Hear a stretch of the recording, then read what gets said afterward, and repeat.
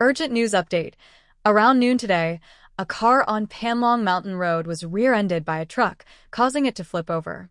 During the rollover, the car exploded. The confirmed person on board is our national archery athlete, Song Yuehua. Taoyuan Village. Dawn is breaking. As the pain from his forehead hit, Song Yuehua thought, "Wow, I am actually still alive." Suddenly, a wave of memories flooded his mind. To be precise, it was the memories of the original owner of this body, Song Dia, from birth to today. The old Song family has 3 sons. Their names are Song Lao Da, Song Lao Air, and Song Lao San. Song Dia's father is Song Lao San, a honest and simple man. He saved a homeless girl, Li Shi, and they married. They had Song Dia and her sister, Song Air. After having 2 daughters, the unappreciated Song Lao San's family was even more disliked by the traditional, male-preference Song couple. 6 months ago, the county government conscripted labor. At that time, Li Shi was pregnant with twins. Despite this, the Song family still registered Song Lao San for the draft. A few days ago, officials came and said Song Lao San had an accident. He was hit by a stone and died. The government paid 20 taels of silver. After the officials left, Li Shi, overwhelmed with grief, suffered heavy bleeding. She had a difficult labor and gave birth to a boy and a girl, but she didn't survive. Song Dia and her sister Song Air lost their parents one after another. Before the funeral banners were taken down, their grandparents planned to sell the 2 girls and the newborn twins. Song Dia, feeling angry, hit the wall and died. When she woke up again, it was Song Yuehua. Suddenly, a sharp voice rang out. "All 4 take everything, 6 taels in total. Everyone is here, not a single coin less." "Goodness, Song Laopa, do you have no shame?" Old Lady Zhang clenched her handkerchief, crossed her arms, and scolded. "Your girl is hot-tempered. She hit the wall herself. I didn't even touch her. Why should I get paid? What's the point of buying a dead person? You're trying to cheat me, Zhang Suehua. You're really capable." Song Laopa started to argue and act stubborn. "Did you hit the wall because of you, Zhang Laopa?" Trying to deny responsibility. "No way." The 2 women kept arguing. Song Yuehua opened his eyes and saw that he was lying on the ground. Not far away, a hunched woman was shouting, spitting as she spoke, and a broad-shouldered, brightly dressed woman was arguing with her older sister.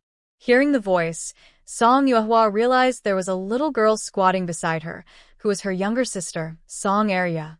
"Arya, don't make a sound," Song Yuehua instinctively said. She whispered, "Don't move. Wait a moment. I'll distract them, and you run to find the village head. Make sure to bring him here, understand?" Song Arya's voice trembled. Zhang Suehua was getting very annoyed. She wished she had brought her 2 sons along. Feeling reluctant to get involved further, Zhang Suehua took a step back and said, "I'll take the 3 little ones. You can have 4 taels. The older one, 21. You bury them yourselves. Consider it my kindness, Zhang Suehua. 21 is too little. She's such a big person. Add a bit more," said Song Posey, bargaining. Zhang Suehua sneered. "They're all dead now. What's the use of more?" Song Posey was annoyed with Song Dia. She thought she died sooner or later, and before she even got the money, she was hit and killed. It seemed like a deliberate slight. Song Yuehua moved her stiff limbs, took a deep breath, then suddenly jumped up from the ground, pointing at Song Posey and shouting loudly, "Grandma, you're so heartless." The 2 women were startled. They looked at the resurrected Song Dia with shock and fear. After shouting, Song Yuehua didn't stay. She went straight into the 3rd room, tore off the quilt, and picked up the twins from the bed, tying them to herself. Before they could react, she ran to the firewood shed, grabbed an axe, then turned back to the yard. Song Posey was frightened by this sudden situation. But she quickly reacted, cursing, "You wicked girl," daring to pretend to be dead. Her tone was fierce. Halfway through, she suddenly remembered something and said to Zhang Suehua, "Zhang Posey, this girl is still alive. 6 taels, no less." Song Zhaodi. Song Yuehua held the axe and shouted at Song Posey. Song Posey was momentarily stunned. She almost forgot her own name was Song Zhaodi. In the past, whenever villagers called her that, she would attack them like a mad dog. Over time, fewer people called her that and most forgot. But this was still the name her father, Song Lao Tu, had called her in Song De Ya's memory. Song De dared to call her by her real name, and at that moment, Song Posey's expression darkened. Before she could lose her temper, Song Yuehua loudly said, "My father is back. He wants to ask you, are you his biological daughter? For this family, he even risked his life.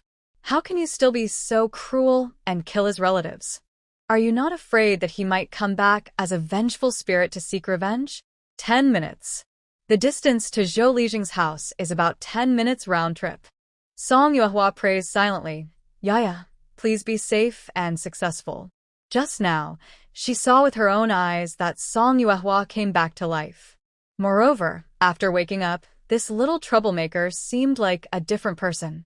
Granny Song couldn't help but feel scared inside, sensing a cold chill behind her. Granny Song's legs went weak. She took a few steps back, but still kept her composure, scolding angrily, "You little troublemaker, I raised you for 10 years for nothing. Now your father is gone. So, what if he's alive? His life was given by me. Don't forget, I could sell you all, these unprofitable kids, or even sell him too. I am the one in charge. Besides, I'm sending you to a wealthy family to have a good life. Why should he bother me? If things go wrong, he'll be the one to suffer, along with you ungrateful kids." A good life? Song Yuehua sneered instead of getting angry. "If it's so good, then take the big uncle and second uncle's families along too. Let's all go and have a good life. Wouldn't that be better?" Her eldest son would take care of her in old age, and her second son was her favorite. Yet this little troublemaker dared to say she would sell her 2 sons. Granny Song's eyes nearly popped out in anger, spitting as she cursed, "You wicked little girl. Do you think your eldest and second brothers are the same as your family? Your father and mother are gone. Who else will take care of you? The troublemakers. I've tried to give you a way out. If you don't want to die, be honest." Only 6 minutes left. Almost there. Song Yuehua steadied herself and continued, "Are you trying to find a way for us or to exchange us for money? Don't you have any sense of what you're doing? So, what if it's just for some silver?" Granny Song boasted shamelessly, "After raising you all these years, it's only right to respect the elders." Zhang Suehua didn't have time to argue and impatiently asked, "Are we still selling or not? By the way, where did that little girl go?" Sell. Granny Song couldn't find second sister Song and told Zhang Suehua, "Second sister isn't in a hurry. As long as we get rid of the eldest, the others won't be able to run away." Song Yuehua clenched her hands around the axe. With her current physique and strength, even if she had an axe, if the Song family really tried to force her, she could only fight to a draw. Granny Song didn't rush forward, but looked at Song Yuehua's axe with fear. He shouted sternly, "Put down the axe." Song Yuehua quickly stepped back to the wall and said firmly, "No way we're trading ourselves for money. Even if I die, I won't let you get your way. After I die, I will become a vengeful spirit, haunting you and the old Song family for generations, making your lives worse than death and never allowing you peace." The old woman Song was stunned by the fierce look in Song Yuehua's eyes and dared not approach. She only wanted to sell a few freeloaders, but somehow, things started to become strange. First, the eldest daughter Song came back to life. Then it was said that the third son Song had returned from the dead, and now they dared to curse with poison. The old woman Song was caught in a difficult position. Next to her, Zhang Suehua squinted and looked at Song Yuehua with a dark expression. This girl was tough. If she took her in, it might cause big trouble. After thinking for a moment, Zhang Suehua said, "Old woman Song, this girl is fiery and hard to control. I'm afraid she's no good. Bring the remaining ones, and I'll give you 4 tails." "That's not possible." Old woman Song firmly refused. Things had come to this point. Now, the eldest daughter looked at her with a poisonous gaze. Keeping her would surely bring disaster. She absolutely couldn't stay at home. Miss Zhang, look, this girl is still alive. Just give a little more and you can take her away. Zhang Suihua waved her hand. She really didn't want her. Old woman Song gritted her teeth. Add 10 coins and take them all. Fine. Zhang Suihua's eyes lit up, and she quickly changed her mind. With such a nearly free price, how could she refuse? Anyway, she wouldn't suffer any loss. There were only 3 minutes left. They would arrive soon. Song Yuehua turned to Zhang Suihua and loudly said, Old woman Zhang, do you really want to lose both people and money? The twin children, who had been quiet all this time, suddenly burst into loud crying. It was dawn. The yard of the old Song family became lively. Mother, why are people still here? Old second son Song yawned and came out of the house. Old second. Old woman Song hurriedly called, Quick, tie up the eldest daughter. That little brat is not obedient. She keeps hitting the wall and trying to die. Old second Song was an adult man. As soon as he appeared, Song Yuehua immediately felt like she was in great danger. Just as she was racking her brains on how to respond, a loud voice came from outside the door. Who do you want to tie up? And who is trying to hit the wall? Old woman Song's face suddenly turned pale. She turned around carefully and said, Inner official. Finally, the wait is over. Until this moment, Song Yuehua finally relaxed. She looked up and saw a tall, thin, and serious-looking old man appear. In Song Daya's memory, Zhou Lijing was known for being fair and principled, and he was highly respected in the village. Based on the situation at that time, the only person Song Yuehua could think of was Zhou Lijing. Only he could control this unruly family, and only then could the siblings have a real chance of survival. Older sister, Song Arya, ran over to Song Yuehua. Good job, Arya, Song Yuehua whispered. Next, they waited patiently for the right moment. Zhou Lijing ignored the old woman Song Posey and shouted loudly into the house, Song Jinbao, come out quickly. Song Jinbao was the old man's name. He never appeared throughout the whole scene. Whether it was Song Daya hitting the wall or the argument among the family members, the entire old Song family seemed to have fallen silent. Whoever was in charge of the Song family, Zhou Lijing would speak to them. The old man, Song Jinbao, finally came out slowly, looking sheepish, and said, Brother Zhou, why are you here? Zhou Lijing didn't waste words and asked directly, Are you planning to sell the remaining children of the third family? Zhang Suihua, the woman standing in the yard, didn't deny it. Song Jinbao frowned and shamelessly said, There are too many children. We can't afford to raise them. Instead of keeping them at home and letting them waste away, it's better to send them out to find a way to survive. Zhou Lijing looked at the children and said seriously, Song-san is someone I've watched grow up. Although this is your family's matter, it's not my place to interfere. But now. Oh, Song Jinbao, your third son just left, and you're already selling his children. Aren't you afraid of karma? Song Jinbao looked displeased and retorted, Brother Zhou, I have my own plans for the Song family. If you feel sorry for them, why don't you invite them all to your house for a meal? Zhou Lijing was silent for a moment. The Song family didn't want to raise the children, and he couldn't let them stay here. If he didn't sell them this time, there might be another chance later. But these 4 children were indeed a problem. Having 1 or 2 was manageable. The village could support them. But among these 4 children, 2 were still babies. If even one of them was not properly cared for and something happened to the child or the parent, it would be a serious crime. He was in a hurry, with no time to think of a plan. Standing there, Zhou Lijing was faced with a difficult choice. Taking this opportunity, Song Yuehua, carrying Song Arya and holding 2 children, ran in front of Zhou Lijing and knelt down with a thud. She loudly said to Zhou Lijing, Our brother and sister have their own way to live. Please, Grandpa Zhou, help us make a decision. Oh. Zhou Lijing helped her up and looked at the 10-year-old girl. Go ahead and speak. Old Zhou, what can a little girl like me say? Old Song, speaking softly, hinted at Old Lady Song. Old Lady Song was about to cause trouble, but was stopped by Zhou Lijing's stern glare, and she obediently stayed quiet. Song Yuehwa's clear voice said, "My father died serving the Song family. My mother was so upset, she passed away after giving birth to twins. Now, only the four of us siblings are left in the third household. I ask, since our parents respected their elders and loved their older brother, why is it that right after the funeral, all the children of the third household were sold off? Instead of being slaves or begging for a living, we asked Grandpa Zhou to help us split the family. From now on, the four of us will fend for ourselves, cutting ties with the old Song family." Split the family? Zhou Lijing frowned deeply. He knew Song Dia was clever, but he didn't expect her to be so determined. At least she knew to have Arya come to him, which showed she wasn't stupid. But the reality was, the oldest was only 7 and there were 2 babies still nursing.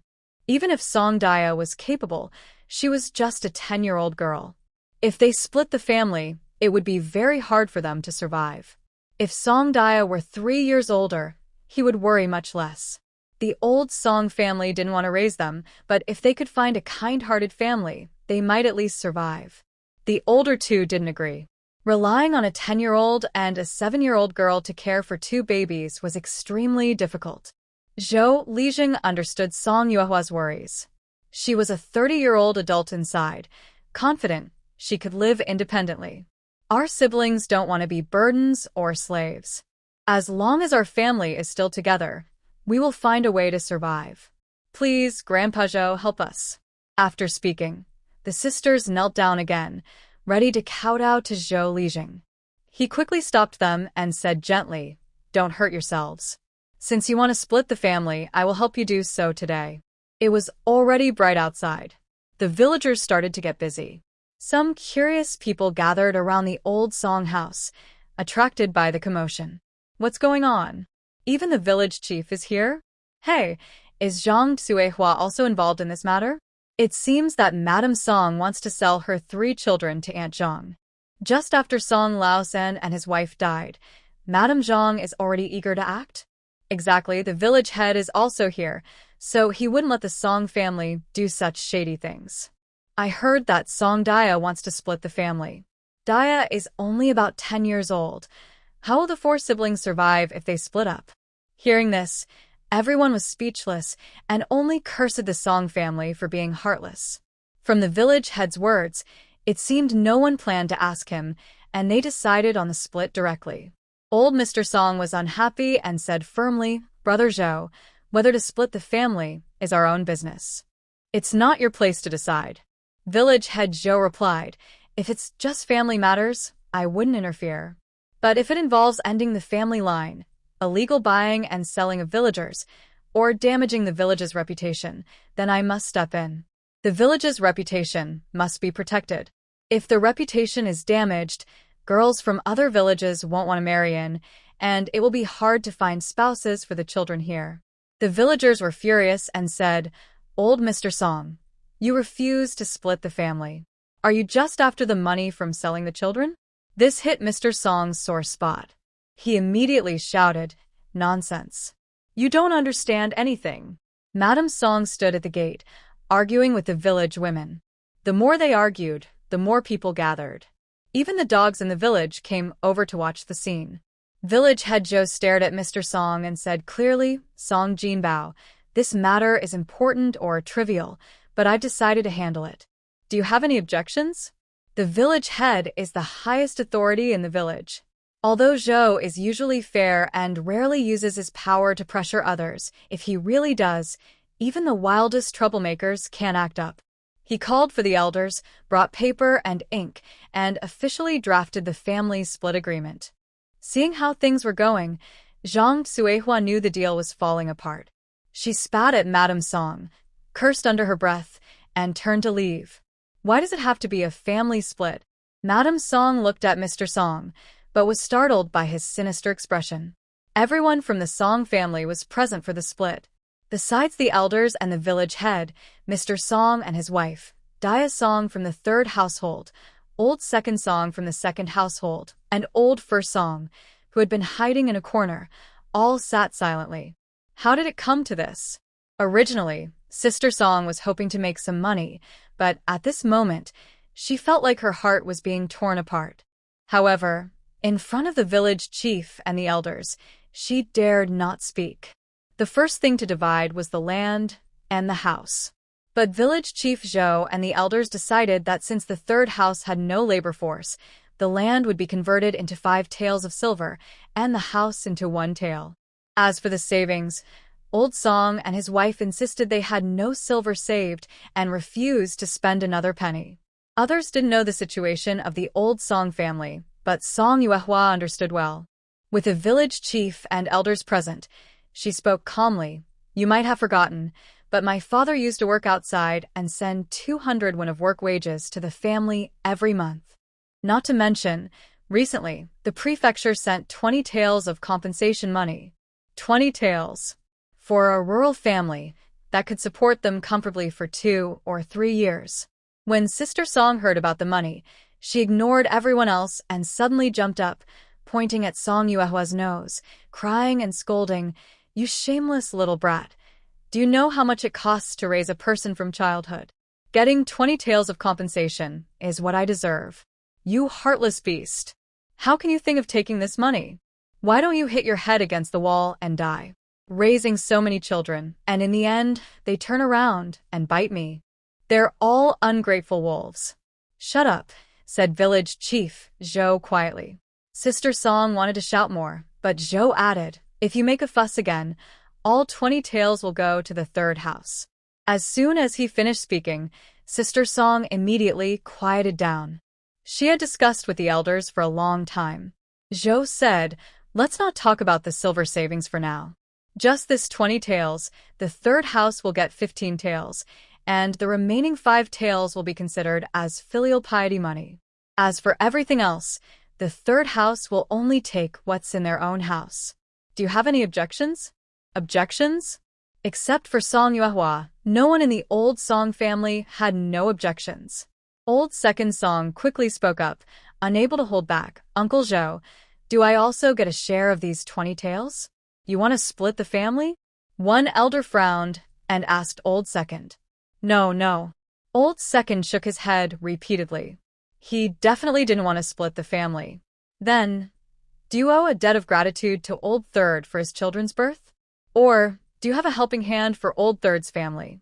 The elder continued to ask. Well, it seemed this matter didn't include him.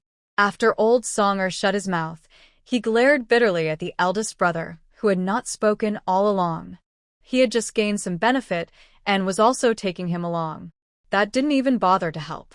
When hearing about the kindness of giving birth, Granny Song's eyes lit up. She quickly responded, "I not only owe her for giving birth to the third child but also for raising her. 5 taels is too little." Zhou Lijing looked serious and said, "A 7-year-old and a 10-year-old child, along with 2 babies, have you considered how they will survive in the future? You want money for filial piety, but for them, it's a matter of life. You don't understand which is more important. The elders here understand this well. If you're not satisfied, to be fair, find a few people to search your rooms. The silver they find will be divided equally into 4 parts." How about that? "There is no such thing as dividing property by searching the house. Isn't that insulting?" Old Song's face turned pale with anger. "Brother Zhou, today you are determined to favor the third family's side." Zhou Lijing sighed and said with a bitter smile, "If I really wanted to protect them, this wouldn't be so simple. Although you are unreasonable, I can't ignore you. What belongs to you won't be taken away, and what shouldn't be, you won't get either." The matter of dividing the family was finally settled, with 4 copies of the documents kept by each. Zhou Lijing and the village elders discussed temporarily giving the 4 siblings the barn at the end of the village to stay in. Song Yuehua and her sister returned to the third house to pack their things. When Granny Jean next door heard about it, she sent her 2 daughters-in-law to help Song Yuehua move. The only things they could take from the third house were 2 beds, some old clothes, 2 baskets, and a wooden basin. Besides these, at the elders' and Lijing's request, they also received 10 jin of millet, 20 jin of potatoes, a clay jar, a bag of salt, and 2 sets of bowls and chopsticks. There wasn't much to move, and with 2 ants helping, one trip was enough. Song Yuehua patted the baskets with thick quilts and then placed the twins inside. The babies had just been changed and put to sleep again. They might wake up hungry soon. How could they be so well-behaved? Looking at the little babies blowing bubbles, Song Yuehua felt her heart soften. After packing up, Granny Jin's second daughter-in-law, Tang, looked around the third house and asked, "Big girl, Li Jing said this house belongs to you, right?" Song Yuehua carried her basket on her back and replied, "Yes, that's what he said." "All right then, just wait and see." Tang covered her mouth with a smile, then turned around and left, calling her husband over from her yard. "Nyo, carry these things and help Dia deliver them." Tang Shi pointed to a table and 2 long benches inside the house, speaking to Zhang Nyo. Zhang Nyo didn't say anything. He just listened to his wife. He turned the table over, placed the benches on top, and was about to carry them on his shoulders when Tang Shi called him again. "Nyo, also take apart the door panel for me." Then, Zhang Nyo carried the table and benches with one hand and held the door panel with the other. He kept an eye on the third house, where Granny Song was. When Zhang Nyo left with the table and benches, she immediately shouted loudly, "Bandits! They've dug 3 layers into the ground, and they still took everything. Even the door is taken apart. Jean Posey, do you have no shame? Coming to rob others' homes. Can't you live properly?" Song Yuehua, carrying a basket on her back and holding a wooden basin, sneered, "Grandma Song, if you have a problem, go talk to the village chief. But I advise you, instead of causing trouble here, you should burn some paper at my parents' grave to ease their spirits, so they won't come to haunt you at night." Granny Song's face turned pale as she pointed at Song Yuehua, ready to curse loudly. Suddenly, Old Song, who had been silent, ran over and dragged Granny Song into the house. "Why are you pulling me? Can't you see there's a thief in the house?" Granny Song scolded. Old Song quietly said, "Mom, stop making trouble." "I'm making trouble," Granny Song exclaimed in disbelief. "Is this only my business?" As expected, Old Song's family started arguing again. But none of this concerned Song Yuehua. The people who had no reason to stay stayed out of it, and a few carried their belongings away from Old Song's house. At the far end of the village, about half an hour's walk away, they saw a dilapidated thatched cottage. When Taoyuan village was prosperous, it had 2 shared large oxen, so the barn wasn't small. The 4 siblings didn't have big problems living there, but the house was old and poorly maintained. If it rained, it wouldn't be suitable for living. Inside, the house was full of cobwebs and dust. The bedboards had rotted, and the only useful part of the house now was the 4 walls. They first placed their belongings outside. Song Yuehua thanked everyone, saying, "Today, I really appreciate Uncle and Auntie. Thank you all for your hard work. Once we settle in, I'll definitely invite everyone to our home." Tang Shi waved her hand and said, "Living in this house isn't easy." Although the house was not in good condition, Song Yuehua remained optimistic. "It's just the beginning. Things will get better slowly. At least my siblings and I now have a place to stay." The oldest Song Yuehua was only 10 years old. The Tang family often felt sorry for her, so she discussed with her older sister-in-law Zhang. "Big sister-in-law, maybe you should go back and get busy. I'll help the girl tidy up a bit." Madame Tang, Song Yuehua quickly said, "I understand your kindness. The sisters-in-law all have chores, and it's not good to delay them. The house isn't big, so tidying up isn't hard. We have a long life ahead, and eventually, it will be us 2 sisters living here." Although she said this, Madame Tang still felt uneasy. Zhang saw that Song Yuehua was sincere, so she pulled Madame Tang aside and said, "All right, I won't delay your tidying. If you need help, just ask. Don't be shy, and don't try to be brave alone." After they left, Song Yuehua sank down beside the basket. "So, I've traveled to another world." Until now, Song Yuehua finally had time to think about what had happened. She only remembered that after the carriage tipped over and rolled down the hill, there was an explosion. No need to think hard. Probably only some debris remains. I'm dead," Song Yuehua cried out, holding her head. Since leaving the orphanage, She had been participating in various competitions, saving money until she finally had 2 million. She was just about to think about starting her own family when she was hit and died. My 2 million. Big sister. Song Yuehua snapped back to reality. In front of her was Arya, with a worried face. This child was only 7 years old, and she didn't know if she understood their current situation. Song Yuehua gently asked, Arya, from now on, we will live here. Are you afraid? Arya shook her head. I'm not afraid when I'm with big sister. She gently rubbed Arya's thin little face, and Song Yuehua softly nodded. Heaven had been kind to her, not only giving her a second chance at life, but also a family connected by blood. Song Yuehua patted her face, steeled herself. Tonight, she didn't want to sleep outside, so she had to clean out the cow shed.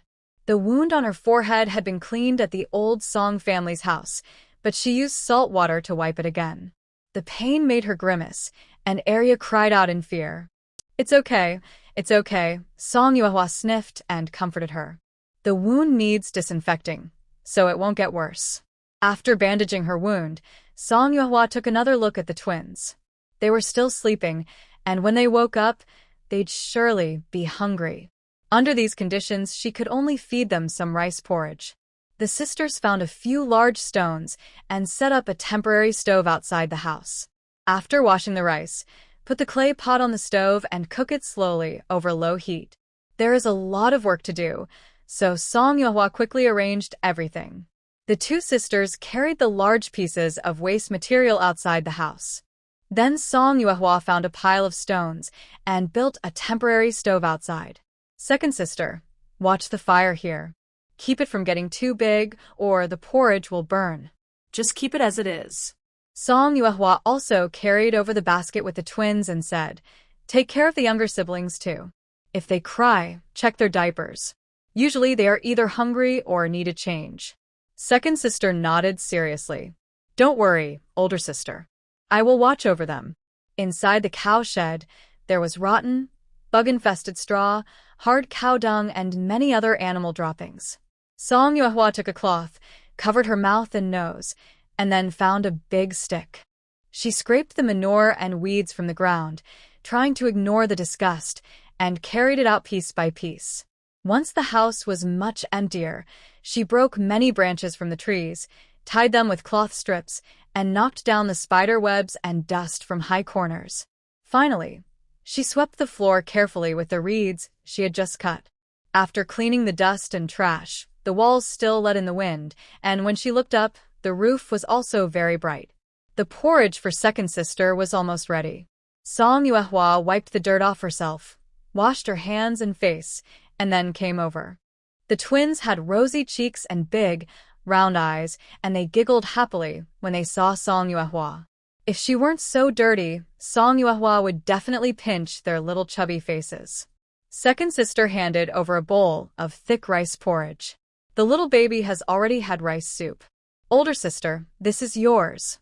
After taking the porridge, Song Yuehua looked at the clay pot, which had only a few scattered grains of rice inside. She poured the porridge back into the bowl, stirred it a few times, and then refilled a new bowl. She handed it to second sister and said with a smile, the little baby can only drink rice soup. You're not a baby anymore, so finish it quickly. There's still work to do this afternoon. Second sister's nose twitched, and she lowered her head, drinking the porridge in small sips. After finishing the porridge, Song Yuehua kept the 21 taels of silver from the family division in her arms, said a word of reassurance to second sister, and then headed to Zhou Lijing's house. Zhou's house. Are you planning to buy land? Zhou Lijing asked in surprise. Song Yuehua nodded. Grandpa Zhou, you know our situation. We just received some silver, but we have no income. The area around the cow shed is all wasteland. Once cleared, it should be easy to grow vegetables. If we work harder, planting more, and selling the produce could help us make a living. The cow shed where we live now, although the villagers don't mind us staying for free, having a proper home would make us feel more secure. That girl is only 10 years old. Who would believe it? The land at the end of the village has been abandoned for many years. If someone wanted to buy it, I would be happy. Just after Song Yuehua's family divided their land, She wanted to buy that wasteland. Zhou Lijing was worried she might lose out, but he didn't realize he was being short-sighted. Now, he thinks their decision was good. That girl is clever, and the future for their 4 siblings doesn't look hopeless. Alright, the land is about 3 acres. Since it's wasteland, I'll charge you 2 taels of silver. The land deed can be done in about 5 days, Zhou Lijing said. Song Yuehua took out 3 taels of silver from her pocket. Please, Grandpa Zhou, help me find some people to repair the roof. Zhou Lijing pushed back 1 or 2 taels. No need to worry about the roof. My boys are free and can help. Save some silver. Raising 2 little children is not easy. The cost of the roof repair and the fees for the land deed both require some expenses. Song Yuehua knew this, but she didn't want to damage their relationship by being too precise. She accepted the silver and kept the kindness in her heart. After returning home, she hurriedly carried a basin to dig mud. She ran back and forth, fetching water, mixing the mud, and filling the gaps in the wall little by little. Once packed tightly, she used a piece of wood to smooth it out. She soothed the twins to sleep, then second sister Song rolled up her sleeves and helped fill the wall cracks.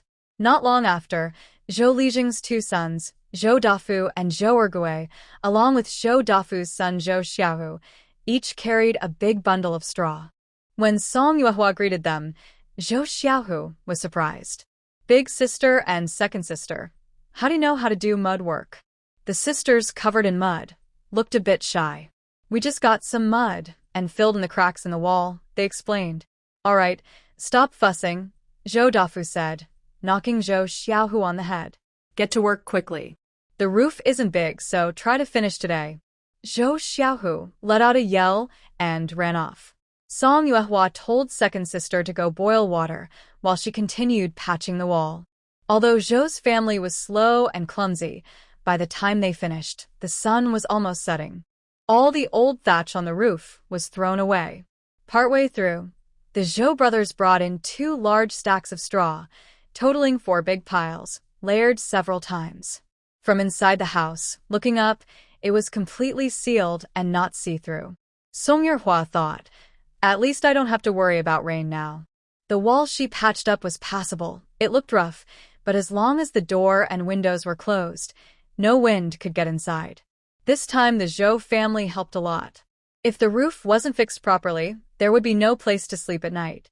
With the current situation at home, there was little they could do to entertain guests, only boiling a few pots of water for drinking.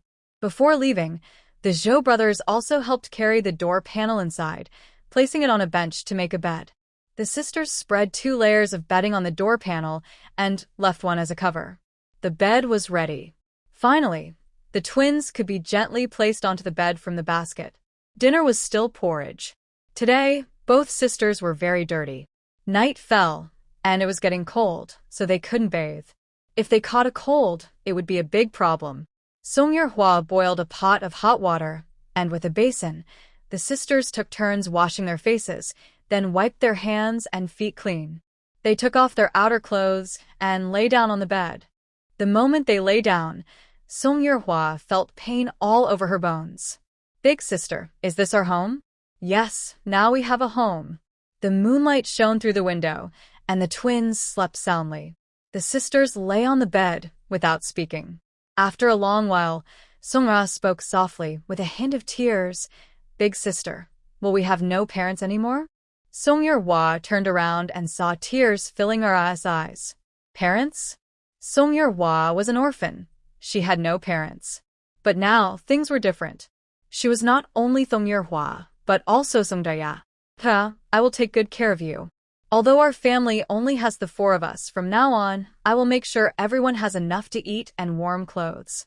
Suha wiped her tears and hurriedly said, Big sister, I will take good care of Daba and Xiaobao.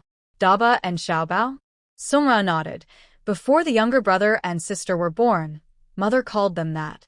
Song Yuehua was surprised. The twins had just been born and no one in the old Song family cared, so they hadn't been given proper names yet. It was fine to call them Daba and Xiaobao as nicknames, but they still needed proper names. Song Yuehua thought for a moment and then said, My brother's full name is Song Qingzhou, nicknamed Dabao. My sister's full name is Song Yunshang, nicknamed Xiaobao. Second sister, what do you think? Sounds nice. Second sister twisted around for a while and then said, Big sister, can you help me pick a name too? Of course, Song Yuehua smiled. Big sister and second sister's names weren't very proper to begin with. After thinking for a moment, Song Yuehua said, How about Yushuan? Full name Song Yushuan, nickname Yu Xiao. Do you like it? Yes, yes. Xiaorao nodded excitedly and said, Song Yushuan, that sounds so nice. Song Yushuan. I'm here. Xiao Yao. I'm still here. The sisters played and joked with each other for a while. Suddenly, Xiaorao thought of something and asked, Big sister, why don't you pick a name for yourself? Song Yuehua.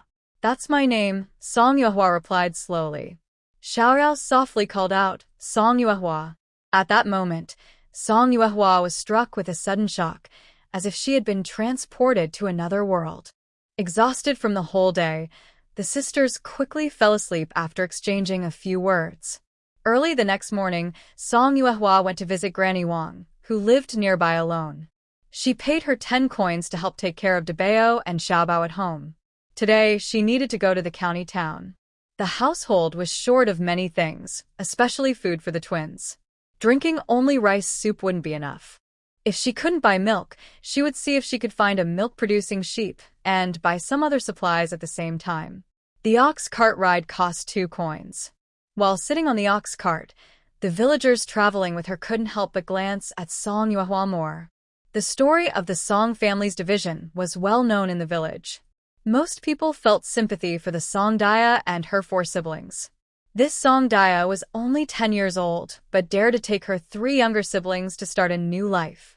Everyone could only sigh that the hardships were yet to come. Song Yuehua kept her head down and said nothing. When they arrived at the county town, the ox cart stopped at the entrance of the market. After getting off, they saw small vendors and stalls on both sides of the road, selling various goods and food. The noise of bargaining was constant. Song Yuehua truly felt that she had entered an ancient world. She approached a chicken vendor. Uncle, do you know where I can buy a milk-producing sheep? The uncle responded uncertainly, No chickens? Song Yuehua added, A sheep that can produce milk. Uncle then said, Then I only have chickens. Song Yuehua responded. She walked forward and asked several vendors selling rabbits and ducks, inquiring about the nearby village where someone raised sheep. No one knew exactly which family it was. Since there was someone raising sheep, surely someone was selling them. If not, she could at least find out at the restaurant. Just as Song Yuehua turned back to look for the restaurant, a vegetable vendor called out to her, Young lady, I heard you're looking to buy a sheep? Song Yuehua approached the woman and said, A sheep that can produce milk. That's quite a coincidence. It turned out that the woman's family raised sheep. Recently, the mother sheep had just given birth and was in the milking period, so she sent the sheep to her daughter's house in the city for the little lamb to drink milk and stay healthy. However, the little lamb always wanted to when smelling the sheep's milk, and the family didn't like to drink it either. Since someone wanted to buy a milk sheep, it was better to sell it for money. How much do you plan to sell this sheep for? Song Yuehua wasn't very familiar with local prices. Seeing that Song Yuehua really wanted to buy, the woman quickly got excited and praised, You won't lose anything buying my sheep. It can produce milk and give birth, and it's healthy and strong. It's the best kind. I think you're lucky, just 3 or 2 silver coins. Not wanting to haggle blindly, Song Yuehua asked, Can I see the sheep first? The woman handed her stall over to a young vendor to watch, then hurried home to fetch the sheep. While waiting at the vegetable stall, Song Yuehua learned about local prices. A bunch of ordinary vegetables cost between 1 and 3 coins. Rare wild vegetables can sell for up to 5 coins. Pork costs 30 coins per jean, half a kilogram, and fatty pork is 5 coins more per jean. Calculating roughly 3 or 2 silver coins for a sheep was not expensive. After the woman brought the sheep over, Song Yuehua tried to milk it and was able to extract some milk. She then checked its eyes and teeth, and it was indeed healthy. Satisfied, Song Yuehua took out about 3 or 2 silver coins, and the woman happily accepted it. Young lady, if you ever have questions about raising sheep in the future, just come find me.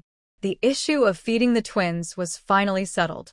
Song Yuehua led the sheep and bought 10 jin of pork at the meat shop, gave 2 large pork bones, and then bought a jar of salt, 1 jin of red sugar, 2 jin of almonds, 2 empty jars, a pair of scissors, a kitchen knife, 2 buckets, 3 bowls, and 2 spoons from the grocery store. While passing by the cloth shop, she hesitated for a moment, but still went in to buy half a yard of cotton cloth, half a yard of coarse cloth, 2 needles, and asked the shopkeeper to give her some leftover thread and fabric pieces. Just after leaving the shop, she went to the rice shop and bought 5 jin of millet, 10 jin of brown rice, 5 jin of flour, and 5 jin of white rice. Song Yuehua, carrying a heavy basket on her back, holding 2 buckets and leading a sheep to the ox cart, was surprised when Ma Yi saw her. He hurried to help take the basket and asked, "Dia, why did you buy so much?" "There's no choice," Song Yuehua said, putting the little sheep onto the ox cart. "Our home is missing everything." Knowing her situation, Ma Yi understood but still advised, "You're just managing the household now, so you should save your money." Song Yuehua nodded. After loading the items onto the ox cart, everyone was soon ready to leave. On the way back, seeing how much Song Yuehua bought, some petty-minded people couldn't help but make a few jealous remarks. "It's better to have a family of your own. With money, you can do whatever you want." Hearing this, Ma Yi immediately asked, "What? You want to split up too? When we get back, I'll ask your father-in-law what bad deed he did that makes you all want to leave him." "No, no." Her sharp-tongued wife was startled. If she really told her in-laws, she might get into trouble. "Uncle Ma, I just have a big mouth and love to talk nonsense. Please don't take it seriously." Then she said to everyone in the cart, "I'm just confused and saying silly things. Please don't mind me."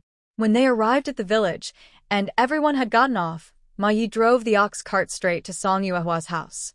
After getting off, Song Yuehua started to unload the items, but Ma Yi drove the ox cart away without looking back. Song Yuehua was left standing there, silent. Xiaoyu, who had been waiting at the door, saw Song Yuehua return and hurried out. When she saw the little sheep, she was very surprised. "Sister, you bought a sheep?"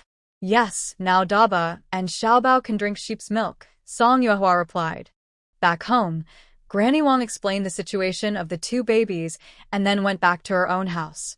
The twins had already changed their diapers and drunk rice soup. Now they were wide awake, blowing bubbles. Song Yuehua couldn't help but kiss each of their chubby faces.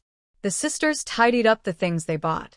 Xiaoyu happily put on her backpack to go cut grass and feed the sheep. Meanwhile, Song Yuehua sat at the table counting the remaining silver coins.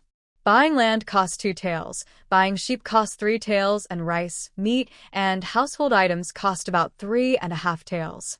Now, there are still 12 taels of silver left, and 632 copper coins. There are many other expenses ahead. Currently, cooking is still done outside with a stone stove and clay pot. Whenever it rains, even hot water becomes hard to get. Building a stove requires rebuilding a house, and one house isn't enough. A simple toilet is essential, and a storage room is needed for winter firewood. We also need iron pots and farming tools for land clearing and planting vegetables. It would be best to dig a well, as fetching water from the creek is troublesome, especially when it freezes in winter, which is dangerous.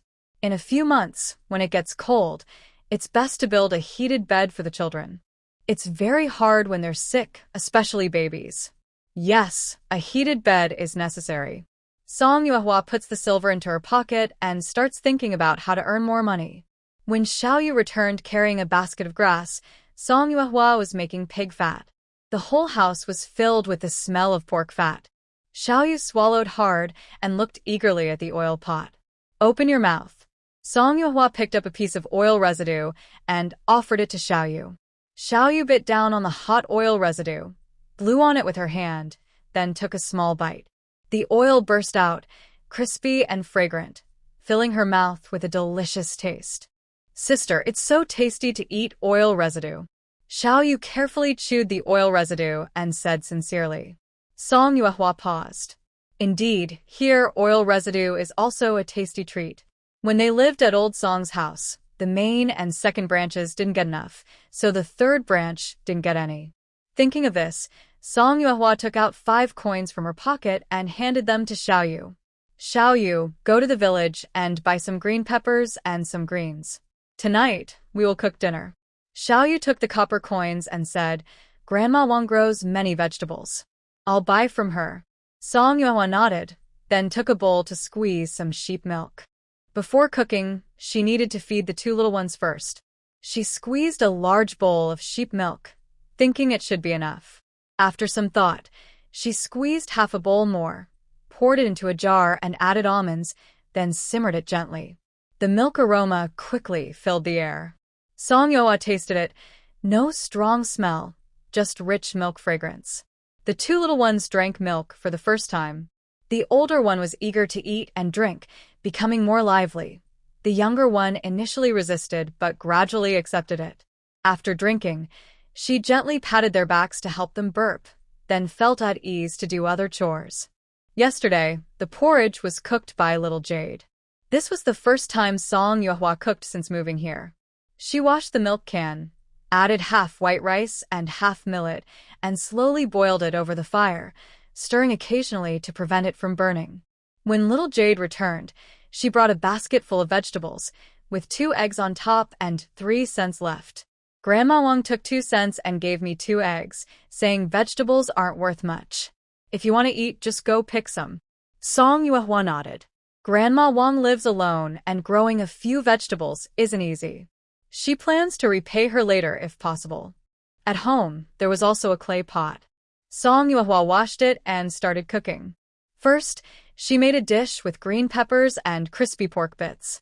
She greased the bottom of the pot with lard, added the pork bits, and waited until they smelled fragrant. Then she added the green peppers, sprinkled salt, and stir-fried for a moment before removing from heat. Smells so good. Little Jade sniffed the air. Song Yuehua handed her the dish. Next, I'll cook some bok choy. You can carry it in first. She didn't need to wash the clay pot again. She just put the bok choy in and stir-fried it, saving some oil. Once cooked, she served it directly into bowls.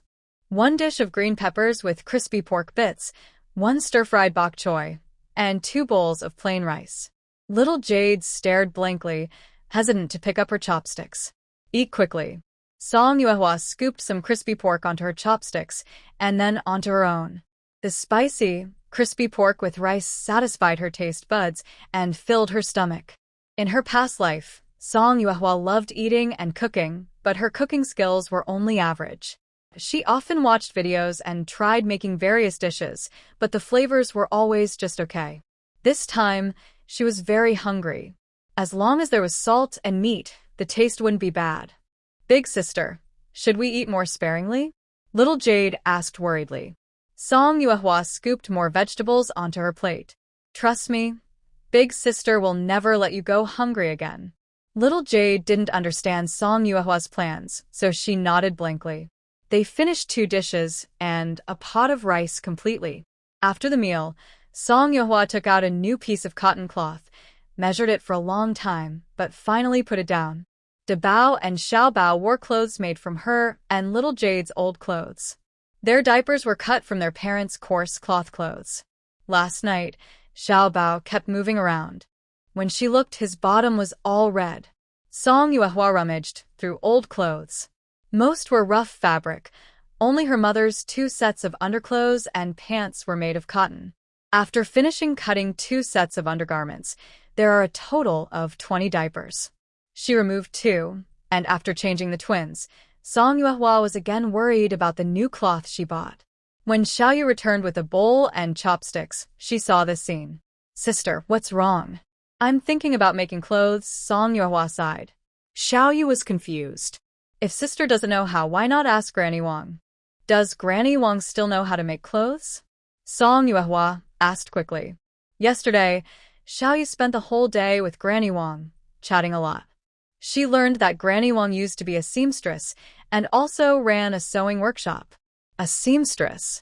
Song Yuehua didn't understand, but she felt it must be impressive. Since it was still early, she took the fabric to Granny Wang's house. Granny Wang was busy herding chickens back into the coop and asked, "Little girl, why are you here?" Song Yuehua explained about making clothes. Granny Wang wiped her hands and said, "Making clothes for children is easy. If you're in a hurry, I can help you finish it tonight." They unfolded the fabric to look at it. Granny Wang nodded and said, "The fabric is enough. It's more than enough to make 2 sets for both big and small children inside and out." She was truly experienced. Song Yuehua asked about the cost. Granny Wang shook her head and smiled, making a few clothes for children and charging money? What kind of person would I be? Granny Wang, I appreciate your kindness. Song Yuehua refused politely. But each piece is separate. If I don't do it myself, I'll have to find someone else. Trust me, I can manage this family. Granny Wang opened her mouth, sighed, and said, "All right, I've never seen such a stubborn girl like you." The wages were 15 coins per set, totaling 8 sets for 120 coins.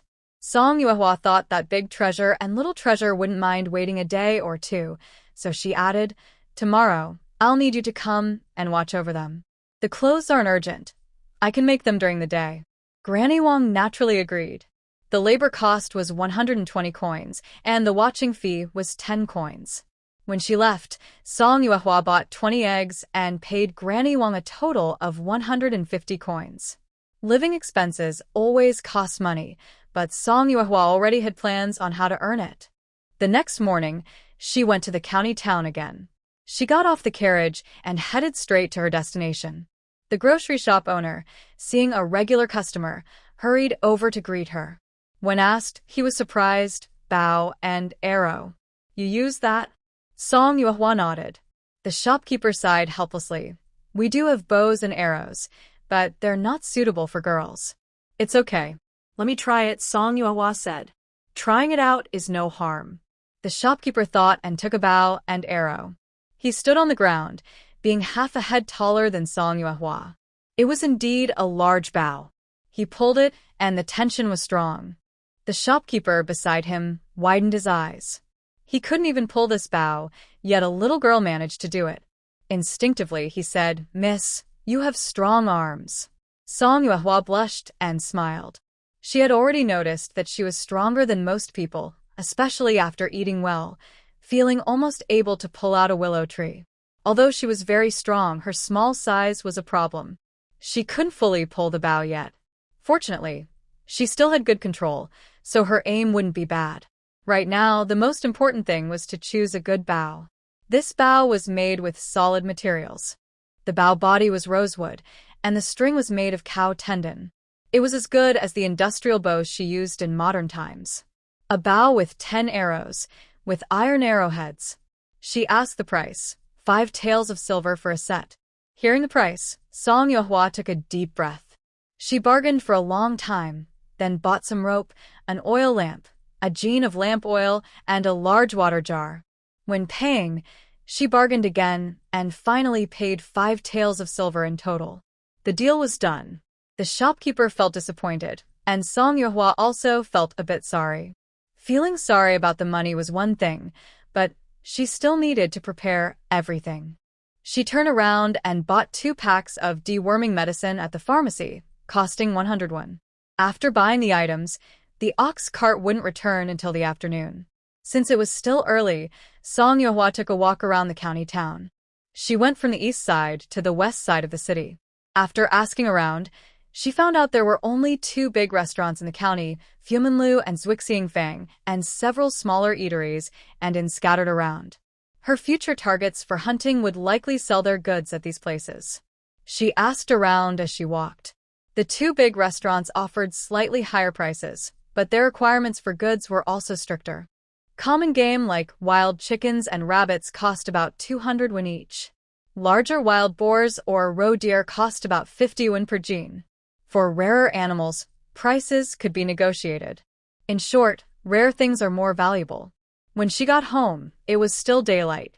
Grandma Wang had just finished explaining the situation of the children and was about to leave when Song Yuehua called her. "Grandma, I need to go into the mountains. For the next 3 days, I'll need your help to take care of the younger ones. I won't be back at night. Would it be okay if Xiaoyu and the others stay at your house? I'll pay 20 won per night for these 3 days. Grandma Wang was so surprised she didn't know where to start. "Are you going to Bear Mountain?" she asked. Bear Mountain. Song Yuehua's heart skipped a beat, but she nodded and said, yes. That can't be. Grandma Wang was very anxious. You're only 10 years old. How can you go into the mountains? You. Grandma Wang. Song Yuehua gently smiled to comfort her. I understand the situation. Our family needs money, and winter is coming soon. I can't let the three of them stay here, through the cold. Grandma Wang offered, come to my place. I appreciate your kindness, Song Yuehua interrupted. Since I took them out, I can't keep them staying with others all the time. Grandma, can you help me these days? Grandma Wang was so worried, she almost cried. In the end, after Song Yuehua's persistent pleas, she had no choice but to nod reluctantly. Song Yuehua planned to pay with a copper coin worth 61. Grandma Wang turned away and didn't accept it, only saying, wait until you come back. After that, she let out a heavy sigh, and then turned to leave. Xiaoyu cooked a pot of rice, and a big bone and radish soup was simmering in a pot, creamy and white. There were more things on the table now, a blue egg, and next to it a large bag of corn. Before Song Yuehua could ask, Xiaoyu said, the eggs were sent by Aunt Tang, and the rice was given by Grandpa Li. Song Yuehua felt touched inside. Rice and eggs were valuable items in the village. The Zhang family and Grandpa Li probably didn't expect her to return them. Whether it was the Zhang family, the Zhou family, or Grandma Wang, Song Yuehua could only remember their kindness for now. She put the items under the bed and prepared to start cooking dinner. There was some leftover green pepper from yesterday. After washing, she cut it into small pieces, stir-fried it with lard until soft, then poured in beaten eggs and lightly stirred until done. A dish of green pepper and eggs, served with bone and radish soup and corn rice, made the two of them eat happily. Xiaoyu touched her round belly and said, Sister, how long can we live like this? It won't be for long, Song Yuehua teased. Before Xiaoyu felt disappointed, she added, the days ahead will only get better. Better and better? Much better than now. Xiaoyu couldn't imagine it, but she believed in her sister. As she tidied up the dishes, she said, as long as I can be with you, any day is good. No one scolded her. No one hit her. To Xiaoyu, this was a good day. Song Yuehua softly hummed and looked at the twins. The older and younger babies had finished feeding and were now dressed in new clothes. At this moment, they were lying on the bed blowing bubbles. Song Yuehua noticed that her children were very obedient. Whenever she was not at home, Xiuyu would clean the house thoroughly, take care of the little lamb, wash clothes, change diapers, cook, feed, and clean everything. As for the older and younger babies, she had never seen such easygoing little children. Usually, they only needed diaper changes and feeding, so she didn't have to worry much. Being the older sister to these three little ones was her blessing. When Xiuyu brought in the bowls and jars, Song Yuehua was tearing her father's clothes into strips of cloth. Xiuyu's heart ached, and she asked Sister, do you need help? Song Yuehua picked up a few cloth strips, showed her how to make a net, and explained, I want to weave a net to take to the mountains tomorrow. If everything goes well, our livelihood will be secure. I want to tell you in advance, if I don't come back tomorrow night, you should take the twins to Grandma Wang's house to sleep. It will only be for 3 days. I'll return after 3 days. 3 days? That's so long, Xiaoyu said anxiously. Song Yuehua comforted her, don't worry, I will definitely come back. In the meantime, Xiuyu, please look after the house, okay? Xiuyu couldn't help but feel scared. Sister, they say there are bears and wild animals in the mountains. Can you not go? Bears. Song Yuehua felt bitter inside. She had no choice. She had lived 30 years in her previous life, practiced archery for 20 years, and didn't do anything else. She didn't know how to do other work. Once she had more money, she could figure out other ways to earn. For now, she just wanted Xiaoyu to feel at ease. Don't be afraid. The bears and wild animals are deep in the mountains. I won't go inside. I'll just stay on the outskirts, hunting some wild chickens and rabbits. Rest assured, it's very safe, she said confidently. Xiaoyu reluctantly believed her. At this point, Song Yuehua took out the remaining 7 taels of silver from her pocket. She and Xiuyu dug a hole in the corner of the wall and buried it wrapped in torn cloth. She pointed to the spot and said, "Remember this place. Don't tell anyone. When you urgently need money, come and dig it up. Understand?" Xiaoyu nodded heavily. Back at the table, Song Yuehua counted out 200 coins and handed them to Xiuyu. "Here's 200 coins. Keep them with you. Over the next few days, cook your own meals. Don't just eat porridge all the time. If you get sick, it will be costly. Cook 2 eggs every day. When the vegetables run out at home, go to Grandma Wang's to buy more. If she still won't accept money, buy from others. Don't always take advantage of the elderly." After Song Yuehua finished giving instructions, the two continued weaving the net together. Soon, Xiaoyu's weaving became more skillful than before. "Your little hands are really nimble," Song Yuehua admired. Shyly, Xiaoyu said, "Today I learned to make clothes from Grandma Wang, so I think my hands are more practiced now. Can you mend socks now?" Song Yuehua asked curiously. Xiaoyu nodded. "Want to try sewing a piece of clothing?" Song Yuehua showed interest. Xiaoyu picked up an old shirt from the ground and said, "I'm afraid I might ruin a new one, so I practiced on my dad's old shirt first." Song Yuehua felt a bit embarrassed because they would have to tear the shirt into strips later, or it wouldn't be enough. She carefully examined the stitches on the shirt. They were tight and neat, not at all like those of a beginner. That was a pleasant surprise. Song Yuehua then asked Xiaoyu, "Do you know how to cut fabric?" Xiaoyu whispered, "Today Grandma Wang taught me how to measure and cut fabric, but I don't dare try it. What if I cut it wrong?" It's hard to say. Not only Xiaoyu, but even she was afraid of making mistakes with scissors. The difference was, Xiaoyu was talented, and practicing was necessary for her. Song Yuehua took out half a bolt of coarse cloth from under the bed. "This fabric is a bit rough and cheap. I originally planned to make 2 sets of outerwear for each of us. You can make mine first. Just do it. If it's too big, I'll wear it next year, and if it's too small, you can wear it. It won't go to waste." Hearing this, Xiaoyu felt happy too. Debao and Xiaobao grew quickly, and they often needed new clothes. In the future, if Xiaoyu learned to make her own clothes, she could save a lot of money.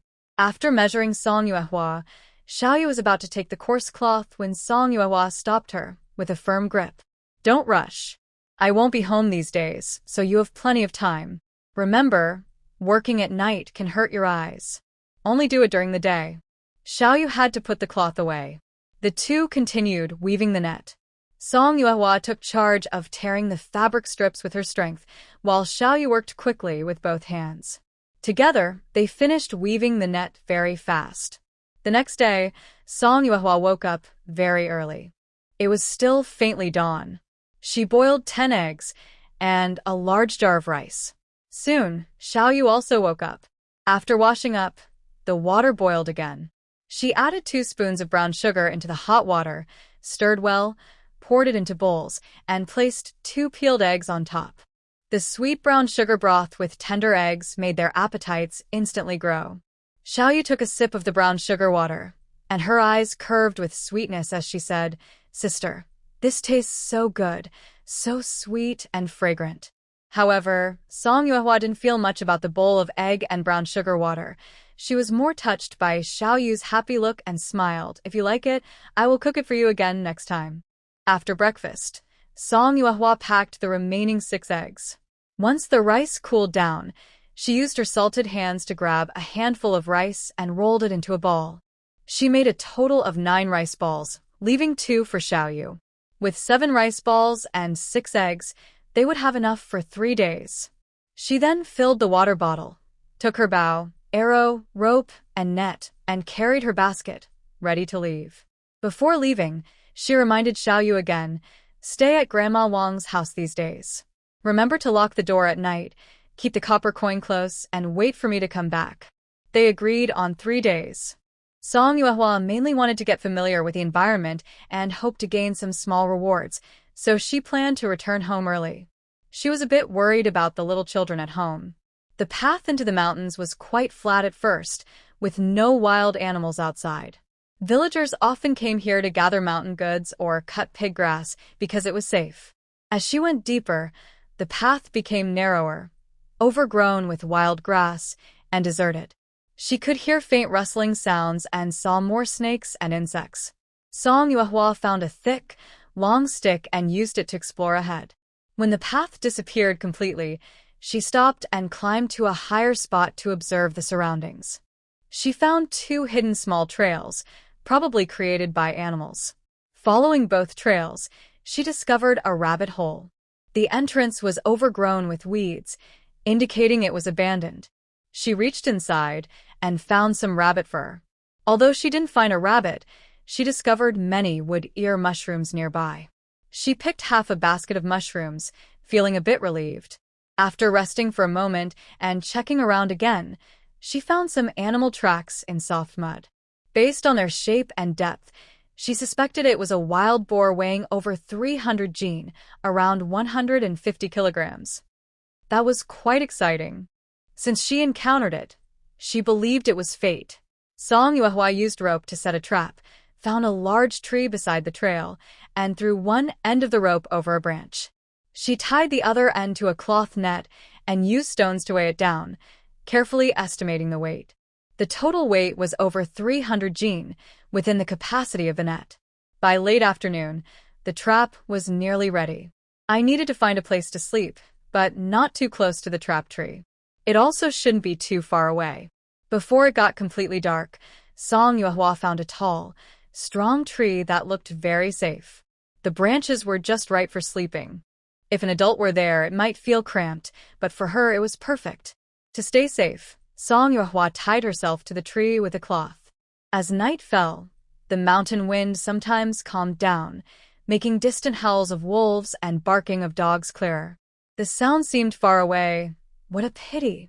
Song Yuehua leaned against the tree with her big bow, holding an arrow, staying alert for anything on the ground. The area seemed pretty safe, with only a few small animals passing by now and then. When she woke up, it was still dark. She waited until dawn before climbing down from the tree. First, she checked the trap, nothing there. As expected, no disappointment. She turned and followed the path where small animals had run the night before. Sure enough, she found several rabbit burrows. She wasn't sure if it was one family or several, so she blocked all but one entrance and used smoke to catch them. The method was slow but effective. After most of the day, she caught 6 tiny baby rabbits. Though the harvest was small, it was better than nothing. There were 3 white rabbits, 2 yellow ones, and 1 black rabbit. They huddled together, fluffy, with big, shy black eyes looking at Song Yuehua pitifully. Sigh. Song Yuehua sighed helplessly. Whether you're your dad or your mom, at least let me catch one. If I have to bring you little fluff balls home, I need to stew all of you just to feed myself. There was no choice. Small as they were, rabbits were still meat. She took a cloth and tied the 6 little rabbits' paws, placed a thick layer of wild vegetables on a wooden ear, a flat surface, and then tied the 6 fluffy bundles into a basket. Just as she was about to look for more rabbit burrows, a flash of red darted past her eyes. Fox. Instinctively, Song Yuehua grabbed her bow and arrow and chased after it. She had eaten well these days, so her strength was back. Her explosive power was strong, and after running a bit, she could just barely keep up. The red fox was heading into the deep mountains.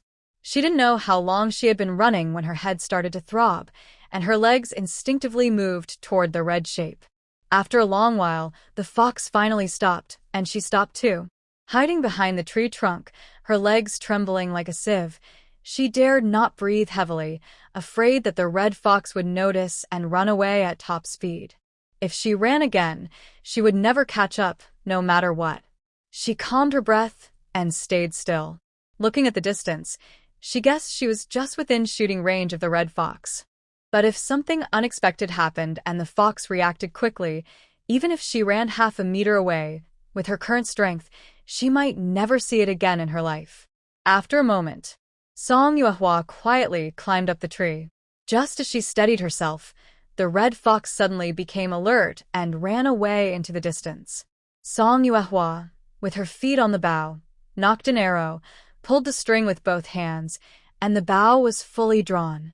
At the moment the arrow was released, She knew she had hit the target, but she lost her balance and fell from the tree. Fortunately, the height was not too high, but she landed on her backside, feeling a bit sore. "Dad, I caught the red fox." Suddenly, a voice rang out nearby. Song Yuehwa's face changed. Was she about to be taken advantage of? Two adult men and a chubby boy around 10 years old appeared. The boy was holding the red fox she had just shot. The younger one didn't matter, but the two older men looked like seasoned hunters, one of them even a martial arts expert. Although she was as strong as an ox, she didn't think she could win against these two men. But she didn't want to give up her prey easily either. After a moment of hesitation, Song Yuehwa gritted her teeth and decided to fight. She thought she should at least get a share of the fox. If the other side was truly malicious and used force to intimidate her, she could run away later. With a resolve to sacrifice herself, Song Yuehwa slung her bow on her back, stepped out from behind the tree, and spoke stiffly to the three men. "The red fox belongs to me." The three members of the Xie family looked up. In front of them was a dirty, thin young girl with a large bow on her back that didn't match her size, her face set in a stern expression, her eyes sharp. "So it's you." The chubby boy jumped out angrily. "You heartless girl. Do you know how many days we've been guarding this red fox? If it weren't for wanting a complete fox pelt, would it be your turn? There's only one red fox on this mountain, and you've ruined it for nothing. Heartless?" What nonsense was she talking about? Although Song Yuehwa was angry inside, she kept a calm face and said plainly, "The red fox is mine." One of them, a broad-shouldered man carrying a long bow, spoke, "Young lady, don't misunderstand. We are hunters from Sinan village. We've been watching this red fox for many days. Although you interrupted us, we wouldn't steal from a young girl like you." Song Yuehwa remained cautious. The man continued, "How about we make a deal? We only found this one red fox in the entire unreturning mountain. It's too late to look for others now, and the merchants are waiting for their delivery. If you let us deliver this fox, all the money will go to you. It's a win-win. What do you think?" The fox was in their hands. Even if she disagreed, what could she do? Although he spoke as if he was negotiating, his commanding presence made refusal impossible. Among the three, Song Yuehwa felt the most danger. The young man standing at the back, who had two long knives at his waist and hadn't spoken, kept his hands close to his weapons since she noticed him. If they decided to attack her, it would be easy. Song Yuehwa immediately regretted acting impulsively. The fox was valuable, but her life was more important. Her 3 children at home were waiting for her.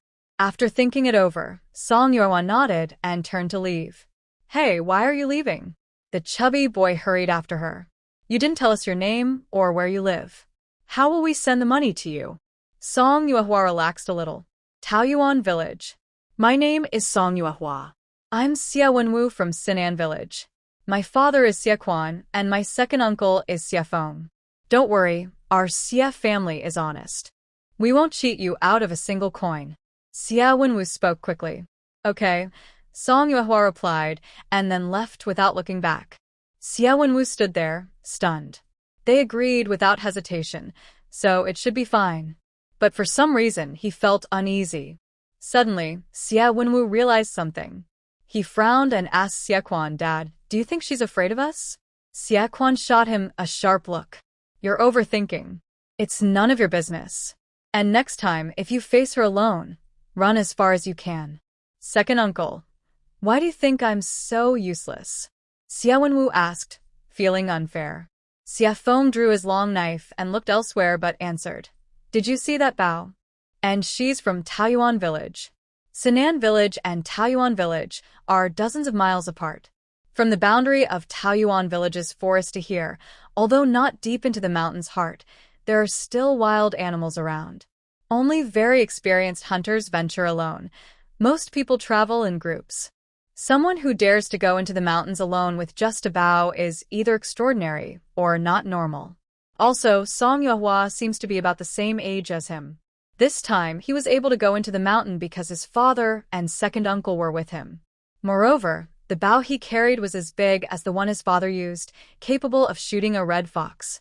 But his own bow is only 2 feet long, and the most commonly used weapon is actually a slingshot on his waist.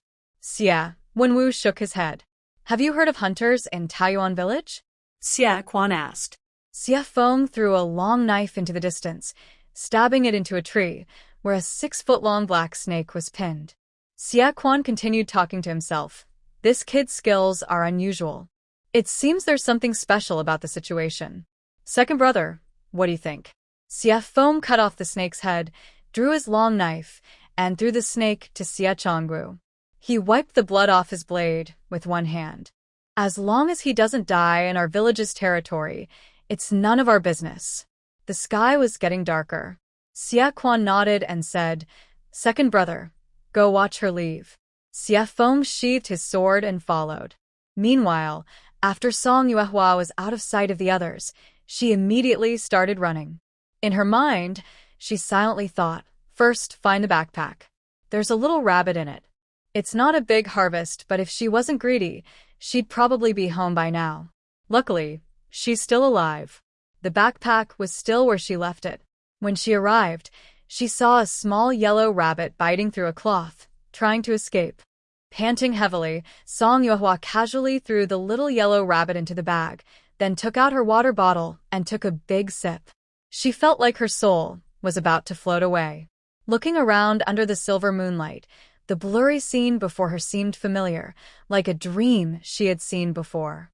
Her clothes were soaked with sweat. If she didn't dry them, she would definitely catch a cold. Fortunately, it didn't rain, and everywhere was covered with dry twigs and leaves. She built a fire under a tree, sprinkled some insect repellent powder around, and sat by the fire, feeling the warmth.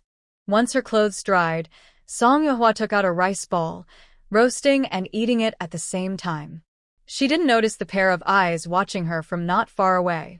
Not far off, Xia Feng leaned against a tree trunk, playing with a long arrow in his hand. A closer look revealed that it was the same arrow Song Yuehua used to hit the red fox. The bonfire burned all night. Although it kept them warm, Song Yuehua didn't sleep well the entire night. If it hadn't cooled down in the middle of the night, she would have climbed a tree to sleep. There were only snakes and insects in the trees, and she could sprinkle some medicine powder on them. Sleeping on the ground was much more dangerous. She didn't want wild animals to have a feast in the middle of the night. The fire couldn't be put out, and she needed to add firewood along the way. She also couldn't sleep deeply and had to stay alert to her surroundings. Strangely, although she could hear wild animals howling from afar, the nearby area was quiet, no small animals at all. Despite her exhaustion, she felt safe and sound. Song Yuehua thought to herself that once she got home, she would sleep deeply and rest well. Before leaving, she decided to visit the trap site. If she was lucky, she might catch a wild pig. On her way back, she walked at a steady pace, collecting many mountain goods, mainly various mushrooms. While picking mushrooms, she discovered a hidden bush and reached inside to find about 10 wild eggs.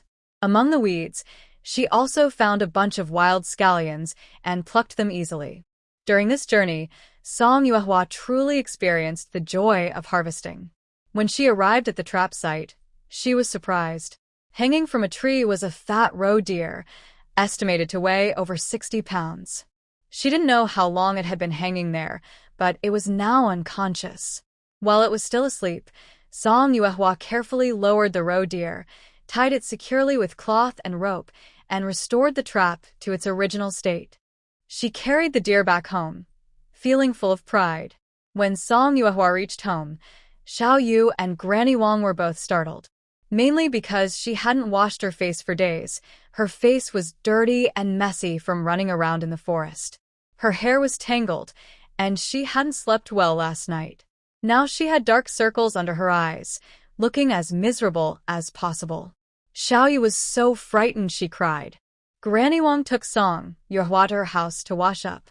After cleaning herself, she changed into the new clothes Xiao Yu had made and lay down in a soft bed. Every cell in her body seemed to come alive. She wanted to talk to Xiao Yu, but before she could say much, she fell asleep again. When she woke up, it was already evening. Xiaoyu had washed and dried the wood ear mushrooms, and the little rabbit had been fed grass. The roe deer, which had woken up, was very irritable, so Xiaoyu didn't dare to move it. Song Yuehua casually picked up a stick and walked over. She struck the roe deer from behind the head with a stick. Once it fainted, it finally calmed down. It has been 2 days since I last saw you. I feel like the twins have grown a lot. I teased the little ones a bit. Then Song Yuehua asked Xiaoyu how her days had been. It turns out that on the day Song Yuehua left, Zhou Lizheng came to deliver the land deed. He heard that Song Yuehua had gone to the mountain, so he hadn't been around these days. He scolded angrily. Nonsense. That night, Granny Wang came to take Xiaoyu and the twins to her house, but Xiaoyu refused strongly. She wanted to stay at her sister's house with her little brother and sister.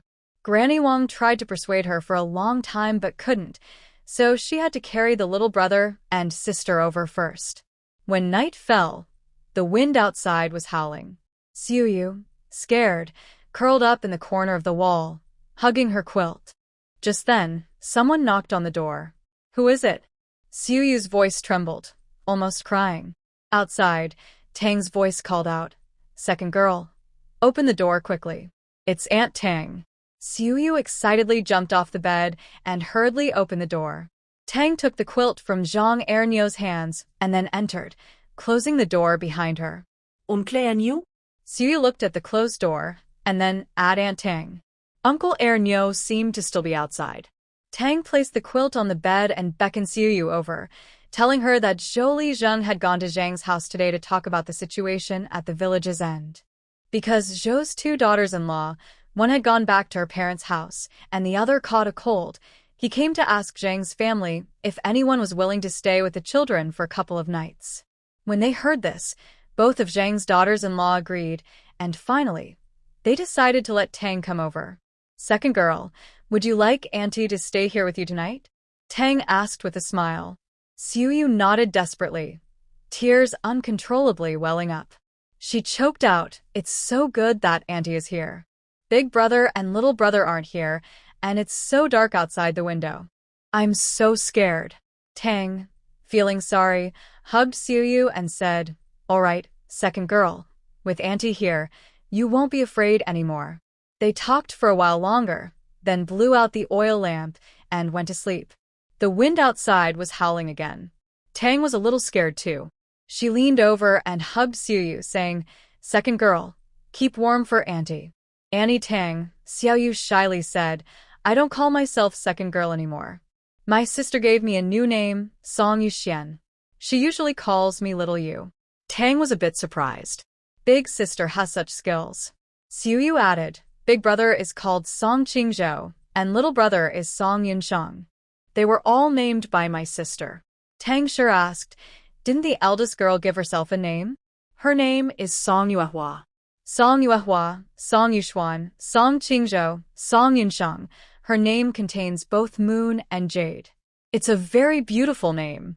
At this moment, she felt a bit shy about saying her own son's name was Go Dan. Maybe someday, her eldest girl could help change it. Tang sure thought this, and then fell asleep. After listening to Xiaoyu, Song Yuehua sighed. Hunting isn't a good long-term plan. Even if she went into the mountains, she should come back the same day. If not for Zhou Lizheng and Annie Tang, she wouldn't know how Xiaoyu would be. Song Yuehua packed half a basket of mushrooms, half a basket of wood ear mushrooms, and 10 wild eggs, then took them to Zhou Lizheng's house. As expected, she was scolded harshly as soon as she arrived. Song Yuehua lowered her head, like a little quail. When she was about to leave, Zhou Lizheng pushed the basket back. "With your family situation, I can't accept these things from you." Song Yuehua hurriedly said, "Grandpa Zhou, these aren't worth much. If you don't take them, I'll feel guilty." Zhou Lizheng thought for a moment, then poured the mushrooms and wood ear mushrooms into his own vegetable basket and returned the 10 wild eggs. Song Yuehua helplessly took them back, thinking that the old man was a bit stubborn. After leaving, Song Yuehua placed the eggs at the door, knocked, and when she heard a sound, she turned and ran away. Giving a gift really is tiring.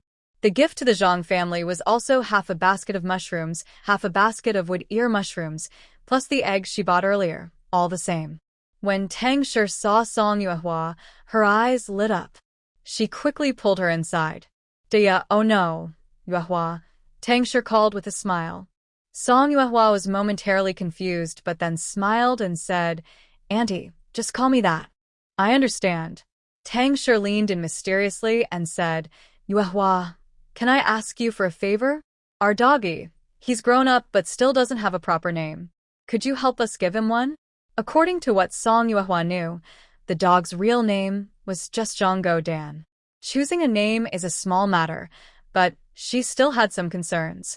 Auntie, I don't mind, but should I discuss it first with Uncle Nyo and Grandma Jean? Tang Shi smiled and said, this isn't a big deal or a small one.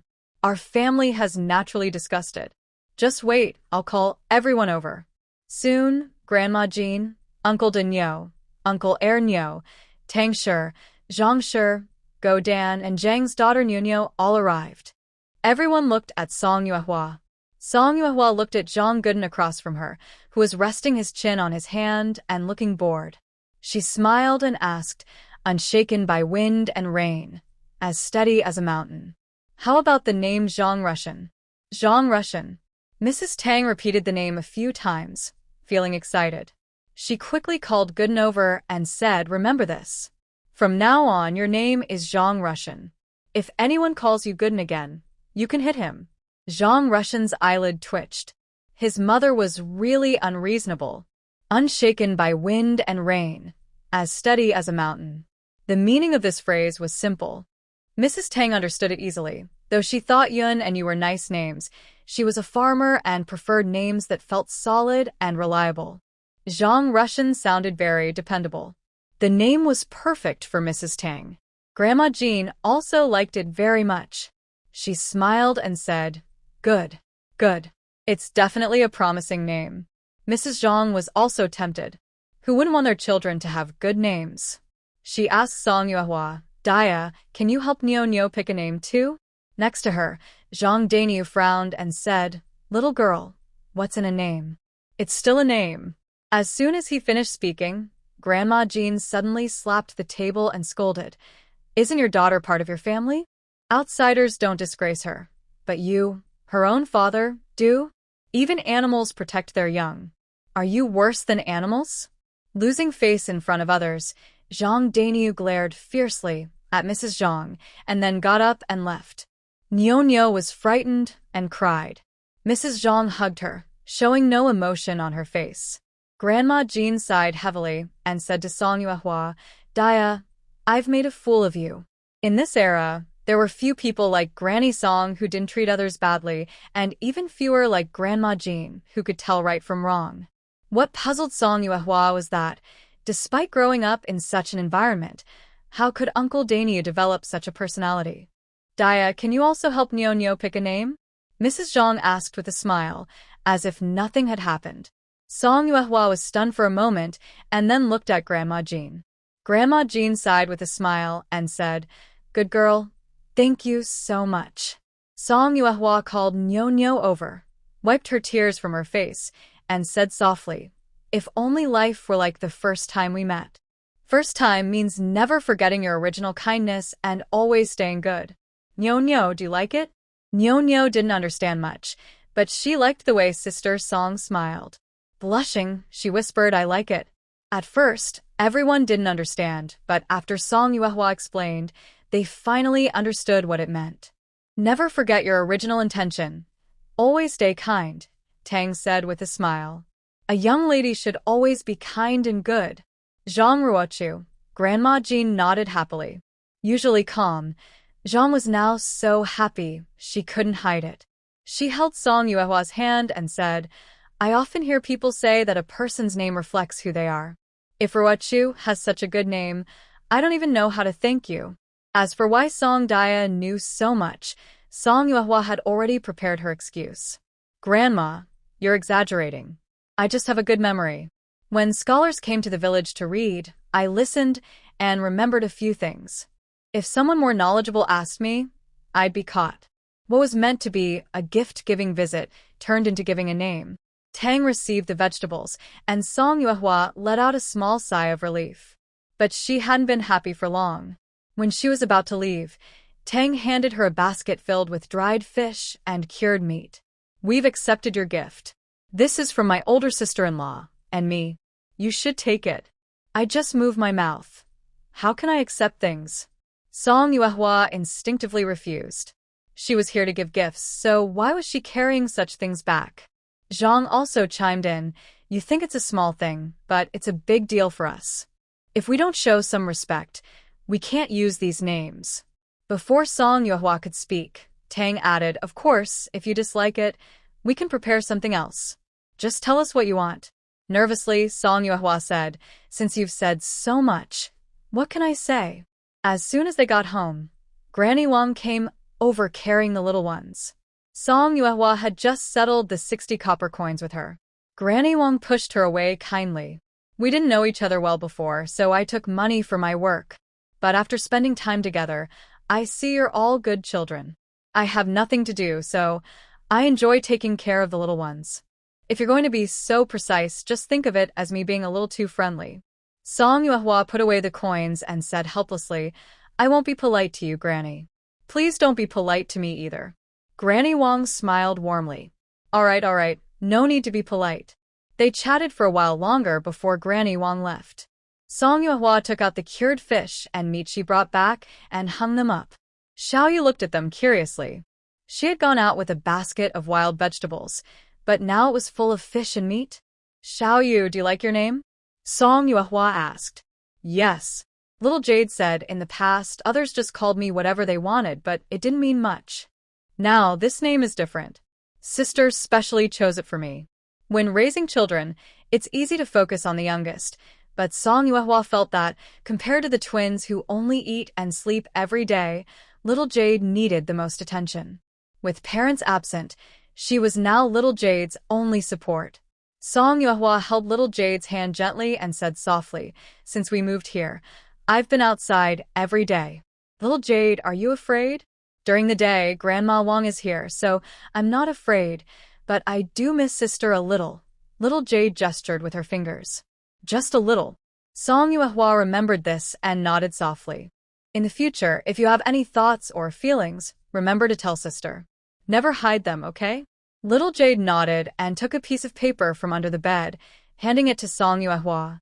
"Sister, this is the house deed sent by Grandpa Zhou." Song Yuehua took the deed, looked at her name on it, and felt very excited. She hugged little Jade tightly. "Little Jade, we have our own home now. Finally, we have our own house." The deed shows an area of 3 mu. Since it's not farmland, there's no tax, and they can build a house and grow vegetables. Song Yuehua thought about asking Grandpa Zhou how much silver they should prepare for building the house. Currently, they had 7 taels of silver saved, and the roe deer could be exchanged for about 3 taels, totaling 10 taels. She had planned to save more silver to do everything at once, but now it seemed better to do it step by step. First, build a simple toilet, as they had been using the outdoors, which was not only inconvenient but also unsafe. The kitchen also needed to be built quickly. Cooking was inconvenient, and boiling water for bathing was difficult. She had taken a bath at Grandma Wang's house that day. Since little Jade moved in, she hadn't bathed, and if it continued, it wouldn't be good. She thought everything was slowly getting better, but unexpected events often come suddenly and catch you off guard. During the day, Song Yuehua slept for a long time, but at night, she couldn't fall asleep easily. When she finally felt a little sleepy, she suddenly heard little Jade humming a tune twice. "Little Jade?" She called out but received no response. She got up to light the lamp, and when she looked closer, she saw little Jade's face was red, and her forehead was hot. Song Yuehua steadied herself, quickly fetched a basin of cool water, and used a cloth to press against little Jade's forehead. After about 3 or 4 tries, her temperature still hadn't gone down. Song Yuehua wiped her face with a cloth, then dug out some silver from the corner of the wall and tucked it into her pocket. She carried a lantern and left the house. The closest house to theirs was Granny Wang's. Song Yuehua knocked for a long time before Granny Wang, dressed in her clothes, opened the door. "Young lady, is something wrong so late?" "Grandma, little Jade has a fever. Can I borrow some wine from you?" Song Yuehua's voice trembled as she spoke. Granny Wang quickly put on her clothes and said, "I don't have any wine here. You should go to Zhao Ergo's place. They must have some. I'll go check on little Jade. Be careful on the way." Song Yuehua nodded and ran toward Zhao's house. Zhao's house was at the end of the village. On the dark night road, Song Yuehua ran desperately, her heart pounding loudly in the silence. She knocked loudly on Zhao's door. Inside, Zhao Ergo's impatient voice asked, "Who's there? Are you in such a rush to die?" "송따야?" Zhao Ergo was surprised first, then annoyed. "Who wakes people up so late?" "What do you want?" "Uncle Zhao, my sister has a high fever. Can you lend me some wine?" "There's no wine." Zhao Ergo snapped, annoyed. "You're waking me up in the middle of the night, and now you want wine?" Just as Zhao Ergo was about to close the door, Song Yuehua quickly grabbed the door frame. "Uncle Zhao, I have silver. Please sell me some wine." Hearing silver, Zhao Ergo raised his eyelids and snorted. "How much silver do you have?" Song Yuehua hesitated. Did she mean she would take whatever she was offered? 2 taels. Zhao Ergo looked displeased. "Only 2 taels? That won't buy much, maybe half a bowl." "Fine, half a bowl then." Song Yuehua didn't have time to argue. Half a bowl was enough. Zhao Ergo, hearing how quickly Song Yuehua agreed, felt he was losing out. But since he had already spoken, he said gruffly, "Wait a moment." He took the money and handed over the wine. Then he called out, "Remember to bring the bowl back, or I'll come looking for you." Song Yuehua quickly responded and carefully carried the white wine home. When she arrived, Granny Wang was changing little Jade's cloth. Song Yuehua checked her hand and felt her temperature still hadn't dropped. "Let's ask old Ma to take her to the county town," Granny Wang said anxiously. Song Yuehua shook her head.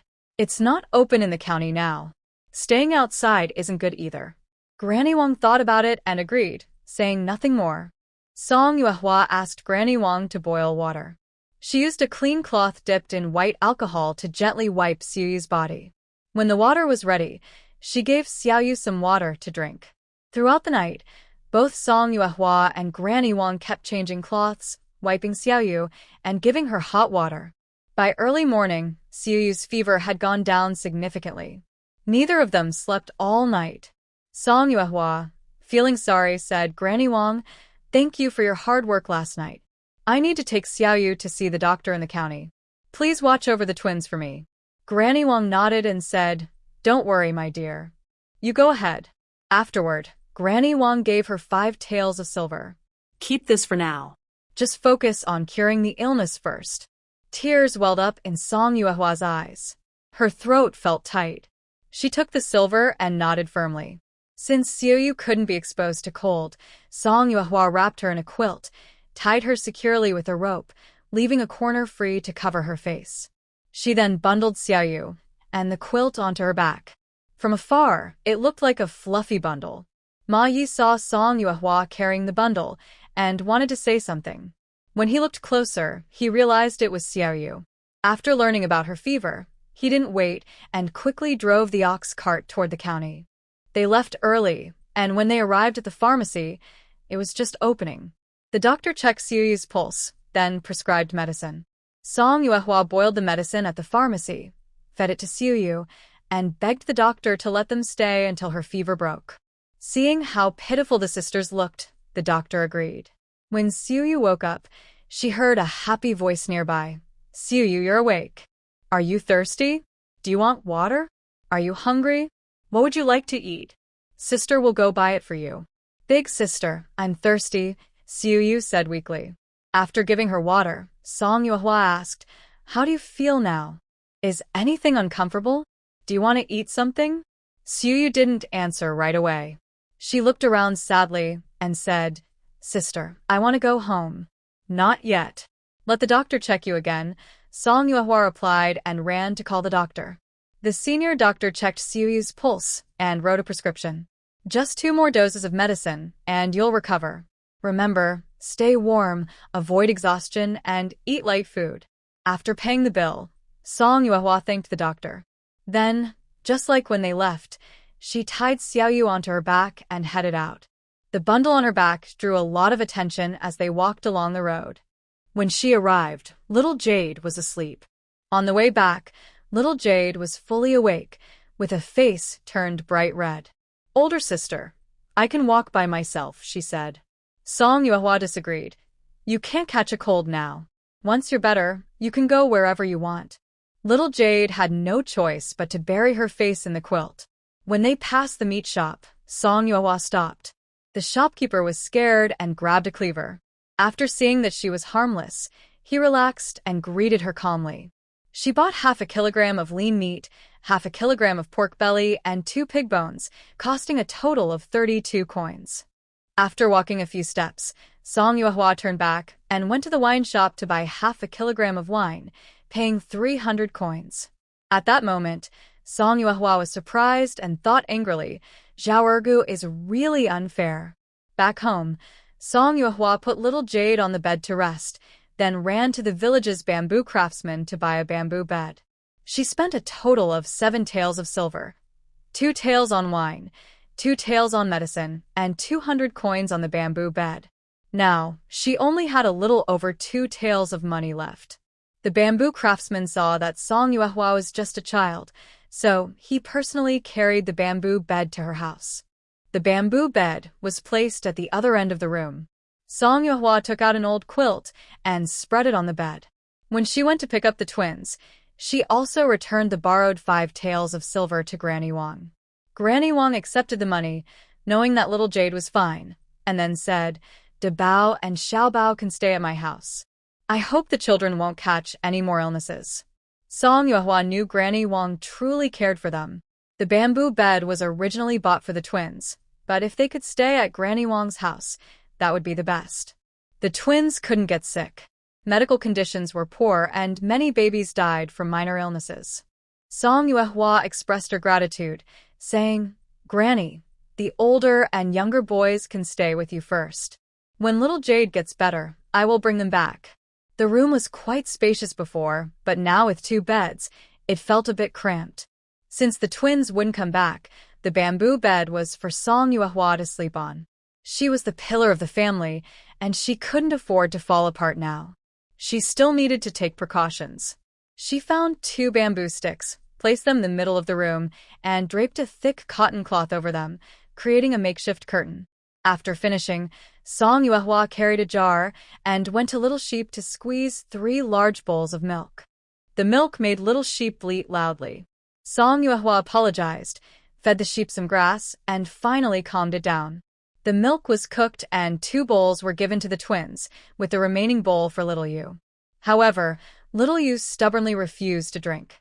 Song Yuehua took the bowl and sadly said, "Since no one is drinking, I guess I have to pour it out."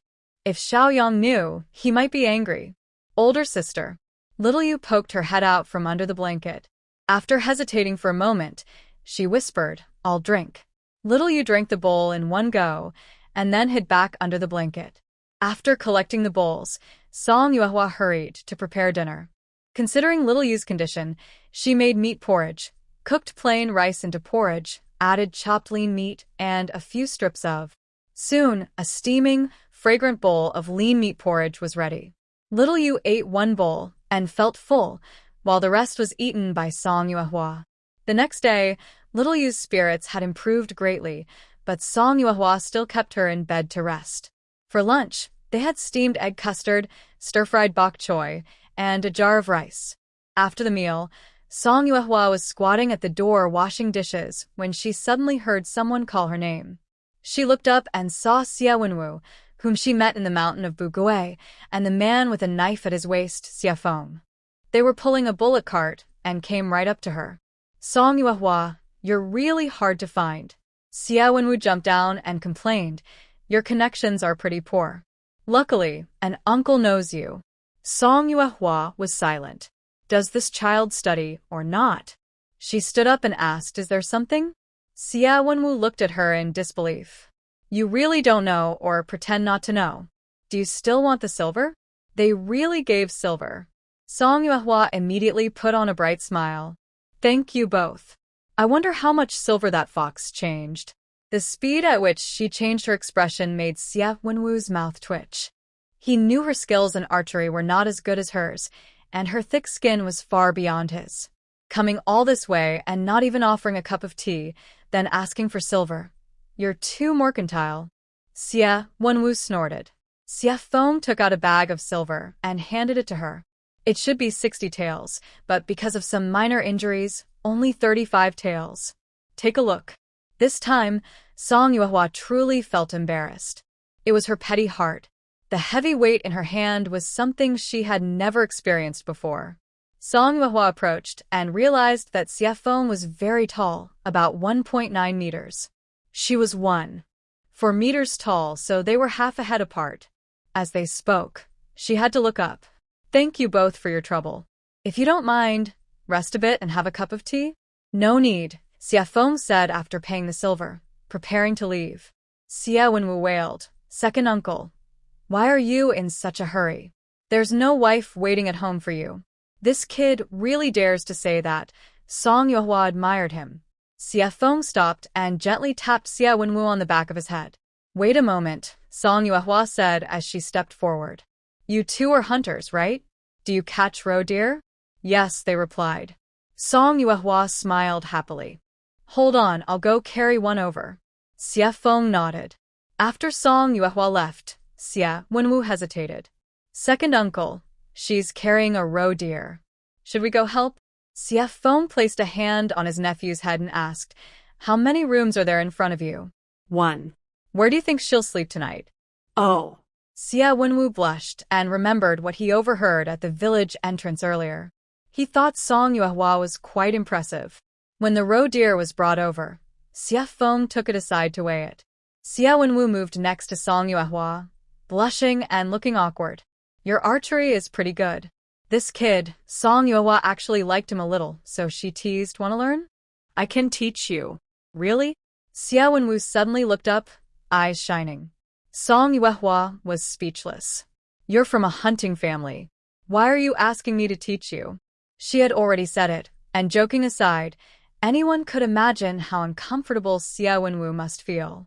Song Yuehua swallowed hard and softly asked, Do you think your father and uncle would agree? Don't worry about that, Xie Wenwu said confidently, patting his chest.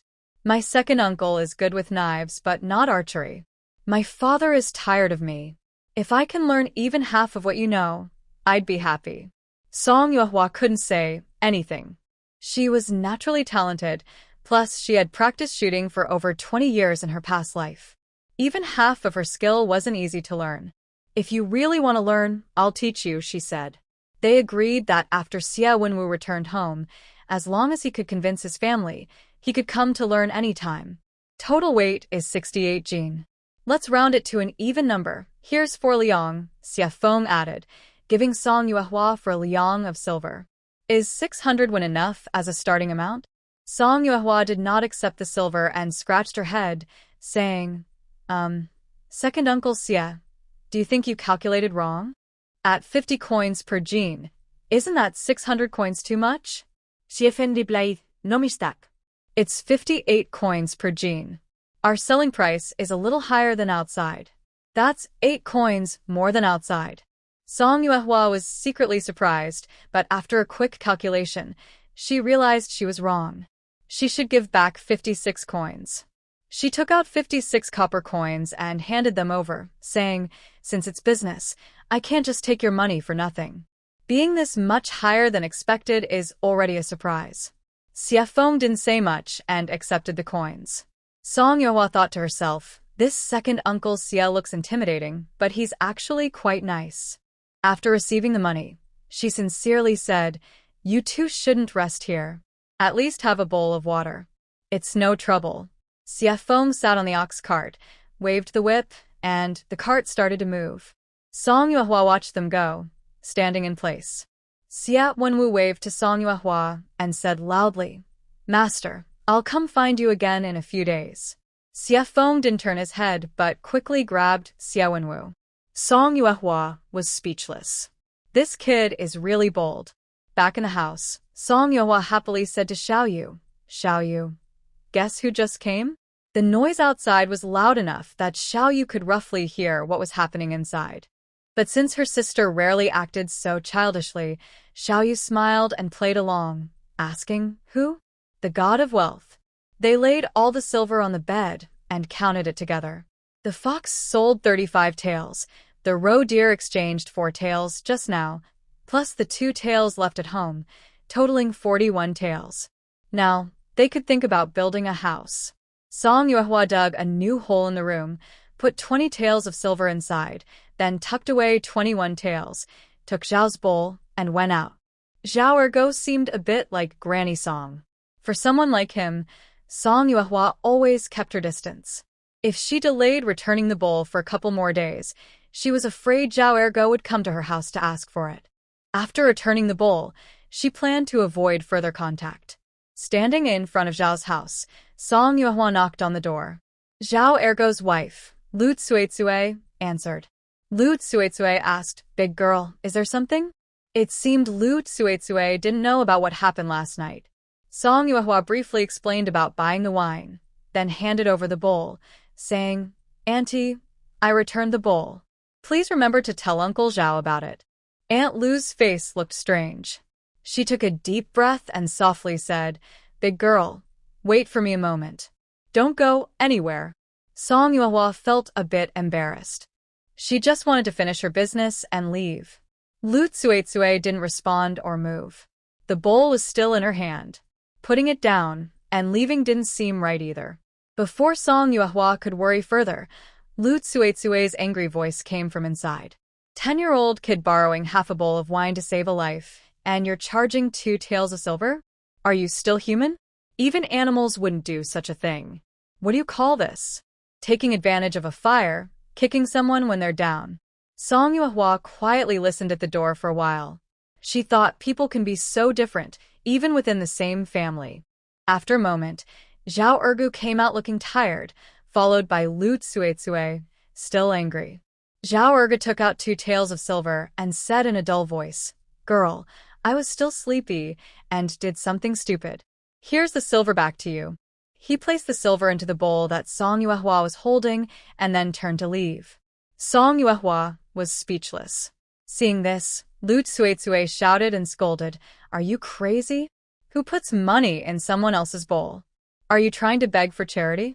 After a few more curses, Lu Tsuetsue quickly took the silver out of the bowl and handed it back to Song Yuehua, apologizing sincerely. Big girl, don't bother with such people.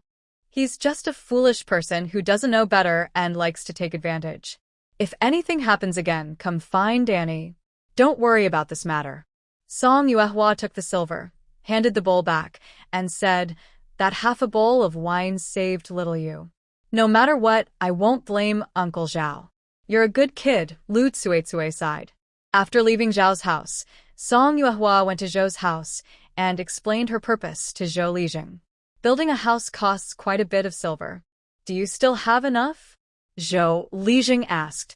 Song Yuehua nodded. I just exchanged silver with the hunter. It should be enough. Zhou Lijing didn't ask more. He just calculated that if she built a kitchen, dining room, 2 houses, a toilet, a washroom, 5 mud brick rooms, 2 brick houses, and a wall, the total cost for materials and labor would be about 11 taels of silver. Song Yuehua took out 13 taels of silver from her pocket and placed it on the table. I don't know much about building houses, so I need your help. The budget is 11 taels, and the extra 2 taels are for you to supervise. If the money isn't enough, I'll think of other ways. Zhou Lijing took out 2 taels of silver and was about to hand it over, when Song Yuehua quickly stopped him. If 2 taels of silver aren't enough, I'll find a way. I can't let you work for free, or how can I dare to trouble you again in the future? Zhou Lijing paused, then smiled. All right, girl, you've surprised me. I didn't expect to have a chance to earn your silver. I won't be polite anymore. I'll handle everything. Since I've taken your money, I'll make sure you're satisfied. They continued discussing the house details. Song Yuehua asked about building a heated bed. Grandpa Zhou, I'll need you to help me order 2 carts of bricks. That's fine, Zhou Lijing agreed. Since building heated beds wasn't common here, it was better to explain clearly. Song Yuehua explained, winter is cold, and I mainly worry about the two little children. If we build a heated bed, even if it's very cold outside, the bed will stay warm. The children can crawl on it freely, without being restricted. A heated bed was something new to Zhou Lijing. He still felt uneasy. What if the family is sleeping on top and the bed collapses from the heat? Song Yuehua drew a simple sketch on the table with tea to explain. People sleep on one side, fire on the other. The heat passes through, not direct flames. Although Zhou Lijing didn't fully understand, he thought it seemed safe. Even without a fire, it could serve as a bed. He didn't say more. After Song Yuehua left, Zhou Lijing called his two sons, Zhou Dafu and Zhou Ergai, who were both skilled workers. He arranged for them to build Song's house, so he could rest assured. When the brothers heard it was their sister's work, they were stunned. Zhou Dafu sighed. I thought that brother and sister wouldn't make it, but I never expected they'd come this far. Zhou Ergai was puzzled about where a 10-year-old girl could get the money. Dad, is this money okay? Both brothers looked at Zhou Lijing. He slowly replied, Today, 2 hunters from the neighboring village came. When Daya's family left, they took a roe deer. Just one roe deer? Zhou Ergai still felt something was off. It was one roe deer, or maybe 2. What does that have to do with you? Zhou Lijing said sharply. Other people make money to live, and you want me to explain every detail? Zhou Ergai closed his mouth. Listen up, both of you, Zhou Lijing said in a calm tone. Big sister is capable.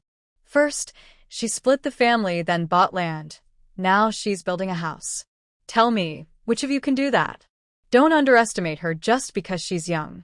Just watch. She has great skills. On the way home, Song Yuehua met Zhao Daodu, Zhao Erga's youngest son, pulling a basket of potatoes with a string. Big sister, here are the potatoes. I don't need to run anymore, the 4-year-old said lazily, half-closed eyes. Song Yuehua asked, Did your mother send you to give these? He nodded. Then take them back. No reward for nothing. Half a bowl of wine is enough. There's no reason to take anything else, she replied. Zhao Daodu frowned and said, We have plenty of potatoes at home. It's nothing special. If you don't accept them, I have to carry them back. My mother will scold me for not doing well, and my father, seeing such a good chance, will also scold me. Am I wrong? Song Yuehua was silent. Just accepting a basket of potatoes wasn't a big problem. She picked up the basket and also took Zhao Daodu home. At home, she poured the potatoes into a corner, then packed a basket of dried mushrooms and wood ear mushrooms. She handed it to Zhao Daodu and specifically told him, These little things aren't heavy. Carry them carefully and don't drag them, or they'll break. Do you understand? Zhao Daodu took the basket listlessly and left. Why is this kid so timid? Song Yuehua thought to herself. After Xiuyu returned, Song Yuehua told her the good news about building the house. Can we finally use the outhouse? Xiaoyu asked excitedly. Of course. Can we also cook in the big iron pot? Yes. Xiuyu still found it hard to believe. What a day that will be. Yes, a good day. Song Yuehua pinched Xiuyu's face and smiled. Building the house wasn't just about buying materials. They had to decide the right location and pick an auspicious day to start construction. Song Yuehua needed to buy an iron pot in advance so that the stove size wouldn't be wrong later, and it would save a lot of trouble. The next morning, Zhou Ergu came over to discuss the details with Song Yuehua. After agreeing on the materials to buy, just as they were about to leave, Song Yuehua casually asked about the price of digging a well. If it were someone else, Zhou Ergu would definitely tease them a little. Now, Tuesday Gua answered seriously, Qianjing 12 taels, Xinjing 25 taels. If the ground is hard, we need to pay extra. In the village, there is only one well.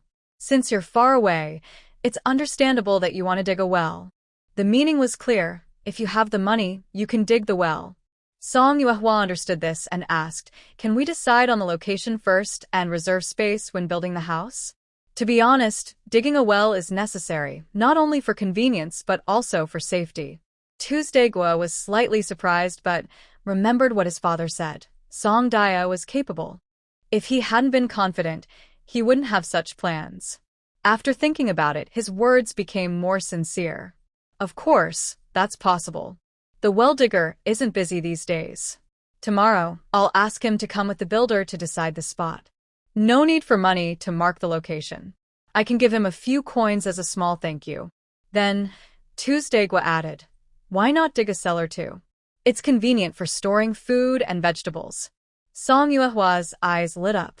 She hadn't thought of it before, but now she realized a cellar was indeed needed. Thank you, Uncle Tuesday, for the reminder. I didn't think it through. We do need to dig a cellar. Please help me estimate how much more is needed. I'll add the rest tomorrow. If there are any other issues, I hope Uncle Tuesday can give me some advice. Currently, Song Yuehua had 10 taels of silver, plus 20 taels buried in the house, totaling 30 taels. At noon, she cooked a pot of rice, steamed a bowl of minced meat and egg custard, and made a large pot of bone and radish soup.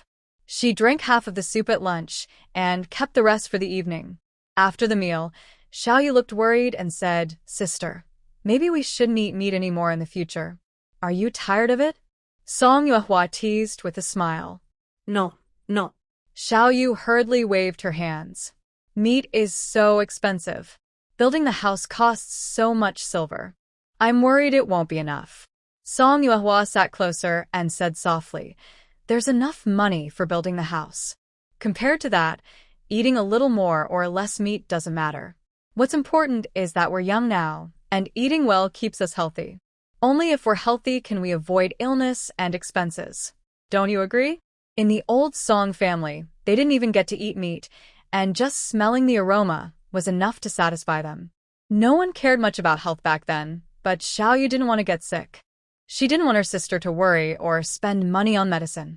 Little Jade promised Song Yuehua, Sister, Granny Wang said that if I embroider the handkerchief well, I can exchange it for silver. I will practice hard and earn lots of silver to buy meat for our family. Just a few days ago, she was learning to make clothes, and now she is starting to learn embroidery. Could this be talent? That night, Song Yuehua studied the house layout map. Now, they plan to build a kitchen next to the house, connecting the two rooms facing west and east. Opposite, there are two brick houses. The underground kiln is beneath the house, and the main hall is in the south. The washroom and toilet are against the wall, with the underground pipes connected to the outside septic tank, making watering the vegetables easier. She doodled and sketched for a long time. Suddenly, the oil lamp flickered and exploded, bringing her back to reality. She looked at the bed and saw little Jade already asleep. She had just blown out the lamp and gone to bed. The next morning, the sisters ate red sugar eggs for breakfast. After tidying up the dishes, someone arrived. Zhou Guigui brought some craftsmen to the back.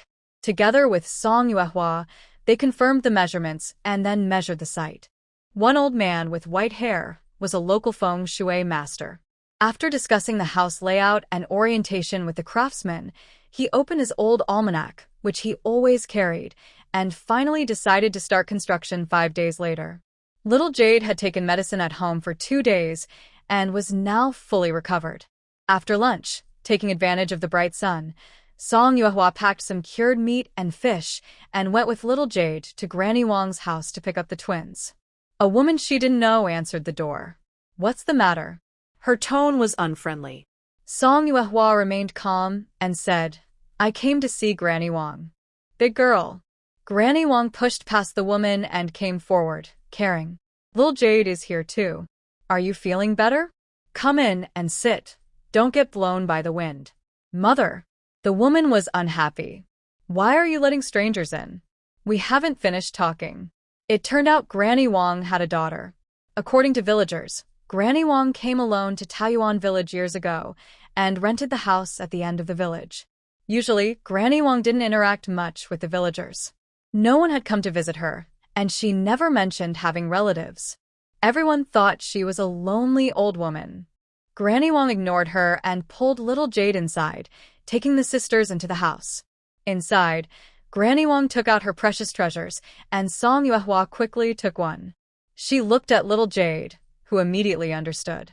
Little Jade handed the basket she was holding to Granny Wang. Grandmother, I should have brought little Jade to thank you earlier. Sorry for waiting until today. Please don't be angry. Grandmother Wang looked at the basket, but didn't reach out. I accept your kindness. You can take the things back. Helping you watch the children is my pleasure, so there's no need to give me anything. Song Yuehua sincerely said, there's not much good stuff at home, just these few things I can offer. You didn't accept my money to watch the children, and you stayed with me to care for little Jade all night. You even lent me money for my illness. Each of these acts shows how kind you are, and I can't just ignore my gratitude, even if I think of you as my own grandmother. Grandmother Wang sighed softly. You're such a good girl. Song Yuehua smiled. I'm just trying to show my thanks. Honestly, Big Treasure and Little Treasure stayed here for free for a few days. You taught little Jade needlework and helped feed the little lamb and rabbit. I really can't keep track of everything I owe you. Grandmother Wang chuckled helplessly. All right, let's not keep track of it all. Mom, just accept it. I'm about to have dinner here, said a woman nearby, speaking casually and without hesitation. Grandmother Wang glared at her eldest daughter, but still took the basket from little Jade's hands. This is my eldest daughter, Zhu Jinjin, said Grandmother Wang. Then she added to Zhu Jinjin, your family isn't far from here. We often visit each other. Be a bit more polite to guests. Zhu Jinjin nodded indifferently. Mom, what's wrong with the outhouse? It's leaking and dripped all over me. It's so dirty. Another woman dressed brightly entered from outside, frowning. She paused when she saw everyone and said casually, Oh, guests are here. Grandmother Wang said to Song Yuehua, This is my second daughter, Zhu Yanli. Why is there a little kid here? Zhu Yanli sat directly next to Song Yuehua, smiling as she looked at the little treasure in her arms. She praised, This child is so handsome, like a painting. Is it a boy or a girl? Song Yuehua wasn't used to such familiarity, but answered, This is a girl. The one over there is a boy. Twins, that's quite rare, Zhu Yanli said, looking at Big Treasure and sighing. They really look exactly alike and so handsome. We've accepted your things. We have other matters to attend to, so we can't keep you any longer, said Zhu Jinjin bluntly. Song Yuehua felt it was time to leave. Just as she was about to stand up, Grandmother Wang snapped, This is my home. Big Treasure is my guest. Who are you to tell us what to do? If you want to leave, both of you can go. Zhu Yanli pouted and muttered softly, It's none of my business. Seeing that the atmosphere was clearly not right, Song Yuehua stood up and said, Mother-in-law, you're busy here. We won't bother you today. We'll come back another day. Grandma Wang shook her head. Big girl, you stay. Xiao Yu, take Dabo and Xiaobao to rest in the room. Zhu Jinjin was unhappy. Mother, we're talking about our own family matters. It's not convenient to have outsiders here. Outsiders? Grandma Wang said coldly. To me, you are the outsiders. What else do you want to say? Are you asking for money again? Mother, I don't want to ask you for money. I'm not short of silver. Zhu Yanli quickly clarified. Zhu Jinjin glared at Zhu Yanli, furious. Where did you get that silver? Can you explain clearly? I may be short of silver, but I'm better off than you. Silver? Of course, it was given to me by my old lover. Zhu Yanli raised an eyebrow and chuckled. Big sister, I'm not like you. I eat from a bowl, curse when I put it down, and team up with my in-laws to bully my family. People like you are rare in this world. You're just a. Zhu Jinjin, not caring that Song Yuehua and her sister were still there, cursed back. If you hadn't ruined your reputation, Mother wouldn't be hiding in this broken place. She's been hiding for 5 or 6 years. Zhu Yanli stood up, hands on her hips, and didn't back down. If I don't hide, do you think I want to be drained by your family? What I did may not be honorable, but at least I support myself. And you? Using Mother's silver to buy houses and shops to flatter your in-laws, do you care about whether Mother lives or dies? Now you're even trying to use Mother's coffin as a bargaining chip. That's something even animals wouldn't do. You little. Zhu Jinjin's face turned pale with anger. She pointed at Zhu Yanli and cursed. If you hadn't become a mistress, Would I be unable to lift my head in my in-laws' house? When they're in trouble, isn't it right to ask mother's family for help? How much silver do you want this time? Grandma Wang looked calmly at Zhu Jinjin and asked, Mother. Zhu Jinjin lost her bravado, lowered her head, and whispered, Mother, I really have no choice. Over the years, I've sold everything I could to pay my husband's debts. If I can't get silver this time, my 2 children will be sent away to pay the debt. How much do you need? Grandma Wang asked again. Zhu Jinjin's head drooped even lower. She whispered, 20 taels. Sigh. Grandma Wang's eyes were quiet as she softly said, Your father left early. I raised 2 children alone. It's my fault that I didn't discipline you well. Over the years, I gave you everything I should and shouldn't. I have borne the blame I didn't deserve. Isn't that enough? Mother, Zhu Jinjin said, why are you rambling about all this? Grandma Wang smiled bitterly and said to Zhu Jinjin, when you got married, you caused a big fuss and almost took the family shop away. I thought you could run it well and have a steady life which would be good. But then you sold it to another embroidery shop. How foolish must you be to do such a thing? You cut off your own livelihood and ours. Zhu Jinjin couldn't hold back and loudly interrupted, Mother, why are you saying all this? Grandma Wang continued softly, being foolish is one thing, but your heart is also cold. When you stole the house deed and sold it, did you think about where your mother and sister would live? Mother, if you don't want to lend it, just say so. Why bother bringing up old stuff? Zhu Jinjin said sharply. Grandma Wang looked at Yanli gently and said, Yanli, losing your dowry was my fault. Not stopping you from going down the wrong path was also my fault. I owe nothing to others, but I feel I have wronged you. Now I am old, with only these old bones left. Yanli gently shook her head. Mother gave birth to me and raised me. She doesn't owe me anything. It's my own misbehavior, not her fault. Life is short, just a few decades. Everyone has their own wishes. I only wanted wealth and a good life, but I tarnished my mother's reputation. Now, living here isn't bad. As long as we don't interfere with you two, we can enjoy our old age peacefully. Grandma Wang said nothing, stood up, and went into the inner room. The 3 of them were left silently.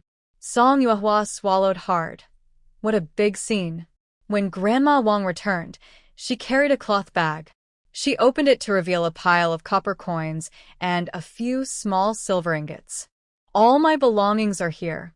A total of 10 taels of silver and 522 copper coins. As soon as Grandma Wang finished speaking, Zhu Jinjin sharply exclaimed, How is that possible? Mother, you still have silver, right? Only 10 taels? That's not enough at all. Grandma Wang took out the key from her pocket and placed it on the table, calmly saying, All the keys to the house are here.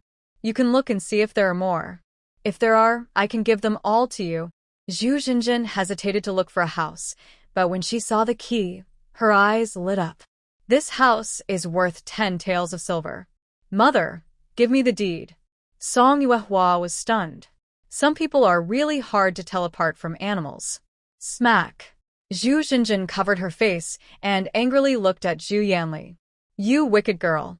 What are you doing? Just hitting someone. Zhu Yanli sighed deeply, rubbing her hands casually. Song Yuehua couldn't stand it anymore and asked, Aunt Zhu, have you thought about where Granny Wang would live if she gives you the deed? Zhu Yanli smiled faintly. She can live at her own house. No way. Zhu Jinjin shouted loudly then, after thinking for a moment, she said with short breath, That's not right. That kind of living arrangement isn't suitable. Mother. Zhu Jinjin turned to Granny Wang and begged, Mother, please help me. I beg you to help me one more time. Save your granddaughter. The house is rented, and I don't have the deed, Granny Wang said calmly. Rented? Zhu Jinjin couldn't believe it. Mother, are you joking? Why would such a house be rented? Granny Wang self-deprecatingly said, Because renting a house makes it easier to live peacefully. Ha ha ha. Zhu Yanli burst out laughing so hard she couldn't straighten up. She pointed at Zhu Jinjin's pale face and laughed loudly. Mother is right. Rented houses can't be stolen. If you really have the ability, go steal from someone else's house. Zhu Jinjin trembled with anger, gritting her teeth, grabbing her cloth bag on the table, and preparing to leave. Wait. Granny Wang pressed down on the cloth bag. Your shop was taken away because of you, the house was stolen by you, and Yamli's dowry was also taken. That is all I have. It's only fair to share. 5 taels of silver each. If you want to split the coins, go ahead. Consider it my debt to you. No way. Zhu Jinjin held the cloth bag tightly and shouted, Mother, this is my life-saving money. Yanli doesn't lack anything. It's only 10 taels of silver. Why should I share it with her? Because it's what she deserves. Granny Wang looked into Zhu Jinjin's eyes, which were now emotionless. Zhu Yanli grabbed Zhu Jinjin's wrist, pulled the cloth bag, and said, if we really have to split it, then divide it into 3 parts. Zhu Jinjin was about to go crazy. She questioned, why should it be split into 3 parts? She found Zhu Yanli disgusting. She hated her more each day, wishing she could cling to her own family and bite them. She was vile and shameless, as foul as garbage. Whoever touched her would be tainted. Your life is your life, my life is my life. So does that mean my mother's life isn't considered life? Zhu Yanli asked back. Look at your attitude, not even leaving a copper coin behind. Will my mother not live anymore in the future? Zhu Jinjin refused to give up and argued. I will pay it back. When I have enough money, I will return it to my mother. Then just return the house to your mother first. Zhu Yanli said impatiently. Zhu Jinjin shouted loudly, I will return it. I will pay you back later. Is that okay? Smack. Zhu Jinjin covered her face and stared wide-eyed at Zhu Yanli. You. Smack. Another slap landed, leaving Zhu Jinjin stunned. Then 2 more slaps were thrown at Zhu Jinjin's face. Just as Zhu Yanli was about to strike again, Granny Wang stopped her. Zhu Jinjin's face turned red from the beating, her hair messy. When she finally reacted, she suddenly stood up, shouted, and charged at Zhu Yanli. Granny Wang quickly protected Zhu Yanli behind her, but Zhu Jinjin, with tears in her eyes, ignored everything and lunged at Granny Wang. At this moment, Zhu Jinjin seemed to have lost her mind. Suddenly, someone pulled her clothes from behind, and Zhu Jinjin was thrown out. Song Yuehua stood helplessly in the middle of the room. Granny Wang and Zhu Yanli were shocked. Respect your elders and love the young, do you understand? Song Yuehua stepped forward, looked down at Zhu Jinjin lying on the ground, and asked softly. Zhu Jinjin was so frightened she dared not speak, and quickly nodded. In the end, the silver was divided into 3 parts. After Zhu Jinjin received her share, she silently ran away. After everyone left, Zhu Yanli kept her own share. Mother, I don't need this little bit of silver. You don't have to keep thinking about compensating me. I'm not as good as my older sister, but I'm not a good person either. If you truly feel guilty, just live well. Don't give any more money to my sister. If there's nothing else, I'll come back to see you.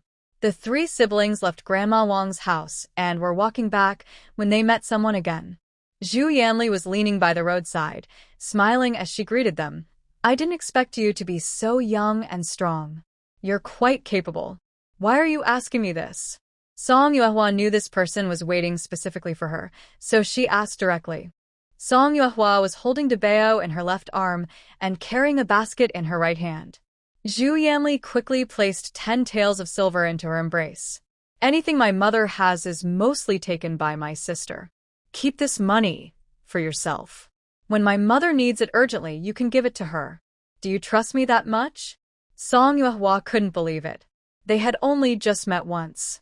Zhu Yanli covered her mouth, smiling charmingly.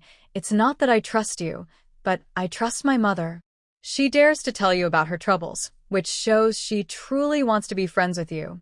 Since my mother trusts you, I do too. Besides, I'm not planning to stay away forever. At this, Zhu Yanli covered her mouth and giggled. Song Yuehua thought, no matter how charming your smile is, I will never forget how you slapped someone earlier. She accepted the silver, and she didn't hide this from Grandma Wang. Turning around, Song Yuehua returned to Grandma Wang's house with the silver and handed it to her. Grandma Wang sighed softly, since she entrusted it to you. Keep it for now. When you need money urgently, you can give it to me. Back home, Song Yuehua buried the 10 taels of silver after changing Debeo's diaper. She wouldn't touch this money. After returning home, while changing Debeo's diaper and thinking about what she needed to buy in the county tomorrow, she suddenly heard rustling outside the door. She went out and saw Brother Zhou Dafu and Brother Zhou Ergui dragging a large bundle of bamboo and tossing it onto the open space nearby. Uncle Dafu, Uncle Ergui, is this freshly cut bamboo? Song Yuehua asked. Brother Zhou Dafu panted and replied, the bamboo for building in the village is all cut from the mountain ourselves. No need to spend money.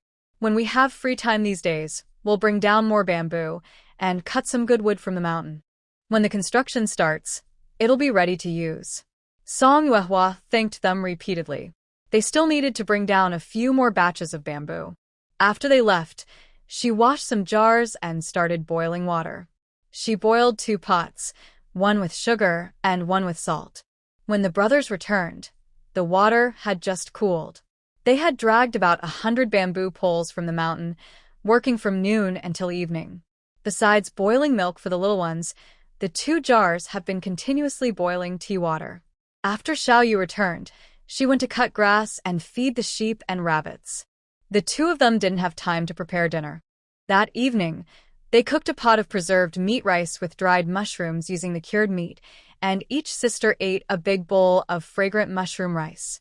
The next morning, after Grandma Wang came over, she took care of the little ones, and Song Yuehua took Xiaoyu to the village entrance to catch a bullock cart.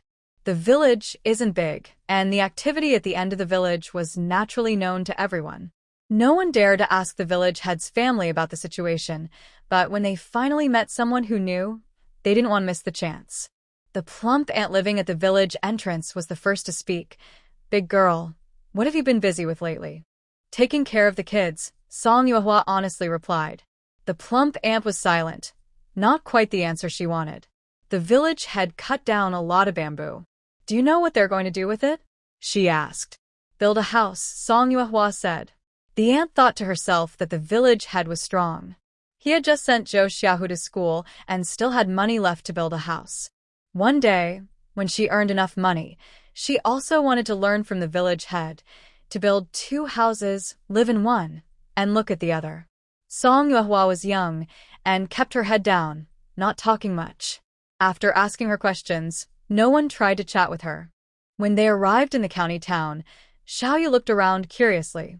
Last time, she was wrapped in a quilt and didn't pay attention to anything. This was her first time exploring the county town.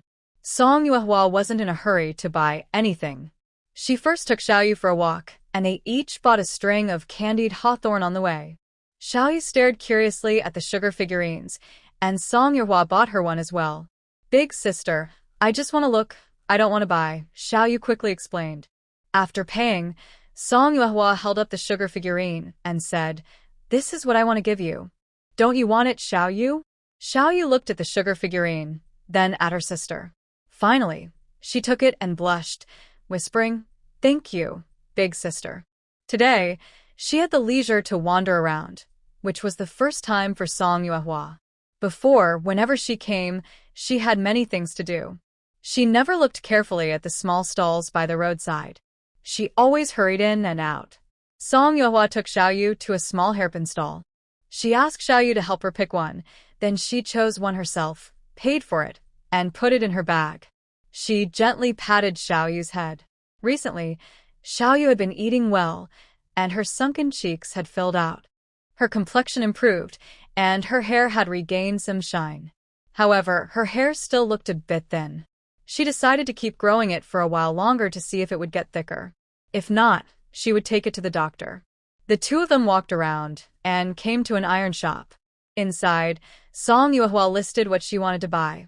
A large pot, a small pot, a water boiler, a sickle, and a pickaxe. Blacksmith Xiao was eating noodles when they entered. Seeing 2 children, he didn't pay much attention. Before he finished swallowing his noodles, he was surprised by a series of orders, coughing as he stood up. Zhao wiped his mouth, smiled warmly, and said, The big pot isn't in stock. It will take 3 days to get. The rest are ready-made. Take a look. Song Yuhua nodded and then asked, "Can you deliver these items?" Delivery isn't common from this shop, so Zhao thought for a moment and asked, "How far is it?" "Taoyuan village." "Oh, that's her father-in-law's village." Zhao replied, "Yes, we can deliver." The total cost was 12 taels of silver. Song Yuehua bargained for a while and managed to lower the price to 800 coins. Since iron tools are the main expense, she was mentally prepared for the cost. When leaving, she took the water boiler, sickle, and pickaxe with her. After they left, Zhao only realized that he had just sold a pot. Thinking about it, he could only smile helplessly. If Song Yuehua had only asked for the pot, he might not have been so willing. But if she insisted, he could deliver it, just not as happily as now. After leaving the iron shop, Song Yuehua confidently headed straight to the fabric store. She bought 2 bolts of cotton cloth, 25 jean of cotton, and asked the shopkeeper to send a few bundles of cotton thread and fabric scraps. The total cost was 5 taels of silver. Last time, Granny Wang made 2 sets of clothes for the children. Song Yuehua also had a set made by Little Jade. Now only Little Jade hadn't made new clothes yet. With winter coming, she needed to make 2 sets of winter clothes and 2 sets of autumn clothes first. The family's firebrick bed was large enough to wash the old bedding and sew it into new mattresses. They planned to make 2 new quilts, bought at about 7 jean each. They might not need such thick quilts, but it was better than making them too thin. Although these were all necessary items, Song Yuehua couldn't help feeling a little heartache about the expenses. Next, she went to the general store.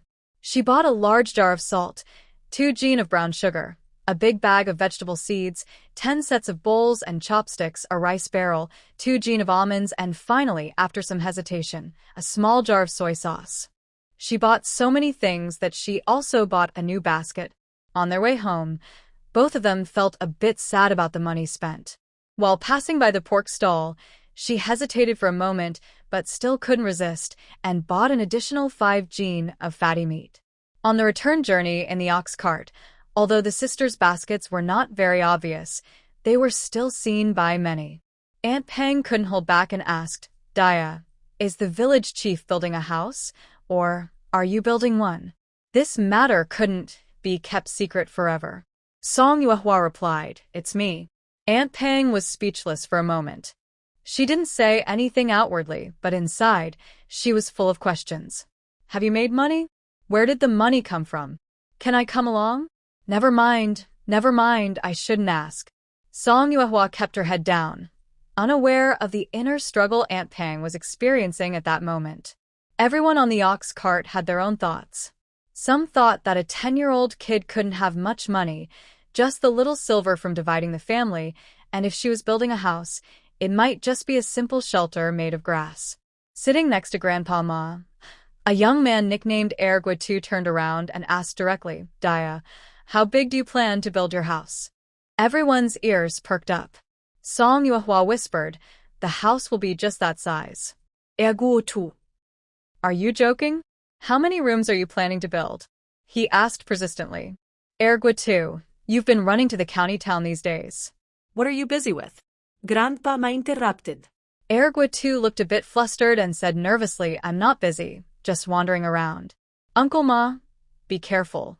Don't hurt the ox." After that, no one spoke further. They bought a lot this time. Grandpa Ma took the items to the door. As soon as they were placed down, he drove the ox cart away. After bringing the things inside, she first cut the fatty meat and stored it in jars to make oil. Xiaoyu sat nearby, watching the fire. Song Yuehua then got up to tidy up the items bought today. Since Xiaoyu recovered from his illness, the 4 of them had been sleeping on the same bed. The bamboo bed was now piled with miscellaneous items. Looking at the diapers, clothes, and new fabric bought today on the bamboo bed, Song Yuehua thought it was not a good situation. She told Xiaoyu and then went to the bamboo weaver's house, spending 150 won to buy 3 large bamboo boxes. One box held cotton, another held fabric, and the third stored the family's clothes and diapers. The 3 boxes were stacked together, leaving half of the bamboo bed empty. When looked at from a distance, the space looked much tidier. After a while, Grandma Wang brought back the little and big treasures. Xiao Yu was busy warming milk to feed the baby, while Song Yuehua, exhausted, went to cook rice. Dinner was too tiring to prepare, so they kept it simple. They boiled some vegetables, chopped them up, stir-fried with lard, added more salt, mixed well, then poured it into cooked rice and stirred. After a minute of simmering, it was ready. In the evening, each had a bowl of vegetable rice. After tidying up, the two finally could lie down and rest properly. In the middle of the night, Xiaoyu was about to go out with an oil lamp but was stopped by Song Yuehua. "Do you need to go to the toilet?" she asked. Xiaoyu shyly nodded. "Didn't I tell you to use the chamber pot?" Song Yuehua rubbed her eyes and asked. Xiaoyu blushed, lowered her head, hesitated for a long time, then softly said, "It smells." Song Yuehua got up, took the chamber pot to the corner, showed her how, then pulled up her pants. "All right, it's your turn now. If you dislike the smell, you can take it outside and cover it well. Remember to pour it out at dawn." After saying that, she yawned and lay back down. After using the toilet, Song Yuehua found it hard to sleep, thinking about returning to the mountain tomorrow. They still have 13 taels of silver, which is barely enough for the winter. If they could earn a bit more, it would be even better. Once the house is built, they will need to buy enough food for the whole winter. Firewood isn't expensive, but it's hard work. Their 2 brick beds burn a lot of wood, so they must stock up.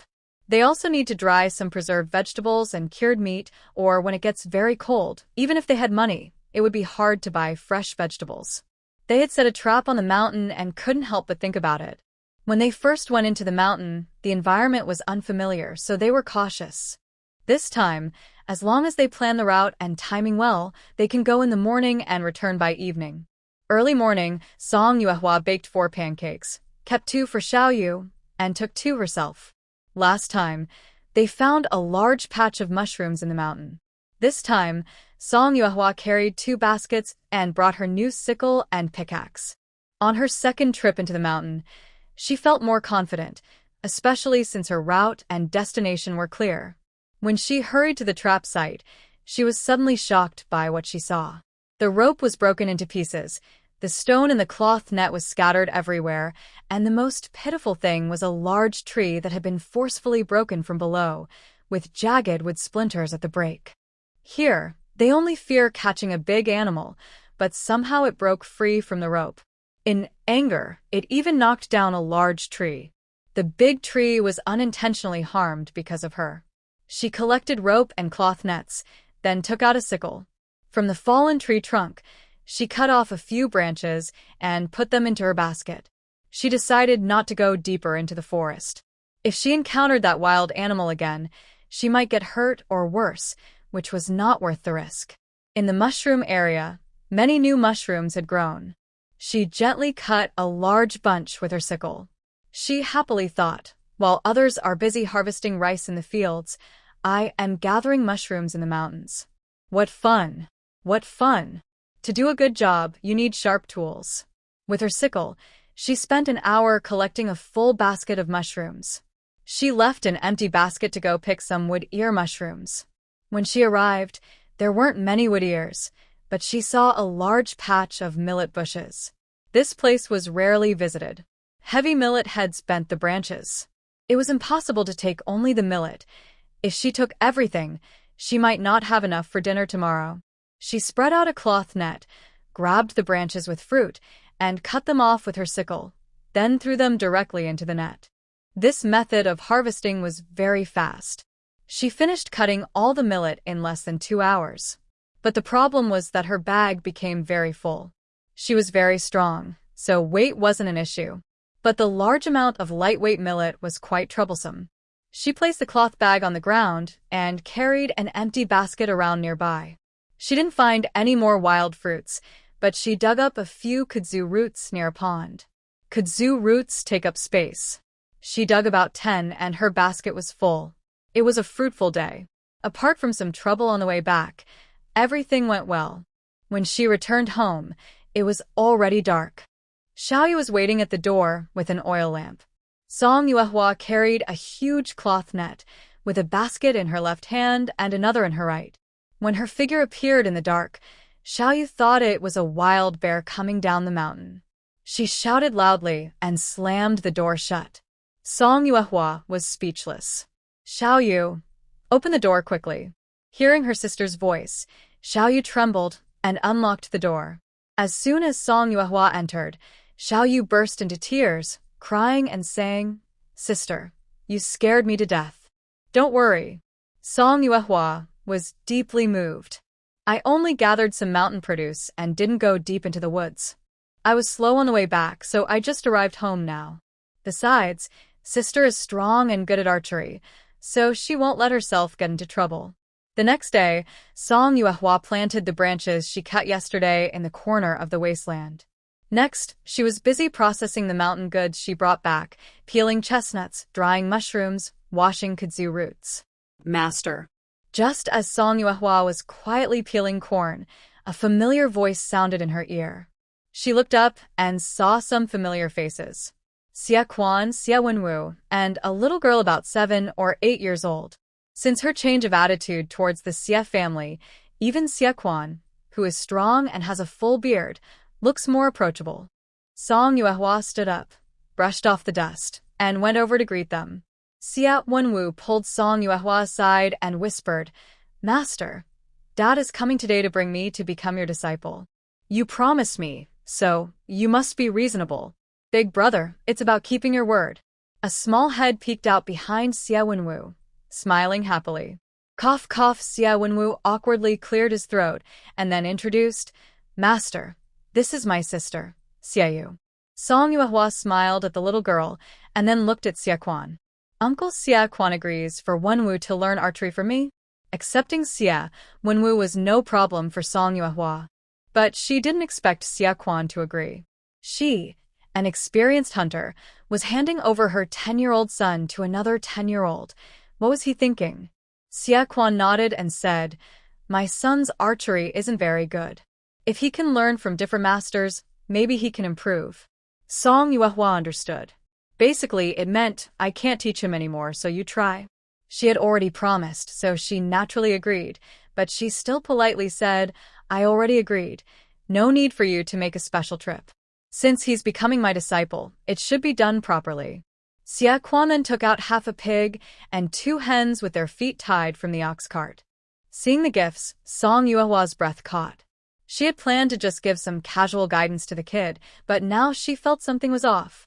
If Xia Wenwu learned poorly under her, how could she face that half a pig?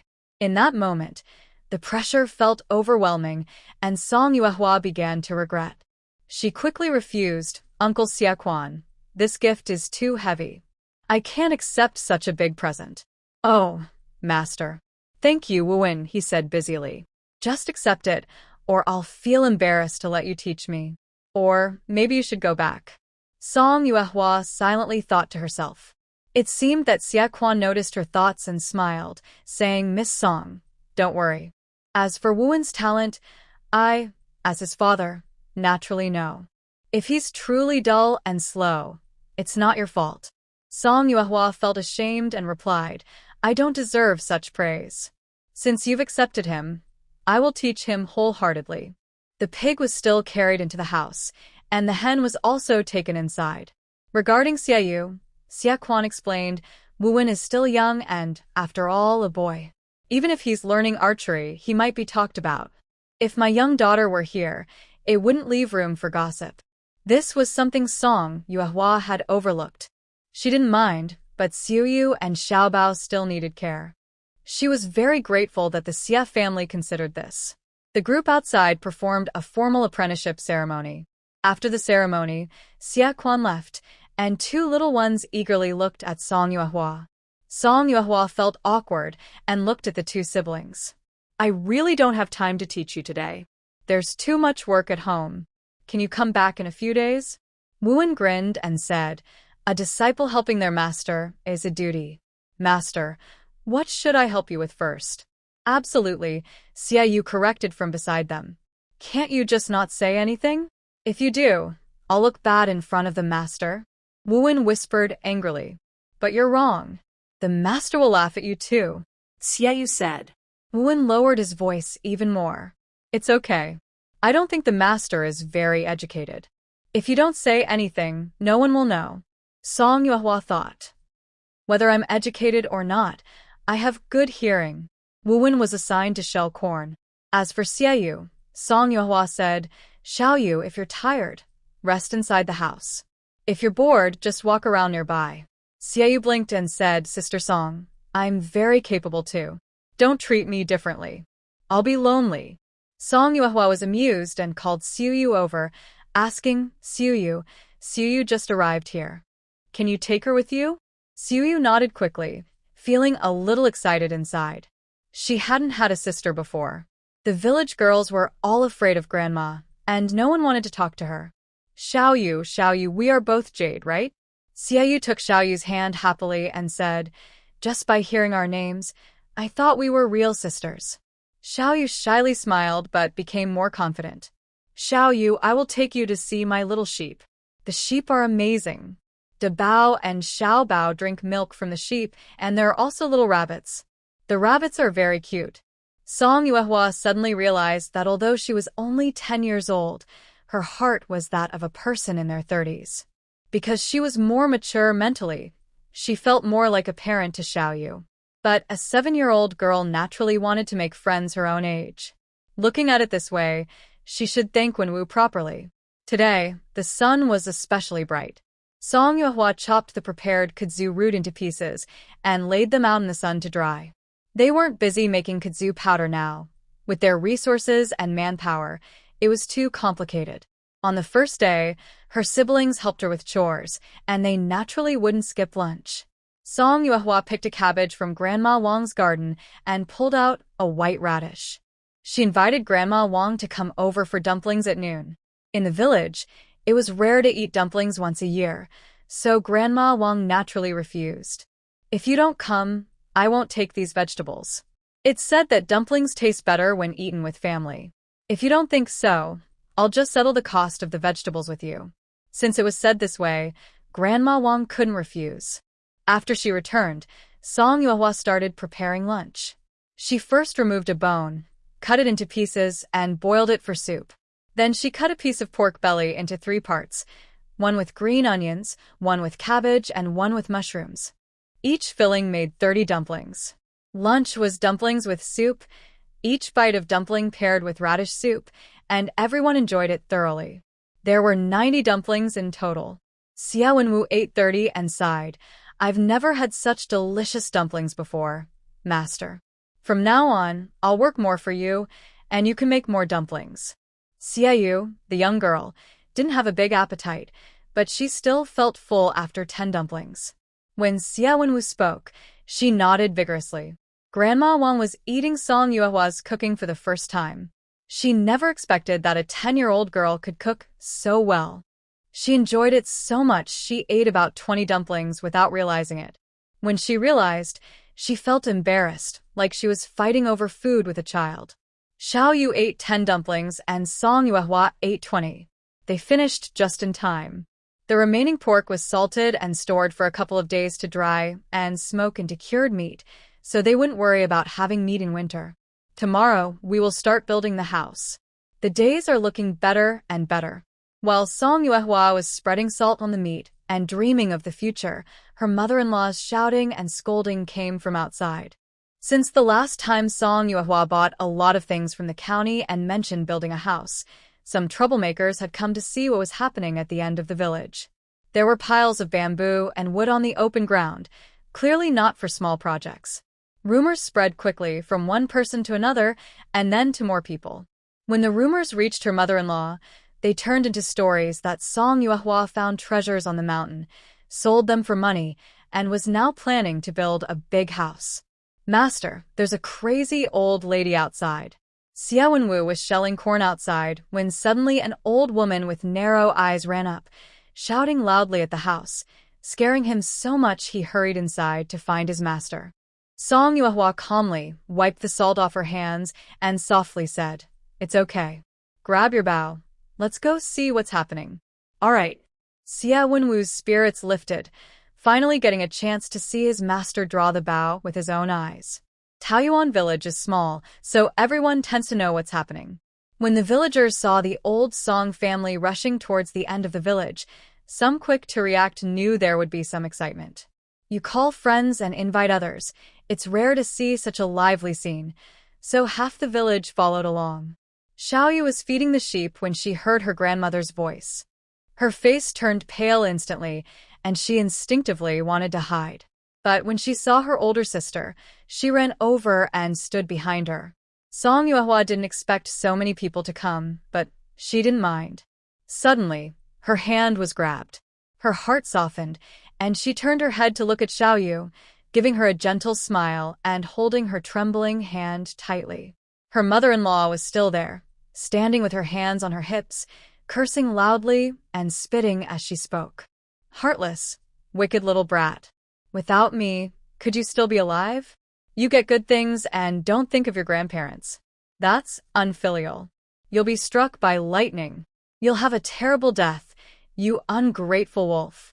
What do you want? Song Yuehua asked calmly. What do I want? Song Lauer said disdainfully. All your things belong to the old Song family. Do we need them? That's right, your things are all ours. Her mother-in-law pointed at Song Yuehua and shouted, Eldest second, go and move her stuff out of her house. Song Yuehua sneered coldly, her expression turning fierce. I dare anyone to try. Come if you have the guts. The intruder threatened, even if you get beaten to death during the robbery, no one will blame you. Even if you survive by luck, once I report to the authorities, you'll still be executed. If you're not afraid of death, come on. Old Lady Song didn't take her words seriously, but her sons, Song Lauda and Song Lao Air, didn't think the same. Seeing that her two sons refused to move, Old Lady Song knew they were just scared.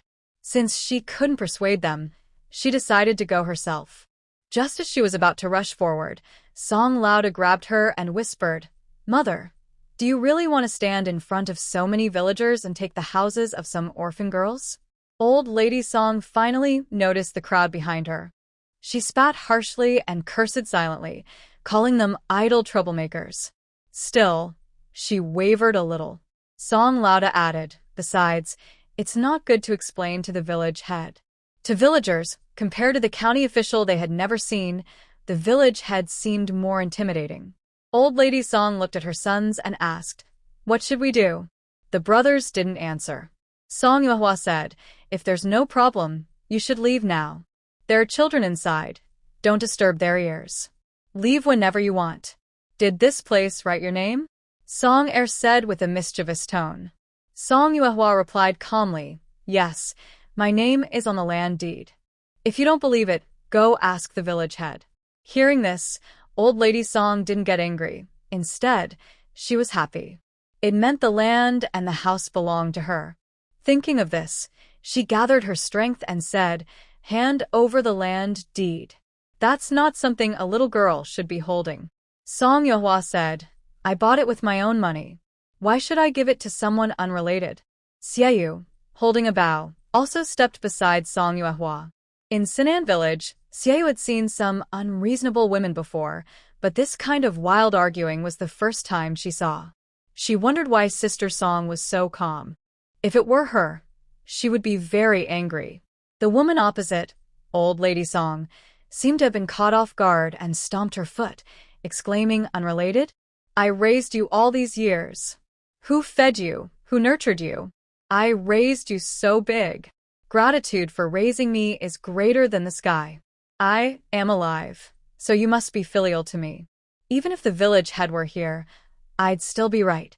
Song Yuehua said, So, you're here to take the land deed.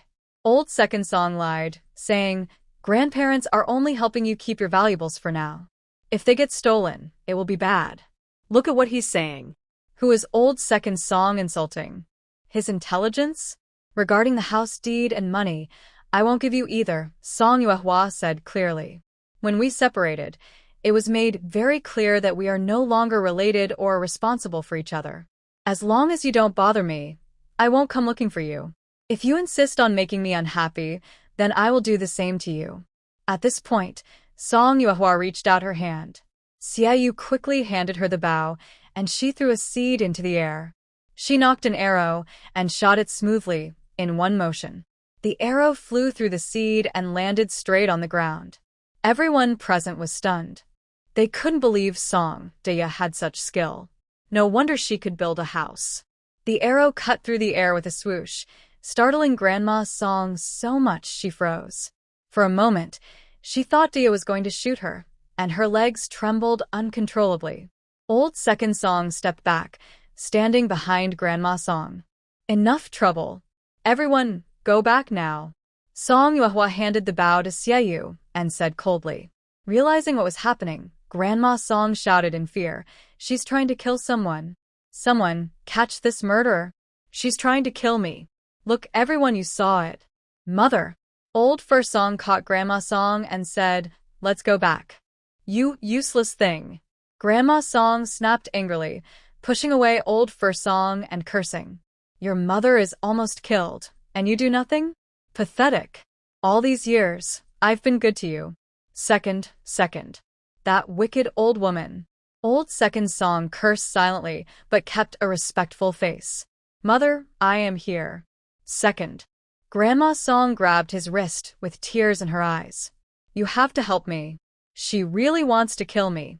You can't just watch her bully me." Old Second Song felt a buzzing in his ears and a headache from her shouting. What could he do? Could he be like Dia?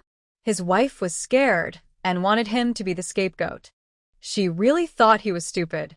"What are you all doing here?" Zhou Dafu's voice came from behind. The villagers moved aside to let the two brothers pass. They carried a thick log and stood behind the crowd. "Dafu, Grandma Song is here to Daya's house deed and money." Someone in the crowd shouted out loud. Then another voice said, "Dafu, Mrs. Song wants to run away with Li Guangguan." Hearing this, Mrs. Song was so angry she nearly fainted and cursed. "Nonsense. You little rascal, don't think I don't know it's you. What are you planning? Spreading rumors about me." No one paid attention to Mrs.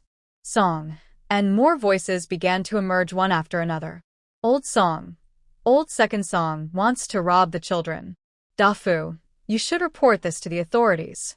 Old Song's family is going to sell the 4 siblings again. Old Second Song is trying to take those 2 kids.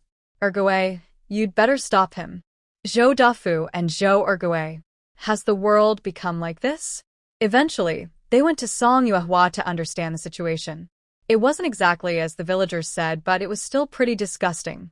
The mother and children experienced firsthand how dangerous people's hearts can be, like the story of the 3 men and the tiger. Mrs. Song had never suffered such a loss before, so she started arguing loudly with the crowd. No matter how sharp her words were, she couldn't compete with the group of chatters. They took turns criticizing, revealing all the bad deeds the old Song family had done over the years, so badly that they almost lost their dignity. Zhou Dafu approached the 3 members of the Song family. "Auntie, you and the 3rd household have officially separated, so whether it's buying land or building a house on Daya's side, it's none of your business. If you want to cause trouble, you should go to the authorities." Mrs. Song was speechless and could only look to Old Second Song for help. Old Second Song wasn't very brave and chuckled. "Dafu, it's not that serious. Don't listen to the girl's nonsense. We just came to take a look. The girl has a temper and gets angry easily, but there's really nothing to worry about. My 2 older brothers are busy, so I'll leave now." Old Second Song left without looking back. Seeing that he didn't get anything, Mrs. Song felt frustrated but had no way to fix it. "Mom, let's go home too," Old Song said. Mrs. Song wanted to say something but finally closed her mouth. The show was over, and everyone started to leave. Zhou Dafu comforted the others a bit and reminded Song Yuehua about starting work tomorrow before heading home. "Xiuyu, see? It's not really that scary," Song Yuehua said gently. Xiuyu wiped the sweat from her forehead with her sleeve and nodded firmly. "No need to worry. After all, there's plenty of time ahead," Song Yuehua thought to herself. Then, she looked at Xiaoyu with a smile. The young girl was quite clever. At that time, Granny Song was loudly shouting outside. Xia Wenwu took down his big bow, ready to go support Song Yuehua. But before he could leave, Xiaoyu stopped him. "There are so many people outside." Standing next to Sister Song looks strange. Are you trying to put words into people's mouths? His warm heart instantly turned cold. Throughout the process, Xia Wenwu could only eagerly peek through the door. Master, Xia Wenwu looked a bit pitiful. Song Yuehua waved at him and then moved to an open space in front. Watch carefully, she said. After saying that, she threw a handful of millet into the air with force. 9 arrows shot out perfectly, hitting their targets without missing. Xia Wenwu watched with excitement, eager to try. Song Yuehua told him to use his own bow. In practice, the most important thing is compatibility. Don't be too aggressive or show off. Xia Wenwu also tried to throw a millet seed, but all the arrows missed. It was quite awkward. Song Yuehua watched carefully and then asked, "Do you help with farming at home?" Huh. Xia Wenwu shook his head. "Usually, I study with Uncle San. I only help with weeding at home." He really did read books. Song Yuehua cleared her throat and said, "Next time you come over, I'll set up a target. You can practice archery in the morning and help with farming in the afternoon to strengthen your upper body." Xia Wenwu was very happy. "Master, don't worry. I'll work hard." "Is this kid practicing splits while studying?" Song Yuehua asked. "Will coming here interfere with your studying?" Hee, Xia Wenwu chuckled. "Uncle Sen says studying is like a slow stream. Learn throughout life, no rush." Learn throughout life? Song Yuehua thought, "Little friend, it seems your uncle, Sen, has given up on you." Of course, she couldn't say that aloud. She politely said, "Your uncle San is quite insightful." Exactly. Xia Wenwu excitedly talked about Uncle San. "He's 2 years older than me. Father says he's very talented, with the potential of a top scholar."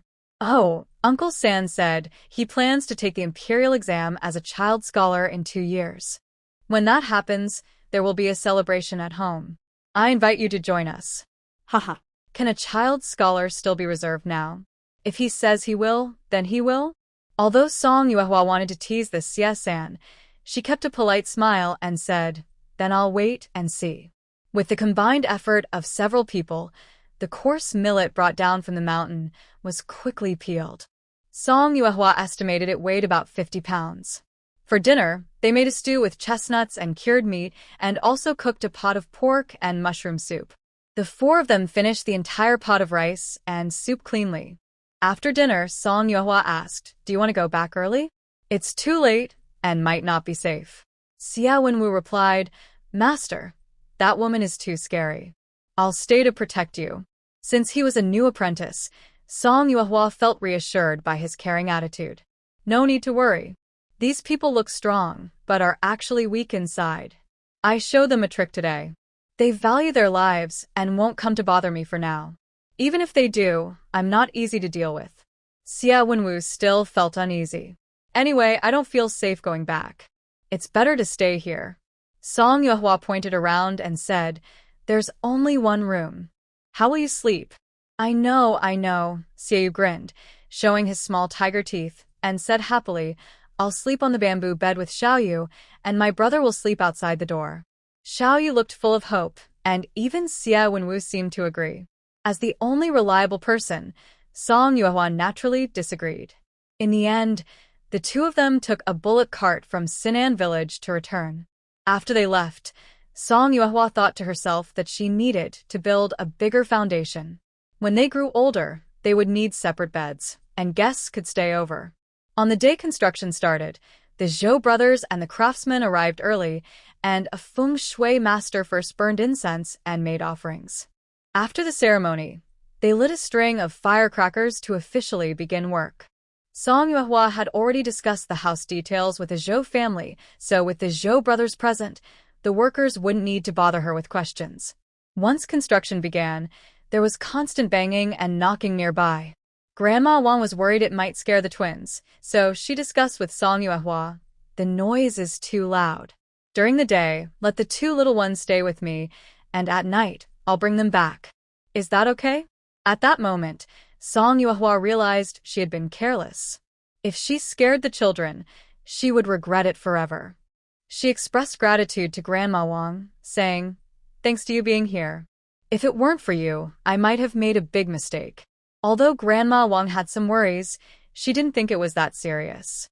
Song Yuehua was only 10 years old, working to earn money and build a house. She was busy inside and out, relying on her entirely. If she could think of everything, that would be truly amazing. That morning, the two little ones were taken back by Grandma Wang. Song Yuehua asked Zhou Ligui for a large bundle of straw and 2 bamboo sticks to make a target.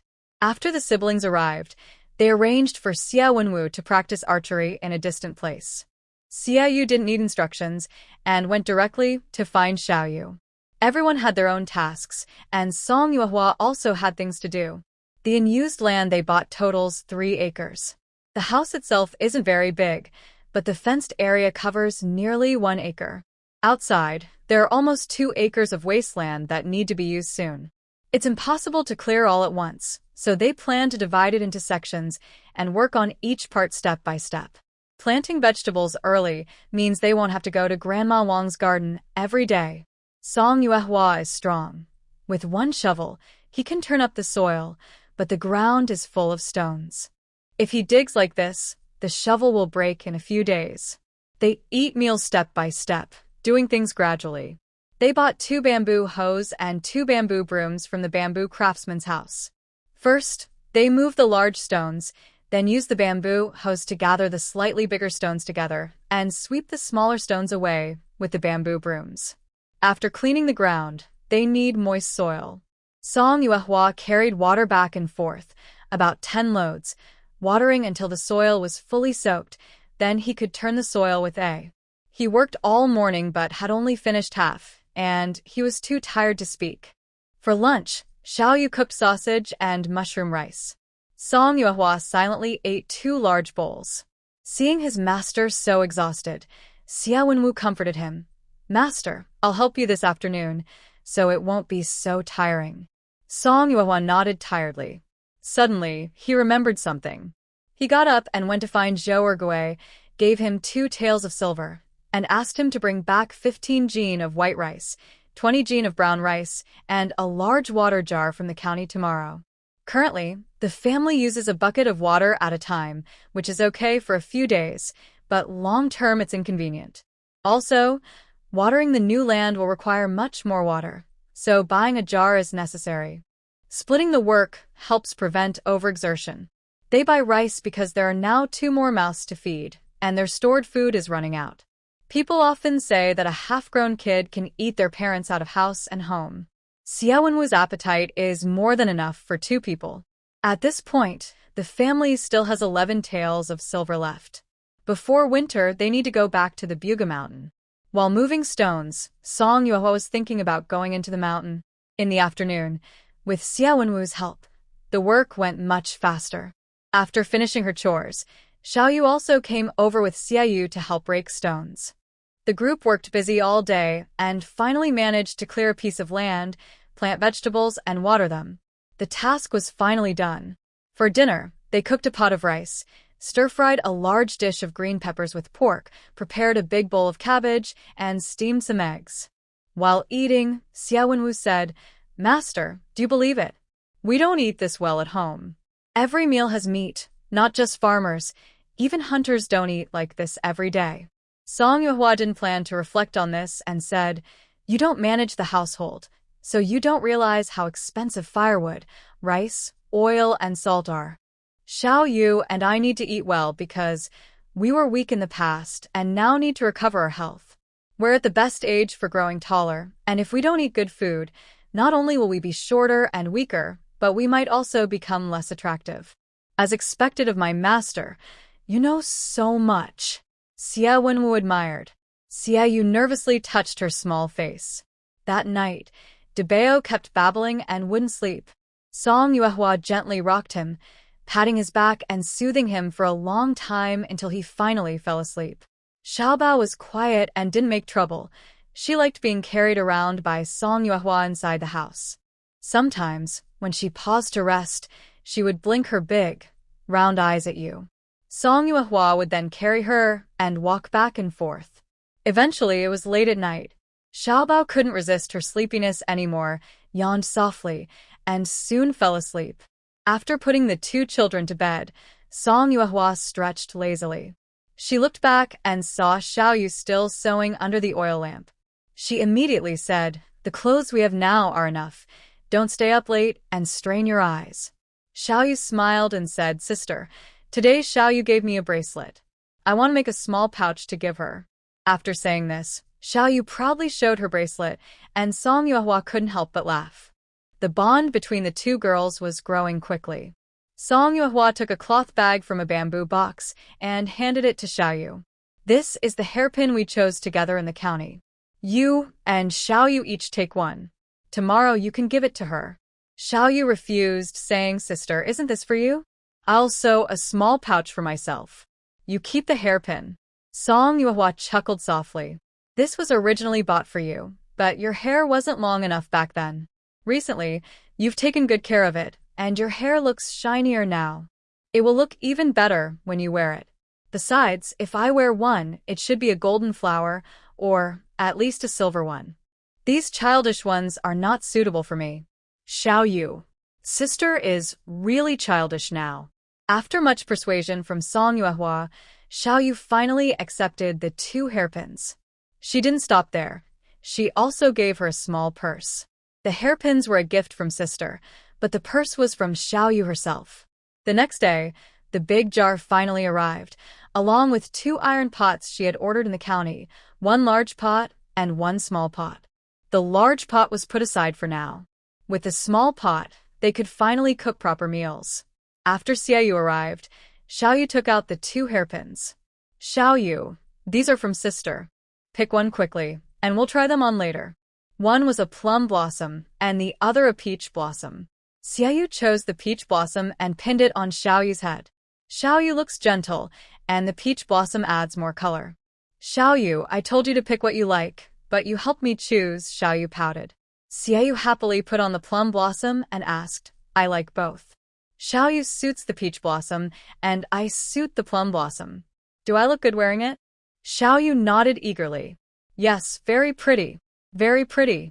Meanwhile, Song Yuehua worked hard, hauling 8 buckets of water to fill the water jar. After fetching water, she went back to work on the fields. Thanks to yesterday's experience, she knew how to save effort today.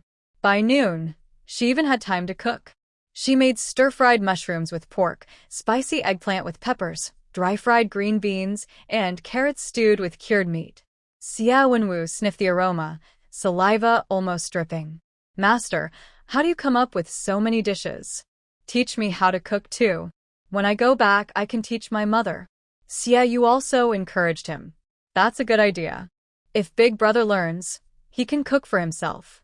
Now, he can cook for us." Song Yuehua sighed. "All right, let's eat first. If you really want to learn, just watch from the side.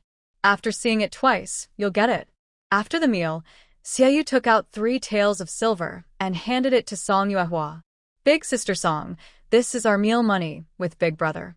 Father said Big Brother is a glutton and eats at your place every day. Half of your rice goes into his stomach. If 3 taels aren't enough, I'll make up for it next month." Song Yuehua hesitated to accept. The 2 children weren't freeloaders, they helped her with chores every day.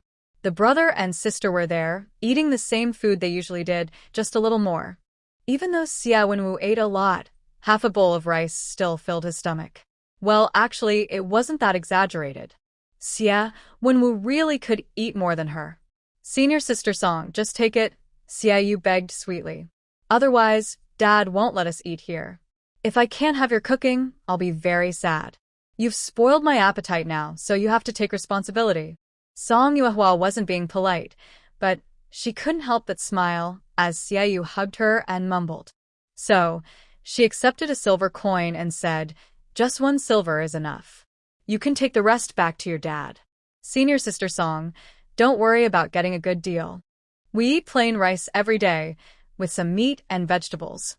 Uncle helped me calculate, and 3 taels of silver isn't much." Xia Yu proudly said, "Our uncle is amazing. He said it's not much, so it definitely isn't more. Senior sister Song, just accept it. If you don't, I'll make my big brother cry until you do." Song Yuehua. "This little fox, She pinched Xiaoyu's nose and scolded with a smile, "I'll take the silver.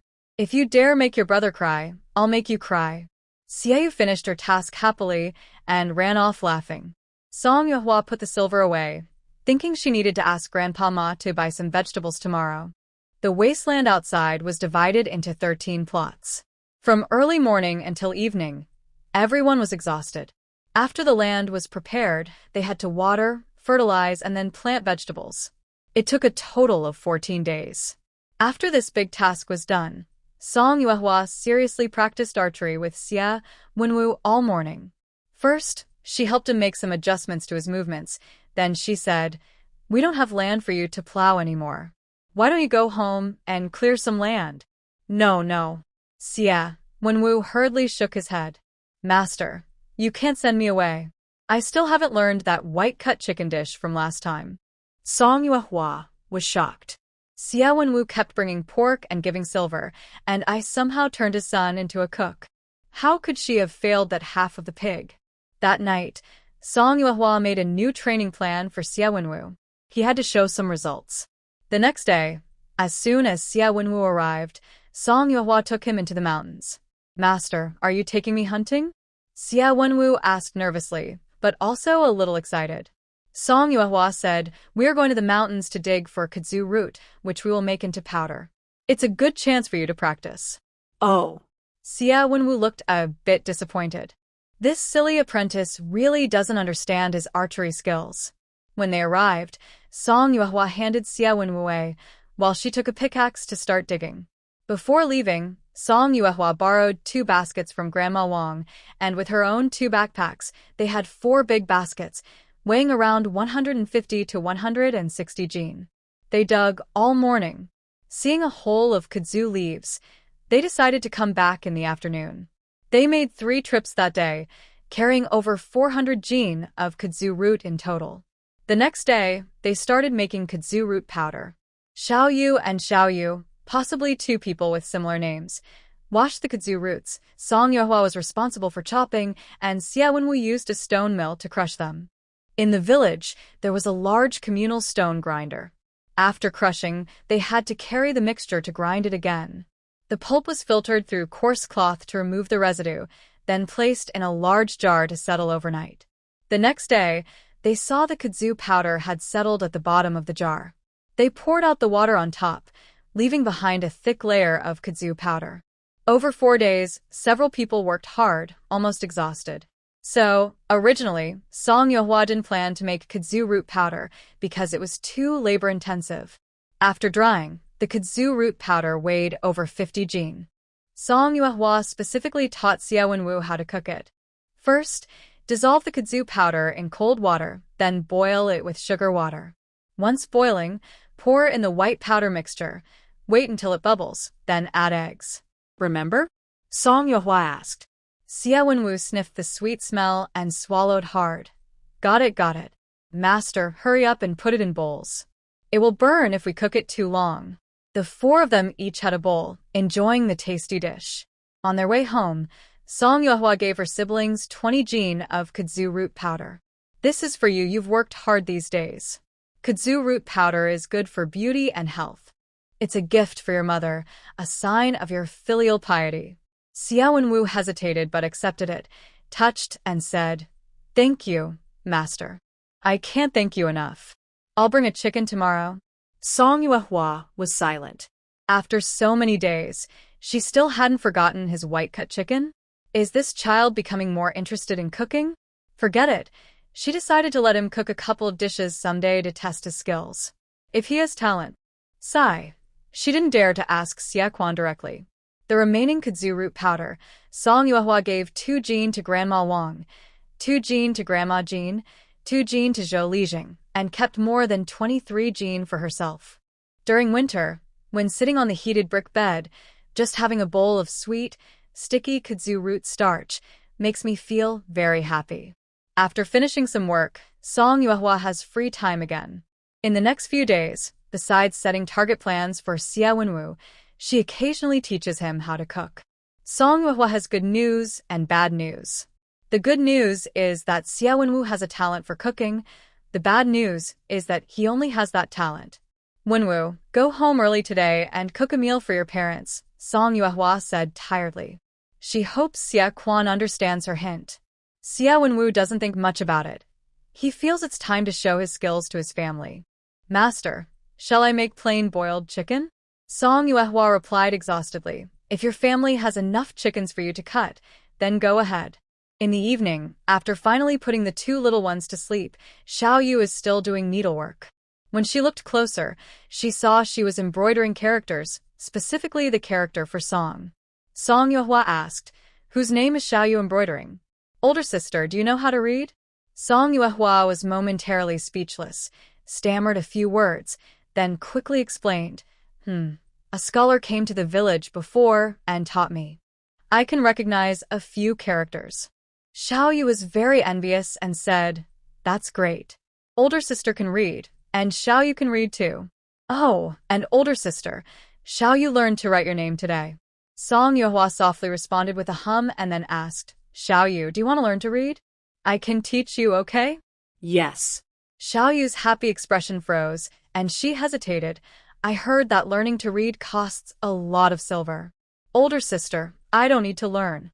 Erbua's Little Grass and Nyo Nyo from Uncle De Nyo's family, they don't know how to read either." "Then what if it doesn't cost anything?" Song Yuehua smiled and said, "I'll teach you, and I won't charge tuition." "Xiao Yu, do you want to learn?" "Yes." "Older sister, you have to teach me to write Dabao and Xiaobao's names, oh, and my own name." Xiao Yu kept talking excitedly beside her. Song Yuehua rested her chin on her hand, happily watching the scene. This is what family feels like. Children wanting to read and learn to read. How can I not support them? It seems earning money is urgent now. Xie family. Xie Quan looked at the 4 dishes and 1 soup in front of him and fell silent. "Dad, try it quickly." Xie Wenwu excitedly introduced the dishes: boiled chicken, sweet and sour spare ribs, mapo tofu, scallion fried eggs, and a mushroom and meat slice soup.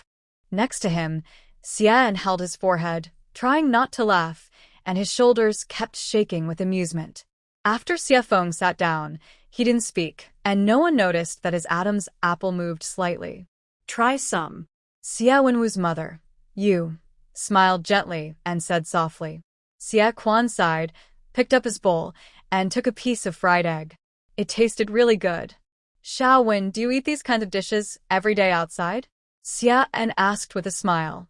Hearing this, Xie Yu quickly gave Xiao Wen a look. Unfortunately, Xiao Wen didn't see it. He chuckled and said, "Of course. These are simple dishes. My master's cooking is truly amazing. Melting braised pork, fragrant and tender pig's trotter soup, spicy and flavorful boiled fish. Oh, and a squirrel-shaped fish. Mom must love it, sweet and sour." "Xiao Wen."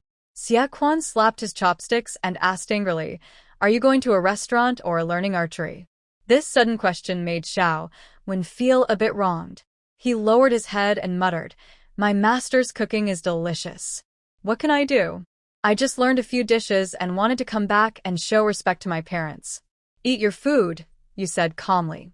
Xie Quan picked up his chopsticks and said angrily, "Finish eating and go to the back mountain." Then he reached for the white-cut chicken. "Dad, this chicken needs to be dipped in sauce." Xie Quan. Ha ha ha.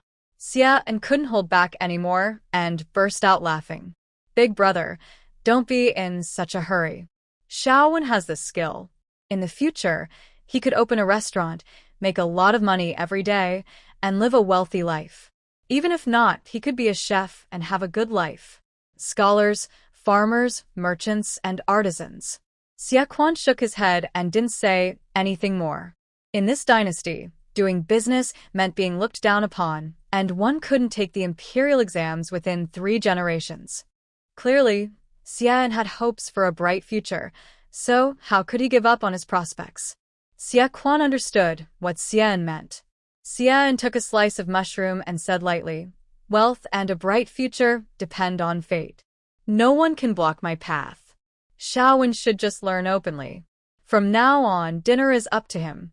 "Third uncle, are you craving food?" Xiao Wen thought he was being clever. Xie smiled and beckoned him over. Then he grabbed Xiao Wen's big face and said unknowingly, "You little fatty, daring to say your third uncle is greedy. After eating 2 bowls of braised pork, you forget to respect your elders. Looks like I need to teach you a lesson. Second uncle, save me. Although Xia didn't have much strength, he couldn't bear Xia Wenwu's fear of pain, and tears started to fall. Just then, Xia Feng picked up a chicken leg and placed it into Xia's bowl, calmly saying, "It's getting cold." Only then did Xia stop, scooping a bite of food with sauce.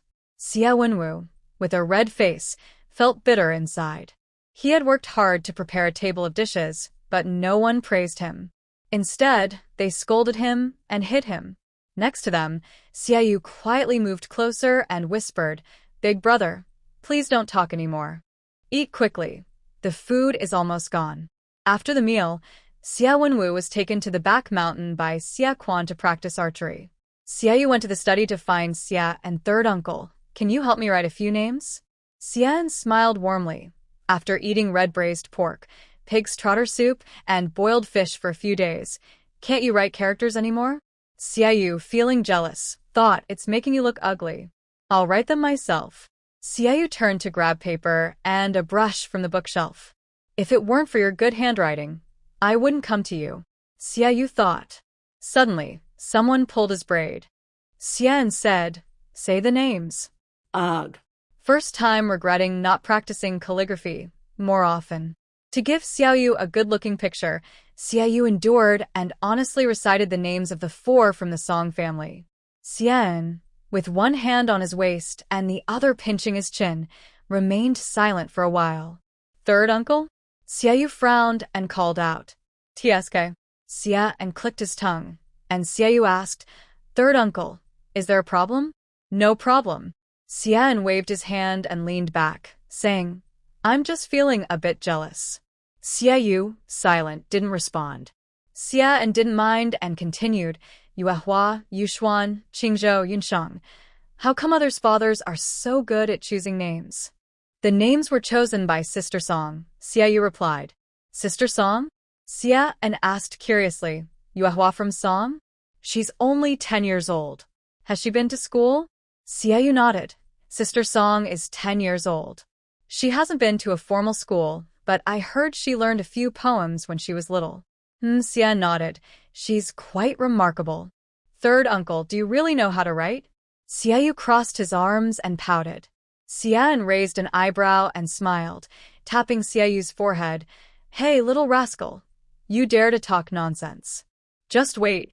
After speaking, Xia took out a piece of paper and wrote down the names of the 4 people.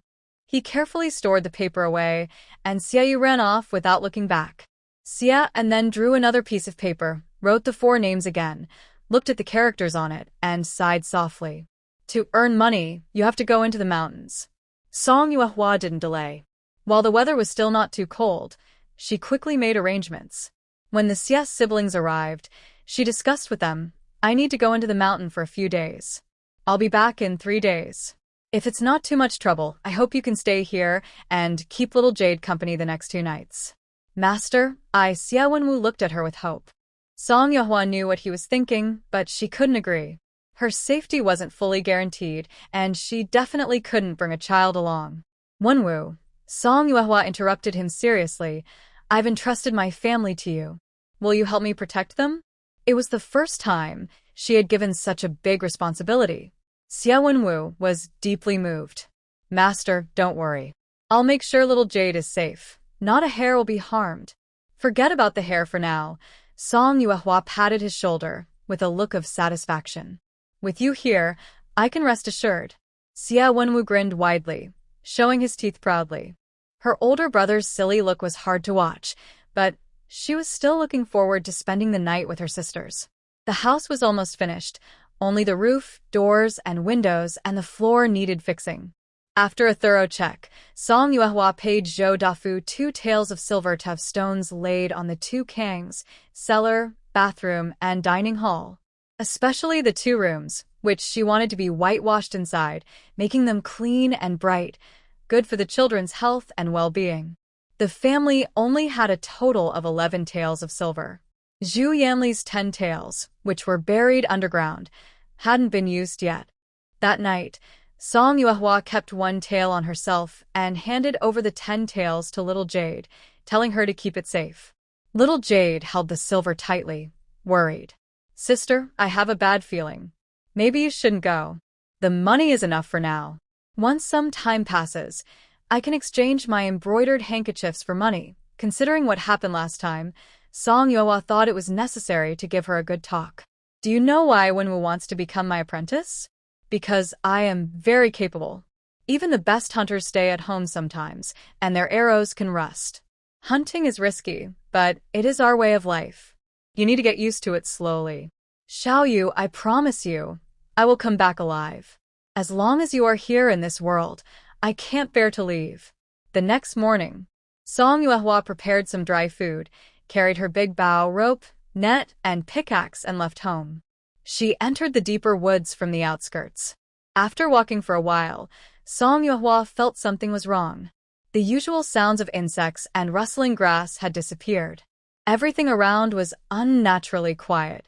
To be cautious, Song Yuehua climbed to a high ground, drew her bow, and stayed alert for a long time, but she saw no signs of danger. Just as she was about to move to another spot, a deafening roar of a tiger echoed through the mountains. From the shadows of the forest, a tiger with a yellow body, black stripes, white belly, and a wound on its forehead slowly emerged. Could it be? Could it be? Was the trap she set earlier caught such a big animal? The king of the forest. What is it doing here? Today, maybe it's unlucky, or maybe she is. The tiger's keen sense of smell quickly found Song Yuehua. It roared loudly and charged toward her hiding spot. Luckily, the terrain was higher, and it didn't leap up. Before she could feel relieved, Song Yuehua noticed that the tiger was climbing up the steep. With the current terrain, she couldn't do what she did last time. Draw her bow and aim quickly. In an instant, she made a decision. She nocked an arrow, aimed and shot, hitting the tiger's right eye. As the tiger rolled down, Song Yuehua immediately ran toward the distance, hearing the tiger's pained howls behind her. She couldn't run to a flat place, so she had to find a big, sturdy, tall tree. There are plenty of trees in the deep mountain forest. Soon, she found her target tree. She dared not look back and sprinted straight toward it without stopping. She knew the tiger was right behind her, maybe just a step away. Any hesitation could turn her into the tiger's meal. Halfway up the tree, accompanied by the tiger's furious roars, the trunk trembled slightly. Fortunately, the tree was thick enough. When she reached a high point, Song Yuehua looked back and almost lost her soul in fright. The injured tiger was climbing up the trunk, step by step, with the arrow still stuck in its eye. Its fur was blood-stained, and its face was fierce and terrifying. Song Yuehua did not hesitate. She turned around and shot another arrow into the tiger's left eye. The arrow hit, and the tiger let out a loud roar. The leaves in the forest rustled loudly. The intense pain made the tiger fall to the ground. Its eyes were blind, and it seemed to lose control, frantically crashing into a big tree. A few hits were okay, but if it kept hitting, the tree wouldn't hold up much longer. Rather than gamble on whether the tiger or the tree would fall first, Song Yuehua didn't want to leave it to fate. She looked around. The nearest tree was more than 4 meters away. She couldn't jump that far, only risking falling to her death. All her tools from the mountain were in a basket, which she had dropped while fleeing. Now, she only had a bow and 7 arrows. It seemed there was no way out or escape now. The big tree was about to collapse. Song Yuehua steadied herself and climbed onto a thicker tree trunk. Just as she was about to reach the top, the main trunk of the big tree snapped with a loud and fell to one side. As it fell toward another tree, Song Yuehua jumped up and grabbed a thick branch of the other tree. For a moment, Song Yuehua truly believed she was chosen by heaven. But then that branch broke cleanly. She realized she was not. The loud crash of the falling tree covered her escape. Although the tiger couldn't see, it could still smell her. Thanks to the branches and leaves cushioning her fall, she landed safely. As soon as she hit the ground, she crazily ran forward. The tiger quickly reacted and chased after her. Song Yuehua darted through the forest, running left and right. Even though the tiger was close behind, it was still confused because she had blinded it with her arrows. She didn't know how long she had been running when night fell. Song Yuehua felt very lucky. If it weren't for the moonlight, she would have lost her advantage. Thank heavens. Ah. Sure enough, one shouldn't get overconfident. The next second, she unexpectedly stepped into thin air. Fortunately, a tree below the cliff caught her. Song Yuehua tried to move, but she heard cracking sounds. Under the moonlight, she saw that this small tree had thin arms and legs. She felt that if she moved again, she wouldn't be able to hold on. From then on, Song Yuehua dared not move, even breathing lightly. The tiger tracked her scent and came closer. When it reached the edge of the cliff, it retreated 2 steps. It circled around and returned to the same spot, extending its claws and viciously waving them towards Song Yuehua. Then, she angrily paced back and forth by the cliff, while behind her, someone simply lay there without moving. Song Yuehua stayed outside from evening until morning, then from morning until evening again. On the 3rd day, older sister still hadn't returned. Xiaoyu couldn't wait any longer. At dawn, she ran outside. Xiaoyu quickly grabbed Xiaoyu. Where are you going? I'm going to find the village head. Older sister told me that if there's trouble, I can ask the village head for help, Xiaoyu said, trembling. Xiaoyu. Xiaoyu called her softly and said seriously, the village head can only send someone up the mountain to look, but your village has no hunters and doesn't know the mountain well. It's dangerous for you to go alone, and you might not find Sister Song. Don't worry, I'll think of a way. Xiaoyu called over Xiaowenwu. Big brother, Sister Song might be in trouble. Go ask Dad and second uncle to help find her in the mountains. That's impossible. Xiaowenwu was about to shout, but Xiaoyu covered his mouth and whispered, Don't let Xiaoyu hear. Wenwu lowered his voice. My master is so capable. How could something happen? Maybe she'll come back tomorrow. Our family often does this, right? Sister Song promised to return in 3 days. If she can get free, she will come back. Hearing this, Xiaoyu's face grew serious. So this time she's either trapped or... Suddenly, there was a loud bang. Xiaowenwu felt like his mind exploded, and he froze for a moment. Then, he quickly said to Xiaoyu, Take care of Xiaoyu. I'll go find Dad. After saying that, Xiaowenwu ran off quickly. Wait a moment. Xiaoyu called out. Go find a family in the village with the surname Ma. They have an ox cart. Pay them extra money to take you back. Xiaowenwu nodded without saying a word and ran away. Watching his brother's figure, Xiaoyu calmed her nervous heart and went back inside to comfort Xiaoyu again. She didn't know how long she had been waiting. Song Yuehua hadn't eaten or drunk for several days. She felt she couldn't hold on much longer. She didn't know if the tiger was dead. Since it had been lying there, it hadn't moved. If it was dead, someone could help her by collecting its body, and she'd have gained a tiger pelt. It wouldn't be a waste to come to the mountain. If she died, Xiaoyu would surely be very sad. The house was almost finished, and with the village head nearby, Old Song's family probably wouldn't dare to come cause trouble.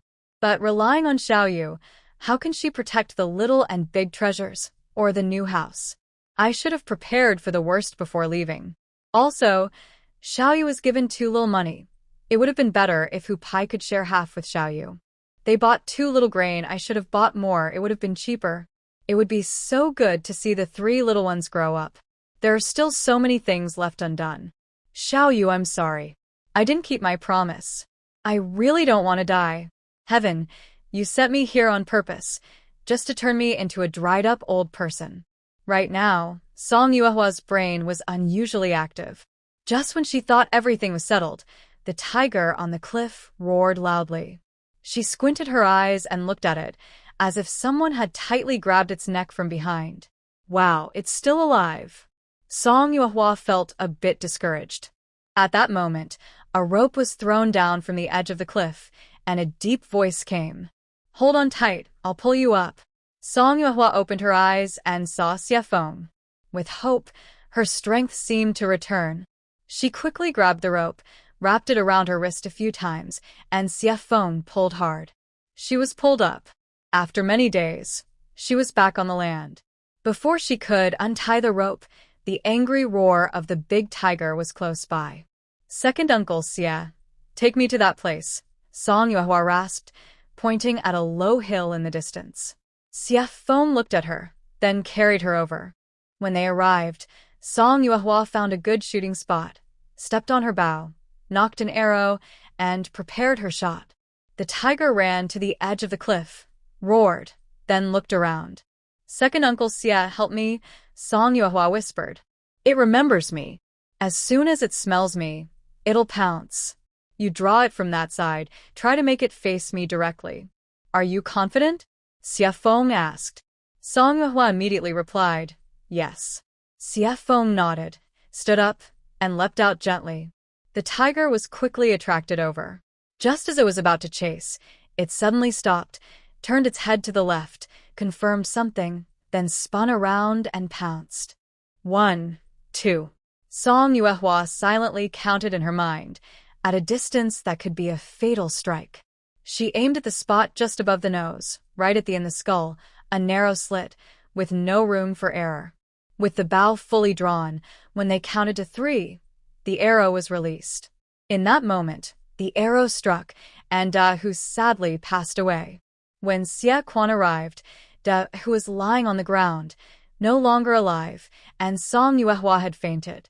Xie Feng checked her pulse and said, no serious injury. Afterward, he gave Song Yuehua some water. Not long after drinking, Song Yuehua felt she was lying on someone's back, probably Xie Feng. She closed her eyes and, in a daze, thought, Xie Feng. She mumbled. Xie Feng paused for a moment and then continued walking forward. On her back, Song Yuehua muttered a few more words, face. Don't scare Xiao Yu. Xie Feng spoke gently, don't worry, I'll wipe your face later. Are you awake?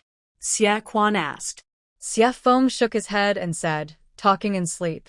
When Song Yuehua opened her eyes again, she was lying in her own home. You're awake? A voice she had never heard before. Song Yuehua turned her head to see the speaker, a woman she did not recognize. Xie Wenwu, Xie Yu. I am their mother. Yu Shi's face was calm, with a faint smile, and her eyes looked indifferent, speaking in a strange rhythm. Song Yuehua was momentarily unsure how to respond. Hello, Auntie. No, Aunt. Song Yuehua nervously stammered. Water? Yu Shi's voice was emotionless. Frightened and dry-throated, Song Yuehua shook her head quickly. Without surprise, the two fell into silence. Big sister. Sister Song. Xiao Yu and Xie Yu ran inside from outside. Thank goodness. You two are like angels. Song Yuehua looked at them with tears in her eyes. Big sister, are you feeling unwell? Do you want some water? Are you hungry? I've cooked some meat porridge in the jar. I'll serve it to you. Xiao Yu brought water over, checked that Song Yuehua was okay, then ran outside to serve the porridge. Xie Yu sighed and said, Sister Song, you've been lying here for 4 days. If Uncle Air hadn't said you were fine, we would have carried you to the clinic. Song Yuehua said, if it weren't for Uncle Air, I'd definitely not have made it back. She hesitated to say the rest of her words. If she hadn't returned this time, she probably would have been turned into human jerky. Uncle Air will come this afternoon, Xie Yu said.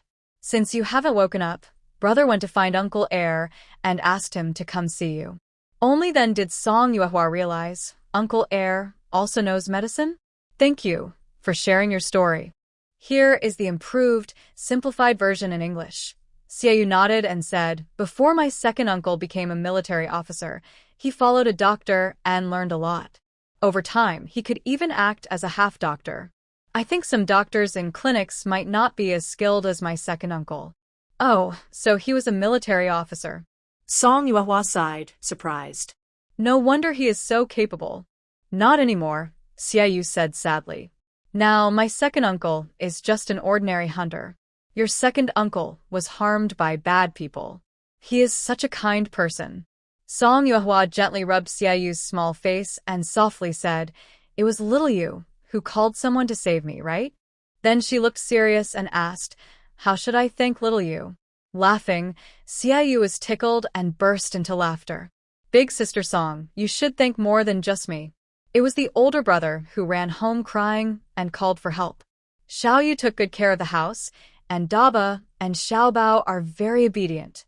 After saying this, Xiaoyu playfully spread her hands and asked, "Big sister Song, how do you think I should be thanked?" Song Yuehua smiled and said, "When I get better, I will cook a big meal for everyone. You can eat whatever you want. How does that sound?" Xiaoyu's eyes sparkled, and she nodded eagerly. She was very happy about that. After eating a bowl of plain rice porridge, Song Yuehua felt alive again. Xiaoyu took the empty bowl and was about to fill it again. Song Yuehua asked, "Where are Daba and Xiaobao?" Oh. Xiaoyu exclaimed softly, "I need to tell Grandma Wang." She finished speaking, put the bowl on the table, and ran outside without looking back. Song Yuehua sighed. Porridge. Next to her, Xiaoyu giggled and brought the whole jar of porridge inside. When Song Yuehua reached her fourth bowl, Grandma Wang came over carrying Daba and Xiaobao on her back. "Girl, are you feeling better?" Grandma Wang looked at her with concern. Song Yuehua took Daba and Xiaobao into her arms. "Grandma, don't worry. I just got hungry and fainted. Nothing serious." Grandma Wang lowered her eyes and sighed helplessly. "I'll go back now and bring you some chicken soup tonight." "Grandma, no need." Song Yuehua quickly stopped her. Grandma Wang waved her hand, said a few words to Xiaoyu, and then left. A few days passed, and the two little ones still looked healthy and chubby. It was clear they were well cared for. Song Yuehua hugged both of them tightly, feeling happy and grateful that they were safe again. "I was in a deep sleep for 4 days. I felt like my bones were about to fall apart. I wanted to get up and move, but Xiaoyu wouldn't let me." "Get some sun," Mrs. Yu said softly nearby. Xiaoyu immediately stopped blocking me. I looked at them, speechless. The sun was very bright and warm on my skin. I hadn't felt so relaxed in a long time. In the afternoon, Xia Feng drove a ox cart and came with Xia Wenwu. "Master." Suddenly, a soft body jumped onto me. Xia Wenwu looked scared and said, "Master, you're finally awake." I was so worried. "How dare you fight the big beast alone? Even my dad isn't as brave as you." As expected, Xia Wenwu's head was hit hard from behind. "Stretch out your hand," Xia Feng said. I reached out my hand. Xia Feng checked my pulse, took a moment, then said, "You're fine now." "Second uncle," Xia Wenwu asked quickly, "can I cook a plain boiled chicken to help the master recover?" Xia Feng looked at him and slowly said, "Sure." Hearing this, Xia Wenwu grinned widely and went to the ox cart to bring down 2 chickens. "So, how many chickens does the Xia family raise?" After Xia Wenwu left, Xia Feng took out a big bag of silver.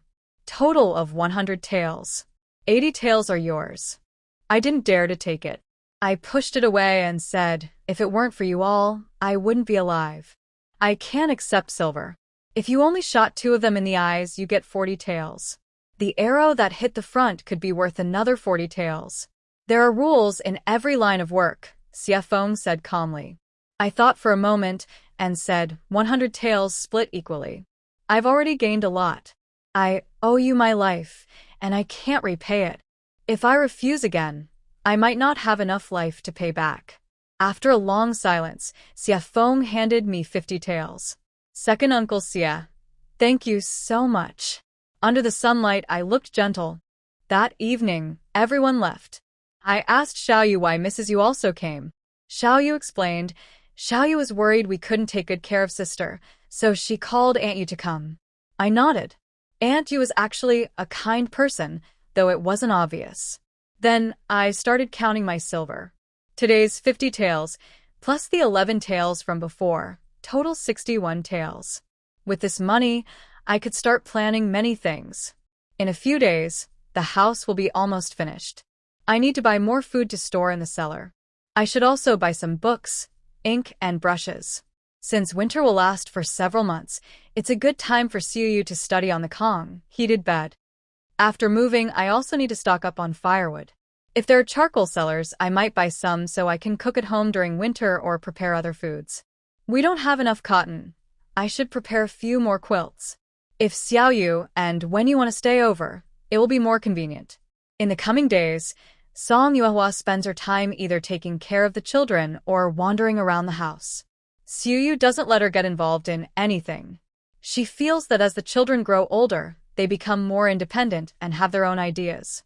A few days ago, she was very scared, but as long as Xiuyu feels at ease, Song Yuehua goes along with her. When the last tile was placed on the roof, firecrackers were set off, and everyone cheered at that moment.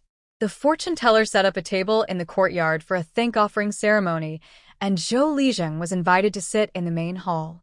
The Zhang family, Zhou family, and Wang family brought old items as gifts. After the house was lively, Zhou Dafu paid all the workers, and after they expressed their thanks, they left. Only a few villagers stayed inside.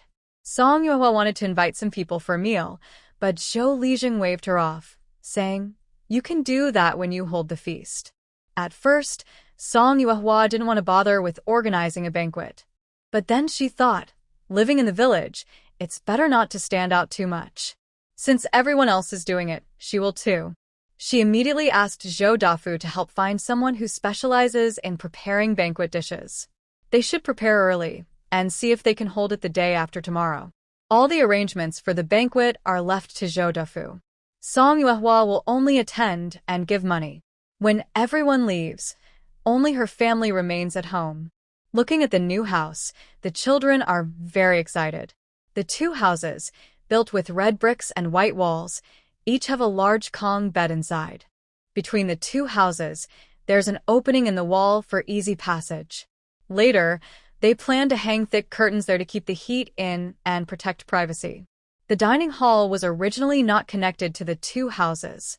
Later, Zhou Dafu, who had seen a lot of mud bricks, suggested to Song Yuehua that they buy 2 more carts of bricks to fill the empty space and build an extra room. The dining hall is connected to the kitchen. The kitchen has a door leading to the bathroom. The bathroom was paved with blue stone tiles, and in the corner at the door, there was a small stove without a pot, only a stove opening. Song Yuehua thought that it would be better to buy a large pot and boil water directly in the bathroom instead of heating water in the stove room and carrying it over. In the middle of the bathroom, there was a large bathtub, which Song Yuehua privately ordered from Yang the carpenter to make. It had been many days, and Song Yuehua was dreaming of taking a good, hot bath. The outhouse was the most carefully designed part by the craftsman because Song Yuehua requested that no waste be left inside. So, the craftsman laid stone bricks underneath, creating a. After using the toilet, water could be used to flush waste into the dung pit on the other side of the wall. There were some hidden channels in the bathing area. When bathing, the water would flow into the outhouse's water basin. Moving the stones outside the basin would let the water automatically flush the toilet. Xia Wenwu couldn't understand why taking a dump was so complicated. But Xiaoyu and Xiaoyu, the twins, were very interested in the bathtub. The new house was a bit damp, but once the 2 fire beds were lit, everything was fine, and they could move in any time. The twins were handed over to Grandma Wang. Song Yuehua took a few children and went back inside to clear things out and prepare for moving. While cleaning, Song Yuehua realized she still had quite a lot of belongings. There was plenty of food, including 45 jin of cured meat, 22 jin of kudzu root powder, 10 jin of dried mushrooms, 2 jin of wood ear mushrooms, 45 jin of millet, and 20 jin of dried kudzu root. All these dried goods were moved into the cellar, hung up, and packed away. There was a jar of pig fat, and more than half a jar of salt. The red sugar was probably only half a jin left, along with a small jar of soy sauce and many 5-spice seasonings bought later, plus a small jar of vinegar. All these items were placed in the cupboard in the stoveroom. In the old house, besides the bamboo bed and door panels, everything else had been moved out. Taking advantage of the bright sun, Song Yuehua took out the old cotton from the bedding to air it out. They had bought 25 jin of new cotton, originally intending to make winter clothes. Recently, Song Yuehua used 16 jin to make 2 large quilts. The size of the firebed was too big, and if the mattress was too thin or too small, it wouldn't be comfortable. The cotton from the old mattress was pulled out and aired again, and the mattress needed to be sewn anew. They needed to finish the mattress quickly, so they could sleep on the bed tonight. Time was tight. Song Yuehua was outside airing the old cotton. Xiaoyu was watching over Daba and Xiaobao, and Xiaowenwu was cooking in the stoveroom. Xiaoyu and Grandma Wang needed to sew the mattress before dark. After the cotton was dried, Little Yu wanted to help Little Yu. Unfortunately, she pricked her fingers several times and gave up reluctantly. Little Yu, I can teach you how to recognize characters. You can teach me how to sew clothes. Little Yu watched as Little Yu skillfully moved a needle up and down, feeling very envious. Little Yu smiled and said, I just started learning too. I don't dare to teach others. We can learn together from the mother-in-law. No, no. Xiaoyu quickly waved her hand. With my rough hands, I only dare to ask you. Besides, being able to sew a piece of clothing by myself is enough. Little Yu was curious for a moment. Why not learn from Andy? Sigh. Xiaoyu sighed and said, My mother has good luck. She doesn't know how to do needlework. Usually, my father handles the mending at home, and the clothes are made by villagers we hire. I don't have any other wishes. If I can make a piece of clothing or sew a quilt, I will be happy. Little Yu was stunned for a moment. Xiaoyu's father. Little Yu had also seen him. He looked strong and sturdy. No one would doubt that he kills pigs. But imagining him sewing clothes was hard to picture. Grandma Wang and Little Yu worked until night to finish sewing the mattress. Next, they had to stuff cotton inside, and after filling it, they needed to sew the stitches. Song Yuehua held the big baby in her left arm and the little baby in her right arm. The three of them watched eagerly as the two women worked tirelessly. Finally, the mattress was laid on the Kong, heated bed, after dark. The large Kong was spacious enough for the four siblings to sleep on one side. Whether lying sideways or lengthwise, there was plenty of room. That night, Little Yu kept tossing and turning, feeling excited. Older sister, is this house ours? Yes, it is ours. The bath barrel is ours too? Yes, it is ours. Little Yu still couldn't believe it. How did we move into such a nice house? Am I dreaming? Song Yuehua grinned mischievously. Then I'll show you if it's a dream. She tickled Little Yu twice at the waist, making her laugh out loud from the itch. The sisters played for a while, but worried about waking the twins, so they stopped. Besides Grandma Wang's 10 taels, the family had a total of 61 taels of silver. With some savings, they needed to buy things early. Tomorrow, there would be a celebration. Early that morning, the sisters carried baskets and took Ma Ye's ox cart. On the cart, villagers asked about the house. Song Yuehua smiled and replied, We will host a banquet tomorrow. When the time comes, please do us the honor of coming to share the wine. No one dared to ask more words. That day, Song Yuehua's arrow frightened not only old lady Song. The county's meat buns cost 2 coins each. Song Yuehua bought 4, giving 2 to Xiaoyu. Xiaoyu ate 1 and was full. Song Yuehua tore the bun in half and put it in her mouth, saying, Eat more. Today, you have a lot to carry, and if you're tired, you can't get home. The two first went to the iron shop, ordered a large pot for boiling water. It takes at least 2 buckets of hot water for bath, so the boiling pot must be big. Then they bought a small pot for hot pot. Their old pickaxe was lost in the mountains, so they bought a new one and a chopping knife. The total cost was 8 taels of silver. Song Yuehua was a regular customer at the iron shop. Blacksmith Zhao casually asked if they wanted delivery. Of course, they wanted delivery to their home. Song Yuehua liked shopkeepers who were perceptive, and Zhao also liked customers who paid generously. Zhao, feeling happy, casually chatted a bit. That's when Song Yuehua learned that the village's bamboo craftsman was Zhao's father-in-law. Bamboo and blacksmithing are family trades, and she really envied that. After leaving the iron shop, Song Yuehua bought a large door lock and 3 smaller locks at a general store. In the future, she planned to stock up on food at home, and locking up would make her feel safer. They also needed new bowls. If guests came, it would be inconvenient to borrow dishes every time. For now, she bought 8 large sea bowls.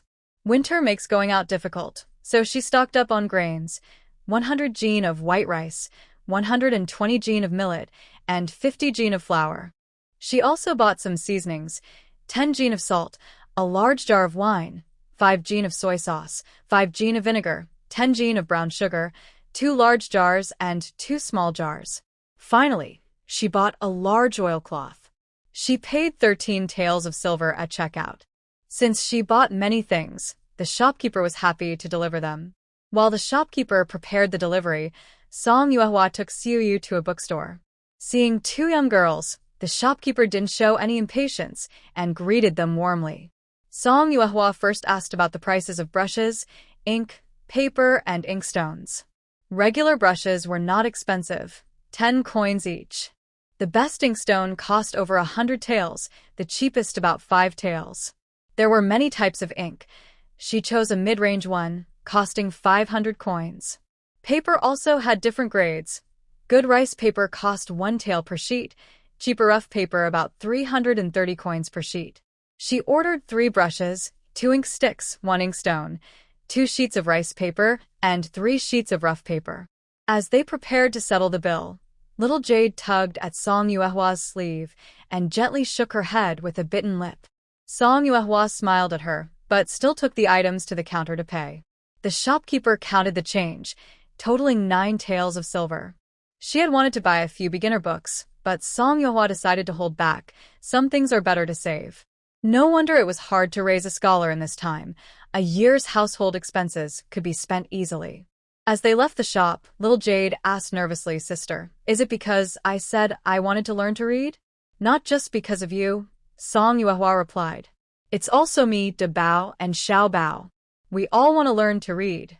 Don't you want to?" Little Jade quickly shook her head, looking hesitant and unable to speak. "Don't worry, we still have plenty of money," Song Yuehua comforted her. Actually, she wanted to say she would earn more money if it ran out, but she remembered that the last incident had just happened, so she kept quiet. Song Yuehua took a deep breath and then took little Jade to a fabric shop. They bought 50 jin of cotton and chose 3 different colors of cloth, half a yard each. They also picked out 2 pairs of cloth shoes for each girl and bought a set of embroidery tools for little Jade. It cost 8 taels of silver in total. After that, the 2 of them lost their desire to shop further. They rode the ox cart from the general store home, arriving in the afternoon. Little Jade went to Grandma Wang's house to pick up De Bao and Xiao Bao, while Song Yuehua carried the new purchases into the house. They moved the rice, flour, grains, and a large jar of salt, soy sauce, and vinegar into the cellar and neatly organized the rest. Looking at the gradually filling house, she counted the remaining 23 taels of silver.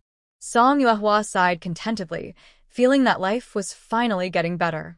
The next day, the people preparing the feast arrived early. They were all professionals, bringing their own ingredients, utensils, and materials. Aside from a few bundles of firewood, the host's supplies, including salt, were barely used. The dishes at the feast were simple but not bad, common farmhouse fare.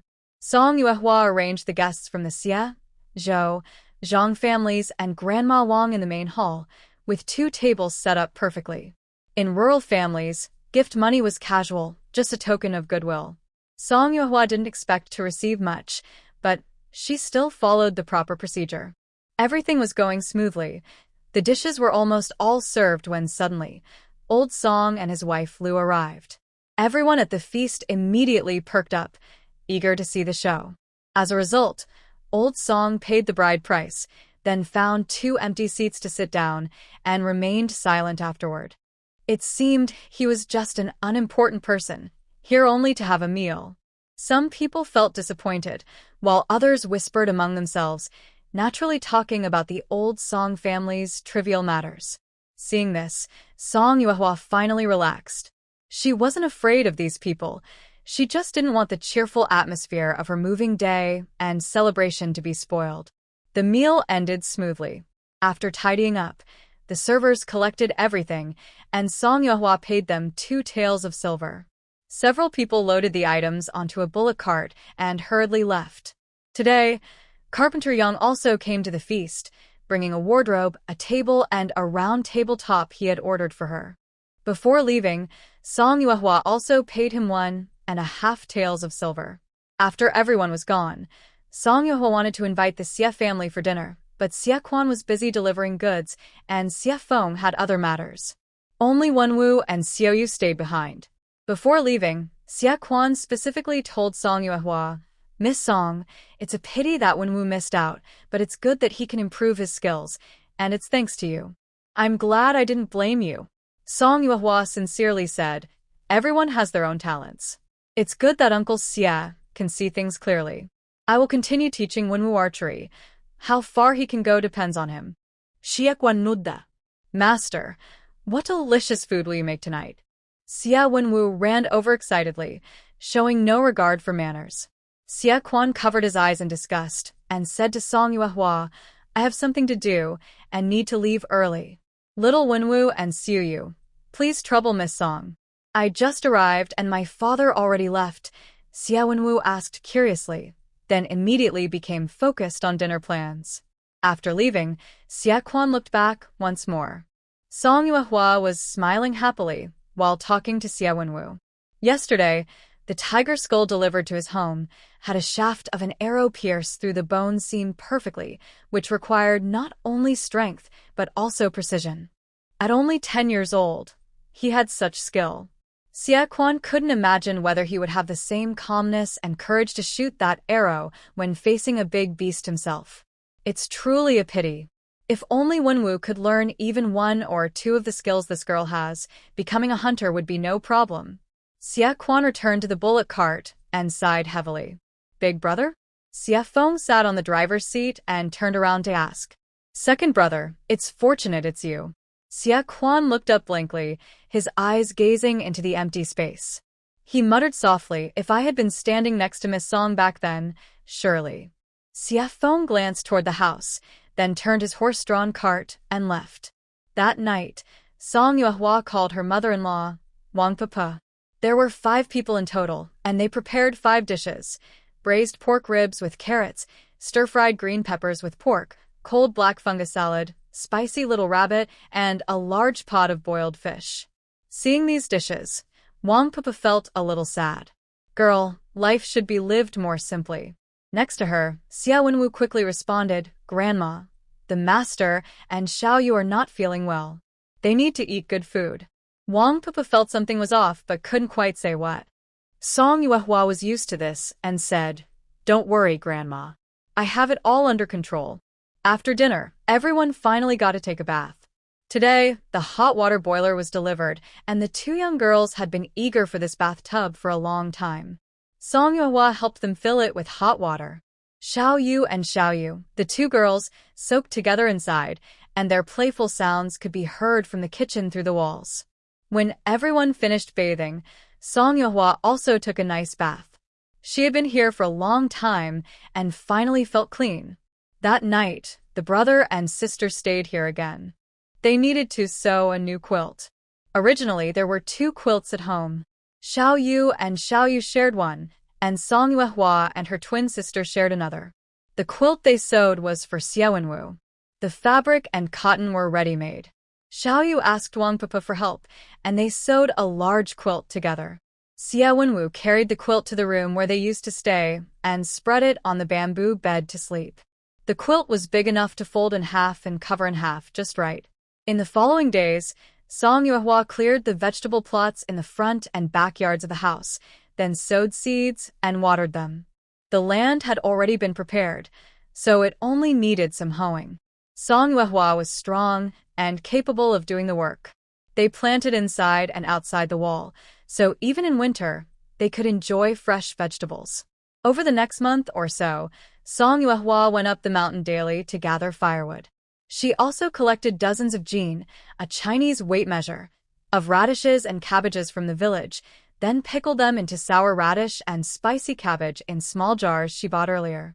After pickling the vegetables, she bought a fish basket from the bamboo craftsman's house.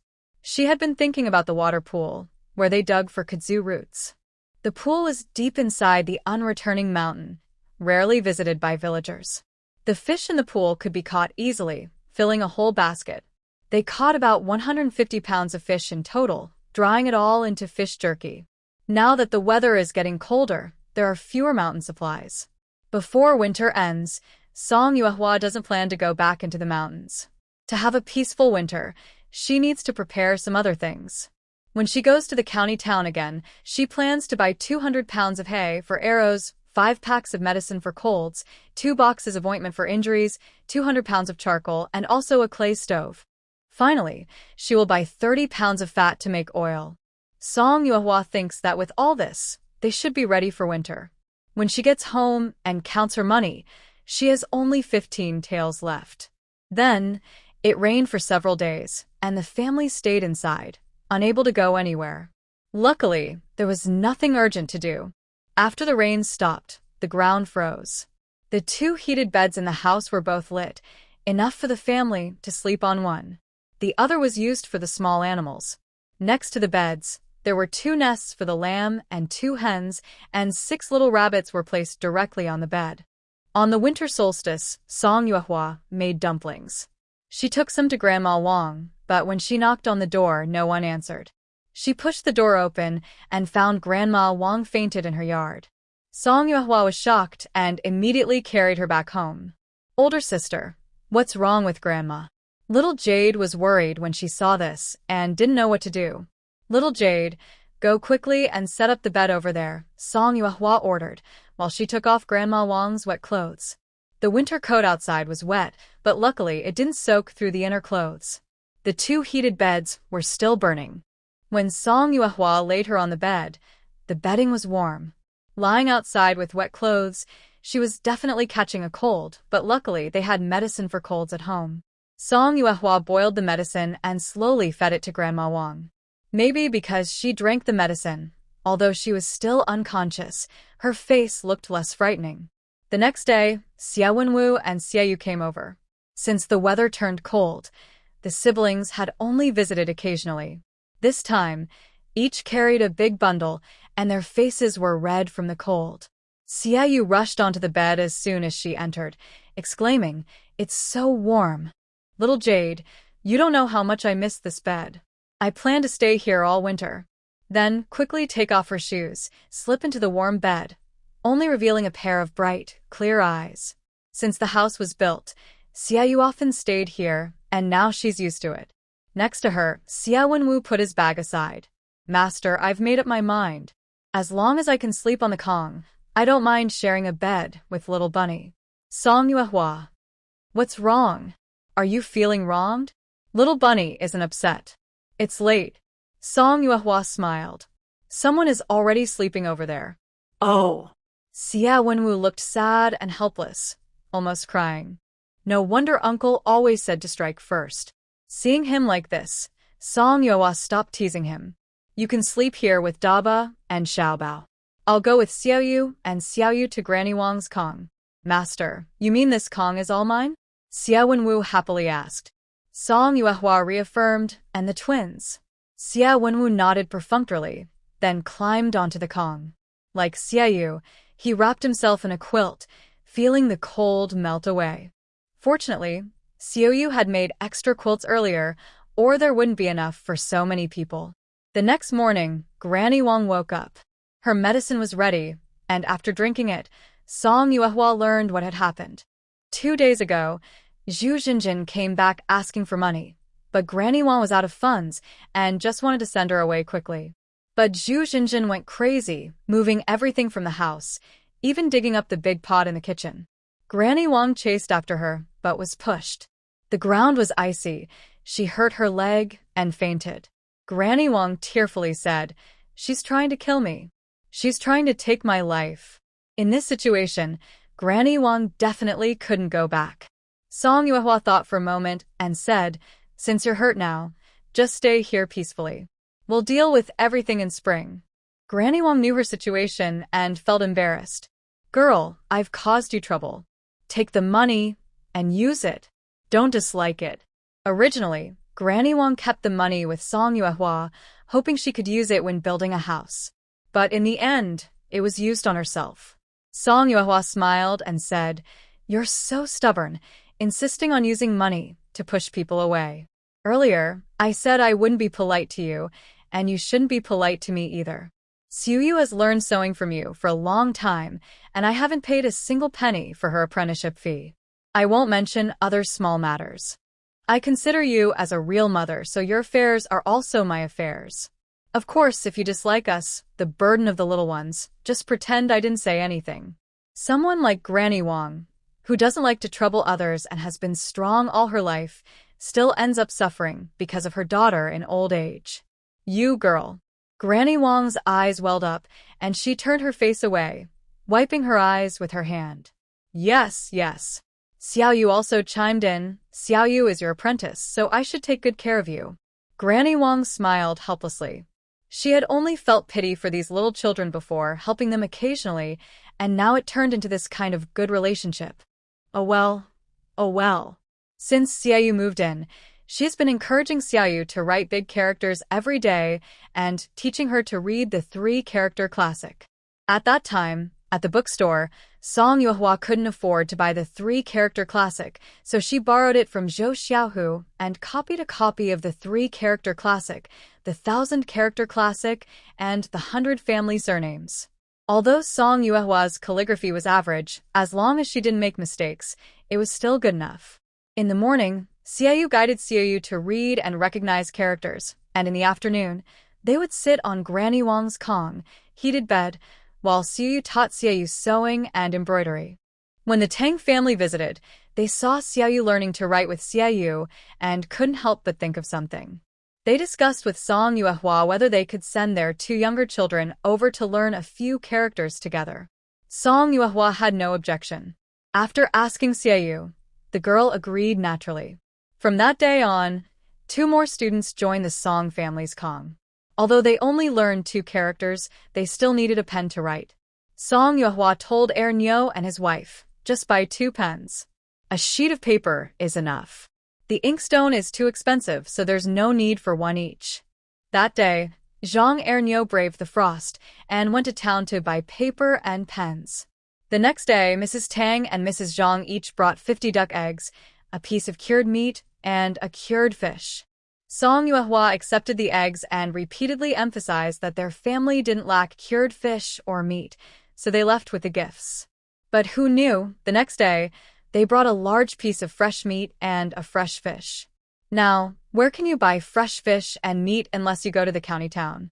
Song Yuehua carefully said, you can take the fish and meat home to eat, and don't bring any more gifts or small children. The Tang and Zhang families were surprised at first, thinking she was just being polite, but they didn't expect her to be genuinely angry. Thinking she was an elder, Song Yuehua softened her voice and said, the ground outside is frozen now. Uncle Erniu has to travel a long way from the village to the county town. What if something happens along the way? What will you do, and what about Shan Shan? Initially, she was only worried about the children, but now, after thinking more carefully, Tang felt a wave of fear. Once the adults calmed down, the children were unaffected and continued to learn diligently. Unexpectedly, 5-year-old Zhang Ruochu was also learning sewing with Xiaoyu and Xiaoyu. Every time she saw Zhang Ruochu holding a needle, Song Yuehua worried she might hurt herself. Zhang Russian was a good student who studied hard, smart, and diligent. After morning lessons with Xiaoyu in the afternoon, the girls went next door, and he would sit alone on the Kong practicing calligraphy. At first, Xia Wenwu was nearby giving pointers, but after a month, he became withdrawn. You definitely wrote an extra here, Xia Wenwu insisted. Zhang Russian put down his ink-stained brush and smiled gently, saying, Old Xia, let's make a bet. Bet on what? Xia Wenwu asked. Zhang Russian thought for a moment and said, promise me one thing. We can talk about it now or later. Xia Wenwu nodded, looking proud, and said, if I win, you have to call me Big Brother. Deal. Then they took their writing to ask Xiaoyu. That's right, it's written like this, Xiaoyu said helplessly. Xia Wenwu refused to believe it and loudly said, you must be mistaken. No, I need to ask Uncle San. Hearing this, Xiaoyu also got angry, jumped off the Kong, grabbed the 3-character classic, flipped to the first page, and held the book in front of Xia Wenwu. Pointing at the characters, he asked angrily, Mingju Yang, look carefully. How many horizontal strokes are in the character Ju? Xia Wenwu's face turned red, and he stubbornly said, "It must be the teacher's mistake." Song Yuehua was speechless. Next to them, Zhang Russian enjoyed the scene and mischievously said, "Then let's compare with the original version. I'll take you to find Zhou Xiaohu." Xia Wenwu didn't really want to go. He truly didn't. "Let's go, let's go." Xia Yu put on his shoes, wrapped himself in a big coat, waved his hand, and said, "Xia Wenwu, Zhang Russian, hurry up and get moving." Zhang Russian, he just talks nonsense sometimes. In this cold weather, he really doesn't want to go outside. Zhang Russian just started to speak when Xia Yu loudly asked, "Which one?" Xia Yu was very confident. Zhang Russian and Xia Wenwu exchanged a look and had no choice but to follow out. When the three of them went outside, Granny Wang smiled and said, "They're all just kids." Next to her, Xiao Yu was sewing a padded coat. Hearing this, she looked up and said, "They are just kids, after all." Granny Wang glanced at Song Yuehua and softly said, "Yes, they are all just kids." Song Yuehua looked at the two little children in front of her and sighed deeply. More than 2 months old, Daba can turn over, but Xiaobao is 3 months old and still very lazy. A few days ago, Xia Wenwu told her, "Master, I feel like Xiaobao isn't as smart as Daba. Daba is always smiling so much he loses his teeth. Xiaobao just sleeps and eats, and I can't even make him laugh." Song Yuehua had never raised children before and didn't know if this was normal. She asked Granny Wang, who said that all children are like that. But she still felt uneasy and thought that next time Uncle Air Xia came, she would ask him to help check. If it still didn't get better, she planned to wait for the weather to warm up and take them to the doctor. After a long while, the three finally returned. Xia Yu looked proud, Xia Wenwu looked miserable, Zhang Russian was regretful, and behind them, Zhou Xiaohu's cheeks were red from the cold. "Big girl," Zhou Xiaohu greeted. Dad asked me to ask if I can also study with them." Of course, Song Yuehua immediately agreed, but then she hesitated. "Xiaohu, you've been to school properly, but they just learned to read. Won't that slow you down?" Zhou Xiaohu chuckled. "I only learned a few words. Grandpa said that even if I don't get an official title, being able to read is better than many people." "That's right, that's right," Xia Wenwu added. "As long as I can read, it's fine.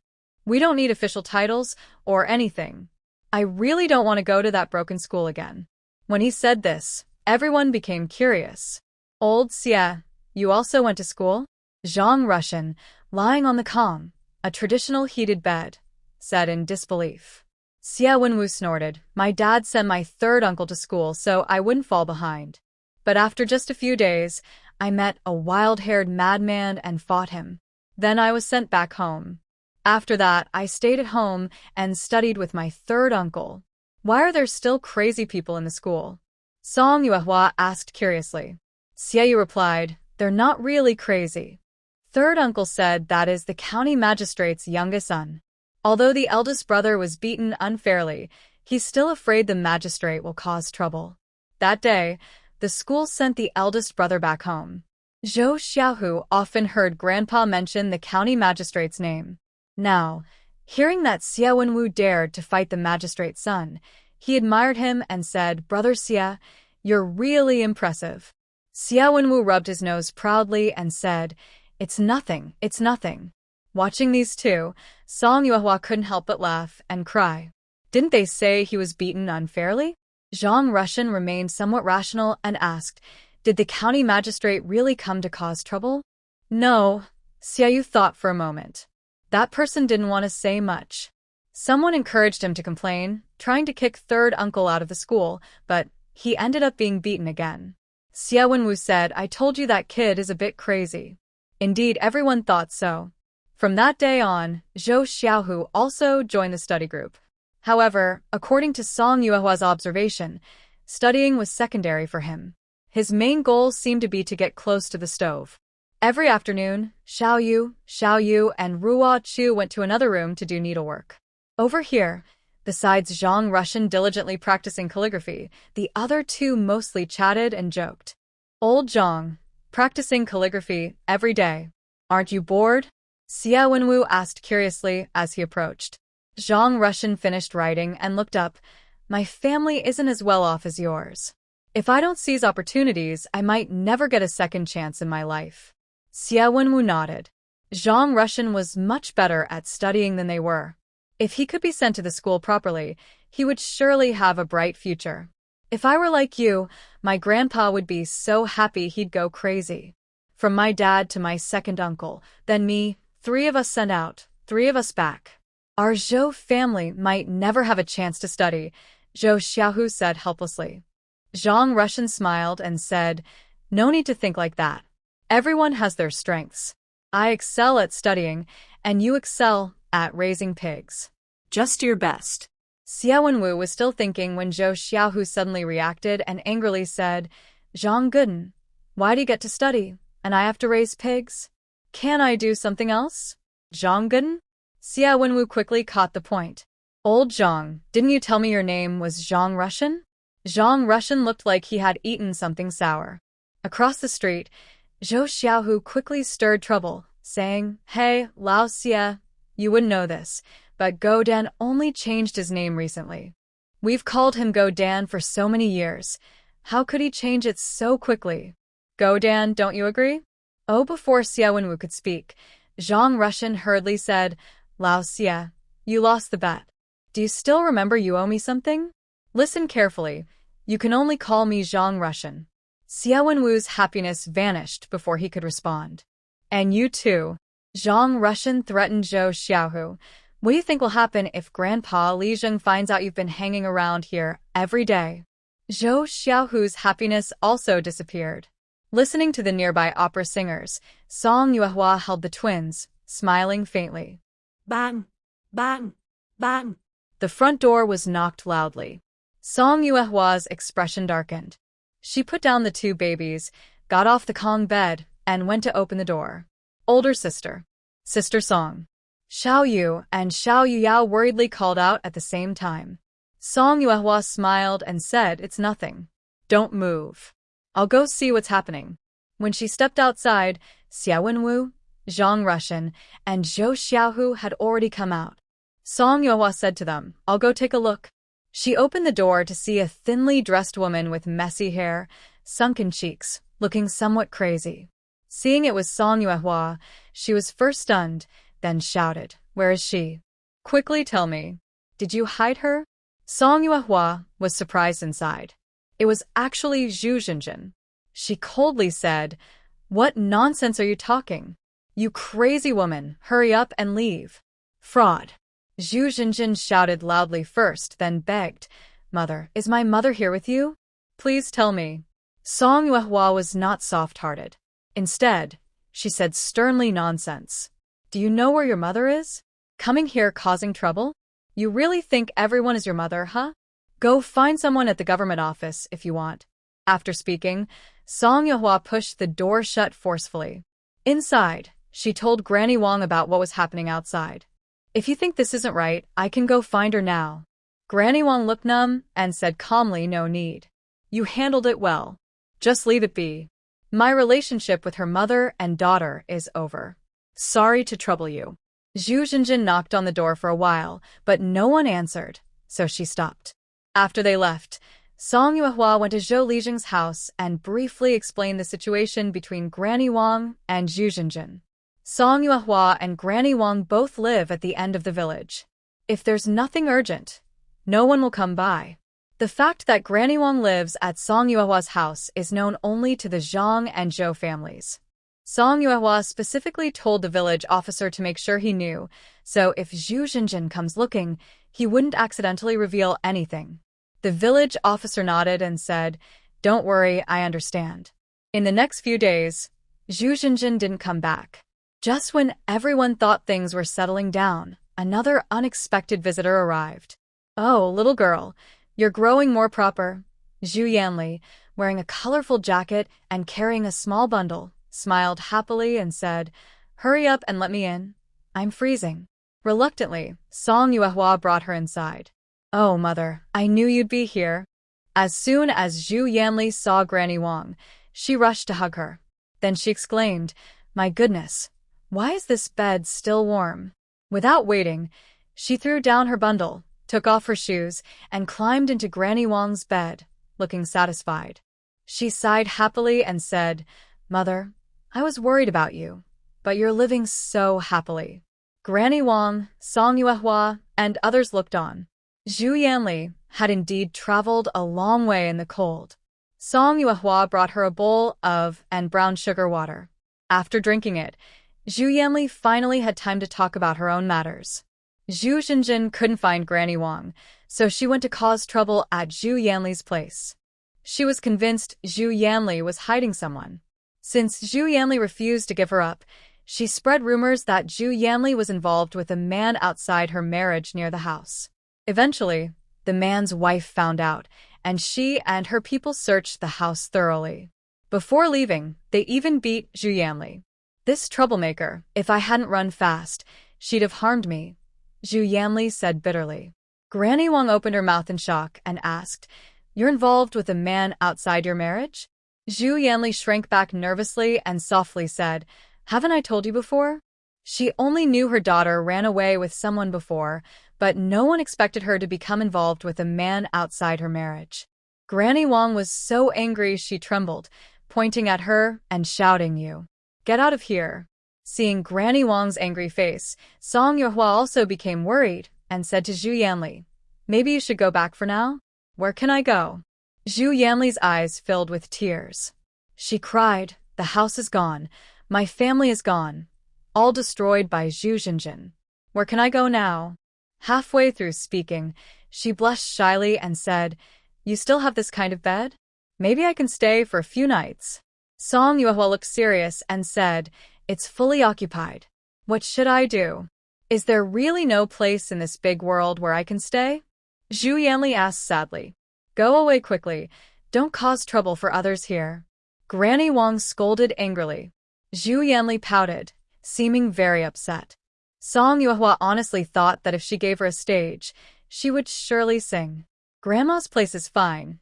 It can fit you without much problem." Hearing this, Zhu Yanli blushed again and fidgeted a little. "I'm just one person, I'm afraid. If this woman had learned some acting, she wouldn't be a side woman." Song Yuehua sighed and said, "The only place I have is a bamboo room in the woodpile. If you want to stay, that's where you'll have to sleep." Zhu Yanli nodded and said, "Okay, please give me a blanket too. I'm afraid I'll be cold at night." Song Yuehua was silent. Zhu Yanli agreeing so quickly was unexpected for Song Yuehua. And such a delicate person sleeping in a woodpile? Forget it. Since she has no objections, it doesn't matter to her. Song Yuehua went to Granny Wang's house and brought over the remaining bedding. As soon as she entered, she saw Zhu Yanli wiping the bed. Does she really plan to stay here? Song Yuehua cleared her throat and asked, "I noticed Zhu Xinjin seems a bit off. Do you know what's going on? Besides asking you for someone, she also..." "Humph." Zhu Yanli snorted softly, angry. "That ghostly look of hers is all her own fault. She just wants money, and in the end, she even tried to extort me. Am I someone you can just push around? If she gives me a copper coin, I'd write her name backwards. Such a shameless person is worse than street thugs." Song Yuehua thought for a moment and told her the reason Granny Wang was hurt. Then she added, "Grandma's legs aren't in good shape now, and she's upset because of you all. Don't go bothering her unnecessarily. Or..." Zhu Xinjin. Zhu Yanli suddenly became furious, her veins bulging, and shouted, "I want to kill you. I want to kill this beast." After saying that, she ran outside. Song Yuehua quickly blocked her and said, "Calm down. I'm not trying to upset you. Let's see what's really going on first, so we can handle it properly." Zhu Yanli hugged the quilt tightly and cried loudly. After crying for a while, Zhu Yanli took out 2 taels of silver and said, "My daughter and I are not living here for free. This is for food and lodging." Song Yuehua accepted 3 taels of silver and said, "Grandmother doesn't need to give money. Your share is definitely worth 3 taels. You're not losing out. 3 taels are enough for family to eat for a long time." Zhu Yanli thought Song Yuehua was quite stingy, but she kept this thought to herself. However, during dinner, She changed her mind and felt that spending 3 taels was really worth it. Later that night, Song Yuehua sensed someone entering the room. She squinted and saw Zhu Yanli sneaking onto the Kong bed. She knew this woman would never honestly sleep in the woodhouse. Forget it, it's none of her business about the mother and daughter. Grandmother Wang felt someone crawling into her quilt and quietly asked, "What are you here for?" "Mother, I'm cold." Zhu Yanli cuddled up to Grandma Wang and pouted. Sighing softly, Grandma Wang didn't say anything else. When the first snow fell, Song Yuehua decided to have hot pot. A few days ago, a bull cart went to the city and Song Yuehua asked Grandpa Ma to buy a lot of fresh fish, meat, fruits, peanuts, all for the new year. The meat had been frozen for days and was perfect for hot pot. In the morning, when Zhang Erniu and Zhou Dafu brought some people over, Song Yuehua had already told them that the children wouldn't be eating lunch at home. Xia Wenwu and Song Yuehua spent the whole morning in the kitchen preparing ingredients. They lit the charcoal stove, carried it into the room, and brought over the prepared ingredients. Everyone could season their own sauce, and then they could start eating hot pot. "You really know how to enjoy yourself," Zhu Yanli said admiringly. Song Yuehua smiled, but then Zhu Yanli changed the subject, complaining, "It would be so nice if we could stay here longer." Song Yuehua immediately stopped smiling and said professionally, "There's no everlasting feast. If it's time to go, we have to leave." Zhu Yanli clicked her tongue and looked at the bubbling pot, then squatted beside it, ready to pick meat. "Andy, this is the meat I'm cooking. Don't be so stingy. There's so much left. Just cook more." I've been boiling potato slices for a long time, but you keep taking them. Please leave me one piece." As Zhu Yanli spoke, her cries of protest rose one after another. Song Yuehua turned around, pretending not to see. "Big girl, thank you." Grandma Wang looked full of regret and said, "Taking care of an old woman like me is already enough trouble, and now I have to deal with such a troublesome thing." Song Yuehua shook her head and said, "Grandma, our family doesn't speak of 2 households." Grandma Wang responded with a heavy sniff, nodding firmly. Once the snow started falling, it didn't stop. Xia Wenwu was sweeping snow and sighed, "Master, I think we might have to spend the new year here." "Old Xia, you really don't want to go home?" Zhang Russian asked, puzzled, standing with his broom. "Of course not." Xia Wenwu quickly denied, with the roads blocked by snow. "I can't go anywhere." Zhang Russian let out a light laugh and said, "Before you say that, you should close that big mouth of yours." There were only about 10 days until the new year, but the Xie family hadn't come to pick up the children. Song Yuehua suspected that the Xie family wouldn't forget these 2 siblings. She watched the 3 kids outside playing snowball fight, silently put down her broom, and turned to go inside. Little Jade and Little Yu each wore a pink cotton coat. Recently, they had gained some weight. Their skin had become fair and tender, and wearing matching pink clothes with hair accessories, they looked incredibly beautiful. "Big sister, do I look pretty?" Little Jade asked happily. Song Yuehua smiled and said, "Very pretty, like 2 little princesses." Xia Yu, standing nearby, looked a bit shy. "Little Jade, are you really going to give me this clothes?" "Of course." Little Jade took her hand and smiled. "Brother Wenwu has one.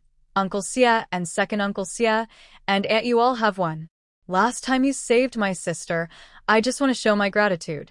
Don't you dislike it?"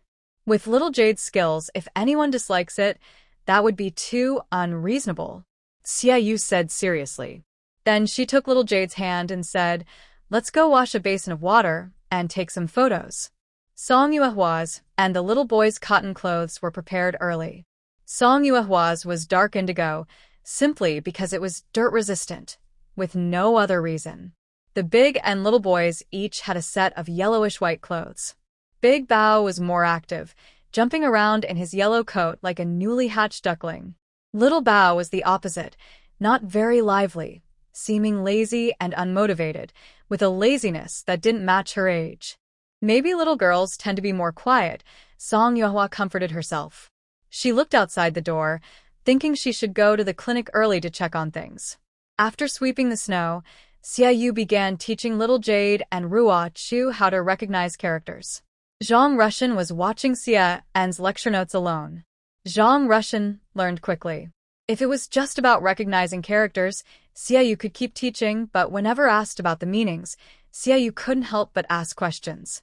Zhou Xiaohu was only half competent, not to mention Xia Wenwu. Song Yuehua recognized the characters and roughly understood the meanings, but to avoid misleading others, she kept silent. In the end, Xia Wenwu couldn't stand it anymore. Despite the cold weather, he took Zhang Russian home to seek help from his third uncle.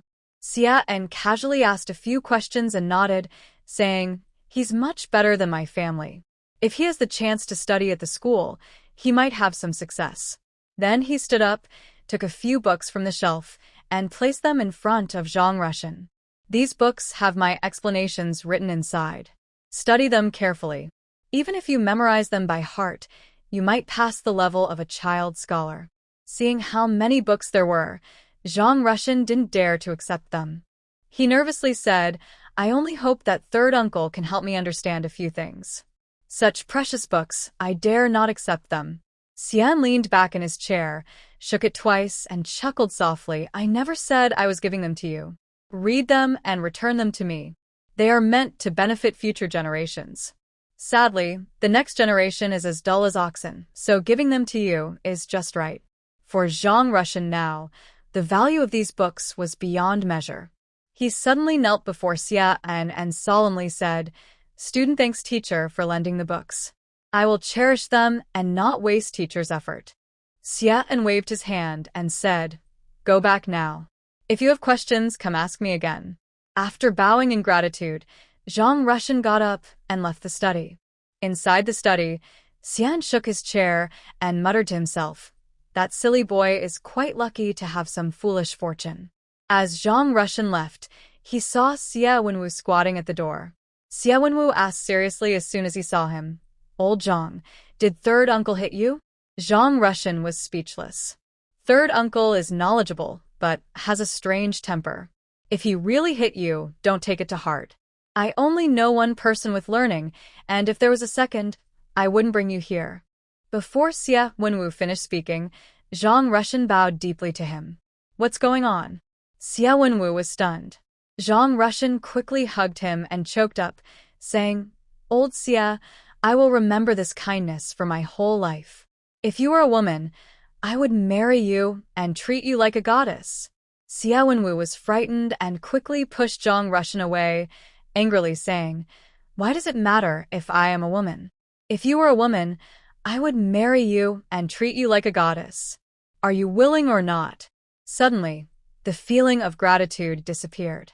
As they prepared to leave, Xia Wenwu greeted his family. "Father, mother, we are going home first. We'll come back after a while." Xia Quan was silent. On the way back, the two naturally started talking about Uncle Third Xia. When they learned he was still unmarried, they couldn't help but feel curious. Someone who can talk about passing the imperial exam as a hope shouldn't still be unqualified. Xia Wenwu said, "We have to wait until the year after next." Uncle Third said that a 14-year-old scholar is acceptable. It's not too eye-catching, just the right age. Zhang Russian was puzzled. What's wrong with becoming famous at a young age? "I don't really understand either," Xia Wenwu frowned. "If Uncle Third says it's not good, then it must be bad." The Xia family wasn't particularly wealthy, but they didn't lack food or clothing. Xia An had the confidence to do as he pleased. Thinking about his own family situation, Zhang Russian's expression darkened slightly. His parents didn't need to say anything, but his eldest uncle probably had a hard time. Xia An had given books, which Song Yuehua also looked through a few pages. She thought, luckily, he didn't teach recklessly. She had thought she was only half competent, but now it seemed she didn't even have a handful of water. As the new year approached, the number of people coming here to study was still quite large. Those who needed to read. Those who needed to sew. Just as Song Yuehua was sighing and enjoying peaceful days, Tang Shi came over. "Yuehua, I also have no one to talk to." Tang Shi sat with Song Yuehua by the stove, eyes red. "You know my little boy? He's good at studying. My family and I discussed it, and we plan to send him to school next spring." If he can really learn something, it will be a good achievement for him. But his eldest uncle absolutely refuses. Can you believe how harsh the eldest uncle can be?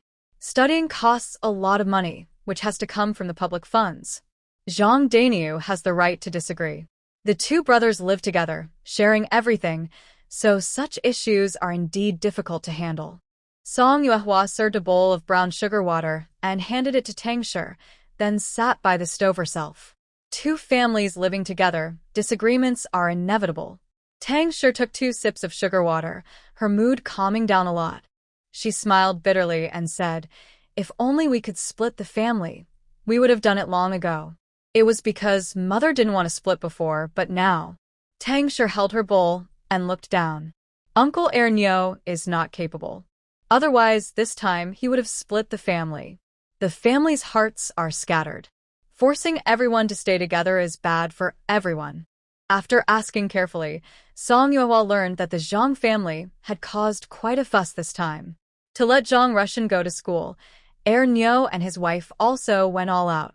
The two sat by the stove and talked for a long time until Tang Shi's mood settled. "Yuehua, do you know that the Gu family has a new student?" Tang Shi asked. "The Gu family?" Song Yuehua thought for a moment. "I heard about it. There's a scholar named Gu, but I've never seen him." "Humph. Tang Shi's not." "That Gu Qing, I've only seen him a few times. His mother, Huang Fengwan, I see more often. She's a maid from a wealthy family. She usually looks down on us farmers. If it weren't for the dog, if it weren't for Russian, I wouldn't bother with her."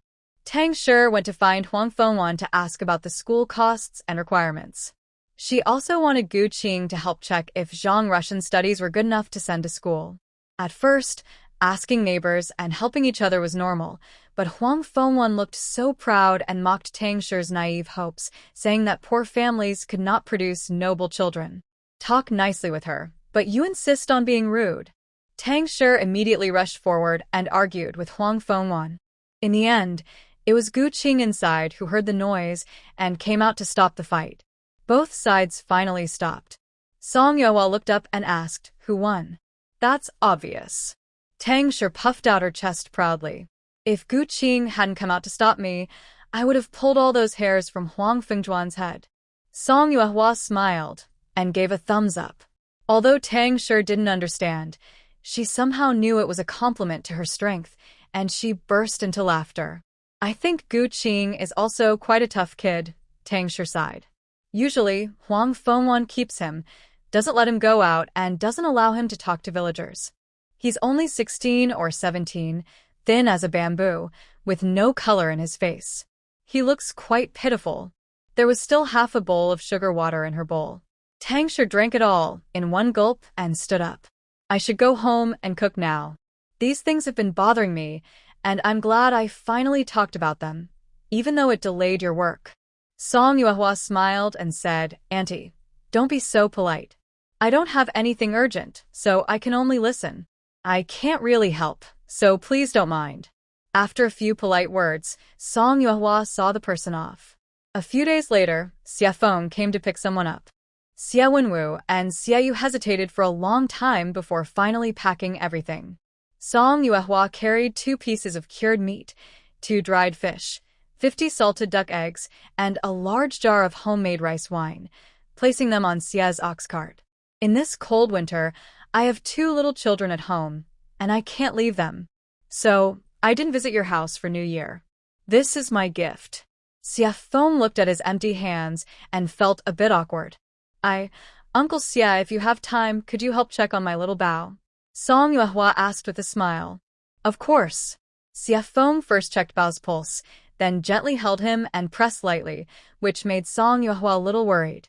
She couldn't help but ask, "Uncle, is Bao okay?" "His brain." "Is his mind all right?"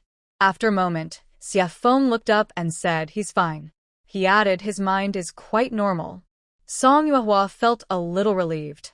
When everything was loaded onto the ox cart, Xia Yu and little Jade held hands, reluctant to part. Xia Wenwu also said sadly, "Master, I'll be back after the New Year. Old Zhang and I won't be here these days. Don't cheat on your studies, study hard. When I return, I'll check your progress." Zhang Russian suddenly grabbed him by the throat and knocked him down. After they climbed onto the ox cart, Zhang Russian joked, "Stop talking nonsense. Please help me take good care of Uncle San." They sat on the ox cart, and Song Yuehua reminded them, "Be careful on the road. Next time you come, I'll make roast duck for you." Xia Wenwu looked a bit resentful and said, "Master, if you don't want us to leave, just say so. For this roast duck, I'd come back tomorrow." Song Yuehua was speechless. Once they left, the house felt emptier. That evening after dinner, Song Yuehua heard a knock at the door. When she opened it, she saw Xia Feng returning, carrying 6 or 7 ducks. "Uncle Xia, what's this?" Song Yuehua asked, a bit confused. "New Year's gift." Xia Feng handed over the ducks. Song Yuehua teased, "Does Uncle Xia want to eat roast duck too?" Really want to. Xia Feng spoke frankly. "This person is quite straightforward," Song Yuehua replied. "Next time I come, I will bake a chicken just for Uncle Air." Okay. After putting down the duck, Xia Feng left. Until a few days before the new year, Zhang Russian and his sister still came every day. Whenever Zhang Russian arrived, he would open a book, read and take notes, and by afternoon, he would practice calligraphy on his own. There was once a Xia Wenwu, and Zhou Xiaohu didn't think he was very lazy. Now that Xia Wenwu is gone, comparing himself to Zhang Russian, he feels like a lazy person. If he didn't come, he would feel reluctant to leave the warm bed. To feel at peace, Zhou Xiaohu also practiced writing for several days. Zhang Ruochu didn't like studying, but was willing to learn sewing with Xiaoyu. As the new year approached, Xiaoyu gave Ruochu a small embroidered pouch with flowers. "Thank you, Sister Xiaoyu. I like it very much," Ruochu said happily, with a childish voice. Then, he took out a few hair ties from his pocket, holding them up like treasures, and offered them to Xiaoyu, saying, "These are hair ties that Xiao Chao taught me to make. Do you like them, Sister Xiaoyu?" I want to give them to you. "Yes." Xiaoyu smiled and took them. I needed a hair tie. Thank you, Ruochu. Song Yuehua was standing by the Kong, struggling to comb Xiaoyu's hair. She couldn't quite get it right. Maybe because the food was better lately, Xiaoyu's hair had become smooth and shiny. Finally, Granny Wang sat by the stove and quickly styled Xiaoyu's hair into 2 delicate small buns. Song Yuehua was speechless. On New Year's Eve, Song Yuehua climbed a ladder to shovel snow off the roof, while Zhu Yanli and Xiaoyu were sweeping snow in the yard. After sweeping, they put up new spring couplets and pasted the Fu character on the door. Finally, they cleaned the stone slabs at the entrance. Everything was almost ready. Since it was a new house, there wasn't much cleaning to do inside. After tidying the house, they started to clean themselves. With the sun shining brightly, Song Yuehua and Zhu Yanli burned 2 big pots of charcoal to heat the bathroom. They took turns bathing De Bao and Xiao Bao. After the children finished, the adults washed up, and even Granny Wang was carried into the tub for a relaxing bath. Finally, everyone changed into new cotton clothes and new shoes, feeling as if their spirits had been renewed. "Girl, you put a lot of effort into this bathroom," Zhu Yanli said as she dried her hair and sat on the Kong. "But it was worth it, so convenient and comfortable. After washing, I feel refreshed." Song Yuehua smiled and said, "That's exactly the feeling I wanted." "That's right." Zhu Yanli lazily leaned back on the Kong and said, "This feels so comfortable. I don't want to leave." Song Yuehua's smile faded from her face. Zhu Yanli immediately burst into laughter, wiped her eyes, and softly said, "Girl, it's thanks to you. Otherwise, we too might not have had such a good life." Song Yuehua frowned. "Do you not want to give money anymore?" Zhu Yanli was speechless. Such a carefree, silly girl. On New Year's Eve, they made dumplings. They moved the chopping board to the side of the heated Kong. Song Yuehua, who was strong, was in charge of kneading and rolling the dough. Xiaoyu, Zhu Yanli, and Grandma Wang were responsible for wrapping the dumplings. They made extra dumplings to freeze outside for a few hours so they could eat them for several days.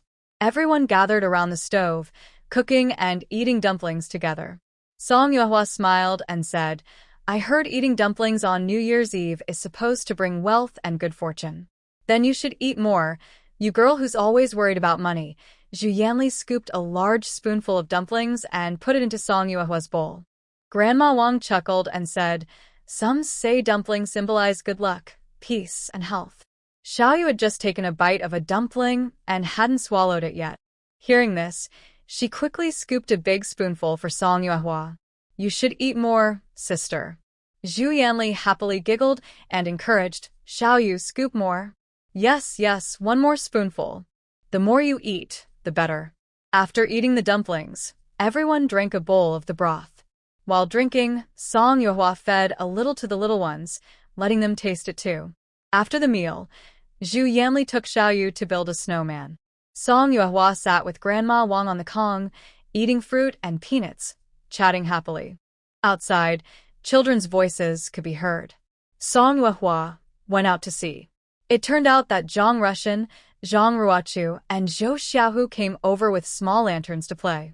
Song Yuehua brought over a charcoal stove, boiling a large pot of kudzu root starch. She called the children inside, each taking a bowl. Zhang Rushan and the others didn't hesitate. After entering, they exchanged some auspicious words and then sat down on the neighboring Kong with their bowls. The children gathered together, slurping kudzu root starch, eating fruit, and chatting about random things, lively and cheerful. The charcoal fire burned bright red, filling the air with the aroma of nuts. Grandma Wang slowly dozed off, her head nodding. Song Yuehua held the little one, watching Zhu Yanli make the big one laugh happily. "Everything in front of me feels so beautiful and warm." Song Yuehua suddenly feels dreamy and distracted, as if she is in a dream. Hey! Zhu Yanli leans close to Song Yuehua's ear and calls out, "New Year's Eve is just starting. Why are you sleeping? Older sister, are you sleepy?" Little Yu climbs onto the bed and asks. Hearing no sounds from the next room, Song Yuehua asks, "Have they all gone back?" "You really fell asleep," Zhu Yanli says in surprise. "Didn't we just say goodbye?" Song Yuehua puts down Xiao Bao and says, "It's so dark outside.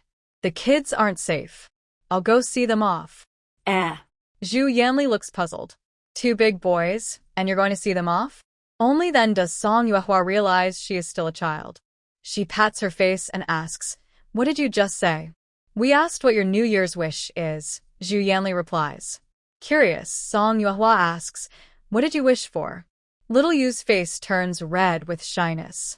"I want to stay with older sister, De Bao and Xiao Bao forever.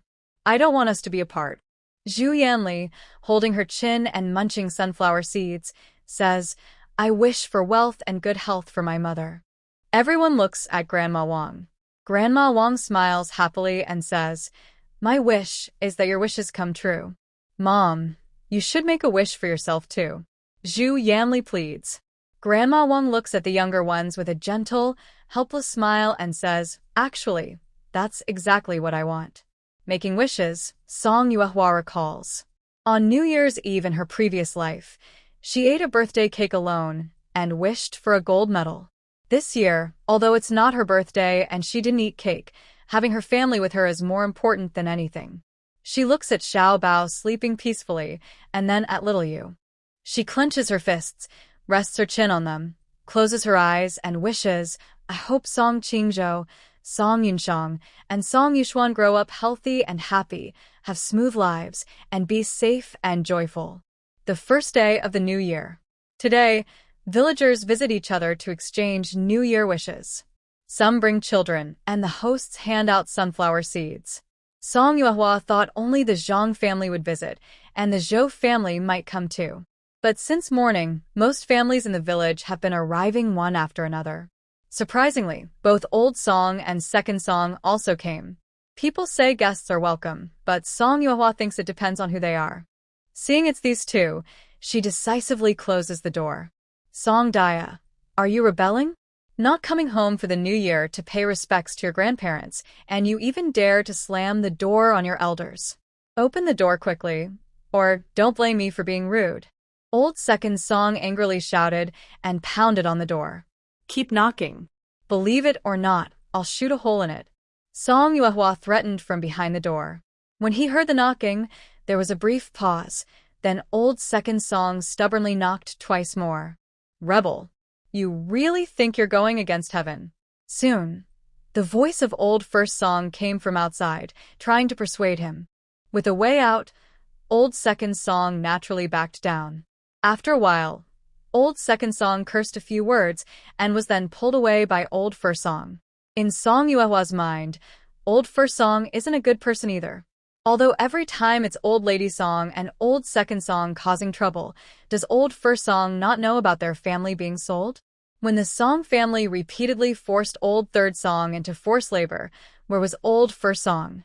When old lady song and old second song caused trouble, what did old first song do?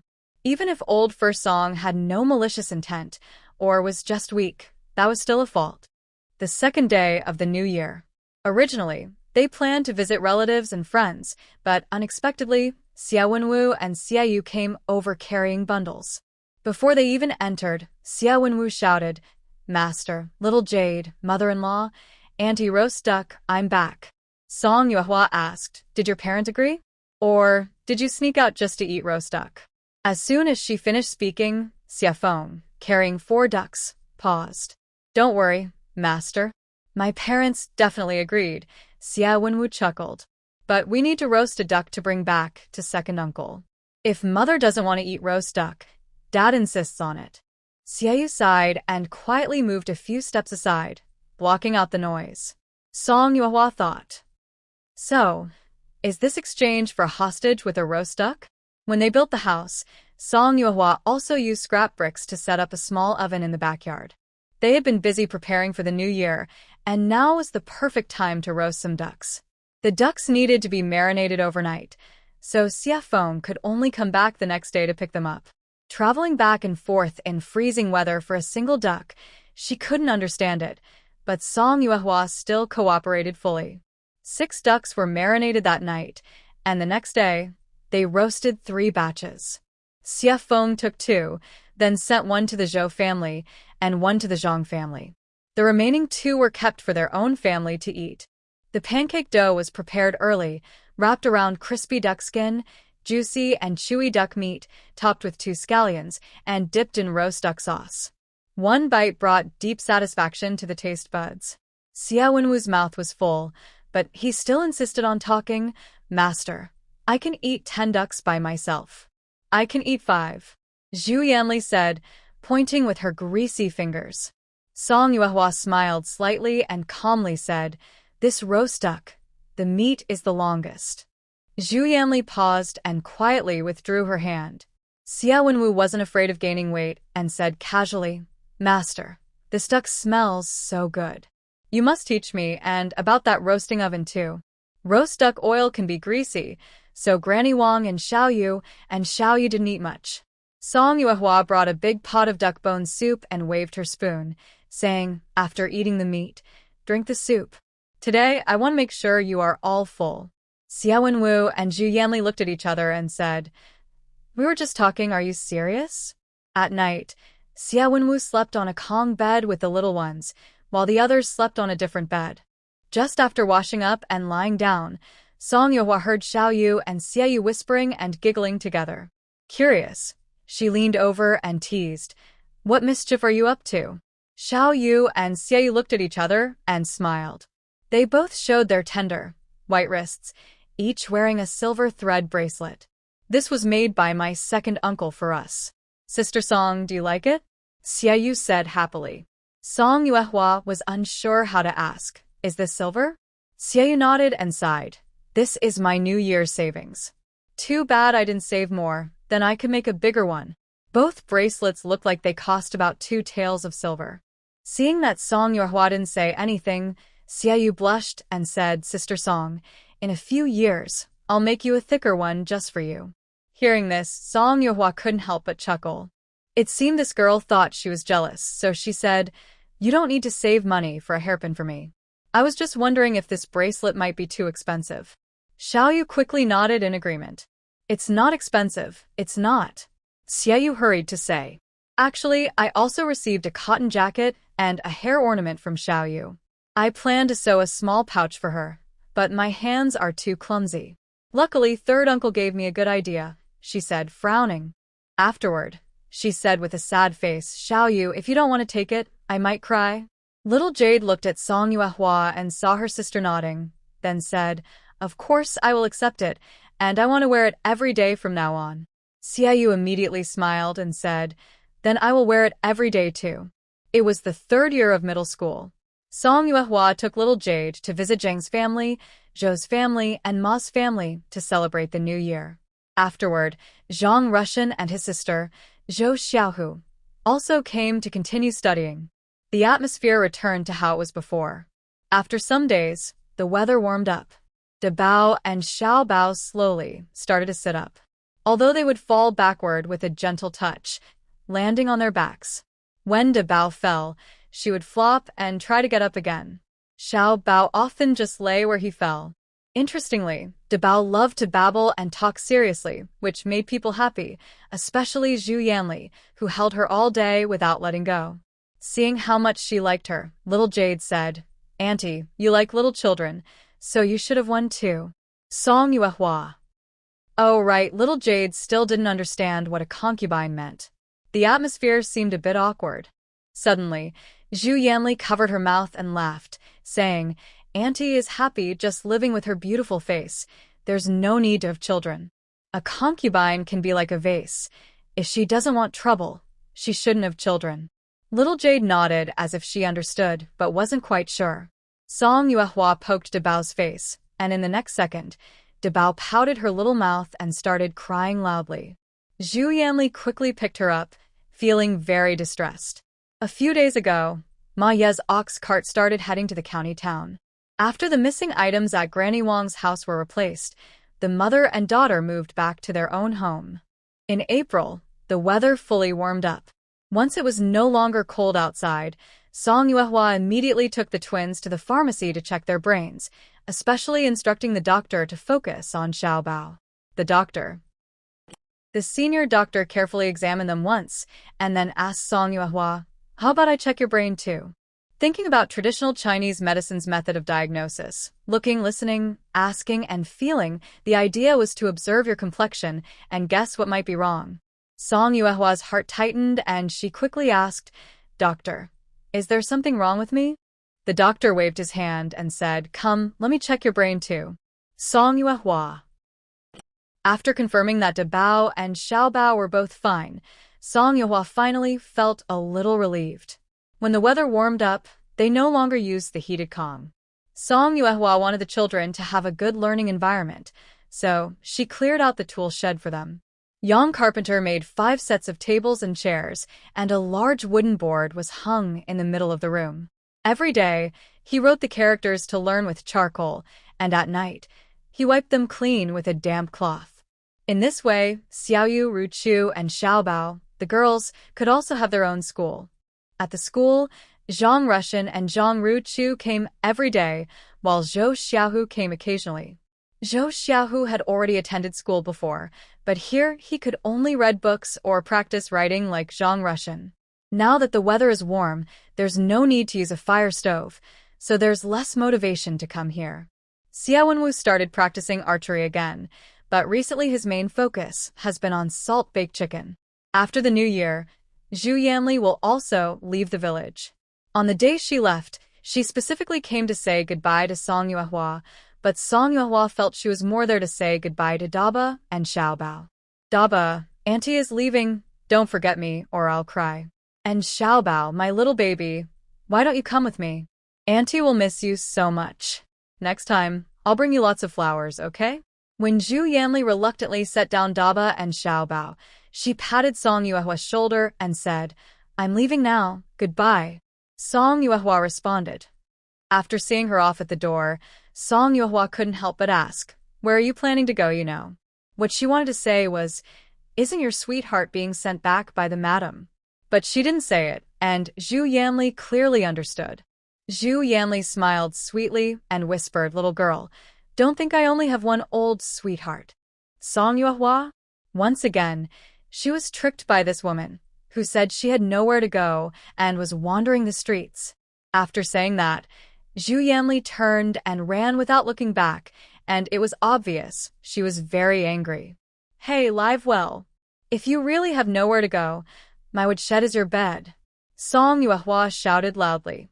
Zhu Yanli didn't look back, just waved her handkerchief, and her view blurred instantly. There are many children at home, so they can't stop eating eggs and meat. The two old hens usually lay eggs, but it's not enough, so Song Yuehua plans to raise a few more chickens for eggs. In early spring, she bought 20 chicks from the county town. The little rabbits she caught before have grown into big rabbits and have also had many babies. While the sun was shining, Song Yuehua went up the mountain and cut down about 10 bamboo sticks. She used them to build a chicken coop, then also made a small enclosure for the rabbits. Since the rabbits like to dig holes, with their current conditions, packing the soil tightly was already the best she could do. At night, Song Yuehua counted the silver in her house, totaling 16 taels. Spending money like water and earning money like eating dirt, that's how it feels. Song Yuehua sighed deeply. Older sister. Xiao Yu lowered her head, acting like a child who had done something wrong. Song Yuehua gathered herself and asked, what happened? Xiao Yu said quietly that today she went to cut grass and met Xiao Chao from the second Song family. In the past, there were 3 families with 2 sisters, so Xiao Chao's life wasn't too hard. Since the third family split up, Xiao Chao, as the only girl in her family, was often scolded by Grandma Song. Xiao Chao had become much thinner and had bruises on her body. Early in the morning, she was hungry and was driven out to cut grass to feed the pigs. Song Yuehua remembered that Xiao Chao was the same age as Zhang Ruochu, only 6 years old this year. And then, Song Yuehua asked further. Xiao Yu whispered, I gave her my egg. Do you regret it? Song Yuehua asked. Xiao Yu shook her head. That was the silver my older sister worked hard to earn. I shouldn't have. Just an egg. If you want to give it, then give it, Song Yuehua said kindly. But our family is almost out of silver. Xiao Yu looked up, worried. Song Yuehua was taken aback and thought to herself that next time, she should count the silver when she's alone. After you gave Xiao Chao the egg, you didn't eat it yourself, right? Song Yuehua gently explained. Xiao Yu is kind. I won't blame you, but I don't support you doing that. Because if you go hungry, your older sister will feel sad. Our family isn't rich, but we can still afford eggs. Here's an idea. You can tell Xiao Chao that if she wants to eat eggs, she can exchange pig grass for them. 1 basket of pig grass for 1 egg, only 1 exchange per day. We're not giving it for free, and she won't go hungry. Xiao Yu hugged Song Yuehua happily. Older sister, you're so kind. Although second Song was disliked by many, Xiao Chao was innocent. Song Yuehua wouldn't blame a 6-year-old girl. The family's little sheep, rabbits, and chickens ate quite a lot. Cutting pig grass was time-consuming and hard work. Song Yuehua was just going with the flow, aiming for a good outcome for everyone. Now, although they didn't lack these 2 eggs, they still needed to earn silver. The weather is getting hotter, and the vegetable field is lush and green. I thought I could finally sell the vegetables for some money. Every morning before dawn, I bundle the vegetables, waiting for Mr. Ma's cart to arrive so I can take them to the market. 1 cart of vegetables can sell for over 50 coins.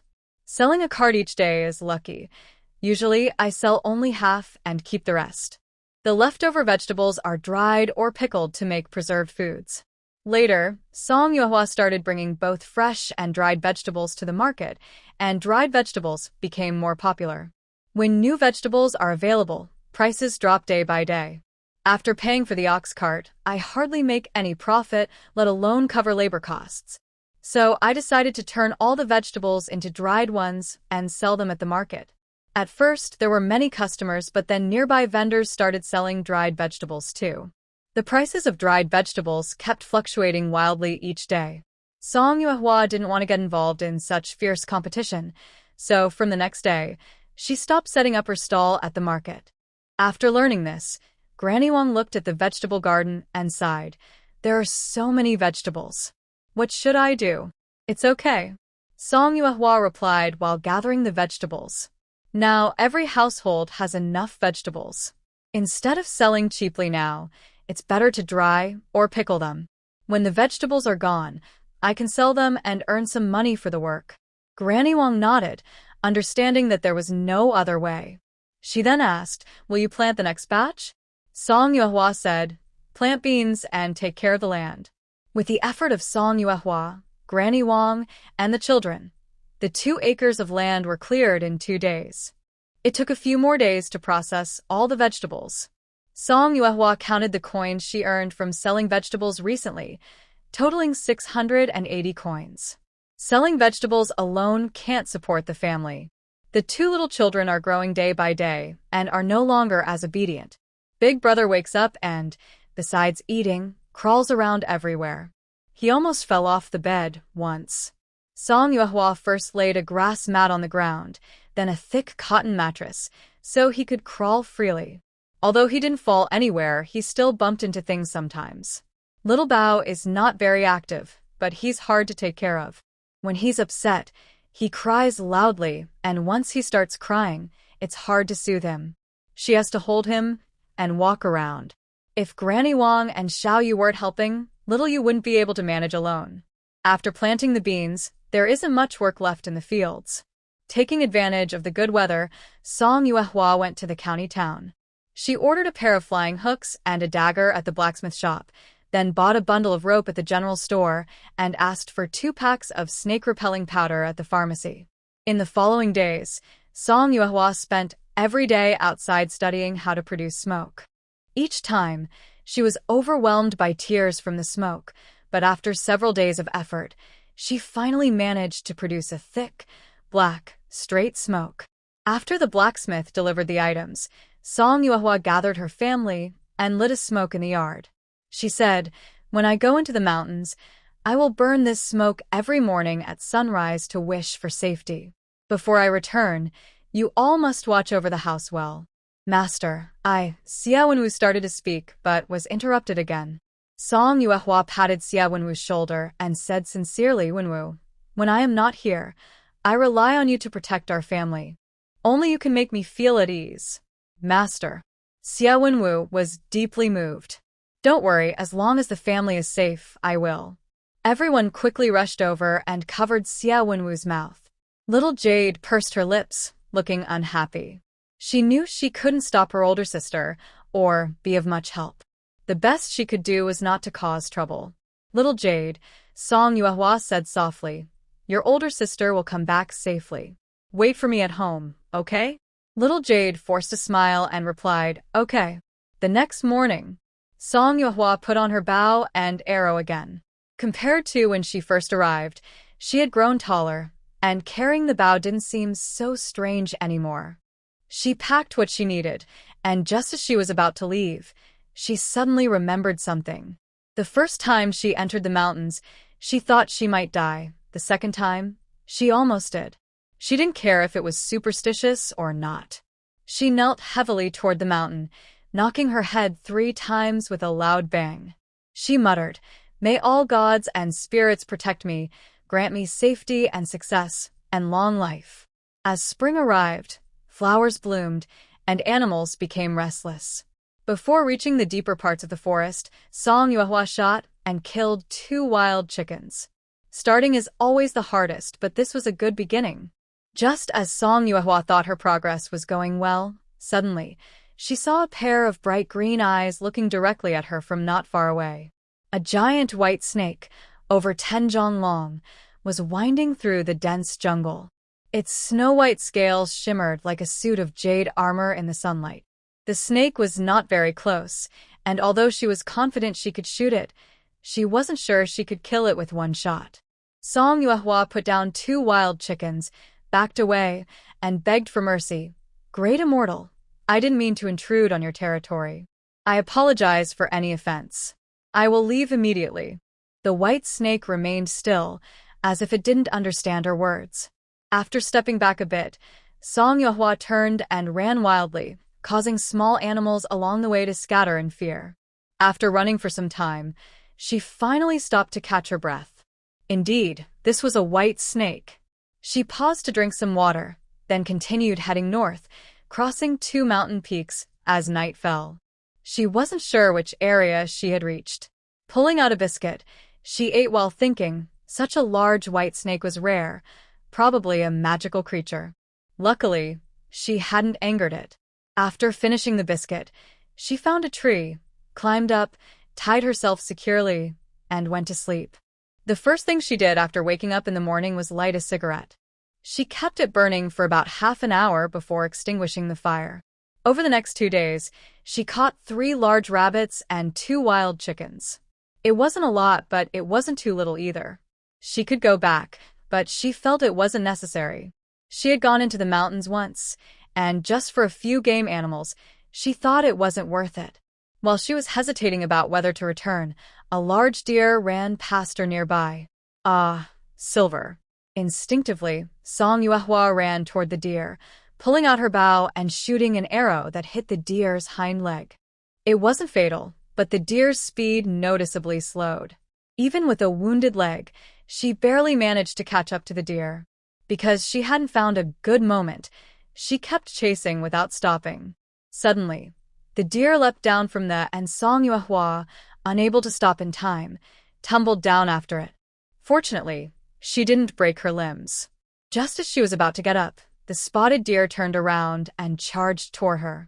A perfect opportunity. Song Yuehua quickly nocked an arrow, drew her bow, aiming at the deer's chest. She pulled the string tight and shot. The deer collapsed just inches from her, let out a few whimpers, and then died. When she reached the deer, Song Yuehua realized how large it was, probably around 300 jin, about 150 kilograms. Now she faced a problem. Although she was very strong, carrying this 300 jin creature back was a bit difficult. She needed to process the deer quickly. Going back the same way was too far, and she worried the meat would spoil. After wandering nearby, I found a very tall tree. When Song Yuehua climbed up, she saw smoke rising not far away. It looked like a village. She came down, gathered some wood from the ground, and made a small cart, tying the spotted deer onto it. She used a piece of rope to tie the deer to her shoulders, and with effort, she moved step by step toward the village. When they left the dangerous mountain, it was already dark.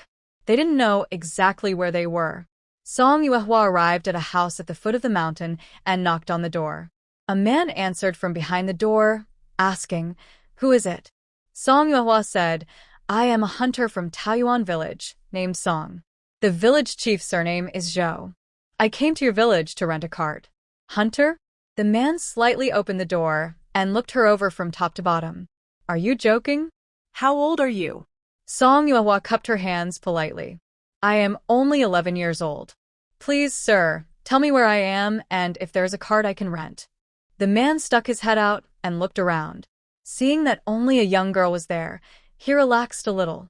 "This is Sinan village, about 30 miles from Taoyuan village. It's already dark, so no one will rent a cart to you." Sinan village. The village where the Xie family lives. Song Yuehua quickly asked, "Is there a hunter named Xie in the village? Do you know Xie?" The man seemed to believe that this girl was really from the Xie family. After learning where the Xie family was, Song Yuehua also borrowed a wooden cart from this family. Pushing the cart back to the foot of the mountain, she carefully placed the deer onto it. Pushing it made things much easier. When Xie Feng opened the door, he looked a bit surprised. Second Uncle Xie, Song Yuehua finally saw a familiar face and felt very close. "Are you here to pick up the deer?" "Yeah, I am." Xie Feng helped her push the deer inside. Hearing the noise, Xie Quan also came over. "Miss Song, are you alone?" Xie Quan asked. They pushed the cart into the yard. Song Yuehua let out a breath of relief. "Yes, it was hard to drag it here. I borrowed this cart from your village." Xie Quan didn't say much. He looked at the deer, pulled out 2 arrows, and returned them to Song Yuehua. "This deer will be paid for after it's delivered to the merchant tomorrow." Song Yuehua trusted him naturally. "All right, thank you, Uncle Xie Quan." It was already late and disturbing everyone's rest. After delivering the deer, Song Yuehua didn't waste time. She put away the long arrows, pushed the cart, and left. 2 arrows. Xie Quan looked at the deer with a bitter smile.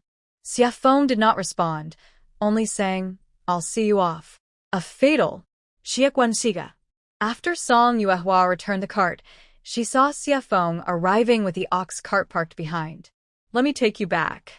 From Sinan village to Taoyuan village, she didn't know the way and had only her legs, not knowing how long it would take. Song Yuehua politely said a few words, then jumped onto the cart. Thank you. Second Uncle Xia. Second Uncle Xia, sorry to trouble you. No trouble. Second Uncle Xia, the moon is quite round tonight.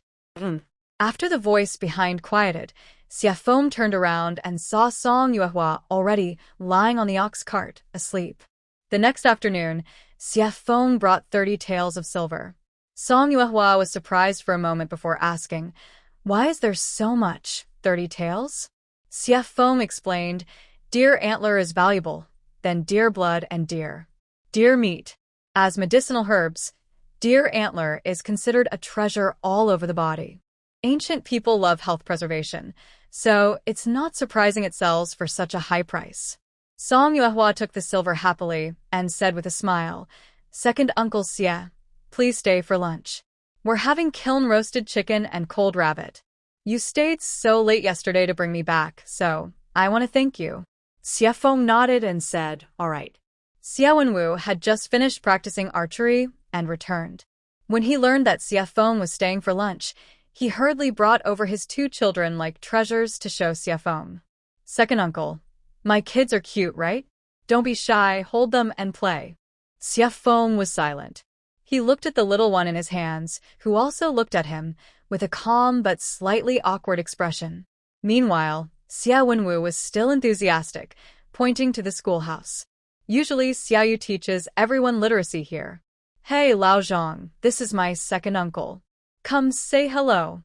Zhang Russian rolled his eyes but still came over, respectfully bowing and calling, "Second Uncle Xia." Xia Wenwu boasted about his heated brick bed. "Second uncle, that's the heated bed I told you about. When it's cold, lying on it is warm and comfortable. Sometimes it gets so hot at night that I wake up sweating. Now, although they don't heat it, it's still spacious. You can roll around as you like. So, is that why you don't go home?" Xia Feng said softly. Xia Wenwu's smile froze, and he awkwardly changed the subject. "Second uncle, you haven't tried salt-baked chicken yet. Next time you come back, I'll make it for you. By the way, that salt-baked chicken has tender meat and crispy skin." At lunch, there were 6 dishes: roasted chicken, cold rabbit, sweet and sour pork, stuffed tofu, old duck soup, and blanched vegetables. Xia Wenwu swallowed hard and said, "Second uncle, feel free to come often in the future. It's been a long time since I had such a rich meal. Have you not been eating well lately?" Song Yuehua smiled at him. Startled, Xia Wenwu quickly took a large piece of sweet and sour pork, stuffed it into his mouth, and said, No, I haven't." After the meal, everyone was full and happy. When the meal was over, Xia Feng was about to leave. Song Yuehua saw him to the door and smiled, saying, "Next time second uncle comes, I will cook a couple more good dishes to make sure you're satisfied." "All right," Xia Feng replied seriously as he got into the ox cart. After seeing him off, Song Yuehua hurried back to her room, happily counting her money. She had 16 taels of silver left earlier, and now with an additional 30 taels from today, she had a total of 46 taels. She wouldn't have to worry about money for a while. Although she hadn't been hunting recently, she still gathered mountain goods. Recently, mushrooms, wood ear fungi, and bamboo shoots grew abundantly in the mountains. Missing out would be a shame. In the mornings, she went into the mountains, and by noon, she carried out 2 large baskets of mushrooms. After lunch, she went back into the mountains, and in the afternoon, she carried out 2 baskets of wood ear fungi. The dried mushrooms, dried wood ears, and dried bamboo shoots at home kept increasing. Today, Song Yuehua had just dug 2 baskets of bamboo shoots from the bamboo forest.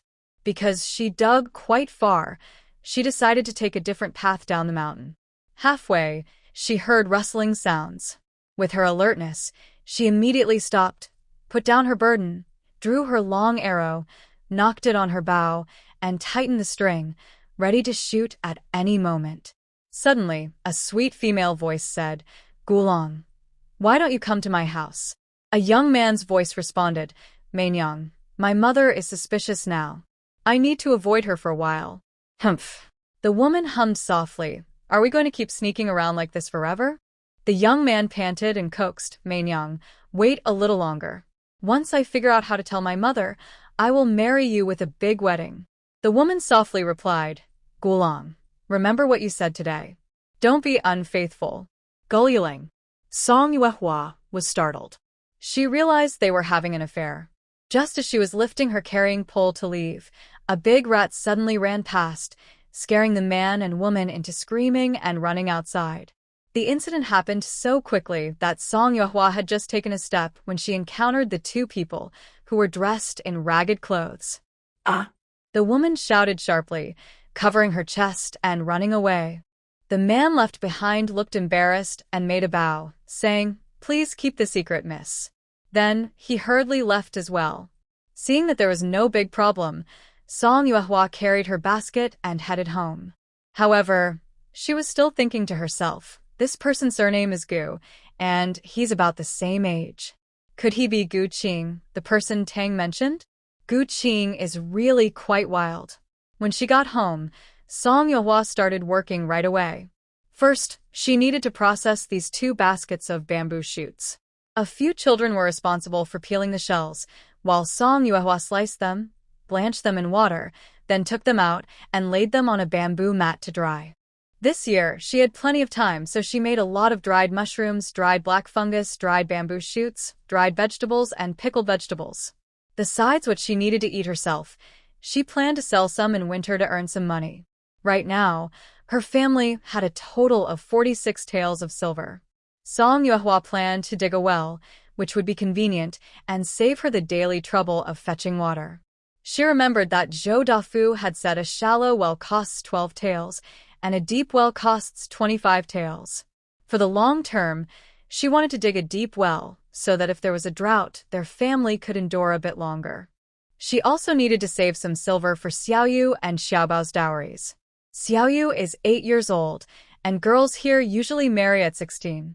Song Yuehua thought about whether she could wait until Xiaoyu was 18 so she could save more silver, buy a few acres of land, and buy more jewelry. Having a larger dowry wouldn't be a bad thing. While she was thinking about the money for Debao's schooling and Xiaoyu and Xiaobao's dowries, she started feeling sleepy. Suddenly, there was a knock on the door outside.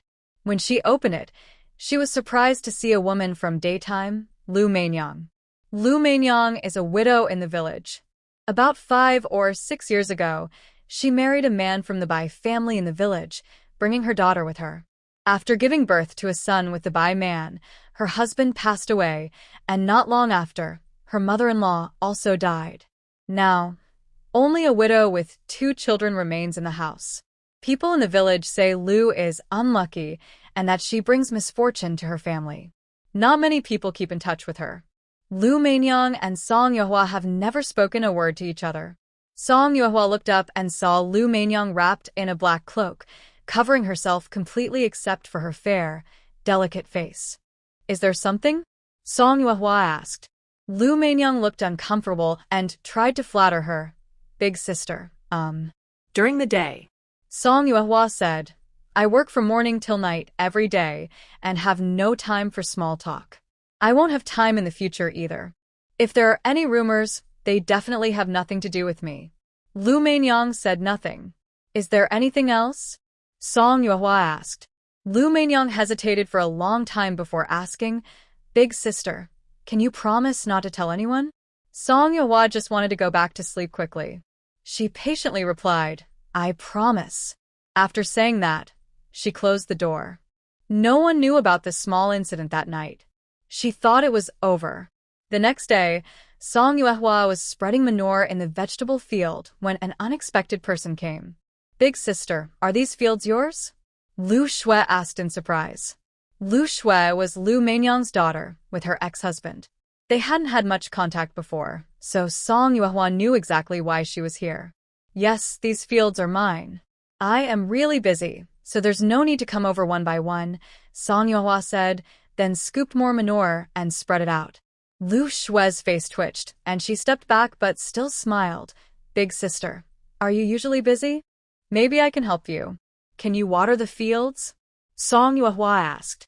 Lu Shui stammered and stubbornly said, I can learn. All right then. Song Yuehua decisively handed her the scoop and pointed to the big tank and manure pit in front. The water is there. The manure is there. Remember, 1 scoop of manure mixed with 8 scoops of water. Stir well, then you can pour it on the fields. This part and the next one are all yours. After saying that, Song Yuehua went home. Since it was her own vegetable field, when she got home, she set up a ladder and peeked over the wall.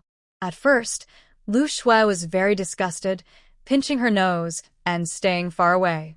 Later, whether because she got used to it or her nose lost its sensitivity, she numbingly poured, stirred, and scooped manure, stubbornly watering all the patches of land she was told to.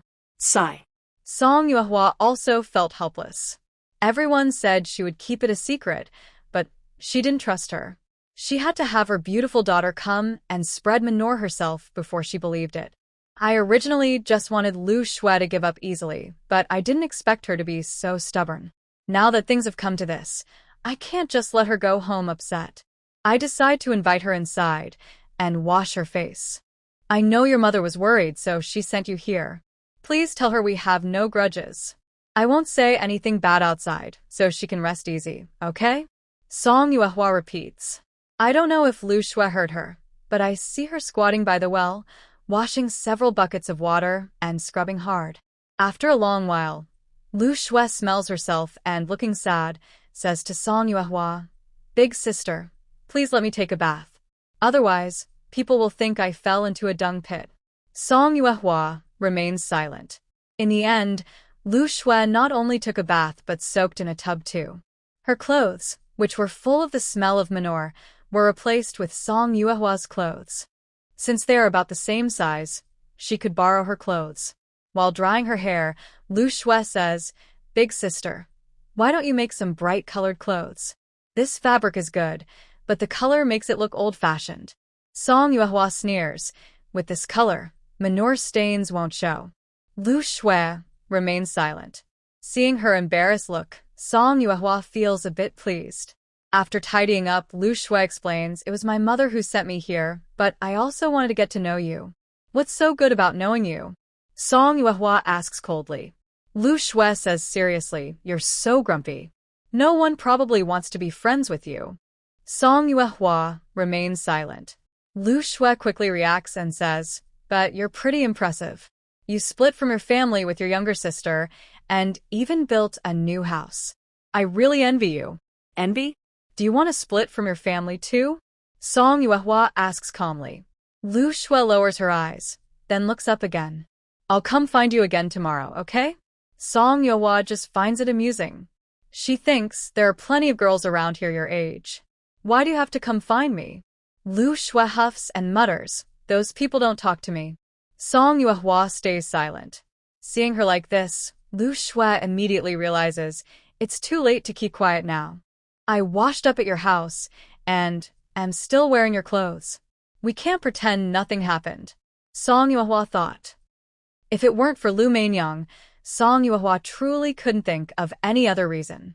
Song Yuehua felt a bit troubled. As you can see, I have so much to take care of. At home, there are 2 little babies, and I also need to raise an older child. I really don't have time. Lu Shui didn't mind and said, Didn't I say I would help you? Can you farm? Song Yuehua asked. Lu Shui shook her head but quickly added, I can learn. Then keep pouring manure? Song Yuehua teased directly. Wait. Lu Shui covered her face, scared. Besides pouring manure, I can do anything. Song Yuehua smiled, but before she could speak, Lu Shui interrupted her. What are you afraid of? I'm not a man, I don't crave your body. Why resist so much? We're just friends, and no one will get hurt. It made sense, but inside, Song Yuehua was like a middle-aged woman in her 30s. Between them, they were more like mother and daughter than friends, with a big age gap. Although Lu Shui looked a bit naive, if she realized anything, it could cause trouble. Just as Song Yuehua was thinking about how to refuse, Xia Wenwu, wearing an apron, called from inside the house, Master, dinner is ready. Song Yuehua hurried to stand up and said to Lu Shui, you should go back now. Our relationship isn't close enough for you to stay for dinner. Oh, and remember to wash your clothes and return them. Lu Shui angrily left the house loudly. Song Deya, you're really stubborn. Song Yuehua chuckled, smiling. Yeah, I'm stubborn. Better to accept it early. You have no friends, I have no friends. Why don't we just stick together? After saying that, Lu Shui stood up, walked toward the door, then turned back to Song Yuehua and said, stubborn as stone. I accept it. Song Yuehua thought. Girl, do you really need to hurt yourself like that? If Lu Shui weren't genuinely a girl, Song Yuehua might really think she had some improper intentions. Hearing the delicious smell of food, her stomach growled. Forget it. Eating first is more important. Lu Shui did not argue. She lowered her head, poked her little finger, and whispered, I see that Xiuyu and Nyonyo are both learning to read here. I want to. Do you also want to learn to read? Song Yuehua asked. Lu Shui immediately shook her head and said, my brother Baishu, who is the same age as Nyonyo, can he come here to learn too? Faced with Lu Shui's pleading eyes, Song Yuehua simply said, this is not my decision. You should ask Xiaoyu. If she agrees, then it's fine. Really? Really? Lu Shui quickly ran to find Xiaoyu. Having more students for Xiaoyu was not a problem. In fact, the more students, the more interesting it was for the teacher. Otherwise, it would just feel like a game. Xiaoyu happily agreed. If it's just about letting her brother learn to read with Xiaoyu, that's understandable. After Lu Shui finished arranging for her brother, she moved closer to Song Yuehua, who was smiling kindly. Song Yuehua asked, is there anything else? Lu Shui blushed shyly and said, can I learn archery from you? Archery? Lu Shui was interested in archery? Seeing her cautious expression, Song Yuehua softened her heart. You can learn if you want, but I can't promise much. Come practice with Xia Wenwu every morning. Lu Shui's face turned red, and she hesitated. Song Yuehua got annoyed. Say what you mean all at once. I hate guessing games. Lu Shui immediately said, I was thinking, maybe I should also apprentice under Xia Wenwu? Should I buy a bow and arrow too? No need to apprentice. Song Yuehua replied. Xia Wenwu is familiar with everyone. You don't need to worry about him. No rush to buy a bow and arrow. Just borrow from Xia Wenwu first. The next day, a small, fair-skinned child appeared in the classroom. Xia Wenwu was happy to have a new junior sister. When he heard Lu Shui didn't have a bow, he immediately gave her his own. You're giving away your bow. What are you practicing? Song Yuehua knew that Xia Wenwu wasn't really focused on archery, but his attitude was still a bit annoying. Don't worry, master. Second uncle made me 2 small bows, and we still have one at home, Xia Wenwu said casually. Go get it now. Song Yuehua said coldly. Xia Wenwu hurriedly replied, now? Master, I just marinated the duck. If I wait too long, it might spoil. I'm worried the flavor will be off when it's roasted. Song Yuehua said clearly, go back and get it. Xia Wenwu finally realized that his master was truly angry. He sulked and closed his mouth, took off his apron, and left the house. Later, Lu Shui learned about this matter and came over to apologize to Song Yuehua. This has nothing to do with you. Song Yuehua waved her hand and said, I'm upset about his attitude. Poor talent is understandable, but a bad attitude is a person's problem. It wasn't until the next morning that Xia Wenwu returned. He immediately apologized to Song Yuehua and made various promises. Are you asking about second uncle or third uncle? Song Yuehua asked. Xia Wenwu hesitated, looking more miserable than if he were crying. I mean third uncle, master. The disciple is foolish and not very clever. Please don't abandon me. Song Yuehua felt a headache from his shouting. All right, I get it. Just know your mistake. Go do what you need to. Compared to Xia Wenwu, who was so irresponsible, Lu Shui worked very hard. She pulled her bowstring until her fingers bled, then wrapped her hand with cloth and kept practicing. Song Yuehua said she lacked strength, so Lu Shui held A and turned over the nearby soil. In the morning, she practiced archery, and in the afternoon, she dug the ground. When she had free time, she ran around the area several times. Such intensity, Song Yuehua had only seen among professional athletes. At first, she thought Lu Shui was just playing around. Now, she had to reconsider this young girl. Song Yuehua asked, "Do you want to go hunting?" Lu Shui faced Song Yuehua and said without hesitation, "Yes." Song Yuehua nodded and said, "All right, I understand." If she wanted to hunt, she not only needed to learn shooting while moving but also understand the body structure of animals. While Song Yuehua was thinking about how to adjust the training plan, Lu Shui looked uneasy and asked, "Is there anything else you want to ask?" "What else?" Song Yuehua smiled. "If you want to hunt and earn silver, what else could there be?" Lu Shui lowered her head without speaking, her eyes filled with complicated emotions. That night, after Lu Shui returned home with her younger brother Bai Shu, she was immediately pulled aside by Lu Meinyang. "Why do you two go there every day? What's going on?" Lu Meinyang asked anxiously. Lu Shui gave Bai Shu a look, and Bai Shu understood and left quietly. "Mother, don't worry. Although Song Dia won't tell others, I still feel uneasy. I'm afraid it might affect your important matters, so I volunteered to work there." I also took Bai Shu along to prevent any mistakes. After speaking, she untied the cloth in her hand and showed her bloody hands with a tearful voice saying, "Mother, look, those people are not easy to deal with. They worked me so hard that I got hurt. If you're worried, I won't go tomorrow." "Oh, how could that be?" Lu Meinyang gently pushed Lu Shui's hand and spoke softly. "Shui, thank you. With your help, I can marry into a good family. Later, we will live a happy life together." "Thank you, Mother." Lu Shui lowered her eyes and whispered. When Lu Meinyang left, Lu Shui's expression suddenly changed. "A good life?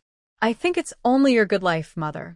With two more people at home, it doesn't affect Song Yuehua's life much. She can do whatever she wants." It was the 5th day of May, the Dragon Boat Festival.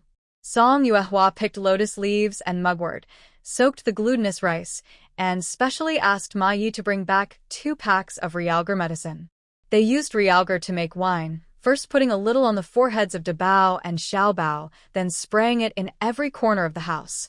Mugwort was also placed on the door. Since it was the first Dragon Boat Festival in the new home, they paid special attention to it. The whole family gathered to make zongzi, rice dumplings. Xie Wenwu, while cooking, sighed, "Master, how do you come up with so many ideas? We've only ever eaten plain water zongzi all these years." Grandma Wang skillfully wrapped the zongzi in just a few moves, smiling. "The amazing part is, the ideas are good and the taste is excellent." "That's right."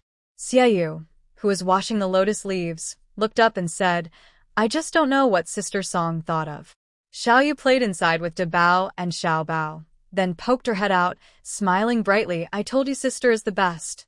Song Yuehua awkwardly chuckled twice, secretly wiping her sweat. She felt guilty, very guilty. They made both savory and sweet zongzi. The sweet ones had honey dates and red bean paste.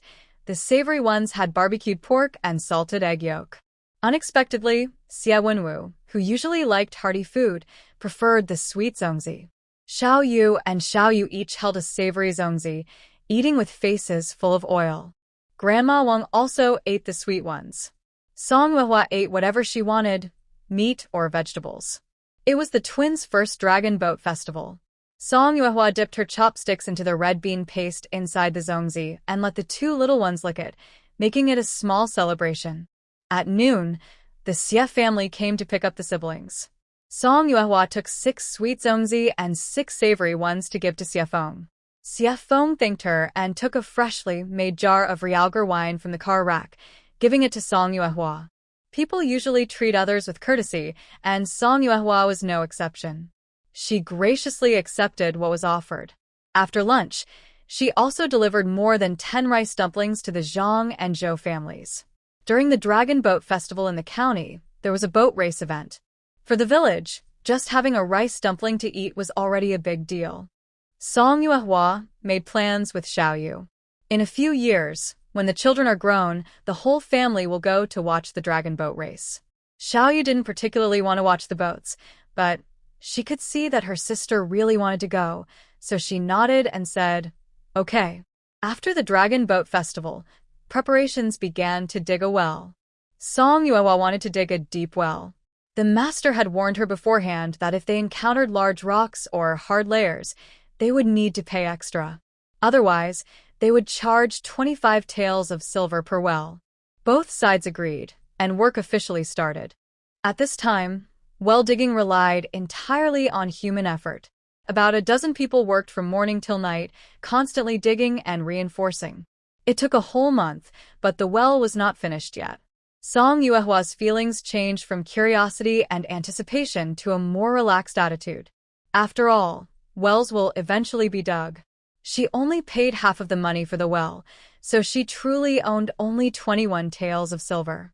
Digging the well brought Song Yuehua back into a financial crisis. Fortunately, the weather was good recently, so she could go into the mountains. Learning from the last time, before heading into the mountains, Song Yuehua asked Carpenter Yang to make a simple, foldable cart. Carpenter Yang put a lot of effort into making it just right. When he collected the money, he naturally didn't hold back.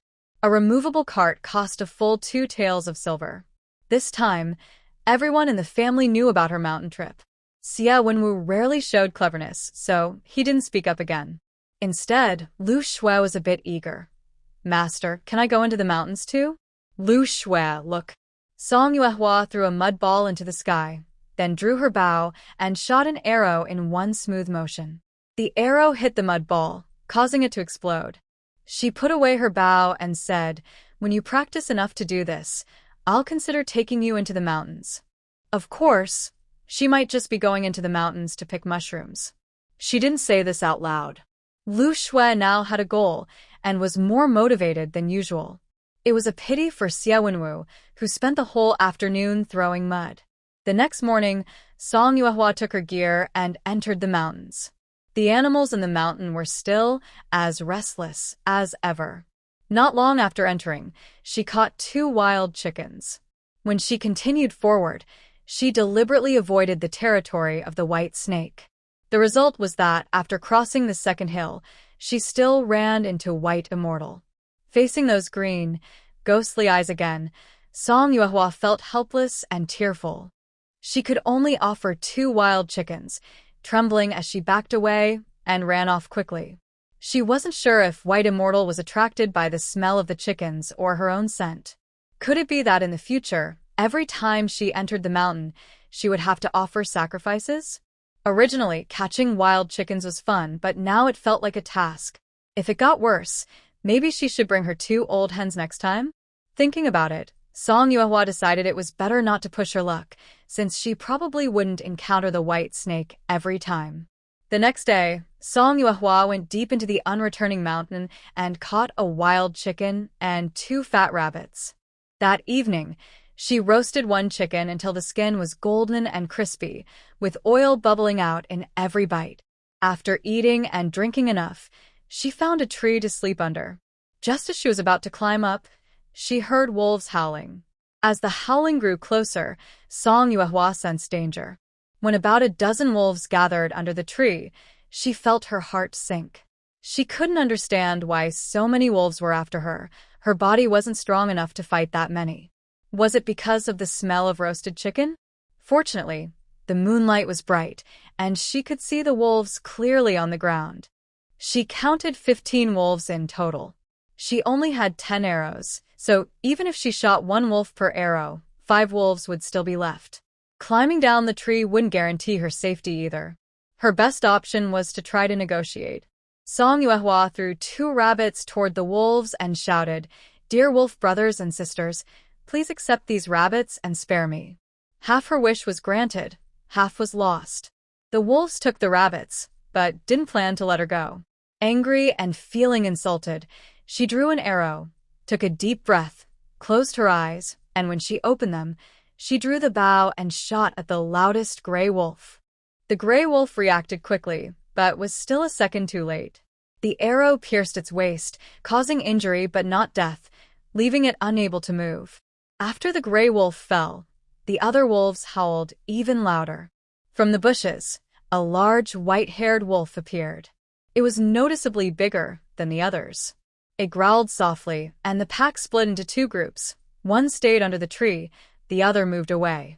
Song Yuehua aimed her arrow at the white wolf, knowing instinctively that it was the alpha wolf. The white wolf seemed to sense her intention and darted into the grass. At this moment, a few wolves from afar ran toward her. Song Yuehua quickly aimed her arrow at a mottled-colored wolf.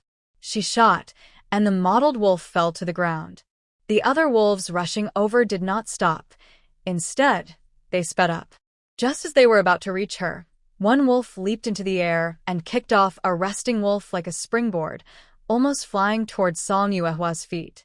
Frightened, she retreated, nearly falling from the tree. Once she steadied herself, she unhesitatingly drew her bow and shot at the rushing wolf. After killing two wolves in a row, she heard the low growl of the alpha wolf. The wolf pack beneath the tree dispersed and returned to their original formation. There were still 12 wolves left, and she had 6 arrows. Not willing to wait for death on the tree, Song Yuehua checked her chest. Luckily, her fire starter was still there. The branches on the tree were mostly moist and hard to ignite, so she needed to find dry twigs and leaves. She tied one end of her rope to a thick branch high above and the other end around her waist. Then she climbed to the top of a branch to break off some dry twigs. Some branches couldn't bear much weight and nearly broke. When she carefully climbed onto the branch, the wolf pack below suddenly started knocking against the tree trunk. The branches beneath her were thin, and the impact caused her to fall. Fortunately, she reacted quickly and grabbed onto the branch below. While climbing back up, she cursed, "Despicable and shameless. I've never seen such sneaky tricks." After working for a while, she finally collected 2 bundles of dry wood. She lit a fire and threw it toward the wolf pack. The wolves panicked and scattered. Song Yuehua immediately drew her bow again. When the white-headed wolf appeared, a sharp arrow shot through the night sky and struck its belly. It wasn't a fatal hit, but greatly limited its agility. Without hesitation, she knocked a second arrow. As long as the alpha wolf was killed, the rest of the pack would surely retreat. Unexpectedly, a small, thin wolf stepped in front of the alpha wolf. The arrow pierced its throat, and it twitched a few times before dying. The alpha wolf let out a howl. Song Yuehua shot another arrow, but another wolf stepped in front of the alpha. When she drew her bow again, the alpha wolf was already bitten and dragged into the grass by other wolves. She missed her chance to kill the alpha wolf. Most of the night had passed. There were 10 wolves left, and she had 3 arrows remaining. Right now, it seems no one can defeat anyone, but Song Yuehua knows that if they really fight, she might not be able to win against them. Not to mention the injured alpha wolf. The remaining 9 wolves can still take turns, but Song Yuehua is alone, with no space to even stretch her legs. If Song Yuehua doesn't retreat, they won't come up either. For now, they are stuck in a stalemate. The night wind is cold and chilly. Suddenly, the wolf pack on the ground lets out low growls, one after another, rising and falling in intensity. Even with her strong will, Song Yuehua feels dizzy from the noise. Howl. A large black wolf suddenly leaps in front of Song Yuehua, howling loudly. Scared, Song Yuehua stumbles and loses her footing, falling from the tree. Facing 3 large wolves rushing toward her, only one thought crosses her mind. Oh no. I am going to die. Just as she feels hopeless, a white figure flashes by, forcefully knocking away some of the wolves that were attacking her. A fairy. Song Yuehua quickly stands up, draws her bow and arrow, aiming at the closest wolf. After shooting, 2 more wolves rush toward her at the same time. In a quick move, a white snake wraps around one wolf, while the other 2 prepare to attack and bite. The white snake opens its huge mouth, hissing loudly, which immediately intimidates the wolves. Taking the chance, Song Yuehua slips into the bushes behind her to find the injured alpha wolf. But she encounters the large black wolf that had scared her earlier. The black wolf is big and good at long-range attacks but not confident in close combat. Song Yuehua is accurate with her aim and has strong strength, but she has no martial arts training. Fortunately, there is only one wolf. Song Yuehua roars loudly and charges at the black wolf. When she gets close, she suddenly throws powder containing insect repellent into the black wolf's face. Taking advantage of the black wolf's confusion, Song Yuehua pulls out a dagger from her waist, jumps, and stabs it into the wolf's side. The black wolf howls in pain, rolling with Song Yuehua. When it opens its mouth to bite back, she drives the dagger straight through its throat. Just as Song Yuehua gets up, the injured white wolf appears. The powder is gone now. Her previous move didn't work. Seeing the injured wolf look weak, Song Yuehua feels she still has a chance to win. There were 2 arrows left. Song Yuehua drew one, about to shoot, when a white wolf suddenly lunged forward. She quickly threw the bow aside and revealed a hidden dagger in her sleeve, slashing fiercely at the wolf's face. One of the wolf's ears was cut off, revealing white bones inside. The white wolf howled softly, and then 2 more wolves ran from behind. One wolf was already limping, and the other had its tail bitten off. It seemed they had barely survived an attack by the white snake. Although there were 3 injured wolves, they would be overwhelmed if attacked together. Just then, the white wolf roared loudly, and the 2 injured wolves retreated. Song Yuehua turned to see the white snake swimming over. The white wolf wanted to run away, but she couldn't let it have a chance to come back. Great Spirit, I'll leave those 2 to you. I will handle the white wolf, she said. She grabbed a thick, long stick and charged at the white wolf. The white wolf sensed her intent and growled angrily, facing her head-on. Song Yuehua was strong, and although the white wolf was injured, it was still quick. They fought fiercely, neither winning easily. She thought to herself that she should find a martial artist to learn some skills. If Uncle Xia were here, he could probably finish it quickly. She wouldn't be so helpless. The white wolf fought desperately, biting back with all its might. After taking its face was stained with blood, but it refused to retreat. It lunged at Song Yuehua, trying to bite her neck. She quickly used a stick to block its mouth and reached out to pull out the arrow from its belly. The sharp pain made the wolf twitch violently. It raised its paw and slapped her face, but before it could land, the white snake curled around it and threw it forcefully aside.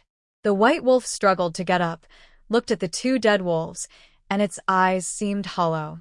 All the wolves except it were dead. The white wolf howled loudly, its mournful cry echoing through the valley. As it howled a second time, an arrow pierced through its neck, and the last wolf collapsed. The sky was bright, and everything was settled.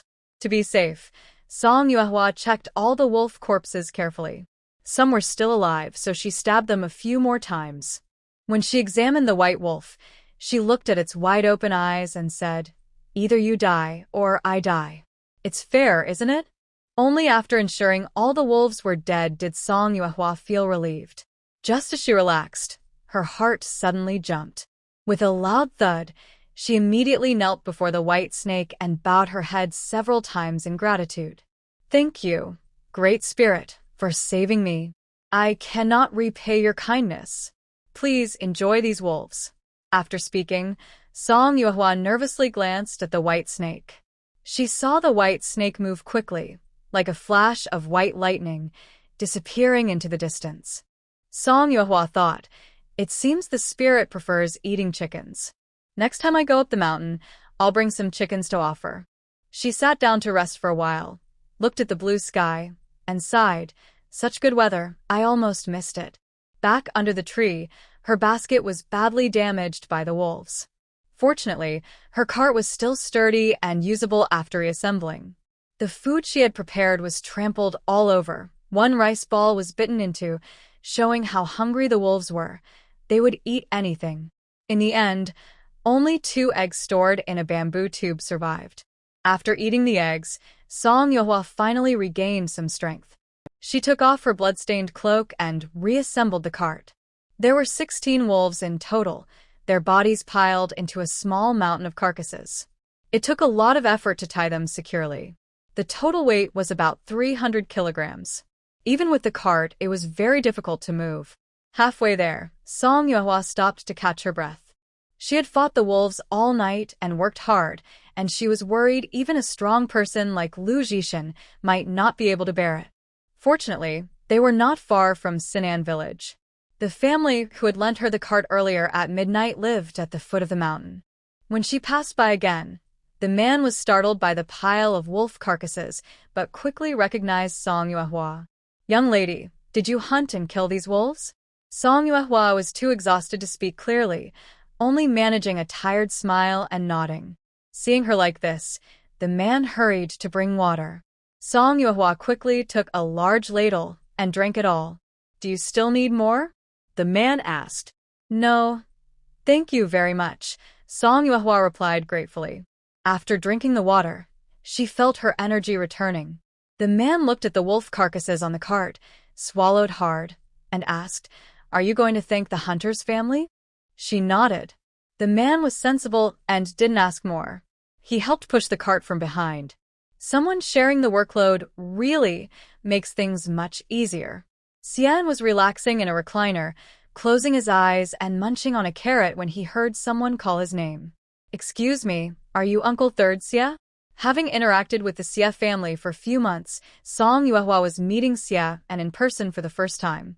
He was 13 years old, looking handsome and bright, with a clever look in his eyes. Xia and replied seriously, "No, I am just a good neighbor, helping to watch the house." Song Yuehua hesitated. "Haha, some people are better not to meet at all."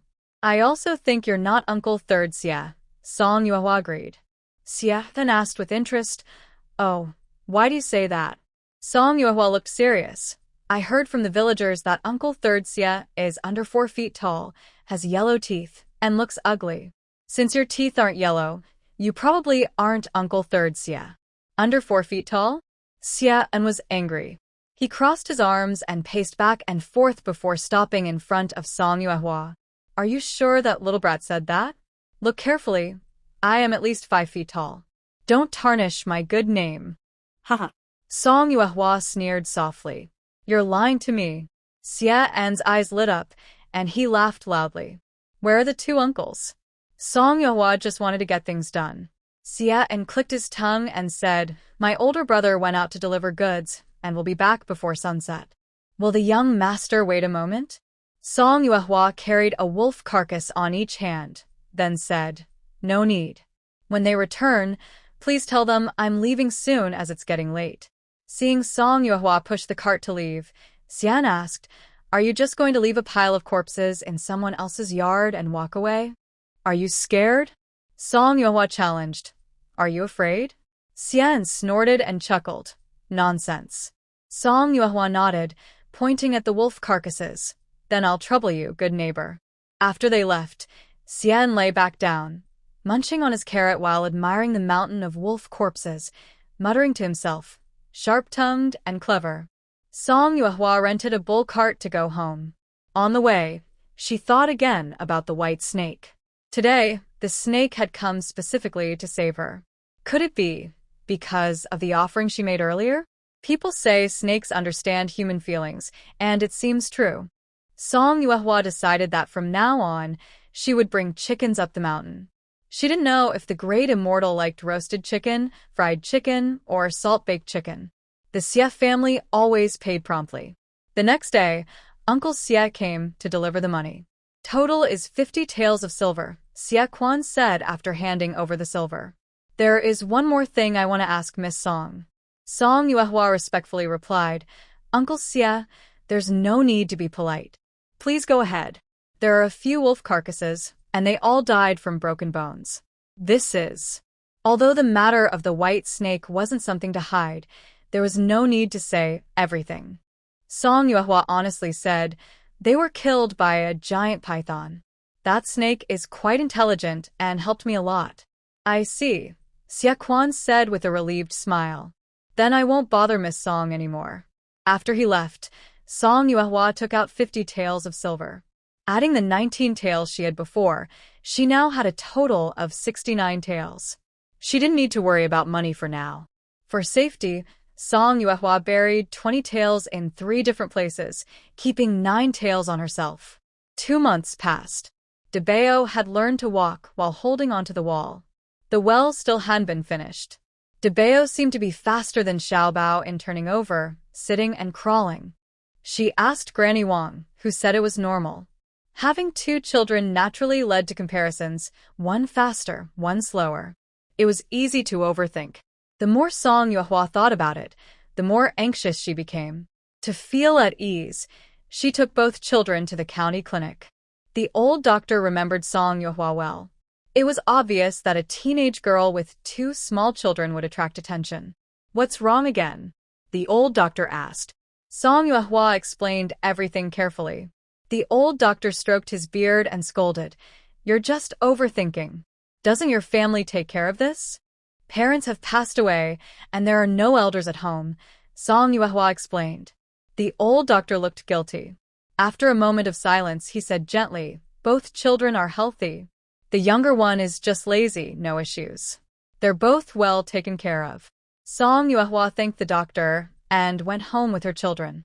The next month, besides doing some work in the fields now and then, she mostly supervised Xiaobao's activities. Debeo was lively and didn't need much worry. As long as he could run, he wouldn't walk. Another month passed, 3 months in total. The well was finally finished. It cost 25 taels of silver. It was worth it. After a few days of settling in, the water became clear. Song Yuehua drew the first bucket and took a sip. "It's so sweet." Xiaoyu and Xiaoyu also tasted it. "Really, it's so sweet." Xiaowenwu took a large scoop with a water ladle and drank a big gulp, saying, "So cold." Lu Shui, Zhang Russian, and a few others also tried a sip.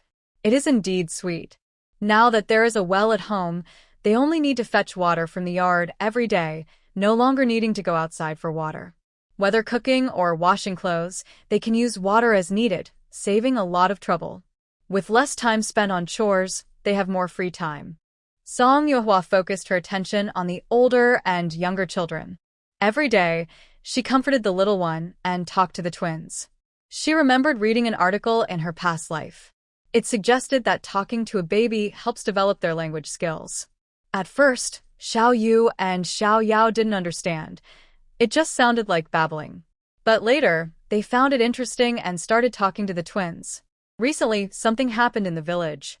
It wasn't related to Song Yuehua, but since it involved the old Song family, Tang immediately came to tell her. Song Xiaochao from Song's second family fell into the water while washing clothes a few nights ago. The water was deep where she fell, and she could have drowned. There was no woman nearby at the time, but Zhou Xiaohu saw everything. He immediately jumped into the water and saved her. However, instead of being praised, he was scolded by Song's wife and Song's second wife. Song's wife shouted that men and women shouldn't be close, and insisted that Zhou Xiaohu should marry Song Xiaochao. Hearing this, Song Yuehua couldn't help but ask, "Zhou Xiaohu is only 11 years old, and Song Xiaochao is just 6, right?" "That's right." Tang looked at her with disdain. Song's wife is saying that at 6 years old, girls and boys are not supposed to be close. Girls are considered too young for such things, and no one will want Xiaochao later. Zhou Xiaohu must take responsibility. Song Yuehua said, "So, he's involved with the Zhou family now." "Yes." Tang sighed helplessly. Song Yuehua still couldn't understand. Does Grandpa Zhou not care?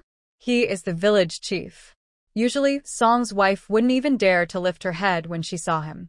How could she dare to go to his house? Tang lowered her head and whispered, "The village chief's attitude has wavered a bit about this matter." "How is that possible?" Song Yuehua was even more confused.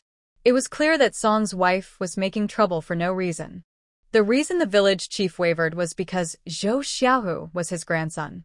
In this case, what Song's wife said wasn't entirely unreasonable.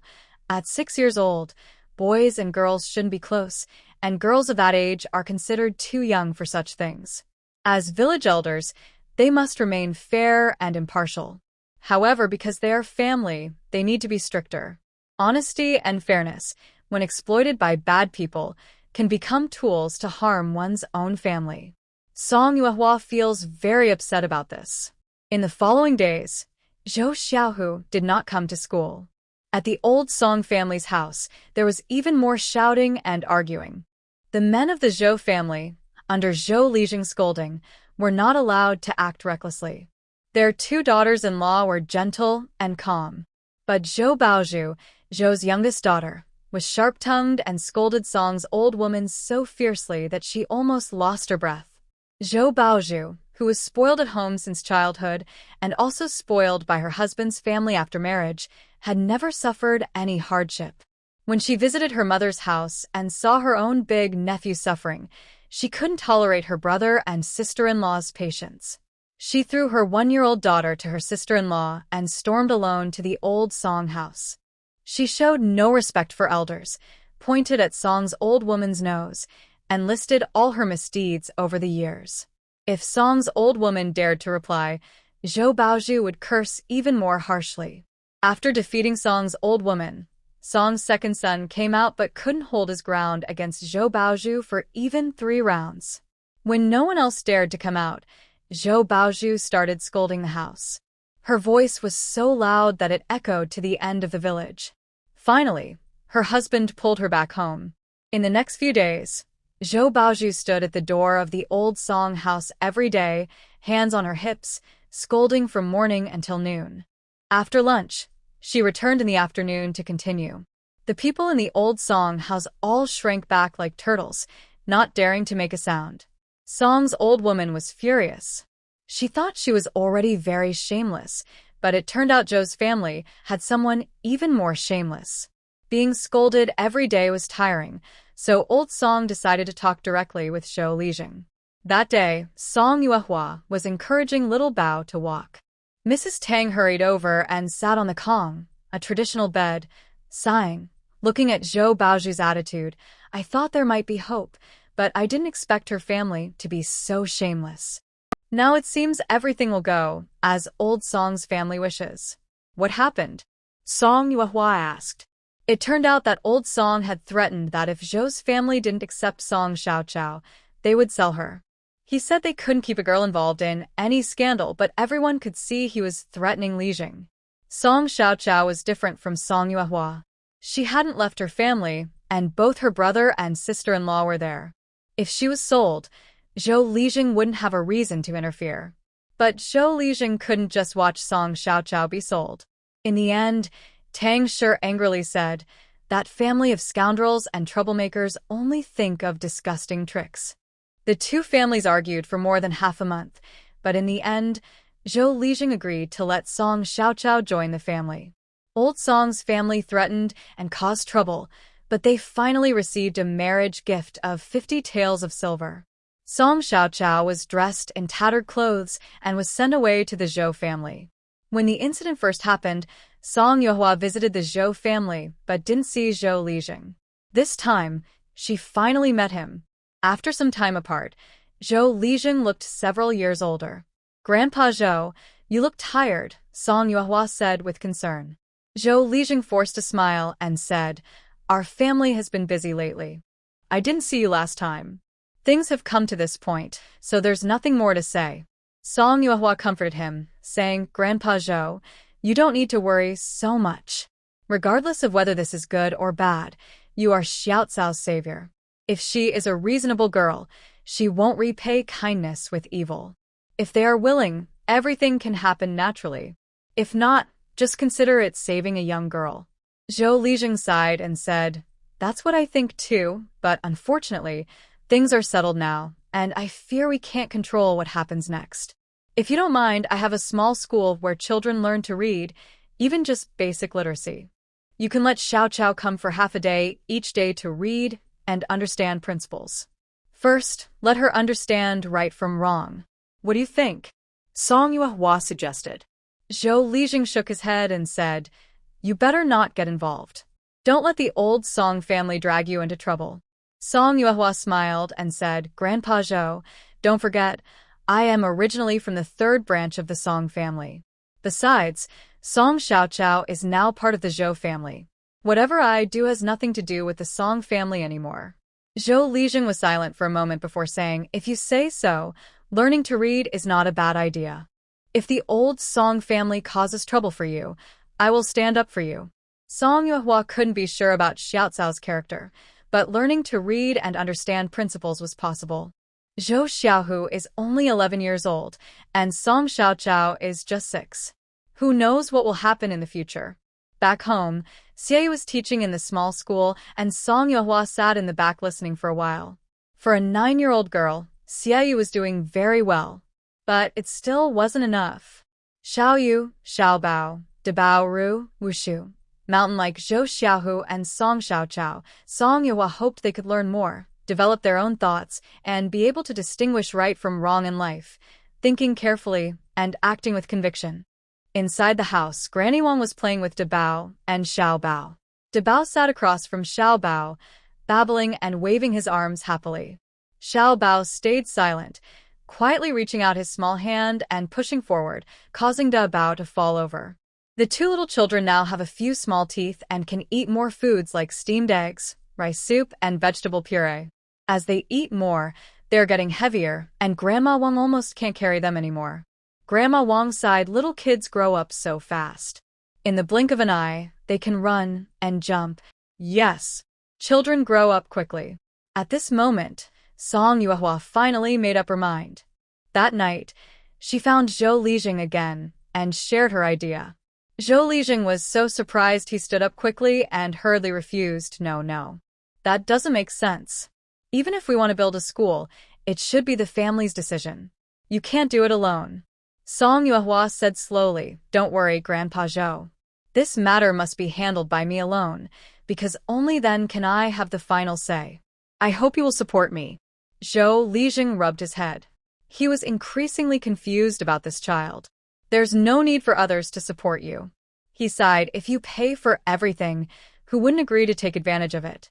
Song Yuehua smiled. You shouldn't think others are taking advantage of me.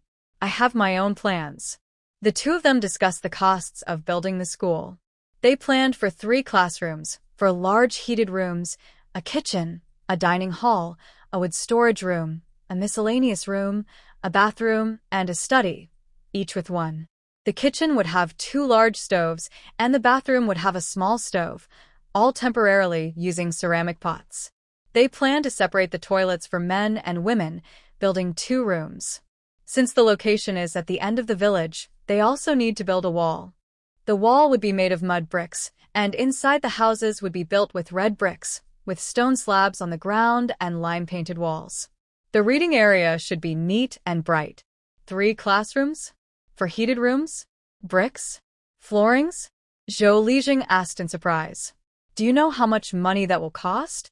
Song Yuehua chuckled and said, well, I'll need Grandpa Zhou to help me calculate. Zhou Lijing was speechless. They roughly planned the layout, adding a small bedroom with a heated bed. All the costs added up to about 26 taels of silver. Zhou Lijing was still not convinced and said, if we remove the bricks and floor and replace them with mud bricks, we could save about 10 taels of silver.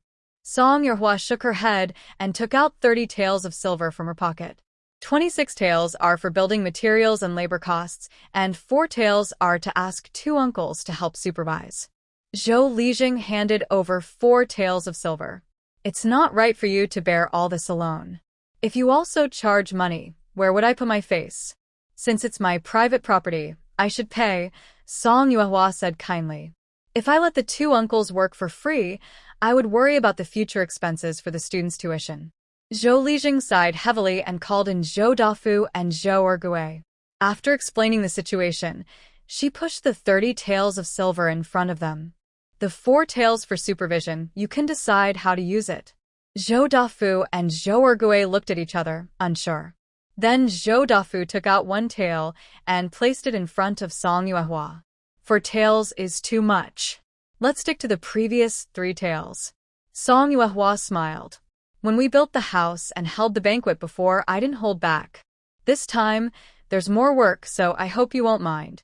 Zhou Dafu was about to speak, but Song Yuehua continued. The previous craftsmen were very good. I want to invite the same team again. Uncle Ergui, do you think that's okay? There's no problem with taking on the work, Zhou Ergui said with a smile. Once everything was settled, Song Yuehua stood up. Thank you both for helping with the school matters. I will go back now. Grandpa Zhou, I bid farewell. Before they could say anything, Song Yuehua ran off quickly. Zhou Dafu looked down at the 30 taels of silver on the table, then looked at his father and asked, Dad, what should we do with the silver? Zhou Lijing closed his eyes and waved his hand. Just take it. Mid-Autumn Festival, August 15th. Song Yuehua bought many white lotus seeds and red beans. After cooking, she added sugar to make lotus paste and red bean paste. With salted egg yolks from home, she could make egg yolk lotus mooncakes and bean paste with egg yolks mooncakes. Xia Wenwu asked, Master, aren't you making meat filling? This kid really has ideas. Song Yuehua smiled. You can try making it yourself. There are also nut fillings and fruit fillings. Hearing this, Xia Wenwu felt like opening a new world and exclaimed, Master, you're amazing. How do you think of everything? Song Yuehua's face turned red. It's not that she's impressive, but it's good that she could give Xia Wenwu some inspiration. On Mid-Autumn Day, school was cancelled for the day. Wenwu and Xiaoyu went home to celebrate the festival. When Xiafeng came to pick them up, Song Yuehua picked a basket of mooncakes and placed it directly on the car rack. Xiafeng seemed to have expected this and took out some prepared honey. Found in the mountains, it tastes pretty good. You should try some too. Wild honey. That's quite rare. Song Yuehua graciously accepted it, smiling and saying, Thank you, second uncle. The remaining mooncakes were sent to the Zhang family, 8 mooncakes, and 6 to the Zhou family. When they went to the Zhou family, they learned that Zhou Baoju's family had also returned. They brought 4 more mooncakes to give as gifts. After receiving the gifts, the Zhang family sent over a chicken, and the Zhou family brought several pieces of local pastries. For the evening reunion dinner, only Song Yuehua, Xiaoyu, and Granny Wang were present, as the older children couldn't join. Even with just 3 people, Song Yuehua prepared 4 hearty dishes: steamed carp, lotus root and old duck soup, fried pork intestines, and cold pig head meat. For the older children, she prepared a fish custard with egg. When Xiaoyu and Granny Wang saw it, they were surprised. Xiaoyu worried, Sister, do you think we can eat all this? Granny Wang said if Wenwu were here, we could definitely finish it. Song Yuehua smiled and said, Tonight's dinner, we can all eat freely. Xiaoyu picked up some fried pork intestines and took a bite, filling the air with delicious meat aroma. Sister, what kind of meat is this? It's so tasty. Song Yuehua hesitated, unsure whether to say more, but decided to enjoy the festival first. Granny Wang, being older, only ate the fish and soup. She didn't dare try the other 2 dishes, which looked too strong for her delicate stomach. After dinner, everyone sat in the yard to enjoy the moon, and Granny Wang cut a mooncake. To let the little ones experience the Mid-Autumn Festival, Song Yuehua took a piece of mooncake and let the children smell it. The mooncake wasn't much, but since they just finished eating, Xiaoyu and Granny Wang only ate a small piece, and the rest was eaten by Song Yuehua.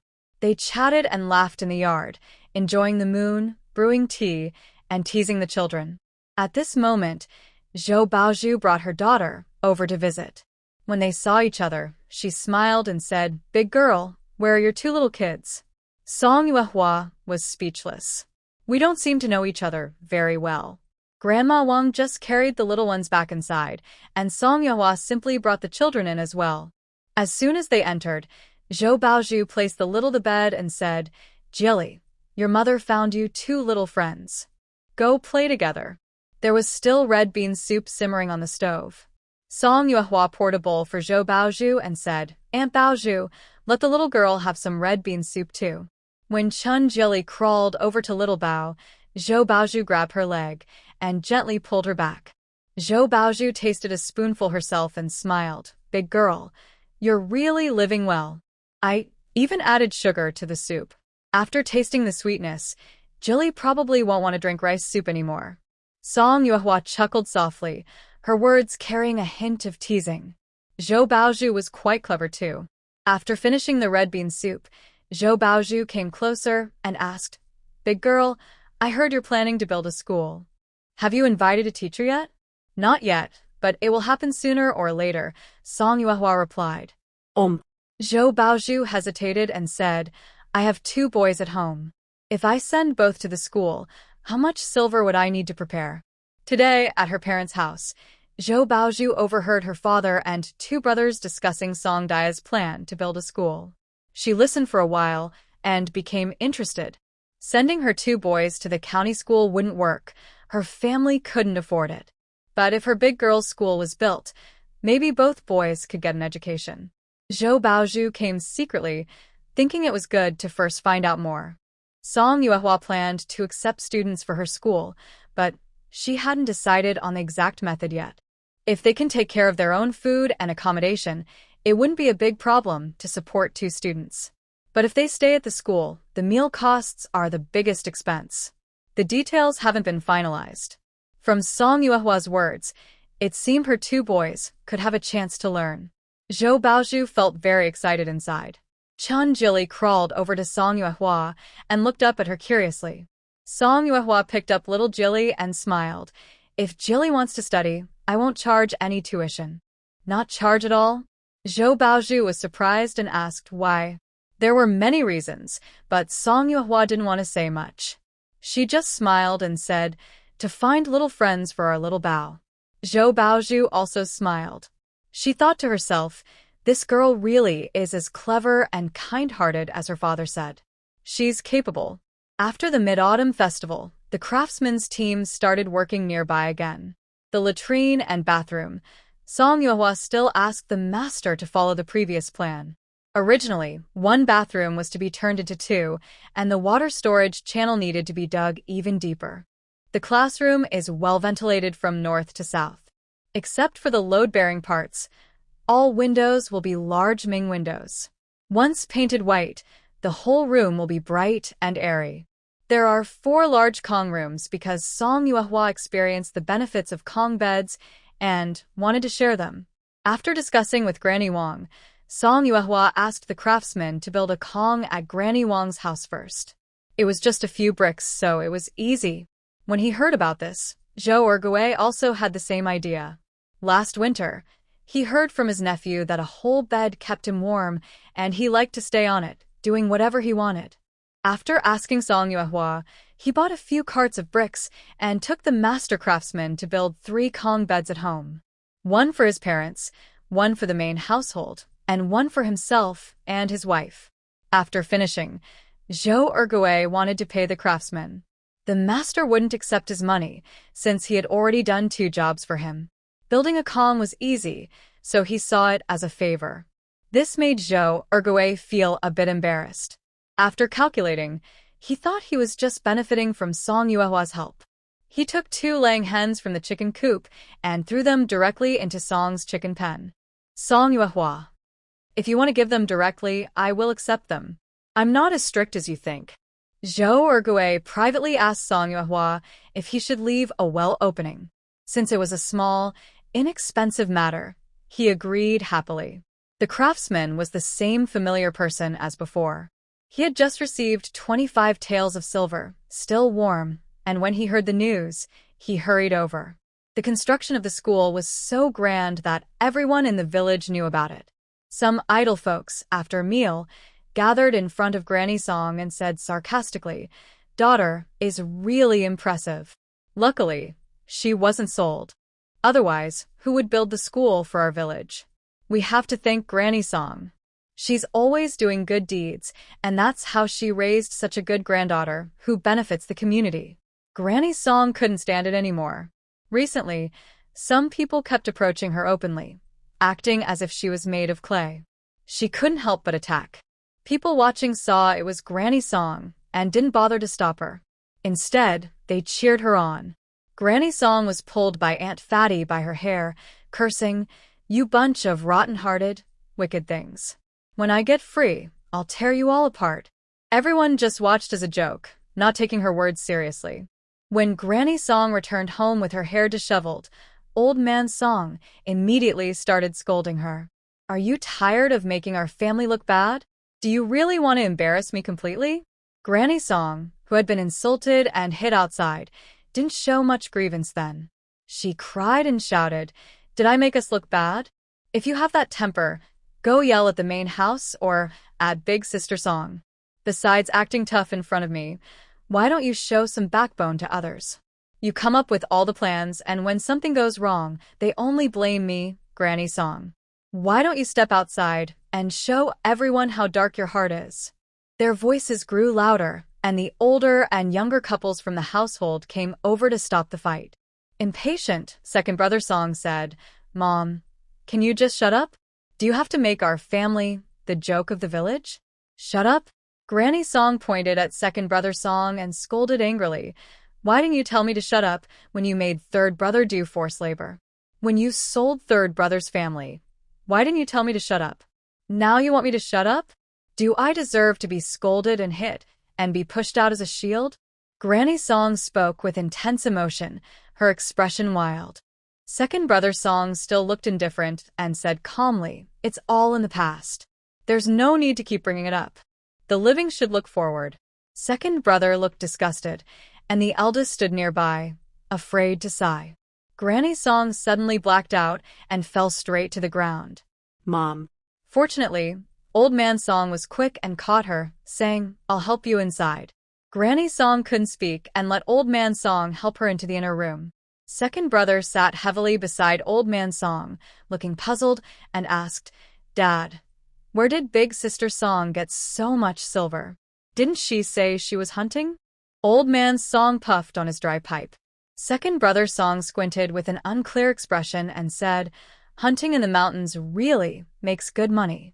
Just when the household settled down, the neighbors from Zhang's family started arguing again. The family was still eating when Mrs. Tang slammed her chopsticks on the table and said through gritted teeth, Our family's future doesn't need Big Brother giving us advice here. Sister-in-law, do you know how much effort I put in to get young Carpenter to agree? Zhang Daniel looked sincere and earnest. Farmers like us should be practical, either farming or learning a craft. Stop dreaming about unrealistic things. Tang was almost driven crazy with anger. We can read and study, and we wanted to send our children to school before. You didn't agree. My husband and I can't afford it because we lack the ability. Now that it looks like we can send our children to Manhwa school, you secretly went to find Carpenter Yang. Brother, I ask you, what are you really thinking? What am I thinking? Zhang Daniu slapped the table and pointed at Tang angrily. Is this how you talk to your older brother? Zhang Erniu stepped in front of Tang. Big brother, I also want to ask after so many years, what are you really thinking? Zhang Daniu sneered. I just want us brothers to stay united so that Go Dan can have a meal in the future. What am I thinking? Tang was about to speak, but Zhang Erniu continued. Big brother, Yushan is our son. No need to trouble yourself. If you have such thoughts, better focus on your own daughter. Zhang Erniu. Zhang Daniu grabbed Zhang Erniu by the collar, eyes wide with rage. Are you mocking me? Just because I have a son, you look down on me? Zhang Erniu punched back, knocking Zhang Daniu onto the table, panting heavily. Are you crazy? As soon as Zhang Erniu let go, Zhang Daniu, like a madman, lunged forward and started hitting Zhang Erniu with reckless fists. Tang and Zhang hurriedly ran over to break up the fight. The whole Zhang family was in chaos, shouting, insulting, trying to stop the fight. Grandma Jean, sitting in the middle, sighed deeply. Split the family. Everyone immediately fell silent and looked at her.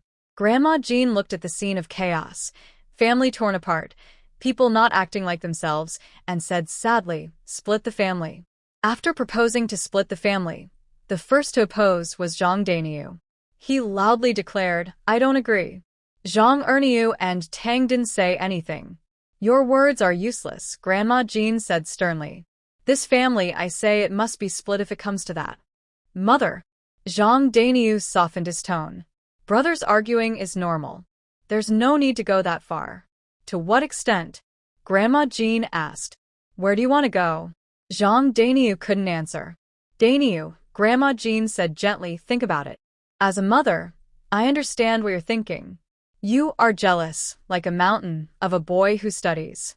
In the past, you didn't agree to send him to school and could use money as a reason. Now, seeing the village about to have a school, you want to send him to learn carpentry. Your evil intentions, I can see through them. Grandma Jean wiped her tears, her voice full of hardship. I can't let anyone ruin my grandson. Dividing the family is good for you, and for Ernyo's family too. Zhang Dania looked at her with disbelief. Mother, how can you think like that about me? Grandma Jean shook her head and asked Tang to call the village chief. Zhang Daniu finally panicked. He hurriedly said to Zhang Ernyo, you should talk to mother. The two of us brothers are fine. Why divide the family? From now on, if Dog Egg wants to study, let him. I won't interfere anymore. Big brother. Zhang Ernyo said sternly, my son is now called Zhang Russian. After the village chief came over, he confirmed with Grandma Jean, are you really going to divide? Yes, Grandma Jean replied firmly. So there was nothing more to say. All the land and property in the house were divided into 3 parts. Each brother got one, and Grandma Jean kept one. The final question was whom Grandma Jean would stay with either son. Zhang Ernyo and his wife didn't feel at ease and wanted their mother to stay with them. Zhang Daniu angrily said, since ancient times, elders stay with the eldest son. Even you, mother, want to take her away from the second son. What are you planning? This matter made Zhang Ernyo and his wife feel guilty, so they didn't dare reply. It was the village chief who finally made the decision. He divided the house into 2 parts, building a wall in the middle to separate the families. That was the end of the matter. In the following days, Zhang Russian continued to bring Zhang Ruochu to study at the Song family every day. It wasn't until Tang came to mention it that Song Yuehua learned about the family division. Song Yuehua asked with concern, Aunt Tang, if you need any help, just say so. Tang sure was not polite.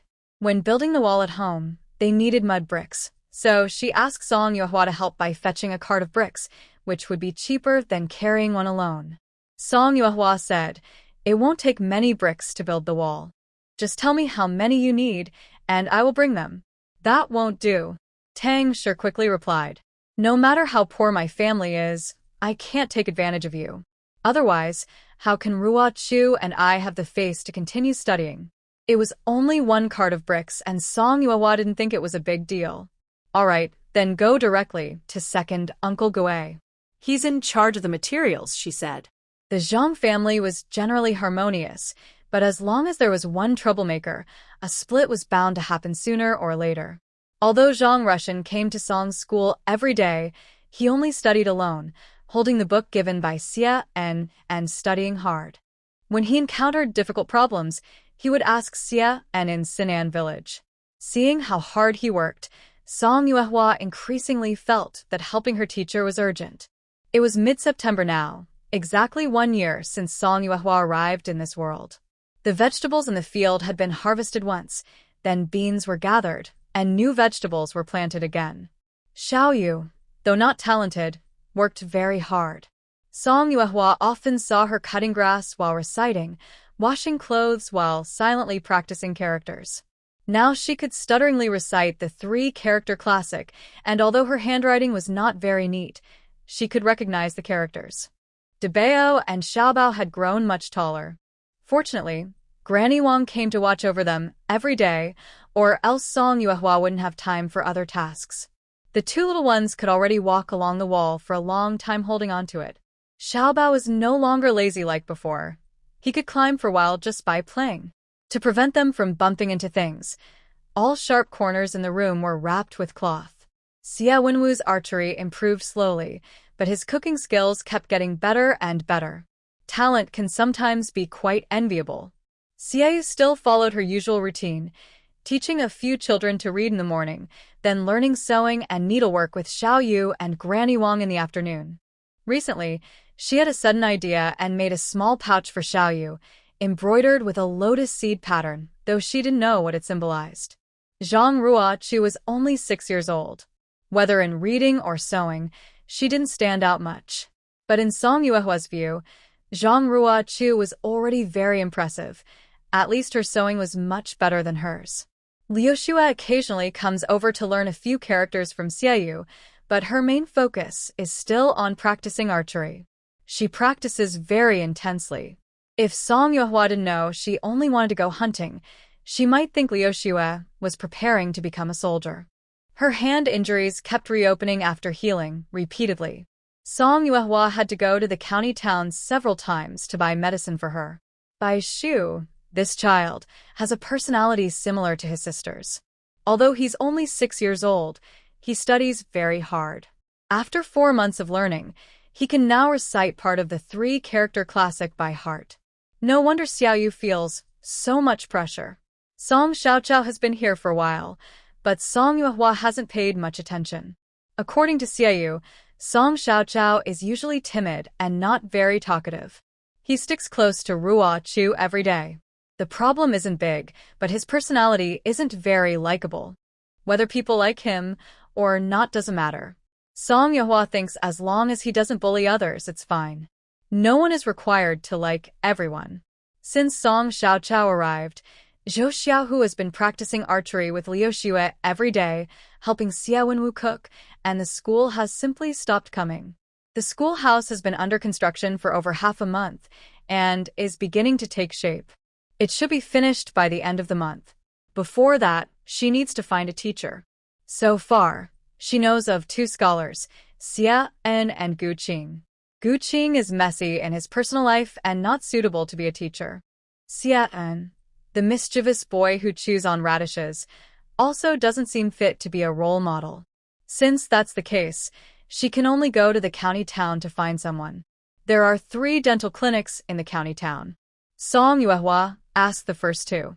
The dentists, seeing a simple-dressed young girl, impatiently said, "If you're looking for a teacher for the school, there's no teacher here. Don't cause trouble. Hurry up and leave." When she reached the 3rd one, Song Yuehua started to doubt herself. Could she have come to the wrong place? "Young lady, is there anything I can help you with?" Following the voice, she looked up to see a sharp-faced man standing at the door of the dental clinic, his face full of lecherous enthusiasm. Song Yuehua was silent. Is he a bad person? One couldn't find a dentist, and the other couldn't find customers. Both quickly agreed to help each other. Ho Wu, hearing that Song Yuehua was looking for a teacher, felt a bit awkward. Teachers usually go door to door. They wouldn't stand inside a dental clinic waiting for someone to pick them. After hearing this, Song Yuehua said, "If you can introduce me to a suitable person, I will pay a reasonable finder's fee." Ho Wu's mind turned quickly. Was this a way for him to earn extra money? She hurriedly waved her hand and said, No, I can't do such a thing of betraying my family." Song Yuehua thought to herself, what is she thinking? She explained, "I mean, you can go ask around. If you find someone suitable, take me to see them. I won't hold back on the money I should pay." Oh. Ho Wu suddenly understood, his face turning red, and he quickly nodded in agreement. After discussing with the shopkeeper for a long time, Ho Wu came over and said to Song Yuehua, "I know a few suitable people, but I don't know if they're willing to go." From what he said, there are 3 people nearby with official titles. One is an old scholar from Daozhu village in his 50s, still taking part in local exams. Another is a young scholar from Luoxia village, about 38, who has failed many times and now works as a clerk at the Drunken Fragrance Inn. The last is a 19-year-old young scholar from Taoyuan village, who recently passed the exam and is full of spirit. It's unlikely he would want to work as a teacher for someone else. Song Yuehua asked, "Is the one from Taoyuan village named Gu Qing?" "Exactly." Ho Wu said, "So you know him?" Song Yuehua smiled and said, "I am also from Taoyuan village." In any case, Gu Qing can be ruled out. The old scholar from Daozhu village is not a problem, and since the Drunken Fragrance Inn isn't far, they can go check there first. It was almost noon. For the first time, Song Yuehua entered a restaurant. She didn't want to be too extravagant, so she and Ho Wu each ordered a bowl of noodles, a pot of tea, and a small dish. They found a seat near the counter. As soon as she looked up, Song Yuehua saw the young scholar, Guo Huaizhong, who was sitting there, looking bored and moving the abacus with no interest. Since it was rare to visit a restaurant, Song Yuehua took a bite of her noodles. The broth was made with chicken, but because there were few chickens and it was mostly water, it lacked aroma and only had a fishy smell. The noodles had soaked too long and became soft, floating in the chickeny water. This meal was quite dull for Song Yuehua. On the other side, Ho Wu ate his noodles and soup eagerly. even licking the bottom of the bowl. Did she forget to bring her tongue out today? After finishing the noodles and drinking 2 pots of tea, they sat for a while before paying the bill. Gua Huaizhong only reacted when paying, otherwise, he sat with a sullen face, silent. Such a gloomy person, Song Yuehua didn't really want to be around him. In the end, when it was time to pay, Song Yuehua also felt troubled. 2 bowls of noodles cost 400 coins, 2 pots of tea 100 coins, and the small dish was free. The total was 500 coins. Gua Huaizhong paid, without showing any emotion, and Song Yuehua painfully took out the money. Heartache returns to heartache, but important matters cannot be forgotten. Song Yuehua pretended to be relaxed and said, "I heard that the master has achieved the status of a scholar. Why are you willing to be just a small accountant?" Gua Huaizhong looked up and said harshly, "Who are you?" Seeing a young girl, he scolded, "Go away, finish your accounts, and leave quickly. Don't cause trouble, or I won't be polite." Feeling frustrated and unstable, sensitive and somewhat snobbish, Song Yuehua secretly judged that she was not suitable to be a teacher. Just as she was about to leave, a loud noise came from upstairs. She looked up and saw a door to a private room being kicked open, with angry shouting following. "What kind of trash is this? How dare you serve this to my young master? Are you trying to ruin the business by being too comfortable?" A bowl flew out from the broken doorway and smashed on the floor below, splashing soup and noodles everywhere. Customers near the stairs hurriedly moved their tables and dishes aside, afraid of getting splashed. Song Yuehua thought that, although this person had a bad temper, at least their taste was normal. Ho Wu quickly came over and whispered, "This is the county magistrate's son. No one dares to offend him." The county magistrate's son? Song Yuehua remembered. Was he the boy who had fought with Xia Wenwu at the school? The shopkeeper hurried to the room, trying to reason with him, but he refused to give any face. A group of people then hurried down the stairs. The leader, with messy hair and loose clothing, had a crooked long sword at his waist, followed by 2 young men. A young servant carried a money pouch and slammed it on the counter, arrogantly saying, "Pay the bill, including the door. How much silver?" But honestly, if you dare to serve this kind of food again, you might as well close the restaurant and sell trash water instead. Song Yuehua agreed. This dish definitely didn't match the price. The shopkeeper scrambled over, almost bowing to the ground, and begged humbly, "We won't take any silver. Please, third young master, have mercy. From now on, whenever you come to our shop, everything will be free." Yan Feng saw him stop and placed his hand on his sword hilt, sternly saying, "Are you deaf? If your ears don't work, I'll cut them off for you." Just as he was about to draw his sword, the quick-thinking young servant stopped him. The servant cursed, "What nonsense are you talking? We don't care about your petty tricks." The accompanying young man also scoffed, with such poor judgment. "You think you can be a shopkeeper? I think you should resign and go back to farming." Seeing Yan Feng's face grow increasingly impatient, Song Yuehua whispered to Gua Huaizhong, "Hurry up and settle the bill. If we wait any longer, they might really break the counter." Gua Huaizhong, trembling in the corner, didn't think much and quickly finished counting. He then nervously reported, 5 bowls of soup noodles, 1 door, a total of 8 taels of silver. The young servant took out 8 taels of silver and slammed it onto the counter, grumbling, "I told you so earlier. Why did you have to make us angry?" Yan Feng saw the group leave the restaurant.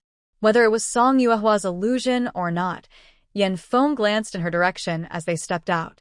"Oh no! Don't let this crazy person notice us." Song Yuehua quickly called Ho Wu to leave together. After leaving, Ho Wu knew at once that Gua Huaizhong was out of the picture. He cursed inwardly, this fool, always showing off, missed a good chance. No wonder he'll spend his life as a clerk.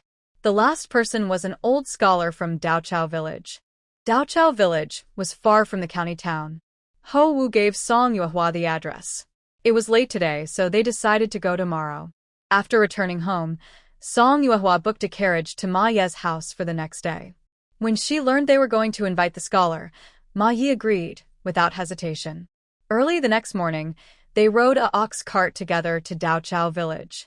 Ma usually only took one person, so they chatted along the way and asked about the school enrollment. Big girl, how much does your school cost? Are there any requirements? Song Yuehua smiled and said, since it's in our own village, there are no extra expenses. The main costs are paper and ink. Just don't worry about it.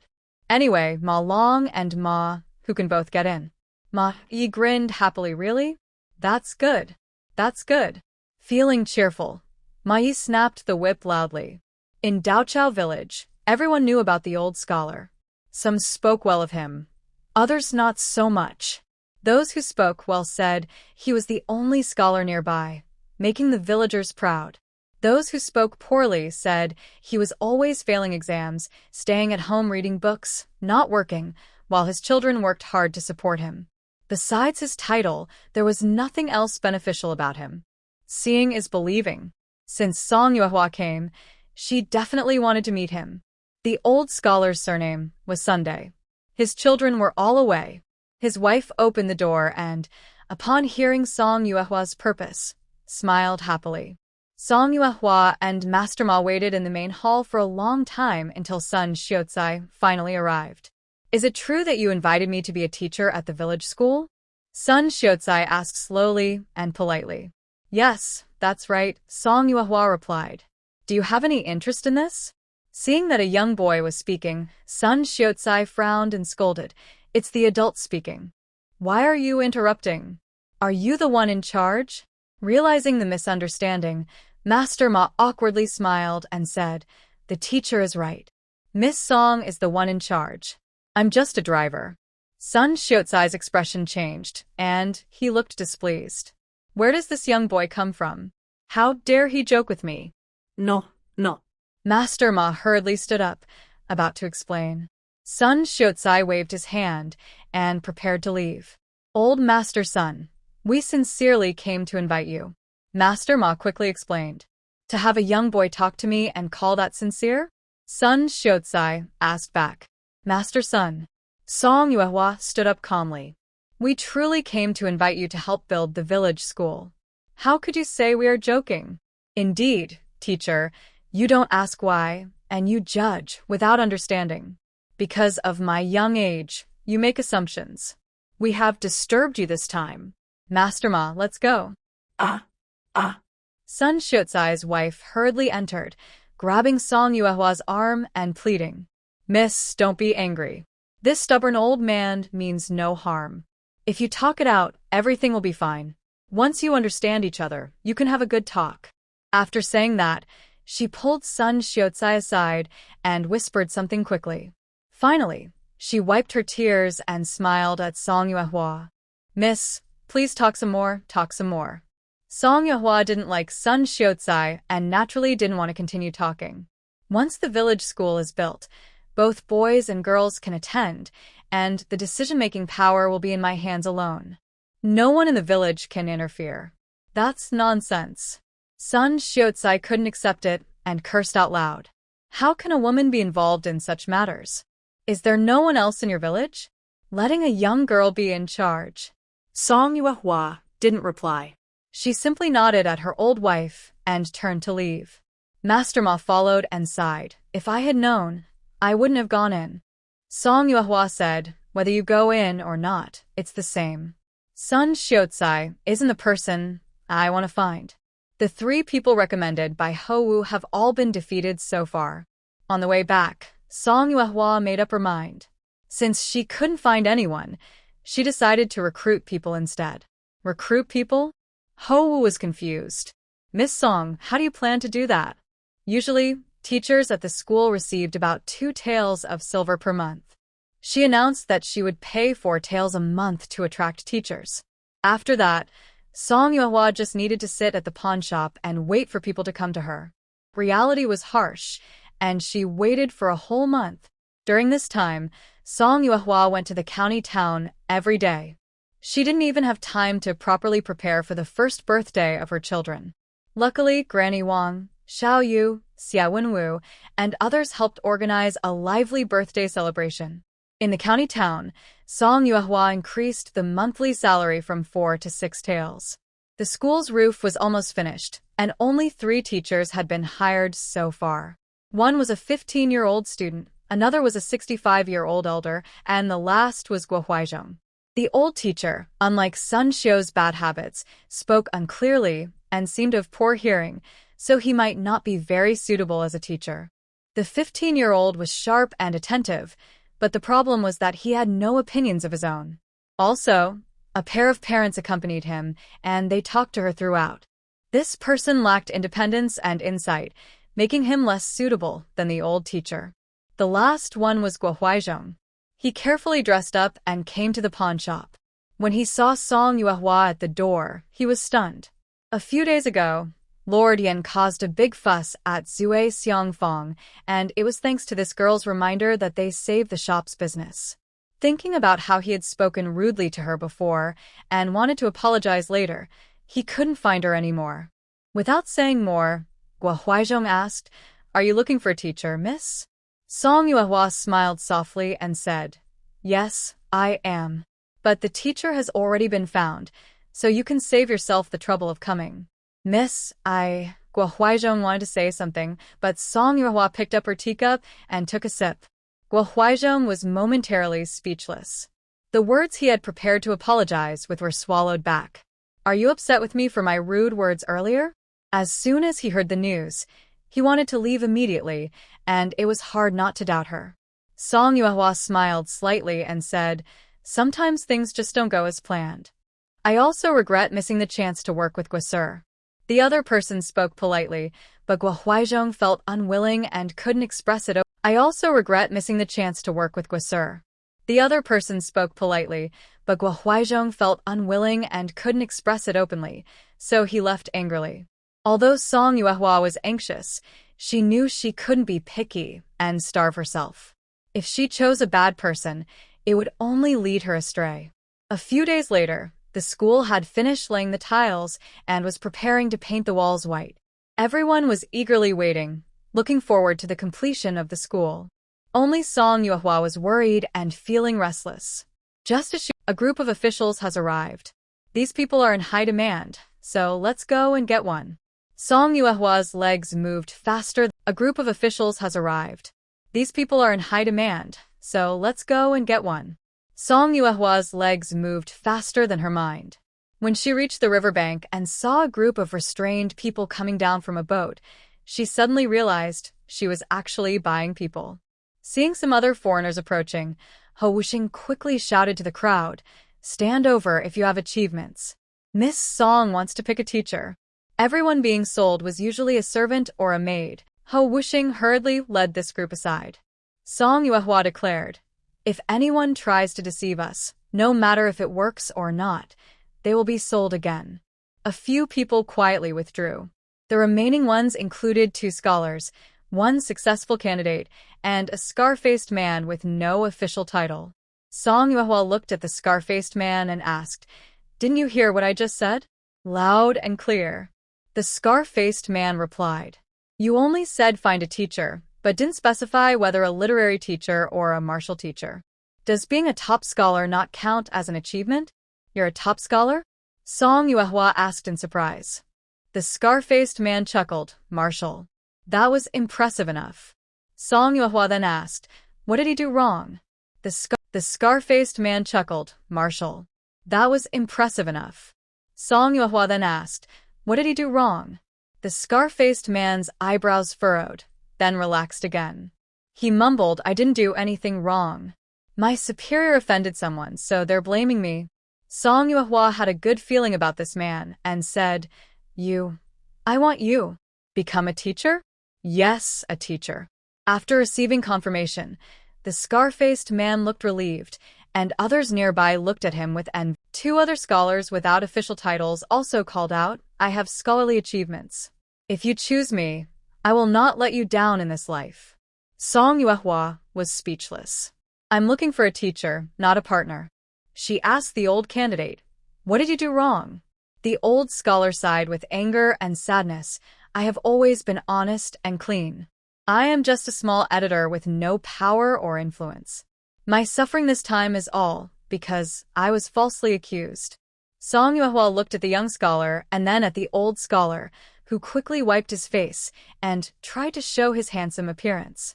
At that moment, the old scholar's crying suddenly grew louder. Song Yuehua looked at him with disdain and said, "Stop crying, just you." The two young scholars couldn't believe it. They asked unhappily, "Miss, why did you choose this old man instead of us?" Song Yuehua smiled gently and said, "I like older people." The young scholars and the old scholar were speechless. After choosing someone, Song Yuehua was about to leave. Suddenly, the old scholar knelt in front of her with a loud thud and bowed deeply, speaking sadly. "It is my blessing to be able to go with you, miss. But my wife is still here. Please show mercy and take her along. My wife and I will work hard for the rest of our lives, grateful beyond words." The discouraged young scholar thought his chance had come again. He figured that two handsome young scholars would be a better match than the old man and his wife. Just as the young scholar was about to speak, Song Yuehua nodded and said, "Then take her along." The two young scholars were surprised and thought, "You really don't give us any chance at all." The old scholar's name was Ishuehan, and his wife was named Xia Manchun, a very dignified woman. Although they were in a difficult situation now, their every movement showed undeniable elegance. When Song Yuehua saw the scarred man's name, she looked up at him. Duan Yidao, true to his name, suited his scarred appearance perfectly. The three of them had a total of 25 taels of silver. Until the contract was settled, Song Yuehua's heart still ached. They didn't even have clean clothes to change into. She bought a bolt of cotton and 2 bolts of coarse cloth at the fabric shop, spending another 2 taels of silver. After settling the bill, everyone felt exhausted. Despite that, Song Yuehua still hired a carriage and, under the cover of night, sent them back home. The school was still being painted white, so they couldn't move in yet. She first arranged for the 3 to take a bath, then called her family over and introduced them one by one. Little Jade and Little Yu politely greeted the couple. When it was their turn, the 2 young girls were startled by the scar on Duan Yidao's face. Little Jade stepped in front of Little Yu and stammered a greeting. Xia Wenwu was very brave. Before Duan Yidao could say much, he called out loudly. As expected of her disciple, Song Yuehua praised him. Dinner was prepared together by Song Yuehua and Xia Wenwu. Considering that the group hadn't eaten well these days, they prepared light dishes. Tofu fish soup, stir-fried choy sum, pearl sticky rice meatballs, steamed egg custard, cold noodles, seafood, and pork rib soup. Each person had a full bowl of rice. Seeing this table of food, the 3 were all stunned. Since arriving at this rural courtyard, they had given up expecting to taste meat or eat hearty meals. But on the first day, they enjoyed such a rich meal. It's clear they weren't treated as servants. Not only were the scholar couple deeply grateful, but even Duan Yidao was crying while eating, though it wasn't a very graceful sight. After dinner, the Yi couple slept in one bed, while Duan Yidao and Xia Wenwu slept in a wooden shed. Once the matter with the master was settled, Song Yuehua let out a big sigh of relief. She had thought a lot about the recruitment, and although she didn't expect to make much money, she wanted to at least balance income and expenses. She still had 13 taels of silver.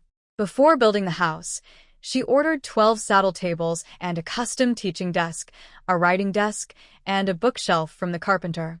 Since they were regular and big clients, she charged 5 taels of silver. A few days later, after settling accounts with Carpenter Yang, she would have only 8 taels left. Song Yuehua counted the silver and sighed deeply. There's an old saying that money flows like water, but this isn't water, it's a raging flood. The next day, Song Yuehua handed cloth to Xiao Yu, and Lady Xia, asking them to sew clothes for the 3 of them quickly. Master Yi was assigned to copy classic texts like the 3-character classic, 100 family surnames, and 1,000-character text. Master Duan took Xia Wenwu to practice martial arts in the yard. To avoid revealing their identities, no visitors were allowed at home these days. Song Yuehua told Xia Yu to pause the elementary school lessons, and she sent a Bao and Xiao Bao to Grandma Wang's house to stay for a few days. It only took a few days to whitewash the walls, and the schoolhouse was finally finished. The three of you tidied up and changed into decent clothes, looking very elegant. After the craftsman left, everyone took a look around the schoolhouse and praised it highly. When they heard they would be living here in the future, Yi and his wife felt uneasy and said to Song Yuehua, "Miss, how can we live in such a fine house? This isn't right." The main house of the Song family is half made of bricks and half of mud bricks. There are no paved stones in the yard. Instead, there is space for planting vegetables and raising chickens. The schoolhouse is entirely made of bricks, with whitewashed walls and tiled floors outside. Moreover, Song Yuehua said that both teachers have their own separate homes, and Teacher Yi even has his own study. Although the family is kind, they do not allow anyone to bully their hosts. Song Yuehua called everyone together and told the two teachers, "Here's how I plan to explain the background of the two teachers. Teacher Yi, your status as a successful candidate is too noticeable. Outside, you can only be called a scholar. Your ancestral home is Yunmeng Prefecture, and you have traveled here. And Teacher Duan, please do not mention your top scholar achievement. Just say you are an ordinary martial arts teacher. No one in the village will investigate further." Then, Song Yuehua also instructed the children at home. The background of the two teachers must not be told to anyone, not even Granny Wang. This is very important. You must keep it a secret. The three children understood how serious the matter was. Xia Wenwu immediately promised, "Master, don't worry. I won't tell anyone, not even my family." Xiao Yu and Xiao Yu also solemnly promised. It is not easy for someone sent by the court to change their household registration to a good household. The three of them had no such plans. The family was willing to keep the secret. As long as they stayed in this village and at this school, they would be treated just like ordinary villagers, even with respect. This was something they had never dared to dream of. Song Yuehua told the three, "The teachers I invited are here to teach. You should treat them well. As long as they do their work properly, I will not treat you badly. As for the monthly money," Teacher Yi hurriedly said, "Miss, please don't mention the monthly money. I am old and have faced many dangers. Meeting you is already a great blessing. I dare not be greedy anymore." Duan Yidao also excitedly agreed. Yes, old Yi is right." Song Yuehua cleared her throat and said, "Here's my plan for the monthly money. Each of the two teachers will receive 10 taels of silver for their contracts. Lady Xia will get 5 taels, and the teachers will receive 2 taels of monthly silver. Lady Xia will get 400 coins. Once the contract silver is deducted, they will naturally receive their monthly pay." The three wanted to say more. Song Yuehua waved her hand and continued, "Tonight, so the bedding, and tomorrow, you can move in." After returning home, Lady Xia, Xiao Yu, and the others busily prepared again. One night, I sewed a set of bedding, and it took until the next evening to finish the second set. The room for Teacher Yi and his wife was prepared long ago, located at the east side of the back courtyard of the school, connected to the study. However, Teacher Duan had not arranged anything beforehand, so he called the craftsman back in at the last minute and converted the room near the main gate in the front yard into a heated brick bedroom next to the firewood storage. After the three moved into the school, Song Yuehua brought the big and small children home and went to the county town to buy many daily necessities. When she counted her money at home, she only had 5 taels left. Lying on the bed, Song Yuehua sighed. There will still be many expenses for the school in the early days, and she also needed to buy land. The land tax isn't heavy, so as long as she has land, her food problem will be solved. Besides good farmland, it would be best to buy some wasteland to plant other crops too. While thinking about future expenses, she suddenly heard a thud, as if something heavy had fallen. Song Yuehua quickly sat up, quietly moved to the door, and casually grabbed a stick, peering out from the side of the door. In the faint moonlight, she saw a limping black shadow sneaking around near the kitchen. She regretted not bringing her bow earlier. The shadow groped around, seeming unfamiliar with the place. Song Yuehua hid behind a pillar, watching as the person approached, clutching her wooden stick tightly. The shadow drew closer and closer.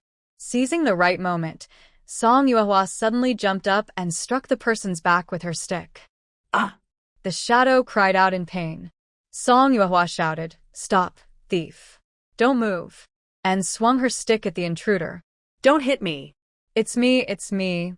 The shadow begged loudly. Song Yuehua thought to herself, I know it's you, and I'm hitting you, Duan Air. Xia Wenwu came out barefoot, and Song Yuehua looked up calmly, saying, "Put on your shoes." Master. Xia Wenwu saw clearly and ran back to put on his shoes. Xiao Yu and Xiao Yu, carrying oil lamps, came out.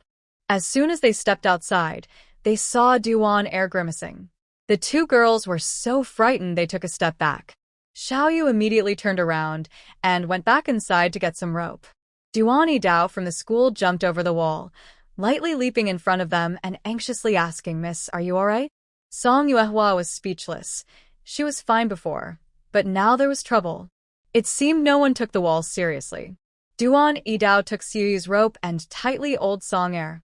Because he was too forceful, Old Song Air cried out in pain. A knocking sound came from outside. Xia Wenwu opened the door, revealing Teacher Yi and Lady Xia. We heard the girl's voice. Is everything okay? The couple asked anxiously. It's fine, Xia Wenwu said as he led them inside. Fortunately, my master is brave and fought the thief fiercely. Rest assured. Teacher Yi looked silent, remembering that this child learned martial arts from old Duan, so he probably shouldn't interfere. Lady Xia glanced at the stunned Teacher Yi and couldn't help but smile a little. Song Yuehua pointed at Old Song Air and said, "Please be witnesses. I need to go to the Zheng family." After speaking, Song Yuehua took a lamp and left. Zhou Lijing and many villagers soon arrived. Seeing Old Song Air like a dead fish, he scolded angrily, "Well, Song Air, I didn't expect you to have such skills. You dare to steal from your own family." "That's not true," Old Song Air shouted. "I accidentally entered here. I didn't steal anything. It was that girl who beat me until I bled." "Uncle Zhou, please stand up for me." "Accidentally entered?" Zhou Lijing sneered. "Then tell me, how did you accidentally enter so far into the village? The wall is so high. How did you accidentally get in?" Zheng. Gawazi ran over, pointing outside. "There's a ladder outside the wall." Zhou Lijing looked at Old Song Air. "Song Air, do you have anything to say?" Seeing he couldn't deny it, Old Song Air started crying. "Uncle Zhou, I was bewitched. I just entered the yard and was beaten until I bled. I didn't take anything. Please, Uncle Zhou, let me go." Zhou Lijing asked Song Yuehua, "Did anything go missing?" Song Yuehua replied, 10 taels of silver." "That's nonsense." Old Song Air roared angrily. He was, and struggled. "Uncle Zhou, believe me, that girl just wants to frame me. Search me. I don't have a single copper coin." "Uncle, search me." Song Yuehua coughed lightly. "Second uncle, your accomplices ran off with the silver. That doesn't mean you're innocent. Either tell us who your accomplices are, or take responsibility yourself. Anyway, the silver belongs to me." "Nonsense." Old Song Air's eyes widened with rage. "You little brat, how dare you talk nonsense? I'll skin you and break your bones." Song Yuehua chuckled softly, but said nothing. Zhou Lijing called over Dogchild, Erguotu, and a few villagers, then carried Old Song's second son to the village shrine and asked people to inform Old Song's family. The owed money must be repaid, and the punishment must be accepted. Song Yuehua introduced Teacher Yi, Lady Xia, and Teacher Duan to Zhou Lijing. Zhou Lijing quickly bowed to the two teachers. After some exchanges, when the three left, Zhou Lijing asked, "Why is Teacher Wu here? You didn't mention him before." Song Yuehua chuckled and said, "That was a sudden decision." Zhou Lijing didn't ask further and said, "The school is mainly your responsibility. I will handle Old Song's side." After the courtyard gate closed, Song Yuehua looked around the wall and muttered, "The wall needs to be higher, and it would be good to have 2 dogs." Back in the house, Song Yuehua first checked the twins and was relieved they hadn't woken up. He comforted the 3 little ones, asking, "Are you scared?" Xia Wenwu quickly shook his head and said, "Master, if you hadn't chased me away, I would have shown you my skills." Song Yuehua ignored him and looked at Xiao Yu and Xiao Yu. Xiao Yu smiled and said, "My dad and second uncle are too scary. No one dares to steal from our house. I learned a lot today." Xiao Yu also asked, "Sister, are you hurt?" "No. Sister can even kill a tiger." "That little Song Air can't hurt me," Song Yuehua joked. Seeing Xia Wenwu want to boast again, Song Yuehua hurriedly said, "It's late. Go rest now." Not long after they lay down, the door was knocked loudly again. Song Yuehua patiently got up to open the door and asked, "Who's there?" "Big sister." The voice outside was urgent. "It's Big Uncle. Please open the door." When the door opened, there was a worried Song Lauda. Song Yuehua coldly said, "What do you want?" Song Lauda hurriedly replied, "It's your grandma. She asked me to come and told you to release him." Song Yuehua said, "Pay me back the silver, and I won't send him to the authorities. What the village does with him is not something I can control." "Big sister," Song Lauda begged. Song Yuehua said, "Song Air stole 10 taels of silver from me. Are you going to pay it back for him?" Hearing this, Song Lauda turned his face away. Song Yuehua sneered, slammed the door shut, and left. The next day, Song Yuehua went to find Zhou Lijing and set the rules for enrolling in the school. Working can offset the tuition fee, which is paid twice a year, each time not exceeding 5 days. If there are special circumstances, exceptions can be made. Books, ink, paper, and inkstones can all be purchased at the school. Food and lodging cost 1 tael of silver per month. The top student in monthly exams will receive a reward of 100 coins. After Song Yuehua finished speaking, Zhou Lijing didn't seem very supportive. "If you do it this way, you'll probably lose quite a bit." "Initial losses are normal," Song Yuehua smiled. "The goal is to break even later. Making money isn't Song Yuehua's main purpose."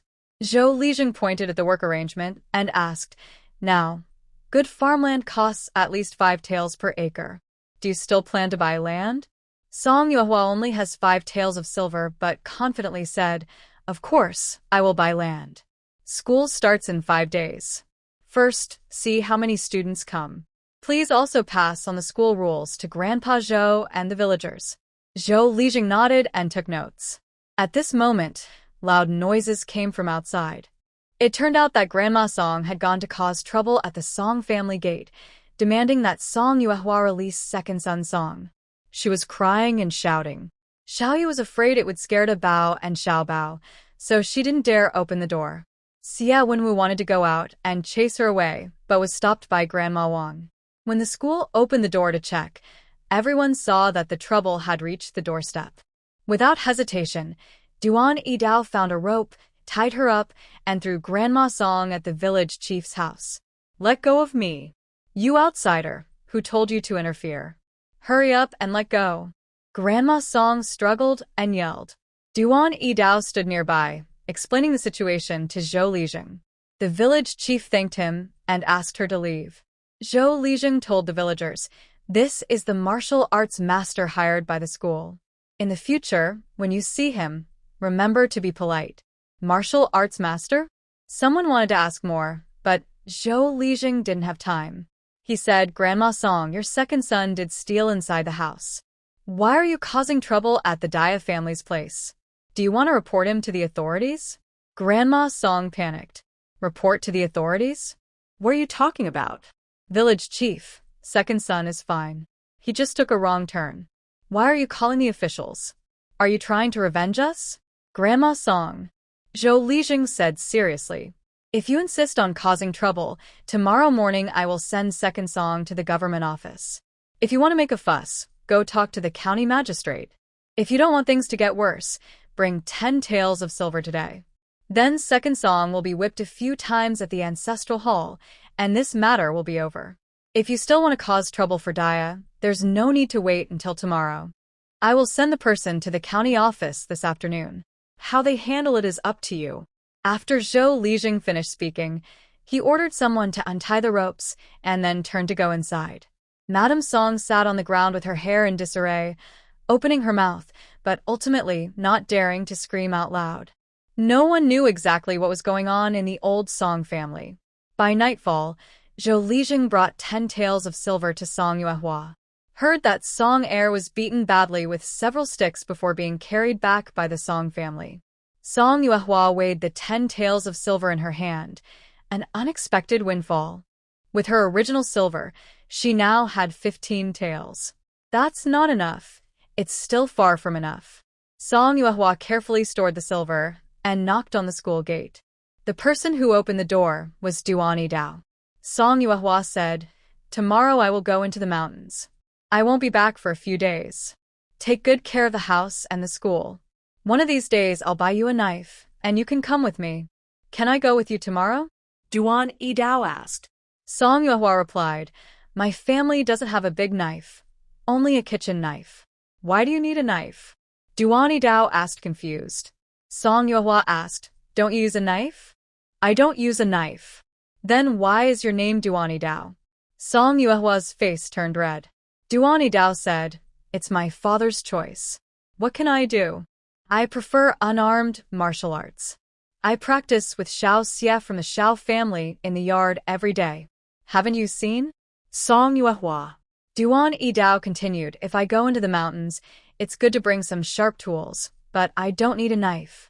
I don't like knives. An axe, bow and arrow, or spear. Those are fine. I want to use a bow and arrow, and I have an axe for chopping firewood," Song Yuehua said. "All right then." Duan Dao agreed. "Set out at the hour of the tiger tomorrow morning," Song Yuehua said, then turned and left without looking back. People often say, "Don't judge a person by their appearance." This time, judging by her name, it's a bit awkward. But behind her, Duan Dao admired and said, "Her straightforward way of speaking is really efficient. No wonder she was the one chosen by me."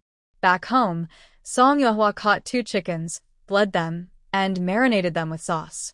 The 3 younger ones knew Song Yuehua was going into the mountains again.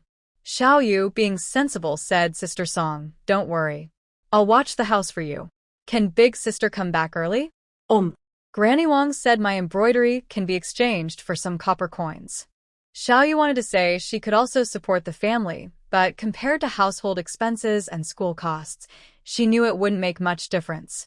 Song Yuehua gently patted the heads of the 2 young girls, feeling very satisfied inside. "Master, Xia Wenwu grinned mischievously. "There's a scholar at home." Song Yuehua smiled slightly and said, "The scholar from home is coming up the mountain. It's better to leave family matters to our own people." "Wenwu, thank you for your hard work." "It's no trouble at all. Our family says helping each other is nothing," Xia Wenwu replied happily. "No matter how strong the scholar is, he is still part of our family." The next morning, Song Yuehua woke up early, roasted the chicken, and prepared 2 portions of dry food. After finishing everything, the chicken was ready. As Duan Dao approached, he smelled the delicious aroma of roasted chicken. "Let's go." Song Yuehua handed him the basket and turned to leave. Duan Dao swallowed and asked, "Miss, is this for breakfast or lunch?" "It's not for others," Song Yuehua replied. Duan Dao hesitated and asked again, "Miss Yu?" Song Yuehua paused and explained, "The white snake fairy on the mountain saved my life. This is for the fairy." "Oh." Duan Dao understood and swallowed hard, even louder than before, which Song Yuehua heard clearly. After coming down the mountain, "We'll roast the chicken again to eat," she said without looking back. "Got it." Duan Dao happily followed. Earlier, they avoided the white snake when going up the mountain, but this time, they approached it willingly, yet they didn't see it. They carried the 2 roasted chickens and circled around but still couldn't find it. "Miss, look quickly." Duan Dao pointed from a high below. There was a large depression in the valley, filled with scattered rocks, and across from it was a cave. When Song Yuehua looked over, she saw the white snake tangled around a big bear. The bear was opening its mouth and biting into the snake. The snake was being bitten deeper and deeper, and it was about to give out. Song Yuehua immediately took out her bow, sat on the ground, placed her feet on the bow, pulled the string, and shouted to Duan Dao, "Save the white snake quickly." Seeing this strange way of drawing the bow, Duan Dao was momentarily stunned, then fixed his gaze on the black bear, ready to act. Song Yuehua steadied herself, aimed carefully, and shot an arrow directly into the black bear's left eye. Yowl. The bear roared in pain, furious, and its roar caused the entire valley to tremble slightly. The black bear stood up, pulling at the white snake on its body. It turned its head, stretched its neck, and let out a fierce roar towards Song Yuehua. The pain from its broken eyeball made it even more aggressive. To hunt the black bear without harming the white snake, aiming for the head for a quick kill was the best choice. Her current bow probably couldn't shoot through the bear's skull, so she aimed at the throat, heart, or nose. Song Yuehua pulled back her second arrow, waiting for the right moment. The white snake tightened around the bear, turning its head to bite the bear's neck. The enraged bear, losing control, scratched the white snake with its claws, leaving bloody marks. Its white scales fell off, revealing red flesh underneath. Duan Yidao quietly moved to the back, taking advantage of the bear's distraction. He suddenly jumped from above and swung his axe at the bear's head. The bear reacted quickly, slapping back fiercely. Duan Yidao rolled on the ground to escape the bear's attack range. Before he could get up, the bear ignored the white snake wrapped around it and lunged at Duan Yidao. Duan Yidao cursed silently, moving very fast. He couldn't get back to the high ground and had to run through the rocky area. The bear was huge, but surprisingly quick and responsive. Seeing Duan Yidao about to be caught, Song Yuehua couldn't wait any longer. She shot an arrow straight into the bear's right eye. Roar. A continuous, loud wail scared all the animals in the forest into flight. The bear rolled on the ground in pain, both eyes blinded. The white snake tightened around its neck, and the bear was struck on the head with an axe. Even so, it showed no signs of dying. Song Yuehua let out a small breath of relief. Just then, Duan Yidao suddenly pulled out a small hatchet and stabbed it into the bear's head. Song Yuehua's heart skipped a beat in fear. The hatchet cut off one of the bear's ears, and Duan Yidao was knocked flying. Duan Yidao! Song Yuehua shouted anxiously. Ah! Still alive. Duan Yidao coughed as he answered. Song Yuehua took a deep breath and loudly ordered, "Stop fighting." The white snake tightened its grip, and the bear was close to suffocation. It frantically tore at the white snake around its neck.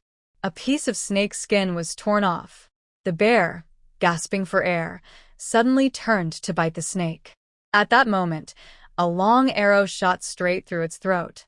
The black bear collapsed heavily, struggling painfully among the rocks, rolling around. The white snake was also battered and covered in wounds. This strong life force is truly frightening. Duan Yidao picked up his firewood knife, limped out, and raised the knife. He aimed it at the black bear's face and stabbed forcefully. Blood flowed over the rocks, and the black bear let out a weak whimper before finally passing away. Duan Yidao walked to a flat area nearby and slowly lay down. The white snake released the black bear and swam into a nearby snake den. Song Yuehua tied a rope and jumped into the hole, only to see Duan Yidao lying on his back, face down on the ground. "Sunbathing your backside?" Song Yuehua asked. Duan Yidao turned his face and weakly chuckled. "My hurts from falling. I need a moment." "Did you break a bone?" Song Yuehua asked with concern. "Not exactly, but I haven't been hit that hard in a long time. I can't quite catch my breath," Duan Yidao replied. It wasn't a person hitting him. It was the bear. Knowing better, Song Yuehua didn't say anything and simply said, "Take your time. I'll go see Bai Daxian." Inside the snake den, Bai Snake was barely breathing at the entrance. Seeing the torn scales from the black bear's attack, Song Yuehua felt a twinge of sadness. The alcohol he carried was not enough, so he poured it on the most serious wounds. After disinfecting and applying medicine, he took out 2 roasted chickens. "Master, eat something first. I'll come back tomorrow to give you more medicine."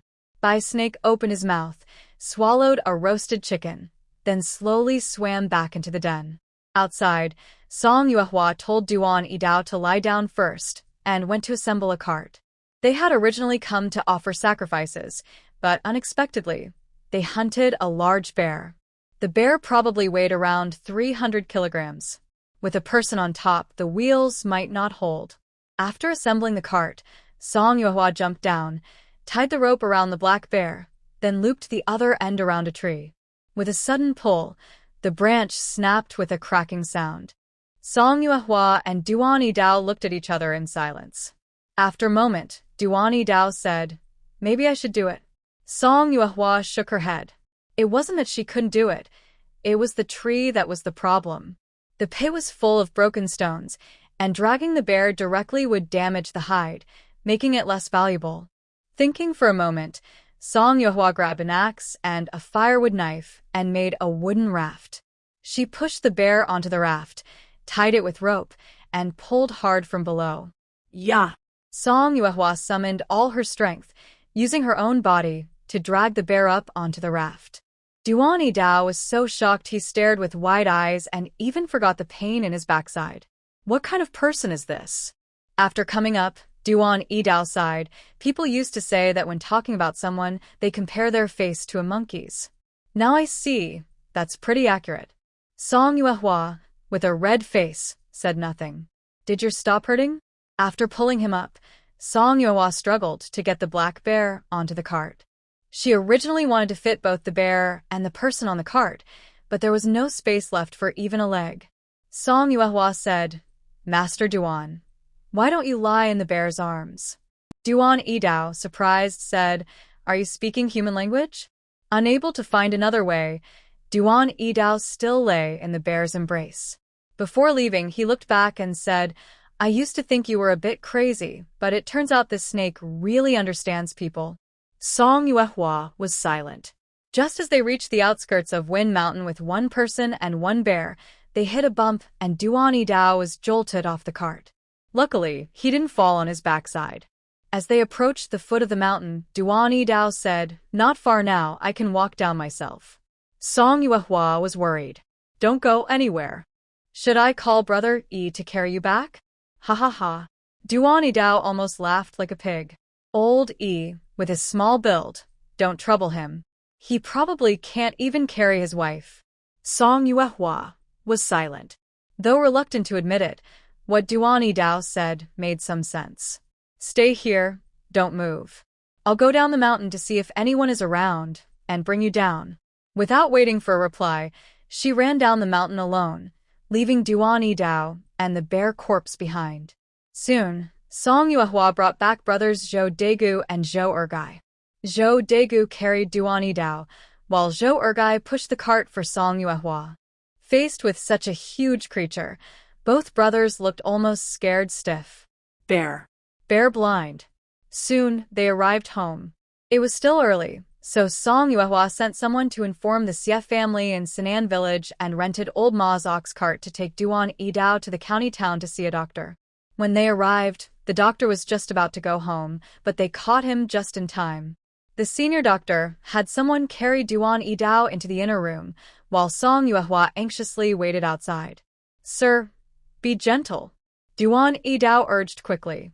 The chief doctor was also impatient. "Hurry up and take it off. I need to go home and eat after finishing with you." "Sir, I'm injured so badly. Can't you be a bit more gentle and kind?" Duan Yidao complained. "The man, stop whining or go to someone else's place," the doctor said, annoyed. Song Yuehua paused, seeming to feel less worried. After examining Duan Yidao, the doctor drew some blood, gave him 2 packets of medicine, and advised him to rest in bed for the next 2 months. The rest of his issues weren't serious. Song Yuehua finally relaxed and also prepared some medicine for snake bites. After settling the bill and thanking the doctor, she pulled Duan Yidao to leave. Neither of them spoke much on the way home. Finally, Duan Yidao couldn't hold back and asked, "Miss, am I delaying your important work?" "What important work are you talking about?" Song Yuehua asked. Duan Yidao muttered, "The school is about to start accepting students soon. With the master bedridden, that might cause some trouble." Song Yuehua said, "It's fine. The students are mainly interested in mastery. Not many want to learn martial arts. It's okay to delay by a couple of months." Duan Yidao felt a bit hurt by her words. Song Yuehua added, "You rest well these 2 months. If it weren't for you today, things would have been much more complicated. Once you're better, you'll be the backbone of our school." Actually, the girl was quite good at talking. Duani Dao thought. Back home, Song Yuehua handed the medicine bag to Lady Xia and gave her some instructions. At that moment, the Xia family arrived. To avoid frightening the children, the bear was kept inside the school. When Xia Quan and Xia Feng arrived, they saw the carcass of a huge bear. Although he was an experienced hunter, catching a bear like that wasn't easy. Xia Quan checked and found multiple broken bones all over the body, especially severe around the neck. The fatal wound was a slash across the face, but from the technique, it didn't seem like Song Yuehua's work. There were a few arrow wounds, which likely she caused. Xia Quan asked, "Did Miss Song come with someone else?" Song Yuehua straightforwardly replied, "She was with the martial master from the school." Xia Feng touched his wound and asked, "An axe and a chopper?" Song Yuehua nodded. "She's quite skilled," Xia Feng said to himself. "Captain Xia?" Duani Dao's voice trembled. Everyone in the yard looked toward the sound. Xia Feng was momentarily stunned. "Duani Dao? Acquaintance? Forget about that for now." Song Yuehua pushed the person back and said, "Go lie down first. The doctor said you shouldn't get excited and need to rest lying flat. Don't worry, Uncle Xia won't run away." Duani Dao lay back on the bed again. Xia Feng sat beside him. Song Yuehua brought a pot of tea for both of them and then quietly left. "Why are you here?" Xia Feng asked calmly, without any joy of reunion on his face. Duani Dao seemed used to it and was very excited. "I'm alive, which bothers people. A lot of folks want me dead. When they couldn't find a reason, they falsely accused me and sold me here. Luckily, a young lady bought me. Xia Yu. I'm now a hunter. Don't call me that anymore," Xia Feng said. Duani Dao was silent for a moment and nodded heavily. "Miss Song is a good person. You won't be wronged here," Xia Feng seemed to comfort him. "That's right," Duani Dao said, smiling. "The young lady has good eyes. She picked me out from the crowd at first glance." Back then. Before he could finish, Xia Feng left. Duani Dao, lying on the bed, stretched his neck and called out, "Hunter Xia. I haven't finished yet. The best part. I haven't told it all." Outside, Song Yuehua and Xia Quan had already loaded the bear onto the ox cart. They leaned beside the cart, talking about the bear hunting process, when Xia Feng came out. "So soon? Not saying a little longer?" Song Yuehua asked. Xia Feng shook his head lightly and said to her, "Old Duan is a good person. Thanks a lot. Duani Dao is a good person." Song Yuehua considered herself not bad either, but she had a family and truly didn't want trouble. She only knew that Duani Dao was a martial arts prodigy and didn't ask further, not wanting to get involved with Xia Feng. After they left, Song Yuehua sat at the table, quietly watching the person lying on the Kong. Duani Dao felt uncomfortable under her gaze and chuckled. "Miss, we didn't mean to hide it from you. It's just that this story is long." Song Yuehua said, "Make it short." Duani Dao whispered, "I was originally a close guard of General Gongsun. After the general died, only I escaped among his guards. It's not worth mentioning if I was sold or even cut down, but Xia Feng was innocent." I won't talk about him. Just about you," Song Yuehua said. "How did you escape?" Duani Dao's voice suddenly became hoarse. "The general asked me to deliver a message, to personally distract the enemy. Until the moonlight shone through the window and outside the house. The sound of insects chirping, Song Yuehua finally stood up and left. When she reached the door, she said again, 'Rest well and live a good life.'" Duani Dao called out, "Miss, I haven't finished my brave story. The general captured 27 cities. I was also very active here. Hey, miss, don't you want to hear more?" When she no longer heard Duani Dao's voice, Song Yuehua slowed her steps. The general's personal guards. The person is dead. The case is closed. There shouldn't be any trouble, she thought as she arrived home. As soon as she got back, Lu Shui ran over and pulled her to try archery. Lu Shui isn't very talented in this, but she makes up for it with hard work, and her results are quite good. A mud pellet thrown high into the air was shot through with an arrow. Lu Shui stood under the moonlight, smiling brightly. Song Yuehua clapped her hands and said, "Tomorrow, I will go into the mountains. Come with me. Lu Shui gathered her courage and asked, Master, I want Xiao Shu to also go to school. How much silver do I need? No silver needed. Song Yuehua smiled and said, My fellow villager has already discussed it.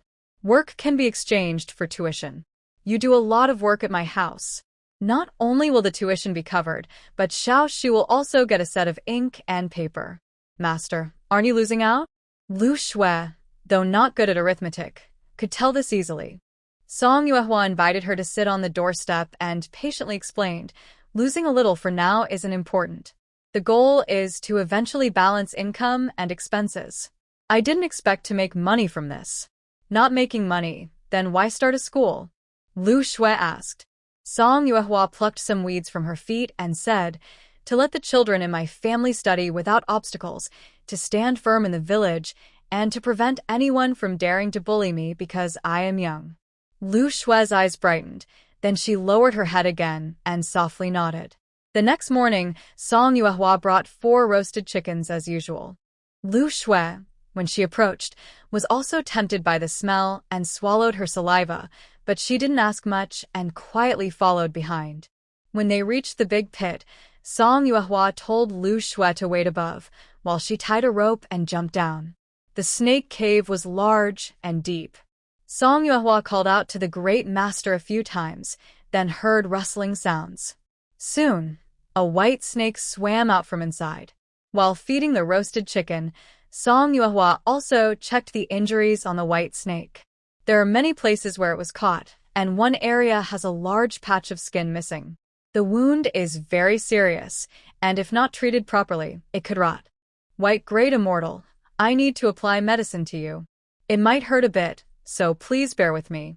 After saying that, Song Yuehua added, I haven't bathed for over half a year, so I smell really bad. Don't bite me. She applied alcohol to the scratches. The white snake suddenly twitched, scaring her so much that her scalp tingled, and she took a step back. Seeing that the white snake didn't move further, Song Yuehua steadied herself and said, Great Immortal, please endure it. Otherwise, the wound will get worse, understand? The white snake flicked its tongue and hissed. It probably understood. Song Yuehua comforted herself. Since the wound was deep, cotton wouldn't work. She had to pour alcohol directly on it. After calming the snake a bit, she poured a jar of wine directly onto the wound. The white snake immediately twisted into a mess, opening its mouth and hissing loudly, which made Song Yuehua jump into a corner in fright. After the snake calmed down again, she didn't want to ruin her effort, so she said, Still need to put on medicine. As soon as she finished speaking, the white snake darted inside. Powder medicine doesn't hurt, trust me. Next time, I'll bring you something tasty. Song Yuehua called after it. The white snake stopped, and Song Yuehua quickly approached, sprinkled the medicine powder skillfully, then wrapped it with a clean cloth. At this moment, Song Yuehua realized that the Great Immortal could really understand human speech, so she became much bolder. After treating the wound, she warned, Stay here and don't run around. Don't let the cloth come off. I'll come back in a few days to change the medicine. If you don't listen, I won't bring you roasted chicken. Leaving the snake's den, Song Yuehua took Lu Shui for a walk in the nearby forest.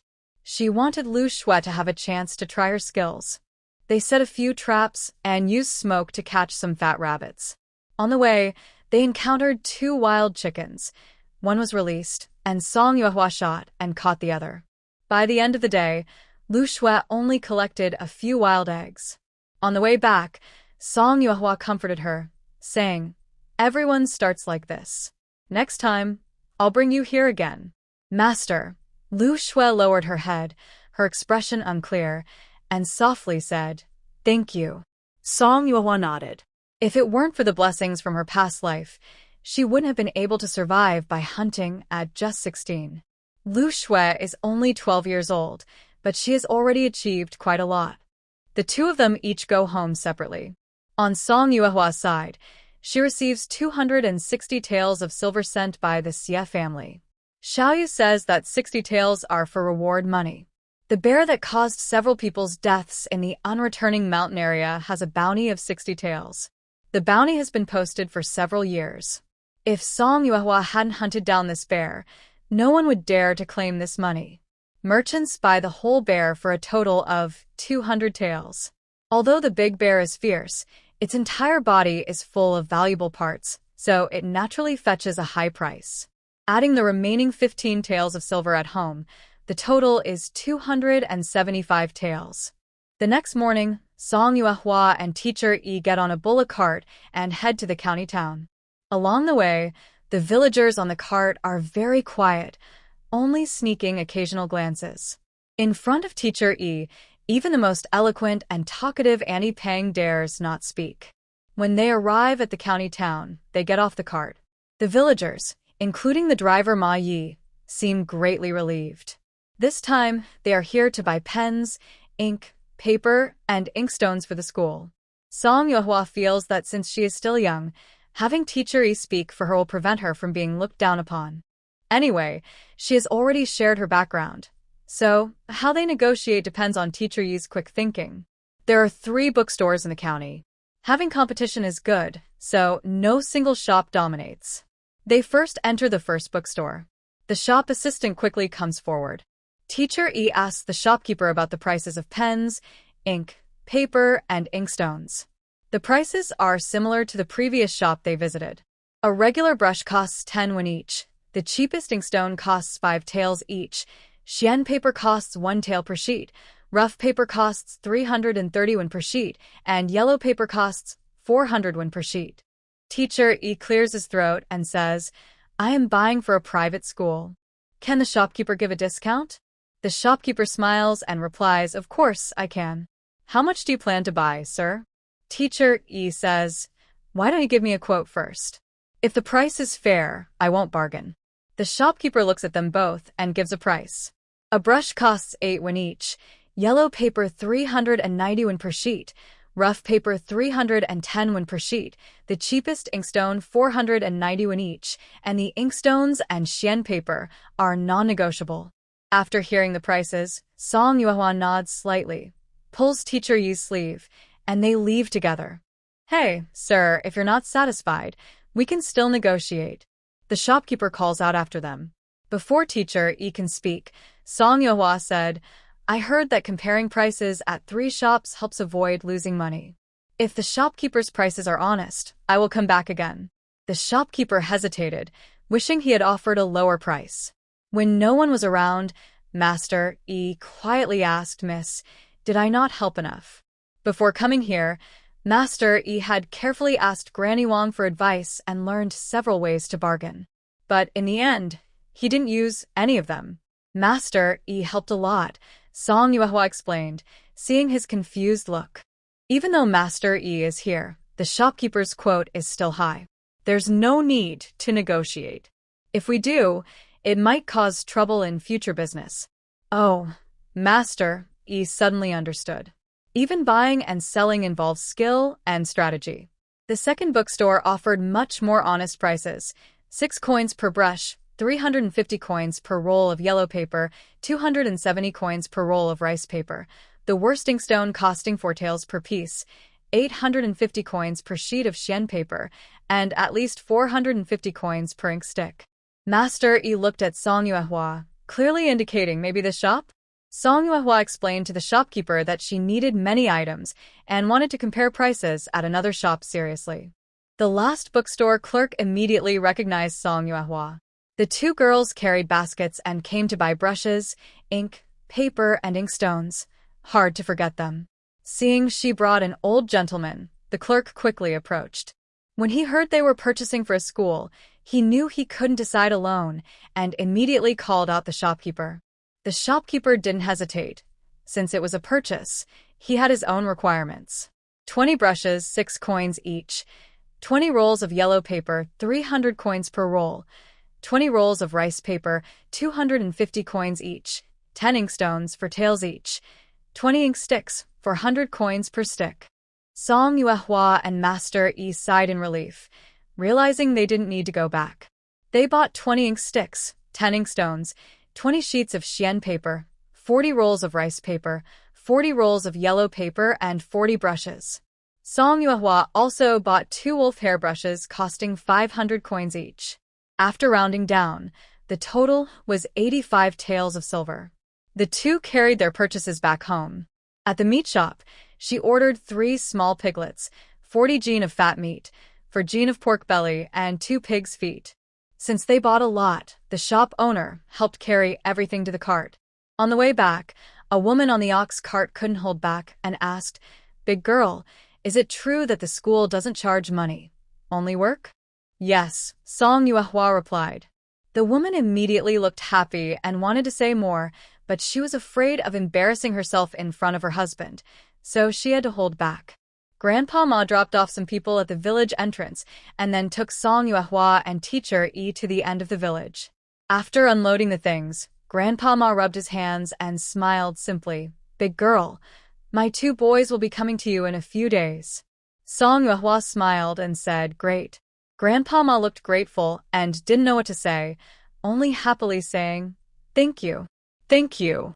They directly delivered paper, ink, brushes, and inkstones to the school. Song Yuehua gave one of the 2 wolf hairbrushes to teacher Yi and planned to give the other to Xiaoyu. A good school teacher should have 2 good brushes. The 3 piglets they bought were brought back to her kitchen. She divided 20 jin of fat meat, 1 pig's foot, and 2 jin of pork belly to the school. After telling Xie Wenwu what dishes to cook that evening, she went to the Li Zheng family's house. Zhou Lijing didn't expect Song Yuehua to buy land so quickly. "It's best if the land is connected and close to my house. For now, I plan to buy 20 acres. If there are any unwanted hills or wasteland, I also plan to buy some. It depends on the situation later," she said. After speaking, Song Yuehua took out 105 taels of silver and handed it to Zhou Lijing. "One more thing, I plan to build a higher wall around my property. Grandpa Zhou, can you help me estimate how much it will cost?" Zhou Lijing pushed back 5 taels of silver and said, "I'll take the land money first. No need for anything else. Building the wall is easy. Just bring some mud bricks and have Dafu and Ergwei help you build it. No need to pay more. They've earned enough from building houses and the school." Song Yuehua shook her head and said, "You've helped me with so many things, legal documents, land deeds, house deeds. The government definitely needs to be involved. I used to pretend I didn't hear, but I think 5 taels might not be enough now. If you don't want to count the wall, then just charge 1 tael. I won't make up the difference." After saying that, Song Yuehua took out 1 more tael of silver from her pocket and pushed it along with the 5 taels, saying, "You know I caught a bear, and I earned the money. You deserve to have it, so just take it." "Is it really that easy to catch a bear?" Zhou Lijing disagreed. "If it were that easy to earn silver in the mountains, everyone would become hunters. The so-called Forbidden Mountain is always risky to enter." Song Yuehua smiled and said, "You don't need to worry. I know what I'm doing." Zhou Lijing sighed. "Girl, I didn't spend that much silver just to do something reckless. If I wanted to build a house or buy land, I already have what I need. If I take more, it would be wrong. Good land is hard to find, and it needs proper care. Just keep the silver," Song Yuehua insisted, pushing the money toward him. Zhou Lijing sighed again. "Go back now. Tomorrow I'll go to the county office to help you find something." Song Yuehua relaxed and, after saying goodbye, went home. She counted her remaining silver, 80 taels. Although that was a fair amount, she used to have 275 taels, so she felt a bit disappointed. Once she farmed her land, raised pigs, and kept a few chickens and ducks, she could live self-sufficiently and save more money. Dinner was made by Xie Wenwu. Stir-fried pork slices with white chili, braised pig's feet, meatball spinach soup, and cold cucumber salad. His cooking skills improved quickly and was now better than her own. Song Yuehua asked Wenwu, "Your cooking is already excellent. Do you have your own ideas now?" Hearing this, Xie Wenwu's meatballs slipped from his chopsticks, and he looked surprised. "Master, are you trying to send me away?" "Not at all," Song Yuehua explained. "Since I can't teach you more about cooking, and you can't learn much either, it's better to seek a better future than to stay the same." Xie Wenwu cried, "Master, I just want to stay with you all. Also, my archery is still far from perfect. Won't you teach me?" Song Yuehua was silent. Still thinking about archery? Even Lu Shui was better than him now, so she felt awkward. Fine, she said, taking a piece of pig's trotter. You're only 11, so there's no rush. The school starts soon. You can either study with teacher E or learn martial arts with teacher Duan. Call me master, and I won't let you waste your time. Xia Wenwu hesitated and then whispered, maybe I should learn martial arts. Studying is too exhausting. Next to him, Xia looked troubled but finally asked, Big Sister Song, is my little school not happening anymore? Seeing this clever girl look so worried was rare. Song Yuehua gently patted her head and said, once everyone is at school, wouldn't it be good for Xiaoyu to also teach students there? Can I also teach at the school? Xiaoyu asked excitedly. Of course. Song Yuehua felt a bit regretful for not speaking earlier. Privately, this little troublemaker had probably been worried for a long time. Yes. Yes. Xiaoyu's eyes sparkled, and she nodded firmly. Song Yuehua said again, from now on, your father doesn't need to give you money every month. The allowance will cover your food expenses. However, you also need to go to teacher Yi's classes. The pursuit of knowledge is endless. When you have the chance, you can teach older children. Before that, your own knowledge shouldn't be too shallow. Do you agree? Xiaoyu blushed and nodded a couple of times. Song Yuehua then said to Xiaoyu, you also need to study hard, whether it's reading or embroidery. Later, I will start an embroidery class for the girls' group. You can come and teach everyone embroidery. How does that sound? Xiaoyu looked enviously at Xiaoyu, who was lively and confident in class. She never thought she would have the chance to be a teacher too. Excited, she said, older sister, I will try my best and won't let you down. Song Yuehua was in a good mood. She hugged Xiaoyu with her left arm and Xiaoyu with her right, lifting the two girls high. They played happily together. Grandma Wang watched this scene with a deep sense of satisfaction. Xia Wenwu let out a small cry, feeling wronged. Master, I want to be hugged too. Suddenly, Grandma Wang blocked him and scolded, how old are you? Don't you know boys and girls shouldn't be close? If you really want a hug, go hug Little Bao. Nearby, Little Bao heard the noise and looked up with a face full of pudding, watching Xia Wenwu. Xia Wenwu hesitated. I want to be hugged, not to hug the baby. Seeing the three happily playing, Xia Wenwu could only sit down sadly, gnawing on a pork leg and gazing longingly. The next morning, Song Yuehua baked 3 suckling pigs, keeping one and carrying 2 on her back, heading up the mountain with Lu Shui. Inside the snake cave, before she could speak, a white snake swam over, unwrapping the cotton cloth to check the injury. The bite area hadn't worsened, but still looked quite terrible. It still needs alcohol, Song Yuehua said helplessly. The white snake shivered and was about to escape when Song Yuehua put down her basket and pointed to the 2 crispy suckling pigs inside. Disinfect and apply medicine first, then I'll let you eat. She poured a jar of wine over the snakes, causing it to tremble like a sieve. After applying the medicine and wrapping the wound with fresh cotton cloth, Song Yuehua then fed the snake a roasted suckling pig, 1 bite at a time. With this simple way of eating, Song Yuehua feels that it doesn't really matter whether the pig is roasted or not. The master and disciples spent a tiring day chasing wild animals in Bugushan. Song Yuehua caught many sparrows and doves. The most exciting catch was a foolish roe deer. Lu Shui caught a rabbit and a small wild chicken. Just after the second trip into the mountain, they already had some gains, which was very good. Unfortunately, the trap set last time didn't catch anything. Lu Shui looked at Song Yuehua's full backpack and felt very envious. They went straight to Xieji village to sell their game. The roe deer weighed 55 jin. At 58 coins per jin, plus other animals, they earned a total of 4 taels of silver. Lu Shui's rabbit and wild chicken were worth about 200 coins to her. When she received the money, Lu Shui couldn't stop smiling. On the way back to the village, both of them felt very happy. That day, until nightfall, Zhou Lijing hurried back from the county seat. After arriving, he went straight to Song's house at the village's end. Zhou Lijing first took a sip of water and then said, "Today I bought land at the yamen. I happened to meet Jin Yuanwei. He owns 25 acres of good farmland in our village and plans to buy land for a new school. He suggested swapping. The mountain ridge in the east of the village has been abandoned for a long time. I bought 30 acres for you, costing 20 taels in total. Zhou Lijing took out 2 deeds from his pocket. Song Yuehua took the deeds and saw that they covered 25 acres of farmland and 30 acres of mountain land, costing a total of 145 taels of silver. She ran to her room, took out 45 taels of silver, and handed it to Zhou Lijing. He spread out the silver and took out 5 taels. Young lady, don't waste words. This time, Jin Yuanwei is generous. You don't need to give him gifts, and there's no need for extra trouble. If you want to give me silver, then from now on, during festivals, just treat me as an ordinary neighbor. Song Yuehua held the 5 taels of silver, but swallowed her words. Grandpa Zhou is joking. Tomorrow, you need to take me to see the land and mountain locations. The day after tomorrow, you must oversee the school.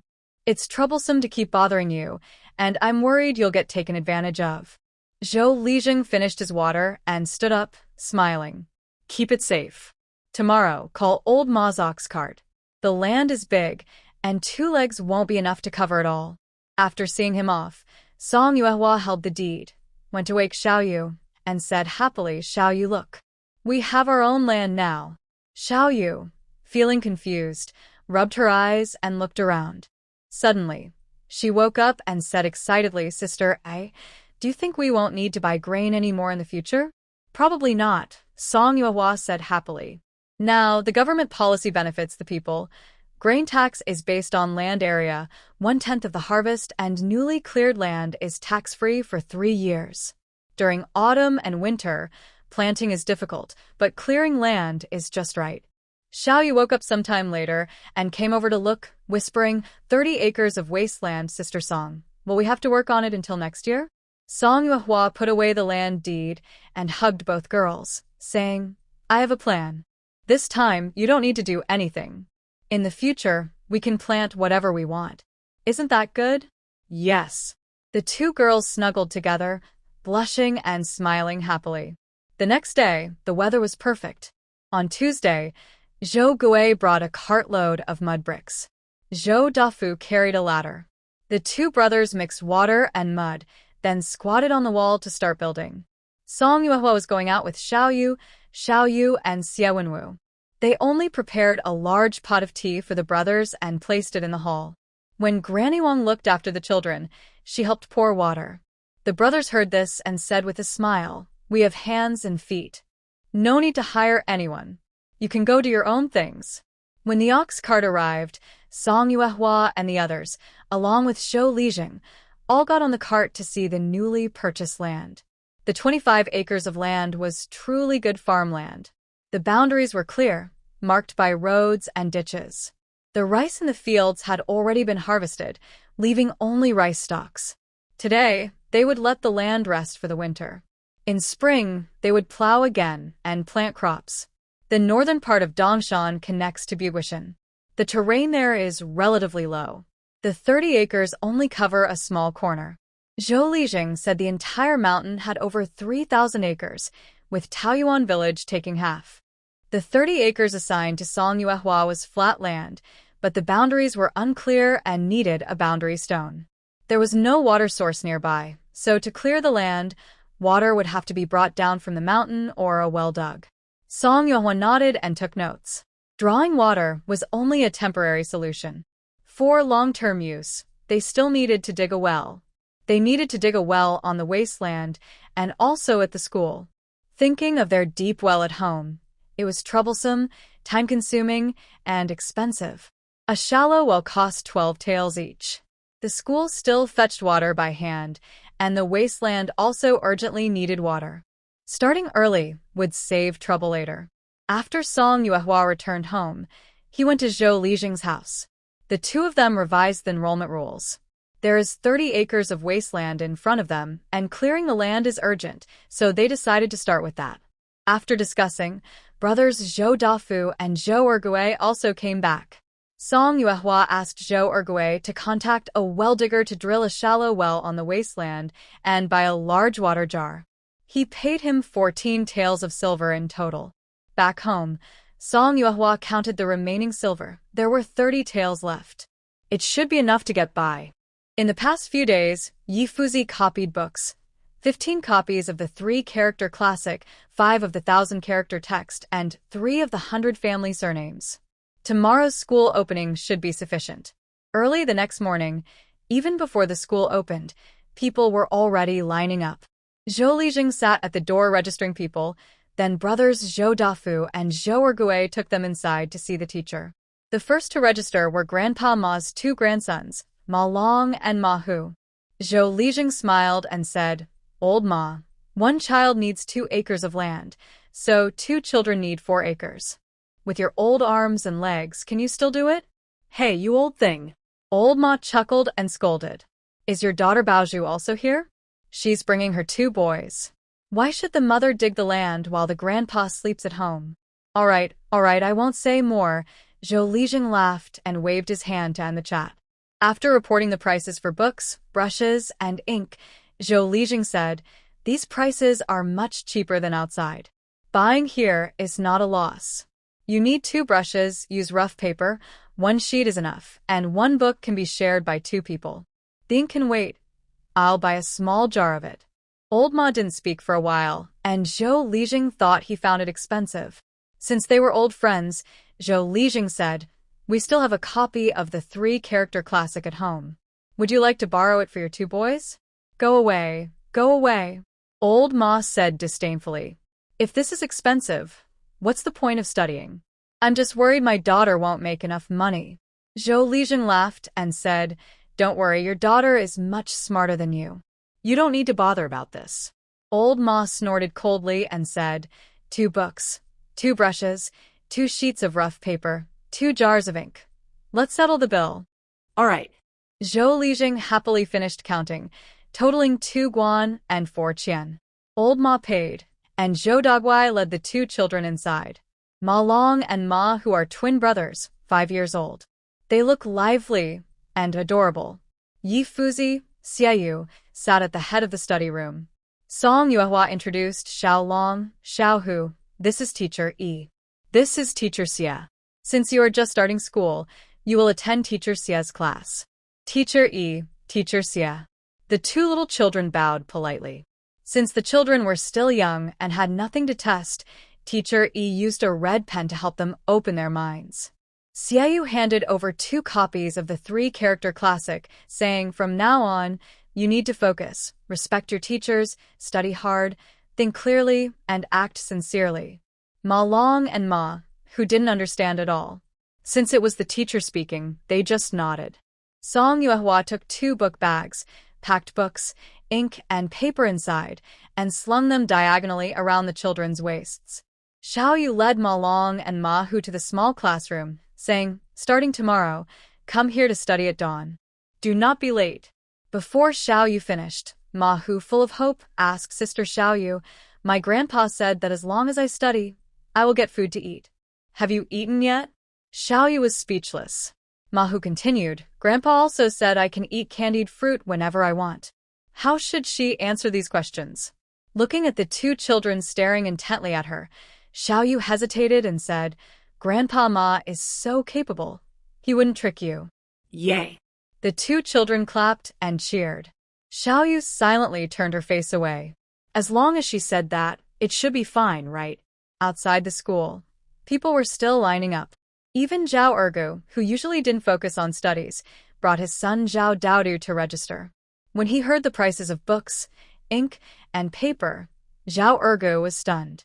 Although his wife gave enough money, he still felt it was too luxurious. Zhao Daodu looked up at his father and said, "Dad, I'm still young. I probably can't learn much. Instead of spending this money, why not buy you some wine? That's not good. If your mother finds out." Zhao Erga hesitated, scratching his head and smiling. Zhao Daoda said, "Don't worry, Dad, it's my idea." "Deal then," Zhao Erga said, and he took Zhao Daodu and left. Zhou Lijing Maiyi was thinking, are these father and son here to make jokes? After Zhao Erga left, Zhou Baozhu came in with her 2 sons, her eldest, 6 years old, named Qinshu, and her younger, for years old, named Chenlin. Zhou Baozhu led her sons over and smiled happily. Zhou Lijing asked, "What do you want?" "Whatever Dad decides is fine," Zhou Baozhu replied.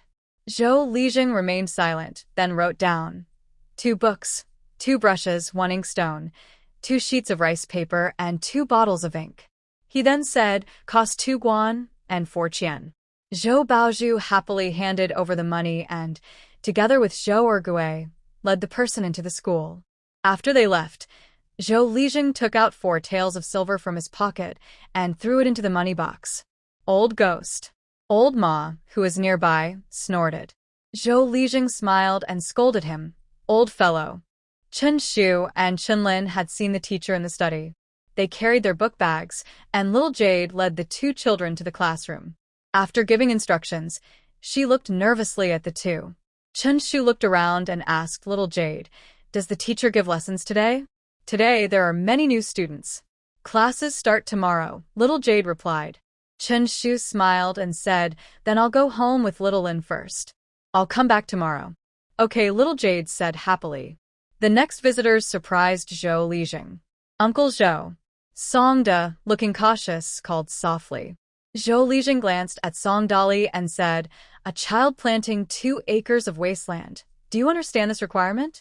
Songdali hurriedly nodded. Yes, yes.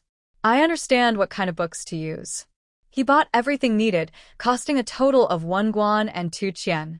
After they left, Old Ma asked, "Songdali is already 13 years old. Is this okay?" Zhou Lijing nodded. He was a bit older, but he still had time to learn a few characters. As long as he didn't cause trouble, let the child study if he wanted. Ah. The 2 old men sighed deeply. "What's wrong?" Lord Zhou, Lord Ma. Ergua too, sitting casually to the side, looked carefree. Ma frowned and said unhappily, "What are you here for?" Ergua too grinned and said, "Uncle Ma, I came to sign up for the school too." "You're too old. Go back." Old Ma waved him away. The children in the village finally had a chance to learn, and no one wanted Ergua too, a second-rate troublemaker, to ruin it. Ergua too tilted his head and looked at Zhou Lijing, saying, "Lord Zhou, you didn't say that older people can't join. Why are you targeting me now?" Zhou Lijing remained calm and said, "You're 18, sitting with 5-year-olds. Aren't you afraid of being laughed at? Who said I'm sitting with little kids?" Ergua too scoffed. "There's a martial teacher. I'm learning from him." Zhou Lijing said seriously, "Learning martial arts requires clearing 2 acres of wasteland, chopping 200 pickles of firewood as tuition, and since Master Duan is injured and needs to stay in bed for 2 months, come back then to report."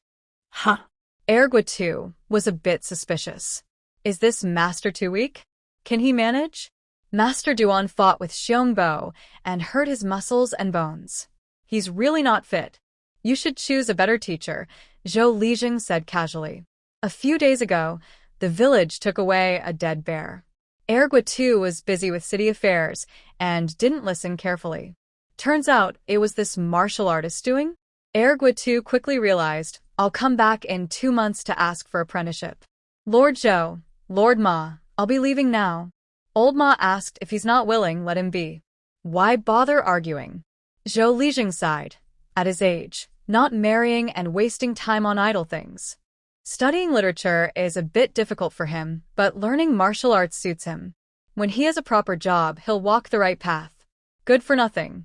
Old Ma muttered softly, then said no more. After a while, Granny Lon from the village came over with her little grandson. Granny Lon lost her husband years ago. She finally helped her son marry a wife, but the couple went out to deliver goods and both drowned, leaving only a baby in swaddling clothes. Granny Lon relied on a few acres of poor land and managed to raise her grandson to 5 years old. Zhou Lijing hurriedly welcomed them in. Granny Lon asked, "Lijing, can my little you also go to the village school?" "Yes, of course." Zhou Lijing replied quickly. Granny Lon took out a handkerchief, wrapping all her belongings. "I heard from the villagers that the school doesn't charge money, only labor. I'm worried I might be too slow to work, so I want to give some money instead. Is that okay?" "Auntie, I don't want to go to school," little you said stubbornly. His grandmother was sick and couldn't even afford medicine. Why would he want to study? Granny Lon coaxed him. Studying will help you have a better future. Be good, okay? The school has monthly tests. If you get first place, you'll get a reward of 100 coins, Zhou Lijing said. Really? Little Yu asked with wide eyes. Really? Zhou Lijing confirmed. For special cases like this, Song Yuehua had already thought about it. If someone can't clear the land, they can do other things. Zhou Lijing pushed the copper coins Granny Lon brought back to her. If your work is slow, take your time. For the next 3 months, just cut a basket of pig grass every day and deliver it to the Song family next door. Blue Yu quickly said, I can also gather pig grass. I'll do the cutting. Grandma Lon looked worried and asked, Isn't that a bit too easy? Maybe we should arrange some other work? We'll let you know if there's more work. Zhou Lijing whispered a few words to Zhou Dafu, then had someone lead Blue Yu inside. Grandma Lon went to the door, then came back and asked, I didn't give him even a copper coin. Old Ma immediately helped the person out and said, There will be more days when you need money. If this kid is talented, he can pay for exams and travel expenses. You should start saving money now. Grandma Lon smiled happily. It's good if he has talent. Studying should lead to success. Yes, yes, yes. After helping him out, Old Ma turned back and went away. Grandma Lon stood outside, confused, wondering why he came out so quickly. At the door of the study, Zhou Dafu signaled secretly to Song Yuehua, who immediately understood. She took a cloth bag, put a book, a pen, a sheet of fine paper, and a bottle of ink inside. Blue Yu carried the bag, looked inside, and asked, with so many things, how much money will it cost? Song Yuehua smiled and said, 1 basket of pig grass a day can pay for everything. I'll give you 2 baskets of pig grass every day, Blue Yu said seriously, lifting his small face. Okay. Uncle Zhou. Zhou Lijing looked up and saw Zhao Ergo returning, with a pale face. It turned out Zhao Ergo had just gone to drink in the neighboring village, but was bumped into by Lu Tsuetsue. After asking around, they found out that the father and son had taken the money back again. Lu Tsuetsue was so angry she twisted Zhao Ergo's ear and took him home. She grabbed Zhao Daodu, who was sleeping on a rocking chair, and chased the father and son away with a broom, shouting they would never dare again. While the school was still recruiting students, Lu Tsuetsue personally brought the father and son to register. Zhou Lijing handled it officially and quoted the price. Just buy a pen, is that okay? Zhao Ergo asked with a grin. Zhou Lijing paused and asked, Where will you write? Zhao Ergo clenched his teeth and said, Then buy half a sheet of fine paper. Zhou Lijing asked again, What about ink if you don't dip it? Zhao Ergo looked miserable and asked, And that ink stick? It must not be broken. Zhou Lijing said first. Zhao Ergo, get lost from my mother. Lu Tsuetsue kicked Zhao Ergo so hard that he fell flat, then turned and walked inside confidently. 1 book, 1 pen, 1 sheet of paper, 1 ink stick. Please help me count. Zhou Lijing quickly calculated. 1 guan and 2 qian. After paying, Lu Tsuetsue pulled Zhao Ergo by his ear and left. Zhou Ergo led Zhao Daodu, whose face was marked with bamboo stick impressions, to the study. After meeting the teacher and leaving the classroom, Zhao Daodu went back alone, carrying his book bag. Old Ma, sitting nearby, looked at Zhao Ergo's stubbornness and asked, With someone like that, can he farm 2 acres? Of course, he needs special care, Zhou Lijing replied. Our 2 families have 8 acres together. If we surround him, won't he work hard? When did you include me in your plans? Old Ma asked unhappily.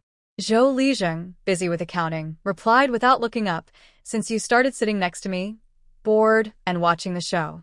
Old Ma. Outside the school, many people were in line. Some brought children to enroll, some just looked on, and others came to join the fun. A man who was unfamiliar approached. Zhou Lijing asked, Which village are you from? I'm from Hongye village. Zhu Yeqing is my father-in-law. When I heard our village set up a school, I brought my kid here, the man said. Zhu Yeqing, that's the bamboo craftsman, right? Ma Yi, standing nearby, asked, Where's old Zhu? Let him come himself. Doesn't he have a daughter at home? The man chuckled. What's so good about sending a girl? We're sending the boy. Zhou Lijing's face changed and he sternly said, "This is Taoyuan Village's school. Why are you interfering as an outsider? Let old Zhu come and tell me himself." The man pulled over a clean, fair little boy and said, "Master Lijing, we're in line now. Can we first send the kid inside? Later, I'll ask my father-in-law to talk to you. No rush. Let Zhu Yeqing bring the person over. It's fine to wait a little longer." "I'll wait here until he comes," Zhou Lijing replied. The man hesitated for a moment, then, after some thought, took the boy and left. Ma Yi poured Zhou Lijing a cup of water and said, "Don't be upset. When news spreads, some people will try to take advantage. By the way, does it mean no outsiders want to enroll this year?" Sighing, Zhou Lijing said, "According to the girl, right now there's only one teacher. Too many students might be hard to manage. We'll focus on the village first. When the spots are full, we won't accept more. If not full, we'll see." Just as the two people were drinking tea, a village troublemaker arrived. Master Ma didn't wait for him to speak and started scolding loudly, pushing him out. "What are you doing here? Go away, go away. We're busy with important work." "Hey." Dog Boy clung to the doorframe and hurriedly said, "I'm here for something important too. Why won't you let me speak?" "Old Ma," Zhou Lijing called out, "let him come in." Master Ma snorted coldly, and Dog Boy happily slipped inside. Zhou Lijing asked, "You're not here to learn martial arts like Ergua too, are you?"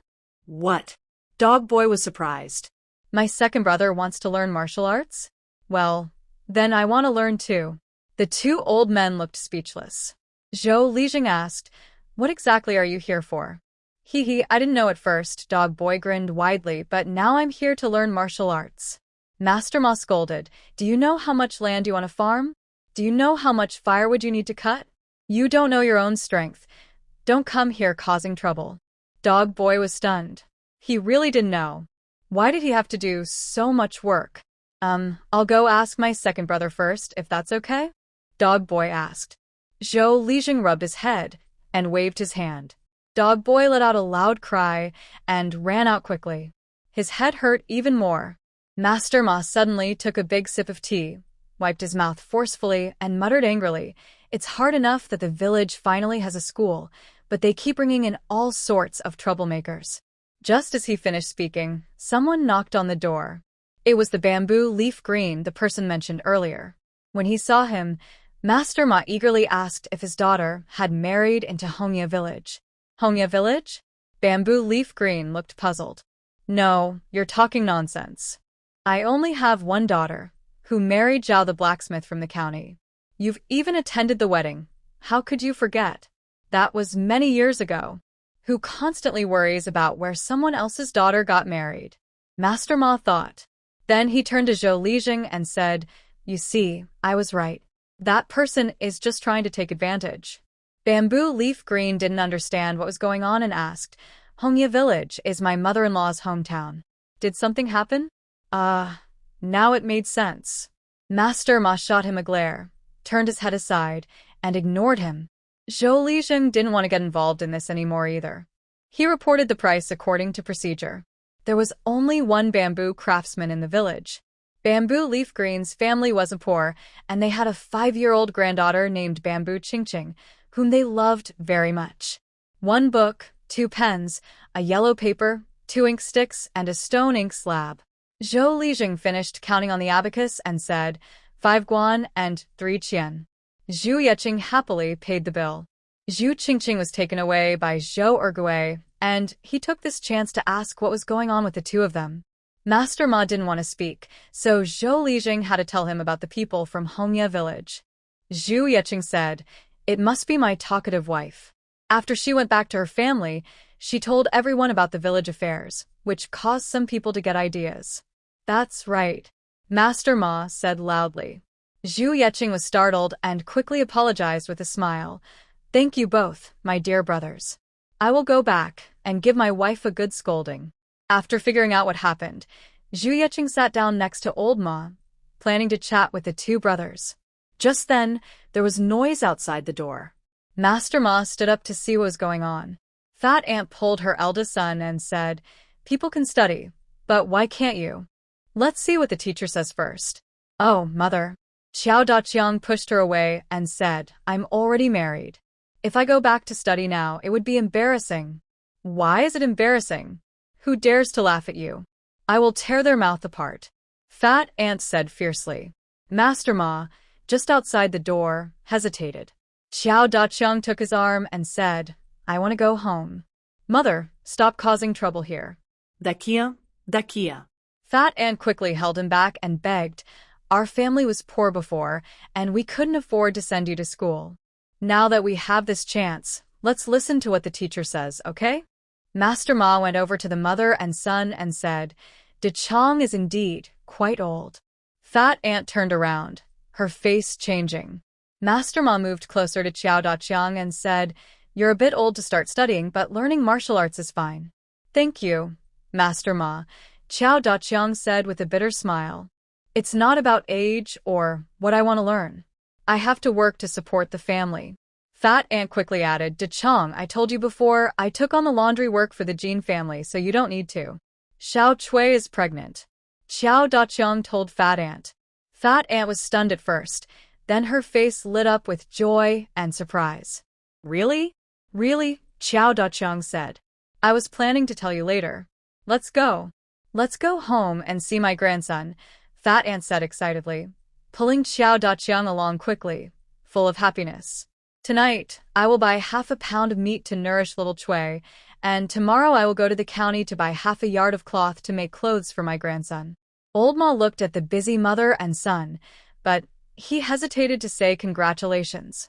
At this moment, Zhou Lijing was feeling troubled inside. The woman in front of him only said she wanted to see Song Yuehua and refused to say why. Zhou Lijing said, "If you won't tell me anything, how can I pass on the message? Village head, please let me see Miss Song." The old woman was about to kneel, but the bamboo craftsman quickly stopped her, saying, "Old sister, this can't be." Zhou Lijing was worried about delaying something urgent. Just as he hesitated, Old Ma loudly asked, "Aren't you from Sun Xiaocai's family?" The old woman stammered in response. Then, Zhou Lijing heard Old Ma whisper something, and he suddenly understood. "Please tell me if you have something to say. I am the village head and can make decisions," Zhou Lijing said to the woman from the Sun family. The woman looked hesitant and silent for a long time. Ma Yi asked, "Are you alone?" The woman shook her head and said, "No, my husband is outside." Actually, everyone could guess the purpose of Sun Xiaocai and his wife. The bamboo craftsman whispered, "Maybe I should go call Dia?" Zhou Lijing thought for a moment and shook his head, saying no need. The schoolhouse was small, and having one teacher was enough. Another Sun Xiaocai would be unnecessary. He then asked the woman, "Could you invite Mr. Sun inside for a chat?" "Yes, I will go call him now." The woman was happy and hurried out to find him. At this moment, Mr. Sun was standing outside the door. Through the open gate, he could see a rough idea. He thought it was just children playing, but the school was surprisingly well organized, probably comparable to the county school. Although he didn't think much of it being run by women, if he could teach here, he wouldn't mind. When he heard that the village had invited him in, Mr. Sun felt even more pleased. Inside, many people were present. Only Zhou Lijing stood up to greet him. Ma Yi showed no intention of getting up, and the bamboo craftsman sat smiling nearby. After exchanging polite words with Mr. Sun, Zhou Lijing asked Mr. Sun, "Is there something you need?" Mr. Sun hesitated for a moment before replying, "Earlier, your village invited me to be the teacher at the school. After thinking for 3 days, I decided to come today." Ma Yi immediately interrupted to break the silence. "Master Sun Xiao, that's not quite right. At first, you looked down on the girl, and she looked down on you. So, why did you come here today with your face all red and eager?" Hearing this, Master Ma was also feeling upset. Master Sun Xiao angrily said, "Who do you think you are, a cattle herder, to talk like that?" "It's not your place to talk," Zhou Lijing replied sternly. For someone with a good reputation, Zhou Lijing still wanted to treat him politely, but he understood why Song Yuehua didn't like Master Sun Xiao. "Lijing, I came from Daochao village. Are you going to let people humiliate me like this? Master Sun Xiao pushed away his wife's hand and asked loudly. Zhou Lijing didn't want to argue much and said, Master Sun, you're too late. The school already has a teacher. Please go back. A teacher? Master Sun Xiao was unhappy and said, I am a scholar with official recognition. Teacher Yi is also a recognized scholar, Zhou Lijing replied. Master Sun Xiao suddenly felt very empty inside.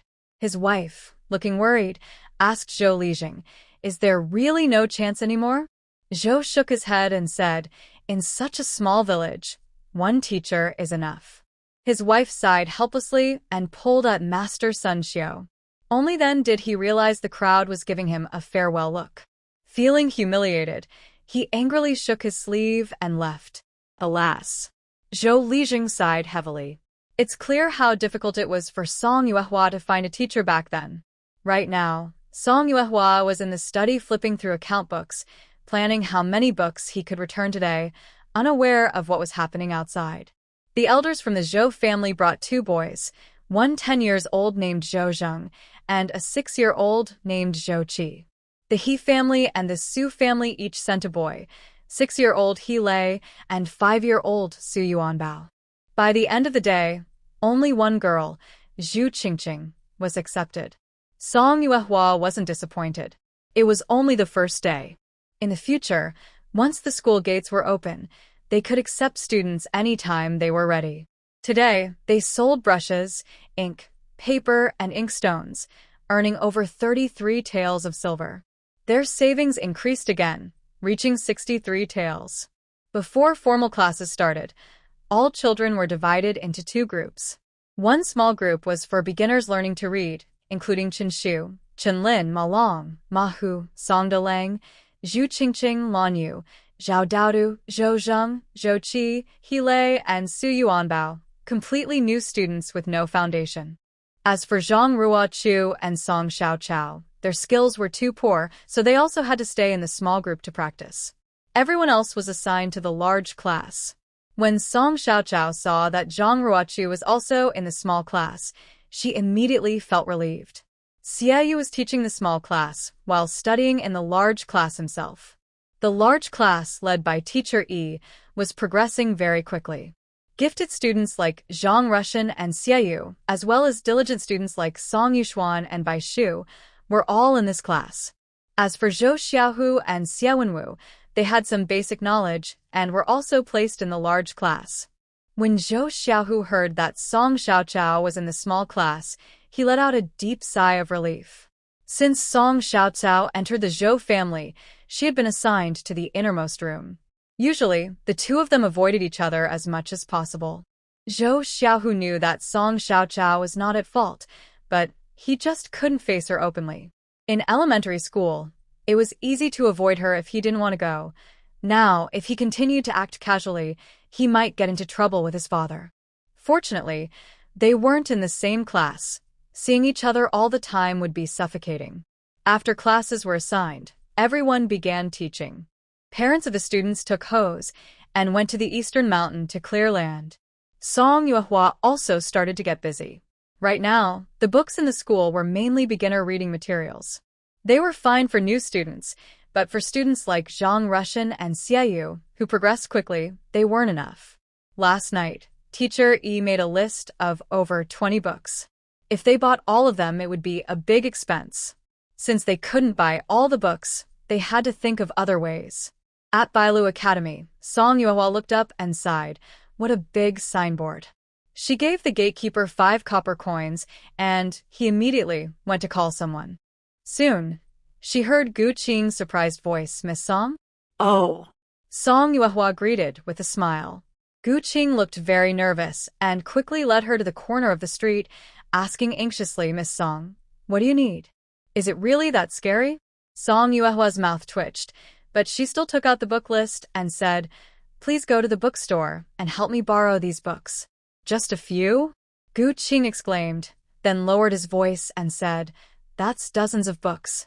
How can I borrow so many? Song Yuehua handed him 20 taels of silver and said, You're a young scholar. Leave a deposit, and borrowing books won't be difficult. Seeing Gu Qing look troubled, Song Yuehua couldn't understand. She had already given him the money. Why was he so hesitant about borrowing a few books? Are you going or not? She asked loudly. Gu Qing trembled with fear and quickly replied, I'll go, I'll go. Those who dare to meet with widows are surprisingly timid. Since we are from the same village, Song Yuehua explained, you're the only young scholar here. If I don't ask you, I can't find anyone else. I'm not here to threaten you. I understand, I understand. Gu Qing hurriedly waved her hand, afraid she would say more, looking even more scared than before. Song Yuehua paused, silent.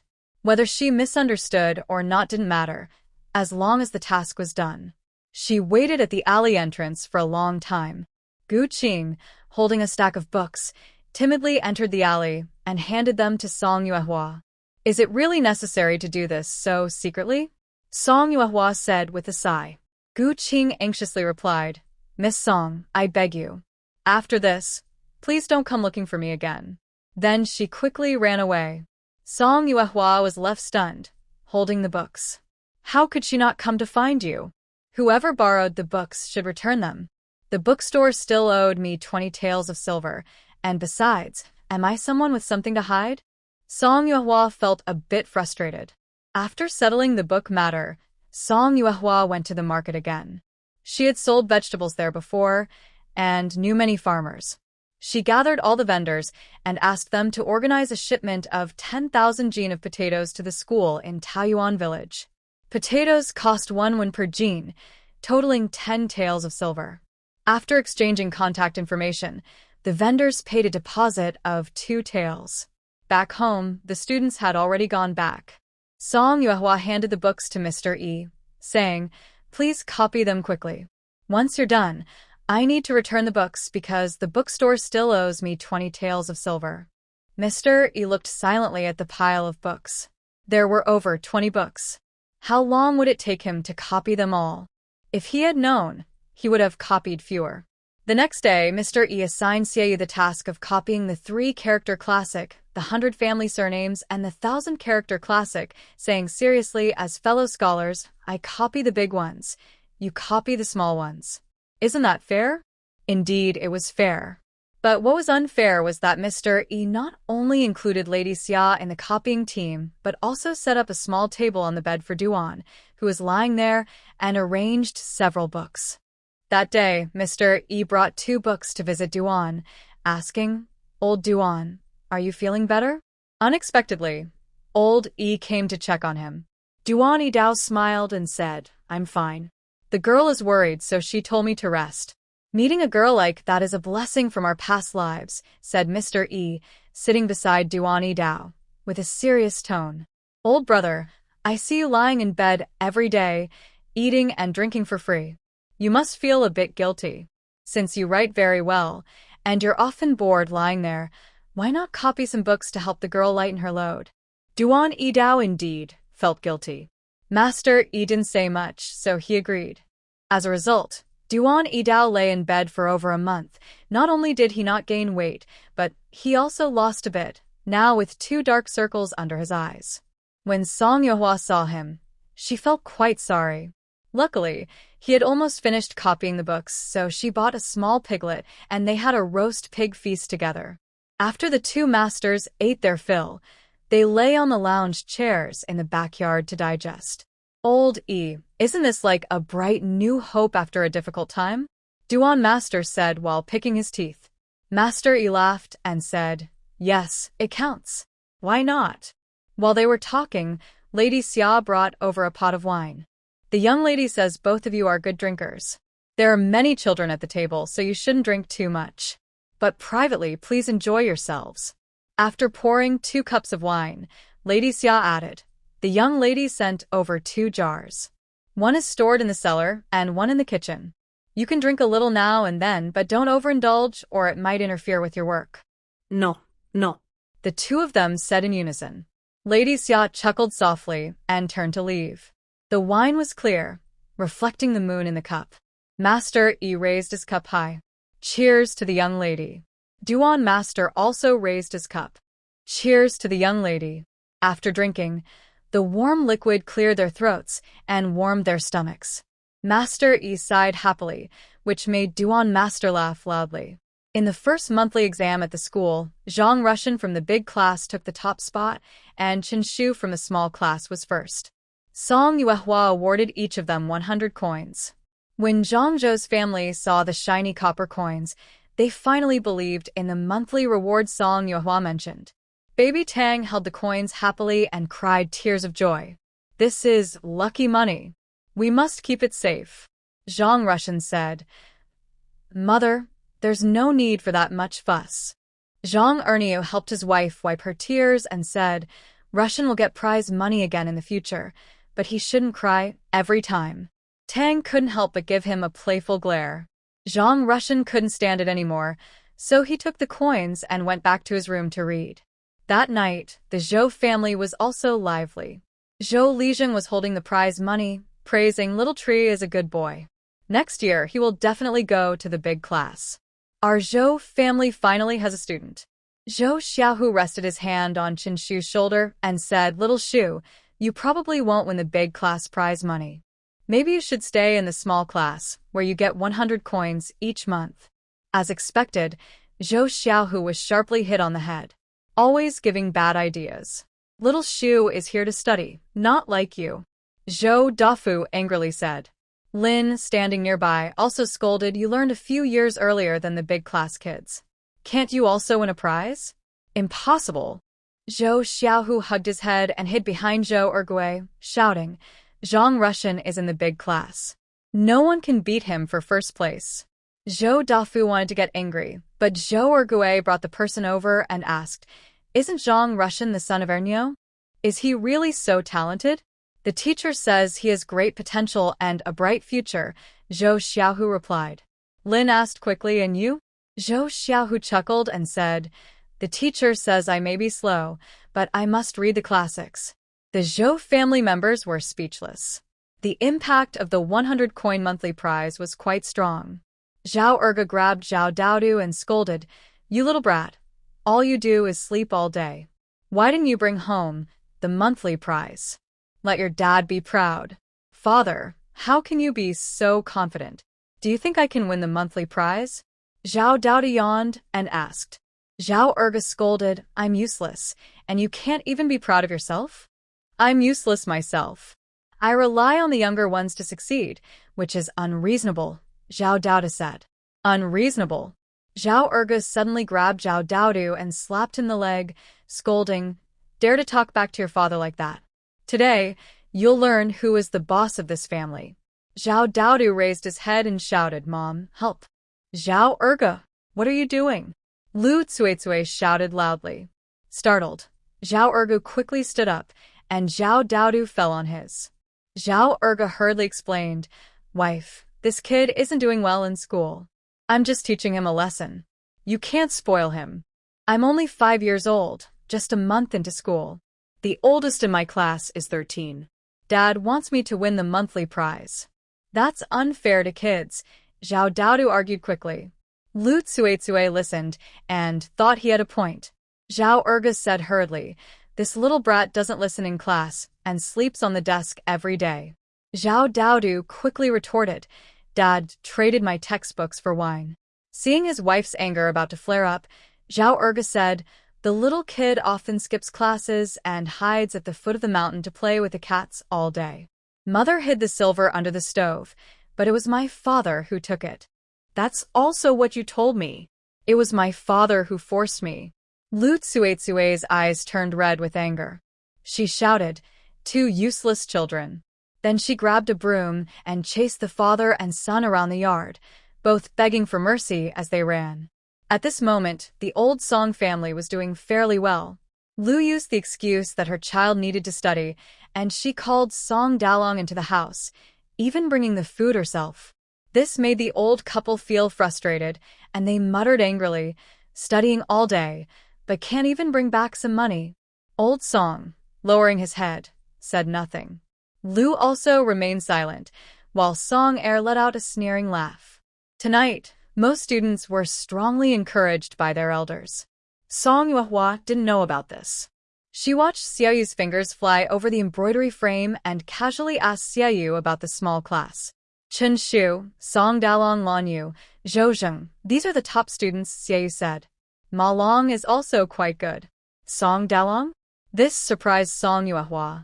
In her memory, Song Dalong was very much like his father, Song Lauda. Always silent, unaffected by anything, as if nothing concerned him. He was the eldest grandson and received good treatment in the old Song family. He had little emotional connection with his cousins and rarely spoke. So, when Song Yuehua heard his name, she didn't feel much. She just chuckled lightly and let it go. Xiaoyu continued, the others either can't focus or just sleep all the time. Uncle said to teach according to each person's talent, but I really don't know what to do. I wonder if it's because of me. How could that be? Xiaoyu put down her needle and quickly looked up. I think Xiaoyu teaches very well. If classes weren't divided, I'd even want Xiaoyu to be my teacher. Oh, it's not that good. Xiaoyu blushed and nudged Xiaoyu beside her. Song Yuehua thought for a moment and said, teaching according to each person's talent is correct. Maybe you just used the wrong method. What method? Xiaoyu asked. Song Yuehua stood up and said, wait a moment. Then she left the room. After a while, Song Yuehua returned, holding a thin bamboo stick. It was carefully chosen for its length and thickness, perfect for discipline. Song Yuehua handed the bamboo stick to Xiaoyu and said, if anyone doesn't listen in class, falls asleep, or behaves badly, just use this to discipline them. If they cry, they can come to me. Xiaoyu nodded silently. 2 teachers worked day and night copying books and finally finished. When returning the books, Song Yuehua went to find Gu Qing. He was so scared he turned pale. She returned the books to the bookstore and only got back 18 taels of silver. After returning the money, Gu Qing begged, Miss Song, please don't come looking for me unless it's really necessary. Halfway through his words, he added, and if you do need something, don't ask me. Then he hurried away without looking back. Song Yuehua didn't like this boy. Every time she was with him, she felt like she was doing something wrong. Back home, Xiaoyu told Song Yuehua that someone from the village had come. It was about the second son of old Li at the end of the village, who was getting married. She was invited to the wedding feast. The end of the village wasn't a good place to live. Not many families there, mainly because of wild animals and falling rocks from the mountain. Not many people like Song Yuehua lived right at the foot of the mountain. The Li family also lived at the village's edge, not far from Granny Wang's house. On the wedding day, it was her first time attending a village feast. She was curious. Since it was a wedding celebration, many red cloths were hung inside and outside the house, making it look very festive. She found a seat and sat down. Soon, Fat Ant also sat next to her. Dia, have you been hunting in the mountains lately? Fat Ant asked as soon as she sat down, unable to stay quiet. Song Yuehua shook her head and said, not for now. I have a lot of work at home. That's true, Fat Ant said as if talking to herself. With 3 children depending on you, it's not easy. Song Yuehua smiled but didn't reply. After a while, the dishes hadn't been served yet. Fat Ant asked again, are you still teaching hunting skills to apprentices? Song Yuehua smiled awkwardly and said, no, I don't take students. If I wasn't pushed to the limit, who would want to go to the mountains to make a living? If something happens, it's hard to explain. Fat Ant understood, but she was still eager.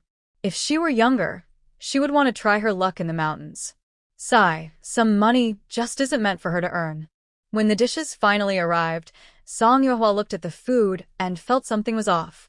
Even if it was a simple farm meal, it shouldn't be so plain. There wasn't even a piece of meat. Song Yuehua asked the plump ant nearby, are village banquets always like this? Finally, Song Yuehua managed to talk to her, and the ant responded warmly. Oh no, this is just to show face for the new bride's family. Show face? Song Yuehua didn't understand. Talking about village gossip, the ant got excited. The bride's family didn't bring much dowry and old man Li is quite stingy. How can they be happy? I'm afraid this girl will have a hard time in the future. Song Yuehua asked again, did the bride not prepare anything? Not exactly. I heard that the bride's side has 6 sedan chairs, which is okay. When Xiaotsue married my eldest son, there were only 5. See what I mean? But old man Li is the kind of person who likes to compare. If he sees that others' families give less, he might get upset. The aunt became more excited as she spoke. The daughter of Jin Yuanwei married with a grand dowry of 60 sedan chairs, and they even had many boxes of silver. If old man Li is jealous, he should go to Jin's family and ask for a marriage. Just see how they would turn him away. It's said that dragons match dragons, phoenixes match phoenixes, and turtles match turtles. If you don't have the skills, you'll end up marrying someone of your own kind. After the banquet, they didn't get to eat a single piece of meat. Song Yuehua paid the gift money and left. She didn't expect people here to care so much about dowries. In the future, Xiaoyu and Xiaobao's dowries, as well as Debao's wedding gifts, would require a lot of silver. October. The 30 acres of land on Dongshan had mostly been cleared. The Zhou brothers, besides working their own land, also supervised. For the land that wasn't ready, they pulled people from home to plow again. The previously messy land with rocks and weeds had been transformed. It was divided into sections, with small ridges, paths, and ditches dug neatly. Now, only the well-drilling master was still busy working. In a few months, winter would come. The potato seeds had sprouted, so they needed to plant them early. The well-drilling master said it would be finished in about 5 days. For 30 acres, about 10,000 jin of potato seeds should be enough. During the day, Song Yuehua, Granny Wang, Lu Shui, Lady Xia, and others kept cutting seed pieces. When tired, they took out a section and handed it to Duan to cut. After the evening gathering, they called Yifuzi, Wenwu, Xiuyu, Rishin, Ruochu, and Zhou Xiaohu to help cut. Dinner was at home. Song Yuehua cooked a big pot of pork rib and radish soup. Miss Xia made 4 jin of dough into scallion pancakes. After eating, it still wasn't enough, so she made another 4 jin of dough to feed everyone. With everyone working together, the seeds were quickly prepared, and the water well on the mountain was almost finished. Next, it was time to plant potatoes as soon as possible. Some tasks are hard to understand until you try them. Out of 30 acres, they had only planted half an acre, and Song Yuehua felt something was wrong. Lu Shui, Granny Wang, and she herself, based on their progress, didn't know when they would finish planting. Yuehua. Song Yuehua looked up and saw Tang, Zhang, Big Niu Zhang, Second Niu Zhang, Zhou Lijing, Zhou Dafu, Second Zhou Lin, Zhang, Little Tiger Zhou, Uncle Ma Yong, and Granny Lan, all carrying hoes and rushing over. Why are you all here? Song Yuehua was surprised. Tang was quick to speak, smiling, as Mountain told us, with such a large piece of land, just a few of you. How can you finish planting? We also heard from Little Tiger, Dafu Zhou said, 3 people daring to plant 30 acres. You're not bad. Zhou Lijing coughed and said, let's get to work. We're just planting potatoes, so it'll only be busy for a few days. Uncle Ma patted Zhou Lijing and said, since the old man is here, I had to come too. To Song Yuehua's surprise, Granny Lan also arrived. Since school started, Granny Lan had been bringing a basket of pig grass every morning on time. Seeing that the chickens and rabbits at home weren't enough to eat, Song Yuehua asked if she could send an extra basket in exchange for an egg. Initially, Granny Lan didn't want to accept, but Song Yuehua said it was fair and they should settle accounts clearly, so she took it. After learning this, Granny Lan felt uneasy for a long time. She didn't charge for the books or take money but gave eggs, feeling like she was taking advantage. That morning, she brought 2 more baskets of pig grass, but Song Yuehua quickly refused. 2 baskets were just enough. Any more would be hard to digest. Only after Granny Lan's persuasion did she accept. This time, Granny Lan heard that Song Yuehua was planting potatoes on 30 acres, and she knew they wouldn't have enough people. Granny Lan didn't say much and grabbed her to start planting potatoes. On the way, she happened to meet people from the Zhang, Zhou, and Ma families. Song Yuehua called over Little Tiger Zhou, who was busy throwing potatoes, and asked, what are you doing here? Even though they were the same age, little tiger Zhou always felt a little shorter in front of Song Yuehua. He whispered, planting potatoes. It's class time now. What kind of potatoes are you planting? Song Yuehua asked. Did you ask for leave from the teacher? Zhou Xiaohu replied. Yes, I did. Since you're studying, you shouldn't skip classes easily. I appreciate you coming to help, but it's not right. Go back and tell Xia Wenwu that dinner will be cooked with Sister Xia for 30 people. You can choose dishes he likes, but ask Sister Xia for her opinion. Zhou Xiaohu looked down sadly and nodded. Song Yuehua wanted to pat his head but suddenly remembered that Zhou Xiaohu was the same age as her, so she withdrew her hand. She said sincerely, if you don't like studying, you can learn martial arts from Teacher Duan. Or, if that's not suitable, you can learn archery from Xia Wenwu. There's no need to waste time in the fields. It's enough that we adults are here. Zhou Xiaohu opened his mouth to speak, wanting to say that Song Yuehua was the same age as him. But she really looked like an adult. Anyway, he was shy and couldn't argue, so Zhou Xiaohu wisely ran away. He wasn't sure if she listened, but after she left, Song Yuehua continued planting potatoes. Most of the people who came were skilled farmers. By evening, they had planted many potatoes.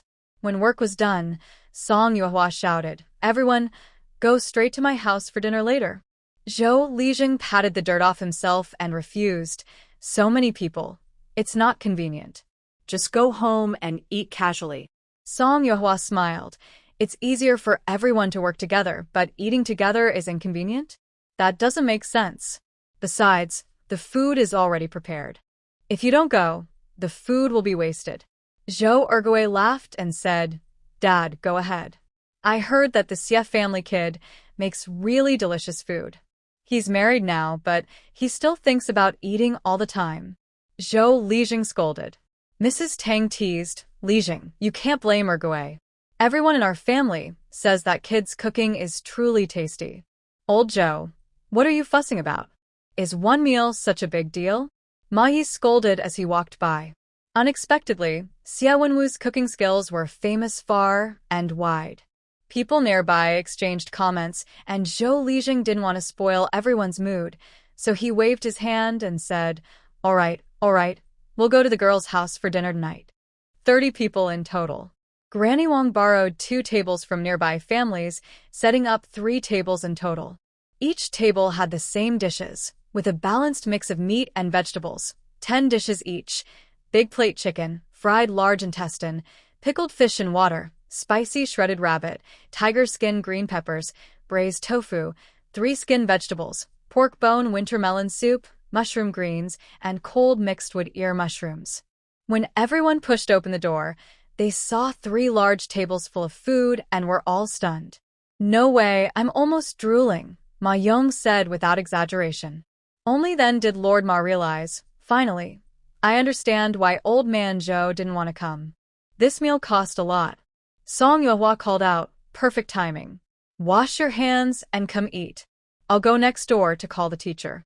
School had just finished, and Song Yuehua also called over the children from several families. Everyone sat down together, each with a full bowl of corn rice. Xia Wenwu was worried there wouldn't be enough rice, so the 2 pots in the school also cooked more rice. For these workers, 3 large pots of rice were just enough.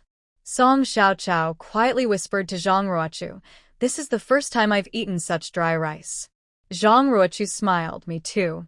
Ma Hu, with a bit of oil on his mouth, chewed and said, I've never had such delicious food in my life.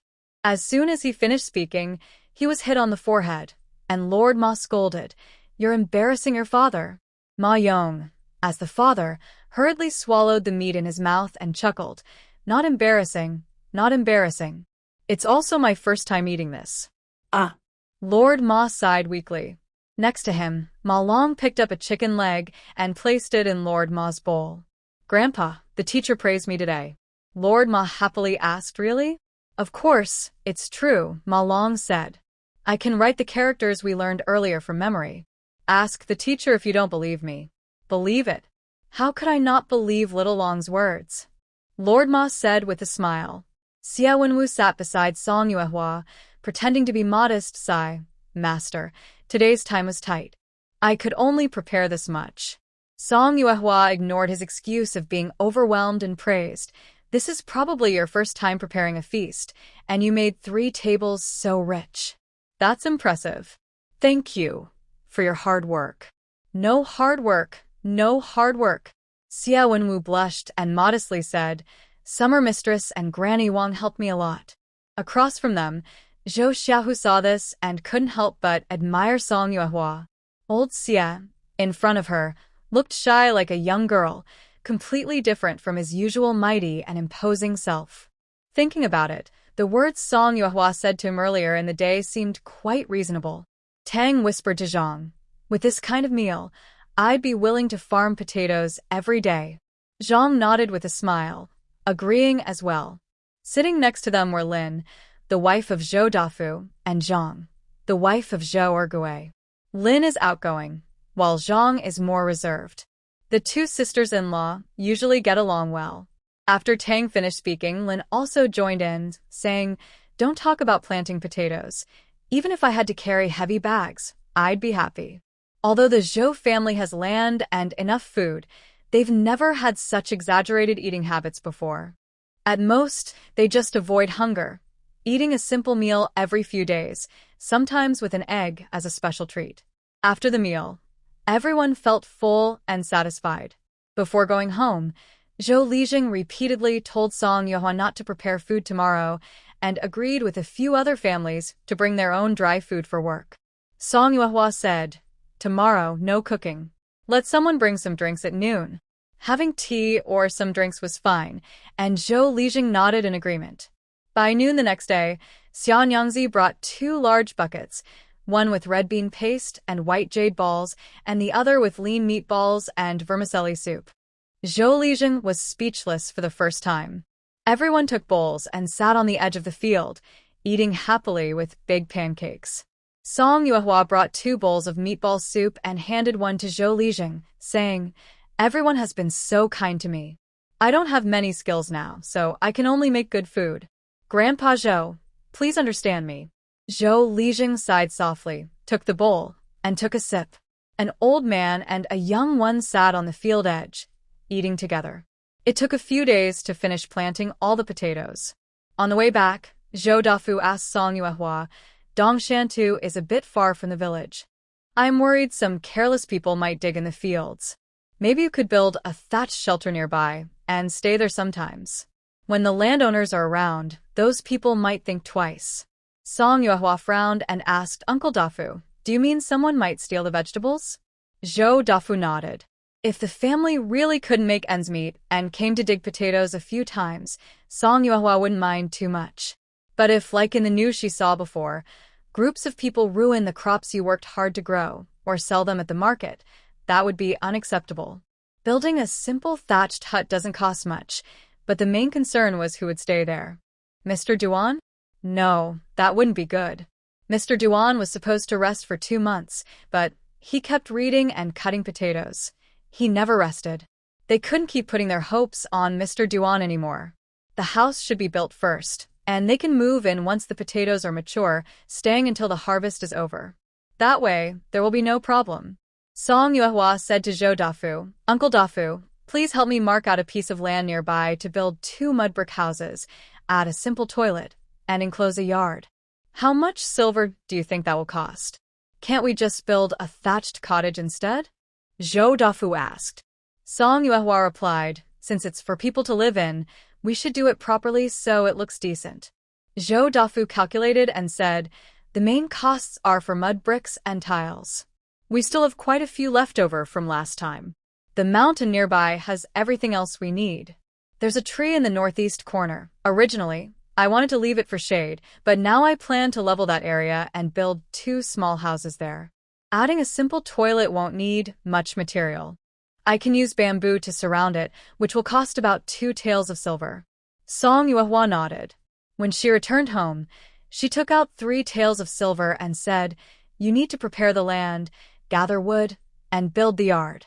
Add 1 more tael, so don't think it's too little. Zhou Dafu smiled and said, If I don't take this 1 tael, what would you say? Then I'll go ask Uncle Ergui, Song Yuehua said with a smile. Ha ha ha. Zhou Dafu accepted the silver and laughed. No matter who you ask, it's all the same.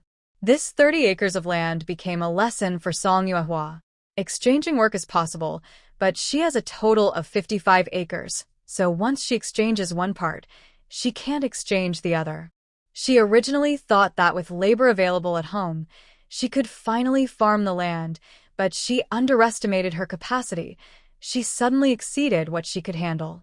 Surely, 25 acres of good land must be used for growing grains. Recently, the school was digging a well, and the weather was nice. Song Yuehua was at the gate, cracking sunflower seeds while holding her little treasure. After school, she called Zhang Russian and asked, I have 25 acres of good land that I want to rent out, at 46 fin per mu. Do you think your parents would be interested? Zhang Russian thought for a moment and said, I need to ask my parents what they think, but I believe they would be very willing. That evening, after dinner, Zhang Russian casually said, By the way, Yuehua asked if you want to rent her 25 acres at 46 fin per mu. What? Tang Shi, who was serving food, was startled and quickly asked, What did you just say? Zhang Russian repeated himself. Zhang Ernyo, standing nearby, listened and then said, That 25 acres is Jin Yuanwai's good land. Most people can't rent such land. Wife, we must rent it. Yes. Yes. After Tang Shi calmed down a little, she finally realized, Why are you only telling me about this now? Zhang Russian stood up, walked to the door, and said, I'm afraid you'll get too excited and forget to eat. You little brat, Tang Shi scolded angrily. After saying this, Zhang Russian slipped away quickly. Tang Shi didn't bother with him. She brushed her hair and pulled Zhang Ernyu to run toward the end of the village. When the couple arrived, Song Yuehua had just finished eating and was in the yard with Daba and Xiaobao, helping them digest. As soon as Song Yuehua led them into the main room, Tang Shi eagerly asked, Yuehua, are you really going to rent us your 25 acres of good land? If uncle and aunt are willing, of course we can do that, Song Yuehua replied. But, since it's only Tang aunt and second uncle, 25 acres might be too much for just the two of you. Do you want to rent more land? Zhang Ernyu felt a bit shy and said, We've also discussed this. If you don't mind, Yuehua, I can ask my older brother and his family to join us. 2 families sharing 25 acres should be fine. Sharing the land between 2 brothers is also okay. Song Yuehua had no objection to Zhang Dainyu. A few days ago, he even helped her plant potatoes. Regarding the profit split, Tang Shi knew well that landlords usually split 3-7, and she didn't want to take advantage of Song Yuehua, so she suggested a 30-70 split. Song Yuehua smiled and said, I'm not a landlord or a rich family. Let's agree on a 40-60 split. Zhang Ernyu and his wife wanted to say more, but Song Yuehua handed the daba and Xiaobao to Xiaoyu and went inside the main house with them. Zhou Lijing, hearing their plans, didn't waste time and took out paper and pen to write the contract. When it came to the profit split, he asked again, 6 parts to the landlord, 4 parts to the tenant. Is that correct? Tang Shi looked at Song Yuehua and said, Yuehua, maybe we should change it to 30-70. Grandpa Zhou, you're right. Let's write it that way, Song Yuehua agreed. Zhou Lijing wrote the contract carefully, and both sides signed and pressed their thumbprints. The contract was official. There were 3 copies, one for Zhang Ernyu, one for Song Yuehua, and one for Zhou Lijing. When Tang Shi received the contract, she still couldn't believe it. Just now they were eating dinner, and now they had rented 25 acres of land. Song Yuehua asked, Does second uncle Ernyu know where the land is? Do you want me to take you to see it tomorrow? No need, Zhang Ernyu said honestly, smiling. I've been there before, I know where it is. After returning home, the couple pulled Zhang Russian out and made him read the contract over and over again. Only after Zhang Russian was told that Mr. Tian would have a small test tomorrow did the couple let him go to sleep. They took the deed and went to visit Zhang Dainyu next door. Zhang Dainyu looked uncomfortable and asked, What's the matter? After the family division, the Tang family still interacted normally with the Zhang family, but these 2 brothers rarely spoke privately. Zhang Ernyu, overwhelmed with joy, suddenly became clear-headed and said calmly, Call everyone together. This is important. 5 adults from the Zhang family gathered in the main hall. Zhang Erniu first asked Zhang Dainiu, "Big brother, Yuhua has 25 acres of good farmland. Do you want to rent it?" "Good farmland?" Zhang Dainiu reacted. "Are you talking about the 25 acres from Mr. Jin?" Tang corrected him. "Now it belongs to Yuhua." Zhang Dainiu's eyes lit up. "Rent it? How many acres does she want to rent to us?" Zhang Erniu took out the deed from his pocket and smiled. "All 25 acres are rented to us. The deed shows 46 fun, but we tell others it's 37 fun." Since the deed was signed, Zhang Dainiu was momentarily speechless. The person who signed it was Zhang Erniu, not him. "Erniu, you guys are now separated," Granny Jean reminded. Seeing Zhang Dainiu's expression, she knew what he was thinking. If Ernia didn't want to rent with him, he wouldn't have come here to talk. Some words are better said by her. Originally, Zhang Ernia thought it didn't matter who signed, since they were family. Now he realized he was a bit too confident. Tang smiled and said, "Mother is right. We just happened to meet, and we didn't have time to tell Big Brother. We just wanted to sign the contract first. But now it seems a bit messy. Tomorrow, we will go to the Li Zheng's house and add a name." Though she said this, Tang didn't really think so. Her uncle's intentions were often not good, so she was actually speaking to her mother-in-law. Sure enough, Granny Jean shook her head lightly and said with a smile, "No need to trouble yourself. Don't change this deed. If you brothers privately sign another deed, it will be the same." Zhang's wife tugged at Zhang Dainiu's sleeve, and only then did Zhang Dainiu say, "Having a deed does make us feel more secure." "Sorry, second brother." Tang turned her head silently and only hummed softly. Zhang Erniu held Tang's hand. Zhang Russian was pulled up again, and he signed a deed with a squint. After everyone signed and pressed their thumbprints, he staggered back to sleep. Little Jade's birthday was coming soon. Song Yuehua took little Jade and little Yu to the county town. 2 young girls rarely come to the county town, and they are very excited. They look at all the food and toys, their eyes wide with wonder. Song Yuehua stops in front of a headpiece stall with the 2 girls. The stall owner is an old lady. The headpieces in her box are bright and colorful, with various flowers and animal shapes that look very lifelike. Not only are the young girls tempted, but even Song Yuehua feels drawn to them. However, when she hears the prices, the 2 girls immediately stop their interest. Xiaoyu nods in understanding and says, "Xiaoyu, I'm a bit hungry. Should we go get something to eat?" Xiaoyu quickly agrees, yes, let's go eat something first." After the girls walk away, Song Yuehua smiles helplessly and asks the old lady to pack the headpieces for her. She puts the packed headpieces into her basket, then follows the girls. They had eaten quite a lot earlier, so now they aren't hungry. When Song Yuehua arrives, the girls are still talking about the headpieces. Seeing Song Yuehua arrive late, they ask quickly, "Sister, you didn't buy any, right? The headpieces are pretty, but they're too expensive, so we decided not to buy." Song Yuehua takes out a bag of steamed buns and offers them, saying, "Aren't you hungry? Have some." Xiaoyu giggles and says, "Actually, we're not really hungry. We just needed an excuse to leave." Xiaoyu nods again. Yes, an excuse makes things less awkward. "They probably don't think their acting is very good," Song Yuehua laughs. "Would you like to have your fortune told, young ladies?" The 3 of them pass by a fortune-telling stall, where an old Taoist priest calls out to them. Song Yuehua becomes interested and squats down to ask, "What can you tell fortunes about?" "Anything," the old Taoist confidently replies. "Sister, let's go," Xiaoyu whispers. "All these are fake. We shouldn't believe them." The old Taoist has good hearing. When he hears this, he immediately looks displeased.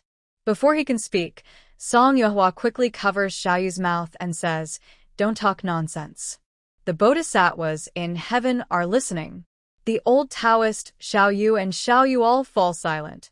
Xiaoyu sighs, and Xiaoyu points to the cloth banner beside the Taoist and says, "It says a fortune for 10 coins. Sister Song, if you want to ask, let her do it." Song Yuehua puts down 10 coins and asks, "Can you tell if I will get rich?" It's rare for a young lady to ask about wealth, but the old Taoist takes a moment to read her fortune and says, You are blessed and will not worry about money. If she doesn't worry about money, it means she won't lack it. That's good. Song Yuehua took out 20 coins and pressed Xiaoyu and Xiuyu down, saying, "Help me calculate their marriage fate." "Big sister, I won't calculate." Xiuyu tried to get up but was held back by Song Yuehua, who coaxed her, "Just a quick check." Xiuyu looked at her older sister, and seeing her interested, she let her go. For the old fortune teller, whether the young girl was willing didn't matter. As long as someone was willing to pay, he would do the reading. After consulting, the old man first spoke about Xiaoyu. The girl has noble luck, but her aura is thin and scattered. Like a bird flying side by side with another, it's a destined match.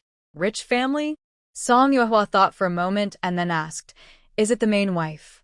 The old fortune teller replied, "A destined match is definitely for the main wife." "How wealthy?" Song Yuehua pressed further. The old man raised one finger and said, "The secret of fate cannot be revealed." Knowing it was best not to press further, Song Yuehua took out 10 copper coins and said, "Please, master, share a little." "Big sister." Xiuyu's eyes widened, but Song Yuehua looked serious and said, "This matter is very important. I need to ask clearly." Xiaoyu was speechless. The old man took the coins and pinched a thin slit with his thumb and forefinger, saying, "Small wealth, small nobility." "How small? Could it be as wealthy as a rich merchant?" Song Yuehua asked closely. The old man shook his head and said no. Relieved, Song Yuehua asked again, "And is it as noble as a wealthy merchant?" The old man shook his head again, no. Satisfied, Song Yuehua thought as long as she saved money diligently, Xiuyu could marry happily and with dignity. Next was Xiuyu. The old man said, "The girl is sharp and wise. When it's time to cut ties, do so. Her marriage is free and easy, very good, very good." Song Yuehua asked, "But someone very wealthy?" The old man raised his hand to point at the sky, but Song Yuehua quickly handed over 10 copper coins. "Song sister, I don't need to calculate or ask," Xiuyu stopped her. Song Yuehua coaxed, "It's okay, it's okay. Let me ask one more question." After giving the coins, the old man said, "Wealth lies in knowledge, nobility in sincerity. Together in learning and virtue, supporting and helping each other. Do you think that's good?" Looking at it this way, Xiuyu's marriage was quite good. She didn't seek great wealth or status, only mutual love and understanding. After calculating the fates of the 2 young girls, the old man was about to do a 4th reading. Unexpectedly, Song Yuehua happily patted the 2 girls, nodded to thank the old man, and then turned to leave. The old man was left speechless. Xiuyu's birthday was on that day. Song Yuehua prepared the dishes early and was busy in the kitchen before dawn. Little Sheep no longer produces milk, so the milk used for the cake was brought back yesterday by Grandpa Ma. Cream and jam had to be made fresh, but luckily she was strong enough to whip the egg whites and cream easily. To surprise little Jade, Yu kept her from getting up. After receiving Song Yuehua's secret signal, Yu finally relaxed and helped little Jade change into new clothes. When she opened the door, she saw a beautiful cake placed in the middle of the yard, with the students from the school waiting for her. Yu leaned close to her ear and whispered, "Happy birthday." Xia Wenwu jumped in front of little Jade, grinning widely, "Happy birthday, little Jade." Zhang Russian also smiled and said, "Happy birthday." "Happy birthday, sister little Jade." Zhang Ruoqi stood on the steps, looking up to wish her. Next to her, Xiao Chao whispered, "Happy birthday, cousin." "Happy birthday." Zhao Daodiz suddenly spoke from the wall, startling little Jade and making her step back. One by one, the students offered their wishes. Little Jade went from being confused at first to feeling touched, especially when Yu whispered to her that all these were arranged by her older sister. That day, little Jade would never forget. At the end, Song Yuehua, together with Grandma Wang, came out holding Da Bao and Xiao Bao, smiling and saying, "Happy birthday, little Jade. Come make a wish." Since they couldn't find small candles, they bought a big one, lit it, and placed it in the middle of the cake.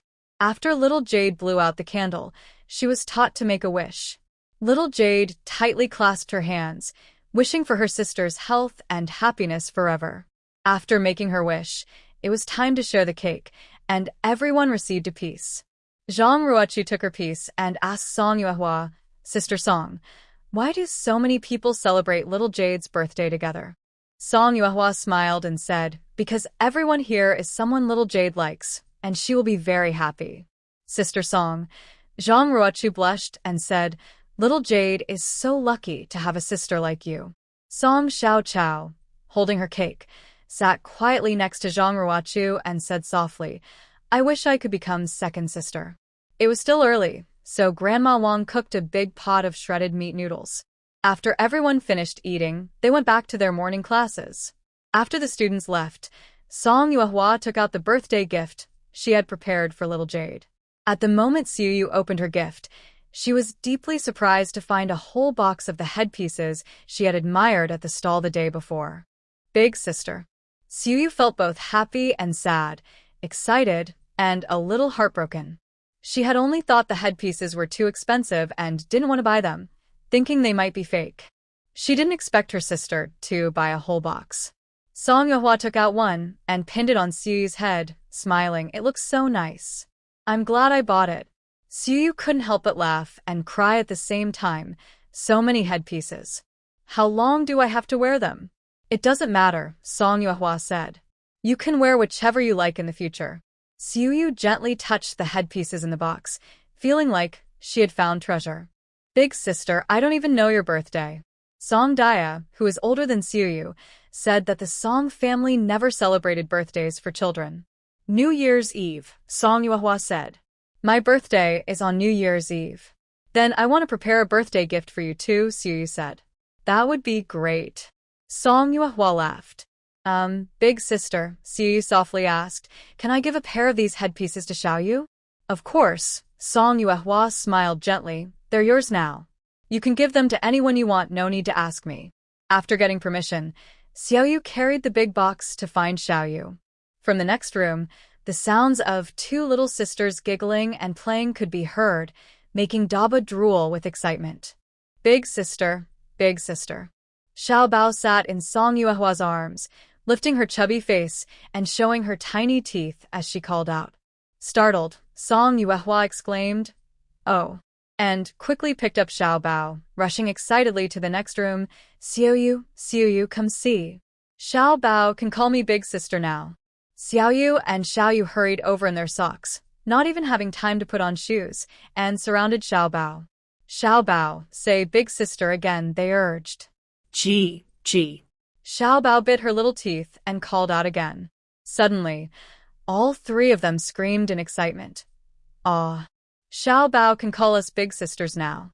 Outside the door, Granny Wang heard the noise and hurried in, worriedly asking, what's going on? Did something happen?